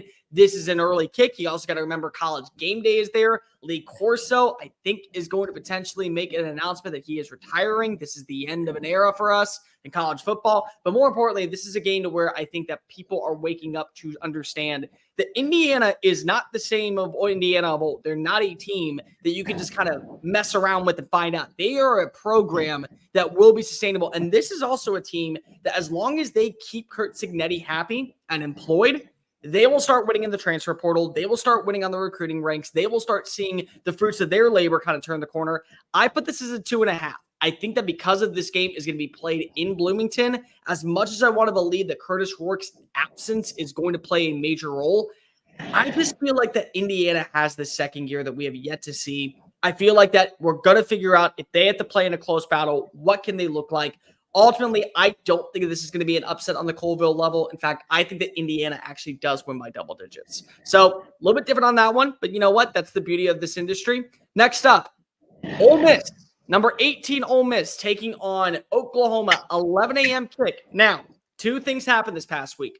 Number 1, Ole Miss finally got a chance to breathe and get healthy. They played 7 straight games, including 2 back-to-back road environments at LSU and South Carolina. They're expected to be at full capacity. On the flip side, Oklahoma just fired Seth Luttrell, who was basically a walking, ticking time bomb of mediocrity. It hurt the offense in more ways than one. There was no game plan against South Carolina. The game was over after the first 6 minutes. 9 minutes left in the first quarter, and you're already down 21-0 because of 2 turnovers that led to touchdowns by South Carolina's defense. They are turning back to Jackson Arnold. They are turning to Joe John Finley and Kevin Johns as the new offensive play callers. Is there an upset even close to happening out in Oxford this weekend? Not even close, to be honest with you. I think that Ole Miss's front is going to get after Jackson Arnold quite a bit. I think Oklahoma, with just the ever-changing system and the ever-changing lineup that they have on that front 5, it's going to get to Jackson Arnold. Then the same thing is going to plague him like it did at the beginning of the year. I think he's going to get sacked a lot. I think they're not going to do well on third down. And I think that this offense is just going to be irrelevant all 4 quarters. I think that Ole Miss puts together finally a complete game for the first time in and it's probably since the entire month of September that they've actually been healthy the entire year. I think Trey Harris probably goes for over 200 yards against this Oklahoma secondary, as good as they are, and as much talent as they have. I think that Trey Harris is just on a different level this year. So give me Ole Miss in this one by more than double digits. I wouldn't be surprised. What's the money line in this one? I have no. Well, the line is at 20.5 right now. Okay, so 20.5. I wouldn't be surprised if they go over that money line. So give me Ole Miss at a 1. So this for me is about a 2. And the reason why it's a 2 is because I don't know what version of Ole Miss's offense we're going to see. You have to remember that they played inferior competition the first 4 weeks of the regular season, and we hyped them up to be the second coming of Alabama. We put them on the same pedestal as Georgia, that they were right there alongside Tennessee. They're a team that can hold their own and make the college football playoff. And they very well still can. The people still don't understand that a win against Georgia will carry significant weight for the resume for them to make it to the college football playoff. And 2 losses by 3 points or fewer, it's not going to hurt their chances. But with that being said, if your offense looks the way it did against Kentucky, Oklahoma can strike. And Oklahoma can make this thing very interesting going into the fourth quarter. They have a solid defense. Zach Alley and Brent Venables know how to game plan. They know how to put pressure on quarterbacks. They know how to force quarterbacks into making a mistake. I think that offense is incorrectable for the rest of the year out in Norman. At this point, you know what you have. You know what you can run. You know what you can't. You know what works. You know what doesn't. And it doesn't bode well against a revamped and a very potent front 7 by Ole Miss. But ultimately, if this comes down to a close call, it's because Ole Miss failed to live up to competition. They failed to wake up and understand what they had ahead of them. So I'm going to give it a 2 only because I think that Ole Miss is not going to allow themselves to get complacent. I think if they took the off week to really kind of understand what they need to fix, what needs to be corrected over time, and how they need to respond, especially after starting off the year with 2 losses, they still feel like a team that can make the college football playoff. I'm not going to doubt them yet. So I put this as a 2. Next up, let's talk about BYU and UCF traveling down to Orlando. This is, again, another great story in college football. Them and Iowa State are the front runners in the Big 12. It is a conference to where everything and anything is possible. Kind of like they're the epitome of what the 2024 college football season is. The Gus Malzahn special has not happened yet. One game every single year, Gus Malzahn wins a matchup that he's supposed to lose. It nearly happened a week ago in Ames, Iowa, against Iowa State. Is this the upset that you're looking at, Lucas? That's a tough one because, UCF gave Iowa State a run for their money. They put so much pressure and basically held Rocco Becht in check. He played his worst game of the year last week against that defense. But no, I don't think so. I think BYU's just got a little bit too much power on that offensive side of the ball. I do think UCF does make it close going into the fourth, but I think BYU is going to make the last big play of the game, and I think that that's going to ultimately decide the football game. I'm putting this as a 4.5. I am. There's just something internally that tells me this is not going to go well for BYU. They currently are 65th in the nation in rushing yards allowed per game, and they're 94th in the nation in yards allowed after contact. When you have 2 running backs like Penny Boone and RJ Harvey that can easily find creases in the armor and then bulldoze their way up into the middle field for substantial gains of 20-plus yards, this game is going to be played in Orlando. It is a West Coast to East Coast trip. The jet lag is going to be effective, I think, in this matchup. I'm not going to pick the upset. What I am going to say is that this game will not shock me if it goes to overtime and it does come down to one final play. I do believe the Cougars are a team that we don't need to be messing around with. I do believe that they have earned enough respect to be in that conversation as a top 15 program. But this is a game that it feels like Gus Malzahn shouldn't win, and he's going to win. And more importantly, he could easily just find a way to cannibalize the Cougars. So I'm putting this as a 4.5. I don't think this is the upset, but it will not shock me if this game comes down all the way to the very last play. Let's go to Mormons versus Mullets Part 2. What? Mormons versus Mullets Part 2. I love it. Let's do it. Mormons versus Mullets Part 2. Let's move on to Tuscaloosa, Alabama. Missouri takes on the Crimson Tide. Alabama needs a break. Alabama needs life. Alabama needs basically a moment to breathe. They need rest. They need relaxation. The blessing is it doesn't seem like Brady Cook is going to play. It doesn't seem like Nate Noel is going to play. It feels like that Alabama at this point, the only way that they would lose to a guy like Drew Pine is if they give the game to them. The way they gave the game to Vanderbilt, the way they allowed a team like South Carolina to hang around too long. Upset level in the Colville unit, what do you got?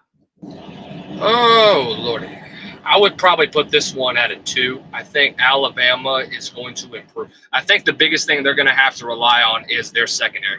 I don't think that Missouri has had a lot of success recently with that run game with Marcus Carroll and I don't remember the other Appalachian State transfer. But, I mean, their run game really hasn't done a whole lot, especially with the loss of Brady Cook. It's going to hurt them a lot. I think that as much as I love Drew Pine and what he's done whenever he was at Arizona State last year and what he's done in a backup role, I don't think that he will be able to capitalize and get the same plays out that Brady Cook does. He doesn't bring that experience with him. I think Luther Burden does get under 100 yards this game. I think look, if Alabama doesn't key on number 3 all day, it's going to be a long night for Bama. But I do think that Jalen Milroe has a comeback game. I think that Missouri's defense is still suspect, and I think that he takes advantage of it. He recovers after a rough showing from last week. See, everything that you said, I completely disagree with, except for one major point. It's a 1 for me. And the reason it's a 1 is because of Drew Pine. I'll say the quiet part out loud. Drew Pine sucked last week. It was awful. Drew Pine, for a guy that has played college football at Notre Dame and Arizona State and was a starter for 2 years, looked like he had no idea how to throw a football last week. He was missing open receivers with Theo Wees, with Mookie Cooper, with Luther Burden. He was struggling. And the ground game, albeit Nate Noel, who is the Appalachian State running back, he's not going to be playing in this game. It's going to hurt. You're going to have to trust Jamal Jones, and you're going to have to trust Jamal Jones. You're going to have to trust Marcus Carroll. My main concern is that as much as I like this defense, as much as I like Luther Burden, I look at quarterback play. Brady Cook would make this thing interesting. Drew Pine makes the thing a doozy. I'm absolutely hammering the over at this point. I think Alabama does respond. I think that this could get really interesting through the first half, but I feel like that in the second half, unless Brady Cook finds a way to pull another $6 million man out of his ass, he's not playing. They're not getting an upset. Missouri's going to move to 2 losses on the season in conference play. And now the question is, do they have enough on the resume to guarantee them a spot as a 10-2 roster in the college football playoff? That's the way that I feel about this one.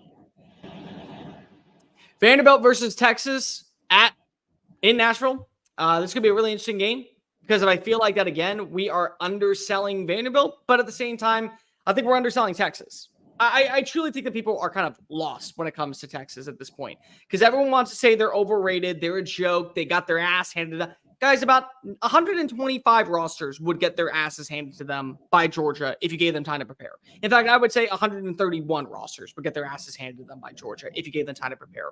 So I'll give you the floor. Do you think that Vanderbilt's able to pull this off or no? I'd rate this one at a 3. I don't think Vanderbilt pulls off the upset.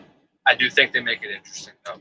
I think that if they can dominate time of possession, which has been their mantra in this Tim Beck option offense, and if they can make this a ball game in the fourth quarter, I'll give my kudos to Vandy at the end of the day. But I think the biggest thing that people in Nashville are more worried about, I wouldn't be worried about winning this football game. I would be more worried about getting to 6 games in that bowl victory. So that's what I'd be more worried about, other than focusing on the future than you're seeing SEC championships and CFP appearances. Just worry about getting to a bowl game and then give Clark Lee Coach of the Year at the end of the day. Well, death, taxes, Diego Pavia beating the crap out of Hugh Freeze, and they play Auburn later this year, so that's going to happen to where they'll get the 6th win. But I put this as a 2. I think a lot of people are forgetting just how talented Texas is. They still are one of the best rosters in college football. They're one of the biggest. They have some of the biggest depth in college football where you could feel confident losing a player at wide receiver and the next guy steps on up and delivers a performance to remember. You can feel confident losing a defensive lineman for a couple of drives and the next guy steps up and it doesn't feel like you're missing a beat. That is what separates Texas, and that is why I still believe Texas is the top 4 team in college football. They had a bad day against one of the best teams in the sport, against one of the best teams in the conference, against a team that at one point was the preseason number 1, the favorite to win the national championship, a quarterback that was viewed to win the Heisman Trophy. They weren't able to get a counterpunch on the ground as they have over the last few games. I think that they will. The biggest question that I have in this matchup, and the only reason why it's not at a 0, which means it is basically just ice cold, not even going to worry about it, is I believe that if they can't control the time possession and they allow Vanderbilt to at least win in that area where they're holding onto the football for 9 minutes, you may feel like that this is a game that's going to at least be a little too close for comfort until the fourth quarter. But still, I feel like by the fourth, you will see the reason why Texas has the athletes, Texas has the enigma, Texas has the persona, and Texas has the energy to win a college football playoff. A couple more for you. Penn State travels to Camp Randall. Madison, Wisconsin is going to be rocking and rolling this weekend. The Badgers playing better football. There's a lot of speculation going around with everything in Happy Valley at this point. It does feel like that the Nittany Lions are due to drop some random game. I thought it was going to be the USC. Is it this weekend? Well, we'll see whose offense shows up this weekend. That's for sure. So this might be a game where you're going to see it be like a 14-14 game going into the half. But I think at the end of the day, I think Penn State pulls it out at the end just because of the experience of Drew Allar in this offense. As underwhelming as he is as a quarterback, I think that Penn State's offensive line is going to be the biggest difference in this football game. Going up a pretty decent defense that Wisconsin has, as much as the bounce house is going to be rocking and how Camp Randall is just such a hard place to play it sometimes in the Big Ten. I think that Penn State, with the experience they have, I think they pull it out at the end on a last-second field goal, just like it was last week. I wouldn't be surprised if this even goes to overtime, too. Wrong. I think that this is 100% going to be one of the biggest upsets in college football of the weekend. I do not believe in Penn State. I do not believe that Penn State is a good program. I believe Penn State is the epitome of a tier 2 roster every single year in the sport, where they're good enough to beat teams that are inferior to them. They're not good enough to beat teams that are at their level or above their level. And I look at Wisconsin right now. They're playing a brand of football. They've allowed 16 points in their last 3 games combined. Now, to be fair, it was against Rutgers, it was against Northwestern, and it was against Purdue. So I'm not going to sit here and act like that they were a great team. But what I will say is you are watching as Braden Locke is playing phenomenal football. You brought in Luke Fickell to fix the defense. You brought in Luke Fickell to bring back a rushing mentality to this program out in Madison.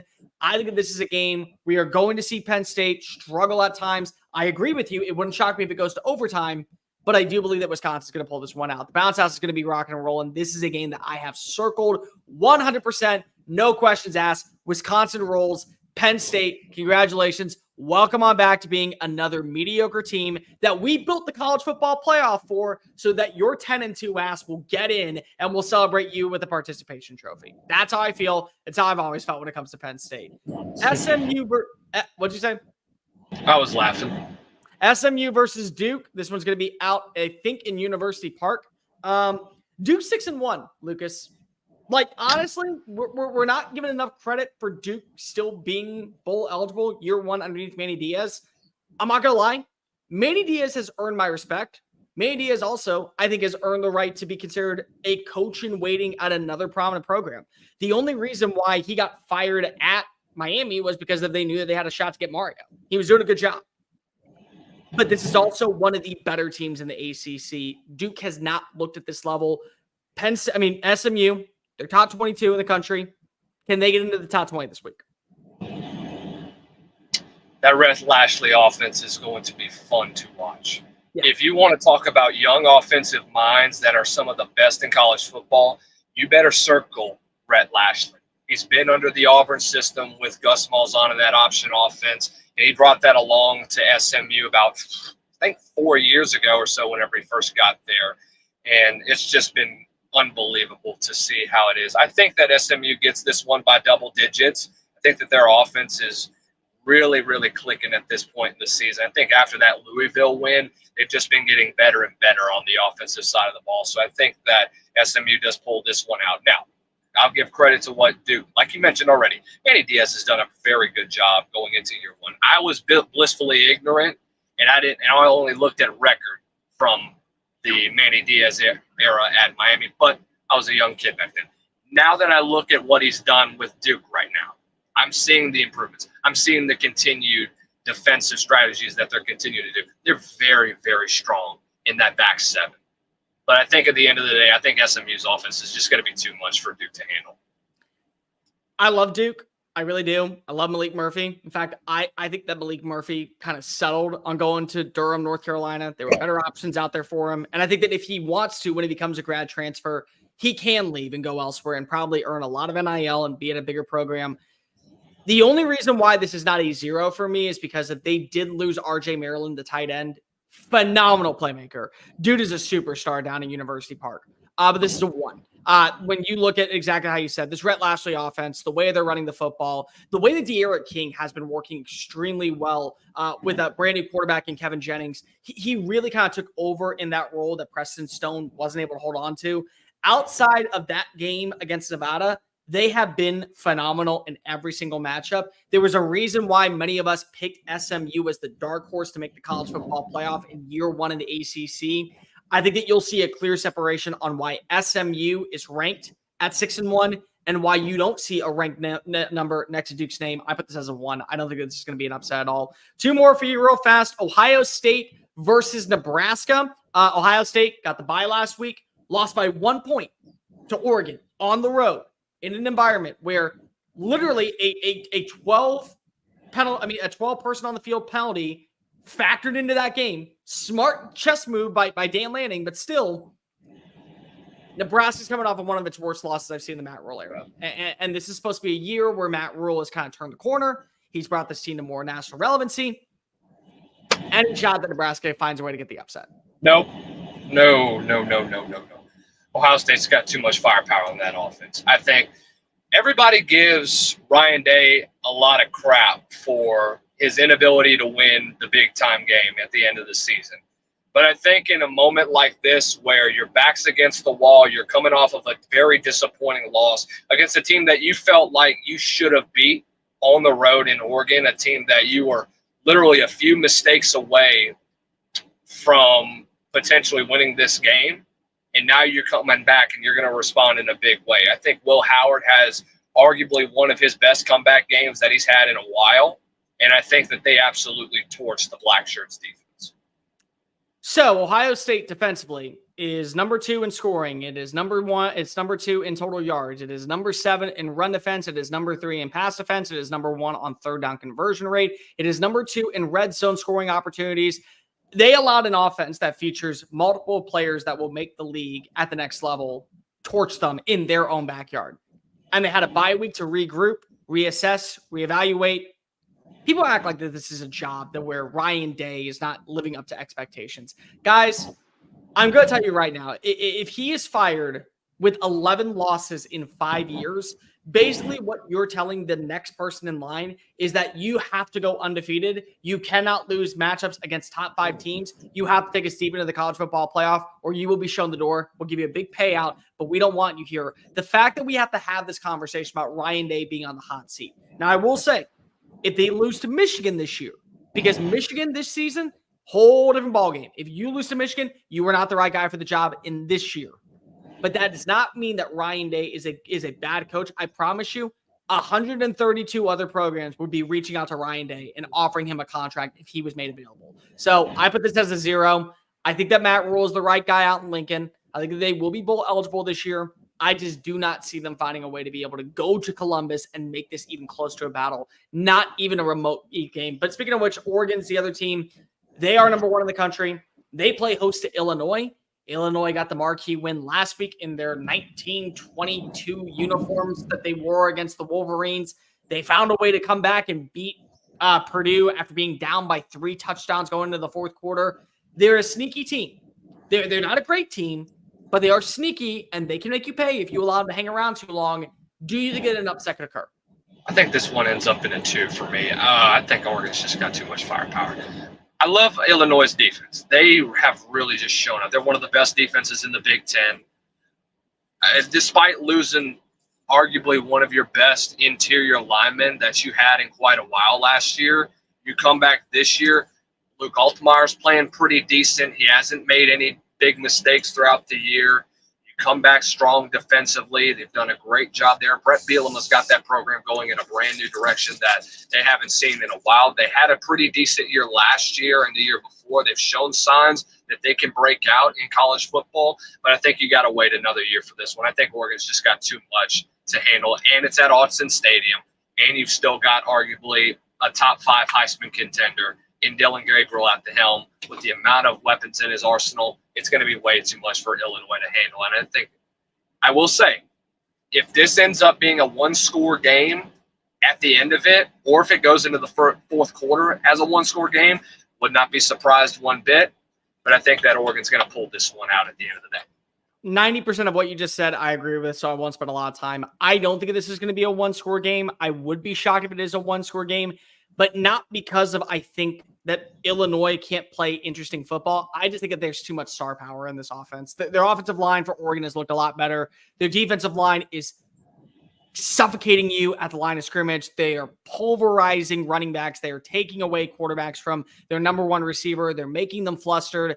Their secondary has been playing out of its mind. The wide receivers are there. The only thing I disagree with you is that I would be shocked if this is a 4-quarter matchup, but I won't be shocked if this is a game that is easily won by the Ducks. I'm going to put this as a 1. Final thing, our upset that we did not put on this list, but we think are going to happen. Lucas, I'll give you a second to think about it. Mine's an easy one. I think Michigan sucks. I think they're awful. I think that the passing attack has been pathetic. The fact that they didn't go out into the transfer portal and bring in a name, the fact that they didn't go out and bring in somebody to compete alongside with Jack Tuttle, with Alex Orji, the fact that they have question marks at wide receiver in an era where you know that NIL is going to be profitable, fresh off of winning a national championship. I think Michigan State's got too much firepower. I like the Spartans to not only beat the 4.5 spread. I like them to win outright. Yeah, that's what I was thinking of too. I think that Michigan made a horrible mistake. I think they put too much trust in those two Qs with Jack Tuttle and Alex Orji. I think they thought that it was just a next man up mentality, and I thought they were going to roll with Donovan Edwards in the backfield. But obviously, with the lack of offensive firepower, Sharon Moore is going to be in a tough situation for the next year or two whenever he's in Ann Arbor. And I think if you finish, you'll be lucky if you even finish with 9 wins this year. 7-8 win team is what you're going to expect from this Michigan team at the end of the day. And it includes a loss to their arch rival. And what's going to be really interesting is seeing how Jonathan Smith kind of turns the corner in East Lansing, a program that has been looking to get back to national relevancy at a consistent basis since the days of Mark D'Antonio. But let us know in the comment section, what's your upset of the week? What do you think at the Colville level? Who are we right or wrong on? Lucas, there is a game in College Station that needs to be talked about because the Aggies and the Tigers, this feels like playoff football atmosphere. And not just in terms of a winner of this guarantees their spot in the, I would say, fast track to the postseason, but I feel like that it guarantees their spot to be able to say, we can hold our own in this playoff. You don't want to face us on a Saturday. It doesn't matter if we play at home, on the road, neutral site location. We are the better team. You live in Louisiana. You know what LSU football is about. You know that Brian Kelly said this was going to be the year where you judge me. Don't judge me on year 1, but I got 10 wins. And I got 10 wins with an offense that was basically made up of nits and bolts and pieces of players that were in the transfer portal. Not year 2, where I got 10 wins and I had a Heisman Trophy winner and the number 1 scoring offense, and I changed everything about my defense. Judge me in year 3. Year 3, bad performance against USC, too close for comfort performance against Nicholls State. Everywhere else they've delivered. What does a win mean for LSU on Saturday at Kyle Field? A place that has been somewhat of a house of horrors for them. They're 0-3 since 2018 when they go travel to College Station. I would argue and say that this would arguably be the biggest win of the year for Brian Kelly and LSU, just because of, like you mentioned already, they haven't won since 2016.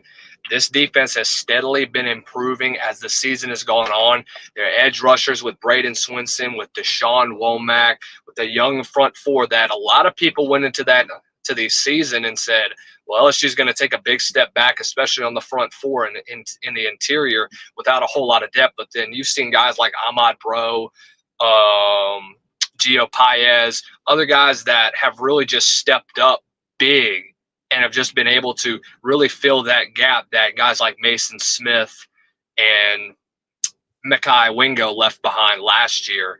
And I think like Blake Baker, you're going to see a lot more of what he brings to the table with blitzing, bringing linebackers up through the A gap. You're going to send another safety off the side. Losing Harold Perkins was the best thing that LSU could have had happen to this year, because now you take that threat of Now, where do we put a guy like Harold Perkins to now? You can put other guys that fit right into that position, like a guy like Major Burns who can play the star really well. You got your corners set all the way. I think this would arguably be Brian Kelly's biggest win of his tenure right now until we get into postseason play, if he is to pull off an upset. But it would definitely bring them into the inside track for the CFP and would really turn around what people thought following that USC game. I think that right now this is all going to come down to Garrett Nussmeier, and if he plays well, he's in the Heisman Trophy conversation. Another thing that you mentioned, I think Garrett has finally realized he doesn't have to be Jaden Daniels. No, but he doesn't. No, and for me, whenever I see him on zone reads, I want to see him run the football too. I want to see him not just give the football up to Caden Durham or Caleb Jackson or Josh Williams. I want to see his legs. He doesn't have the greatest legs in the world, but the guy is a hard runner. This guy can run the football really well, but I think he's just been very hesitant to run the football just because of the overwhelming pressure that is on him and just with what you see right now. And I think that from what people have told me, they're saying that Joe Sloan is wanting to have him preserve his legs for the rest of the year.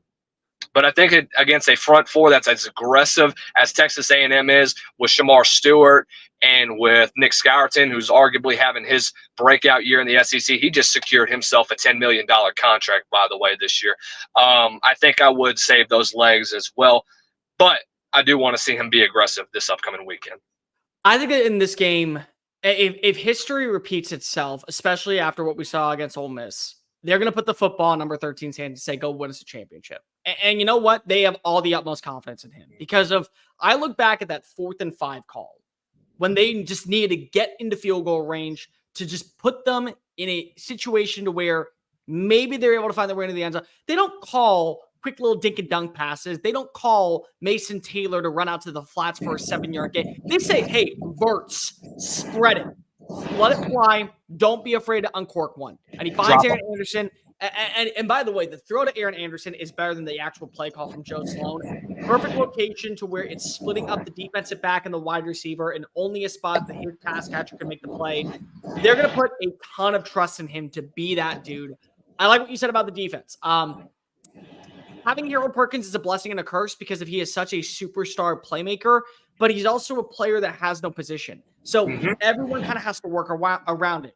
Weeks, Greg Penn, Major Burns, Jordan Gilbert, Zy Alexander. You have to make up for everyone else because if you have to let Perkins be on the field, but it doesn't work. The defense has looked better with Perkins sidelined because of everyone has an assignment, everyone understands the assignment, and everyone is delivering on the assignment. So if you can put pressure on Connor Wigman into making mistakes, throwing into double coverage, making him have to run outside the pocket to where he meets Major Burns, where he meets Greg Penn, where he meets Weeks. If you play the spiral, you take the top off of the offense to not allow those deep shots down the field, basically putting A&M as a one-dimensional unit to where they have to win with their rushing attack. I feel like that once again, not only is this the most significant win for Brian Kelly in his tenure down in Baton Rouge, but this is a win that we will go look back at and say, well, LSU is sitting at 10-2. They do have a loss to USC, but they also have a win on the road at Kyle Field and a night game against an Aggies team that was ranked inside the top 15.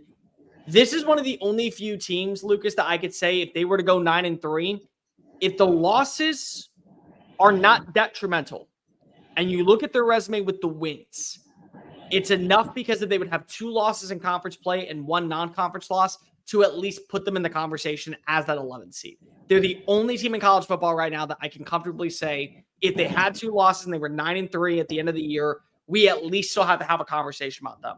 But we also have to have a conversation about Texas A&M because Texas A&M looked awful offensively against Notre Dame. They were disgustingly bad. Marcel Reed comes in and he holds down the offense.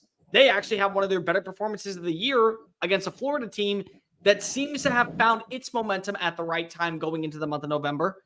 They looked awesome against Arkansas. They played up to the competition against Missouri. They throttled Missouri.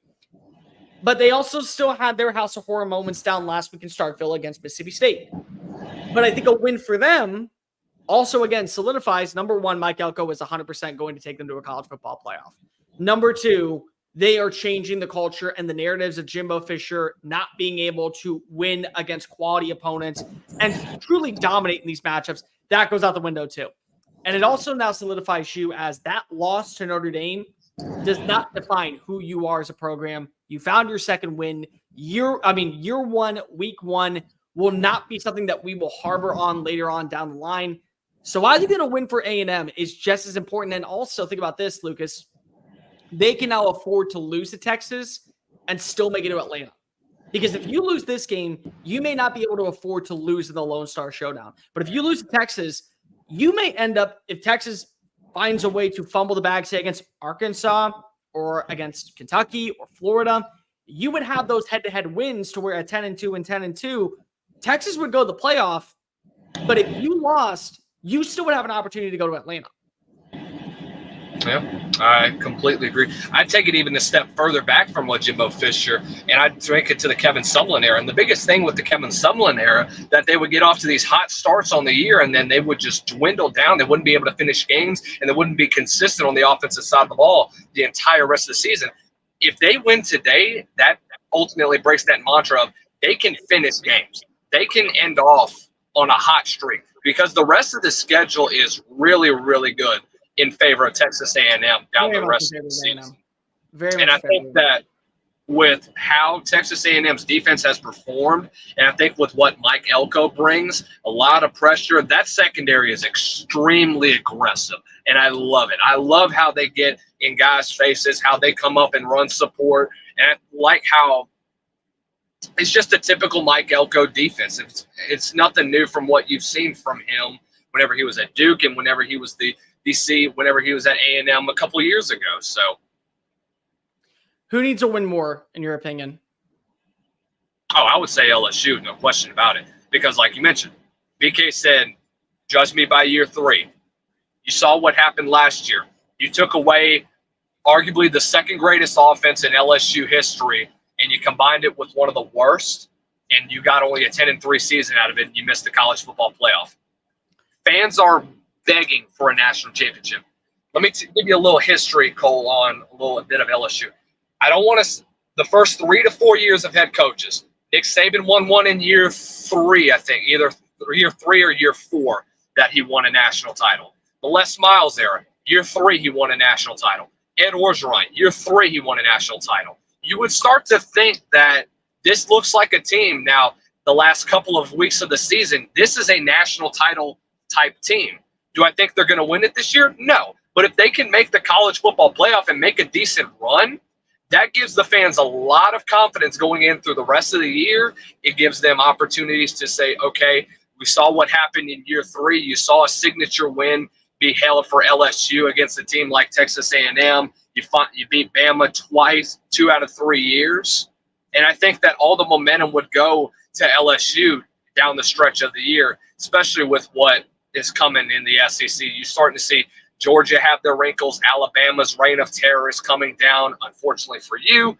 But, no, I think LSU is going to be having to need this one the most at the end of the day. I think LSU needs this win because if I just want to see the change underneath Brian Kelly, I'm not going to believe it for Texas A&M.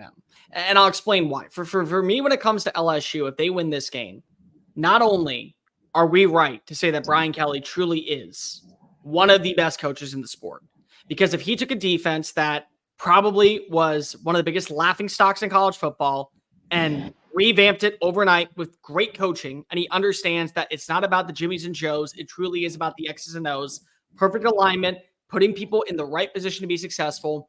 But it also guarantees you at this point now, you can lose 2 games in conference play, and yet you still will have an opportunity to make it to Atlanta. And I think that's something that is very poignant. For Texas A&M, the reason why I don't think this is a must-win is because I have seen A&M play up to the competition against LSU. I've seen them play up to the competition against Alabama. I've seen them play up to the competition against Georgia. I've seen them play up to the competition against Tennessee, against Ole Miss. Programs that were significantly better than them, and they either walked away with a win or they made it a one-possession game all the way down to the wire. They got the 9-win season in 2020, but then they find a way to lose to a South Carolina, lose to a Mississippi State, lose to an Arkansas, lose to or play way too close to comfort to opponents that are nowhere near their level at all. I've seen this from A&M countless times. And so a win on Saturday does not change my persona about A&M. A win in Columbia changes my persona about A&M. A win in Auburn with this Auburn offense changes my opinion about A&M. But a win in this game, it doesn't for A&M at all. A win for LSU, now I can start saying, all right, not only are they a playoff team, they're a playoff threat. Not only can they find a way to guarantee after the bye week, keep this momentum when they play Alabama, when they play Florida, when they play Oklahoma, they'll be good. They'll be very fine.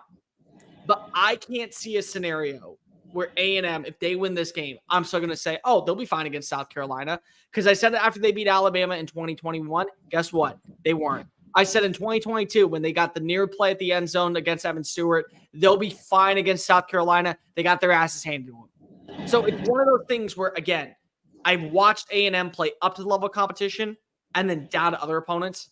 I got to see it from LSU. But let us know in the comment section down below, who do you think deserves a win more? What does a win for both these teams mean? Lucas, let's go out the show with this.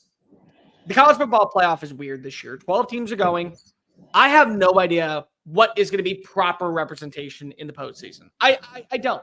Because on one hand, you are seeing a quote-unquote down year from the conference. SEC has now, you can watch a Vanderbilt beat up on a Georgia. You can watch a South Carolina take LSU down to the wire. You can watch an Arkansas team beat Tennessee. And a Florida team hold their own against really anybody besides named Texas A&M.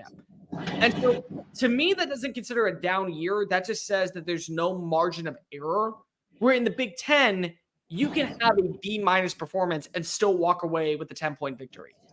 But it does feel like that because the College Football Playoff Committee wants parity in the sport, and more importantly, they don't want to play favoritism, having a couple of 3-loss teams in the SEC would benefit a team like Indiana, would benefit a team like Iowa State, would benefit a team like Clemson to get on in. So I'm going to put us on the test. I got 9 teams that still can make the college football playoff in the SEC. I want you to tell me right now, what is your percentage you think that they will make the college football playoff? Not at 10-2, but if we just look at their schedule right now, you got to predict if they can win out to where they would get to 10-2, where they would get to 11-1, be in Atlanta, make the college football playoff. Let's start off with an easy one, Georgia. I would argue and say just over 90%, just because of how if they can get their offense together, it would be a little bit higher. It would almost be a guarantee they get. But because of that defense, because of guys like Jalen Walker, Malachi Starks, like Michael Williams, who's starting to come into his own, Nazir Stackhouse, and that interior of that defensive line, I think that Georgia so far has that inside track, and I think they arguably are the ultimate favorites to win their third in the last 4 years right now. So I think if Carson Beck can finally turn it on, I do think that Georgia will definitely have a guaranteed opportunity, a guaranteed spot in the CFP and even a national title. But for right now, it's only at 90%. If they would have lost to Texas, it would be at 50% because they still have to play Ole Miss and they still have to play Tennessee. They won that game. I agree with you. It's about 90%. Let's go to Texas. I'll go first on this one. I go 70%. You know what? Actually, I go 80%. I don't think they're going to lose to Vanderbilt. I think it could be really interesting against Texas A&M because it is the first game back in the Lone Star Showdown. But I'm not very fearful, like some others are, about losing in Fayetteville to Arkansas.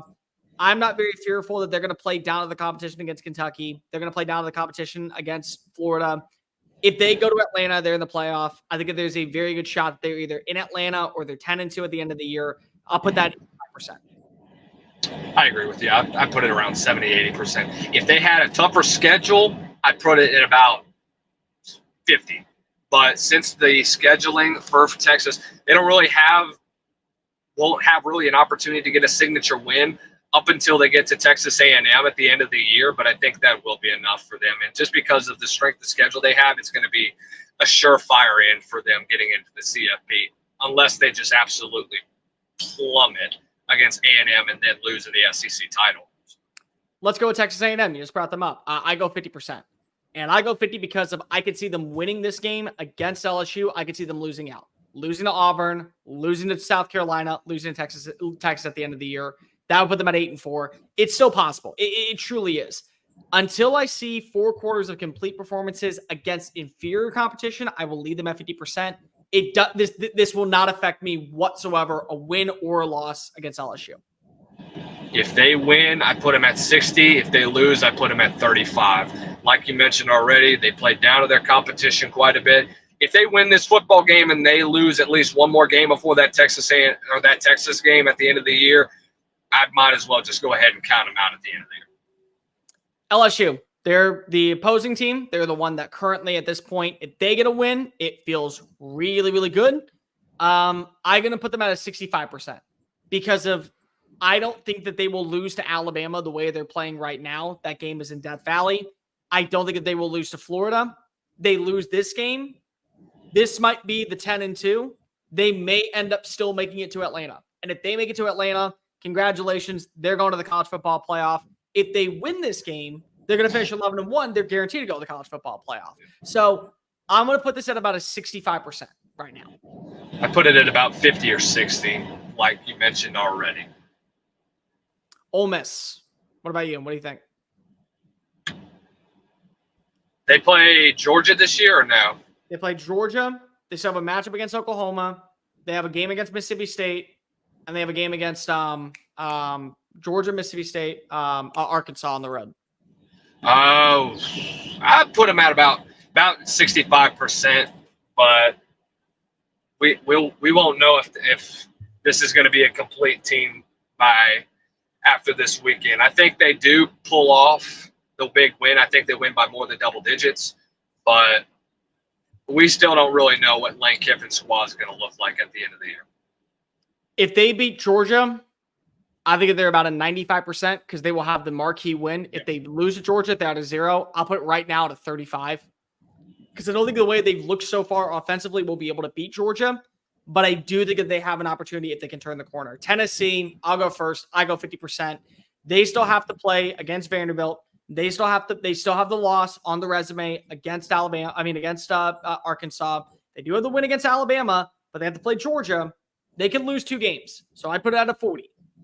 I agree with you. I think that this is going to be at a 40. Nico Iamaleava, I think there's way too much pressure on him for year number 1.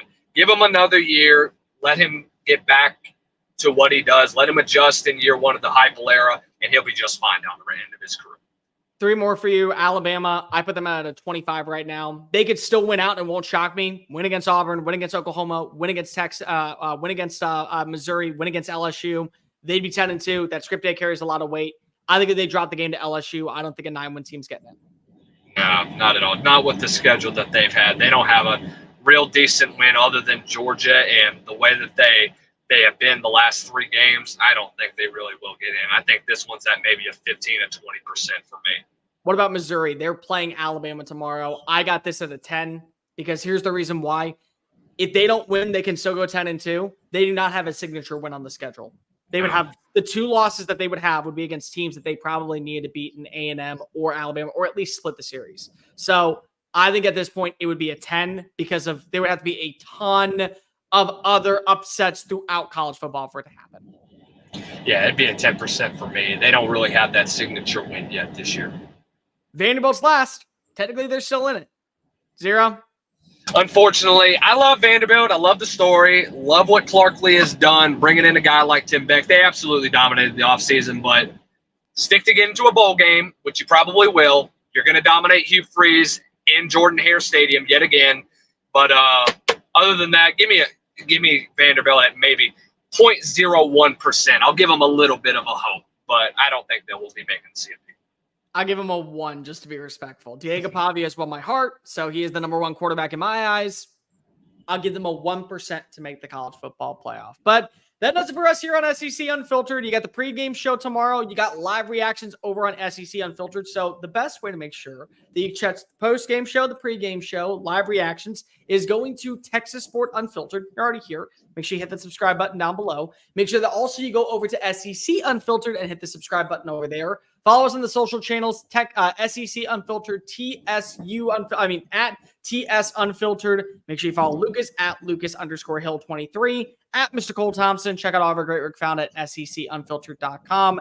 Bucky and BK back Monday morning. We will be live over on SEC Unfiltered. We got the Friday happy hour. If you want to join us, that is going to be at 6 p.m. Eastern, 5 p.m. Central. So make sure you check us out if you want to go ahead and be a part of that. Until next time, he's Lucas Hill. I'm Cole Thompson. Have a good weekend. Please remember to drink responsibly. And of course, life is too short, so enjoy the minor moments. Peace.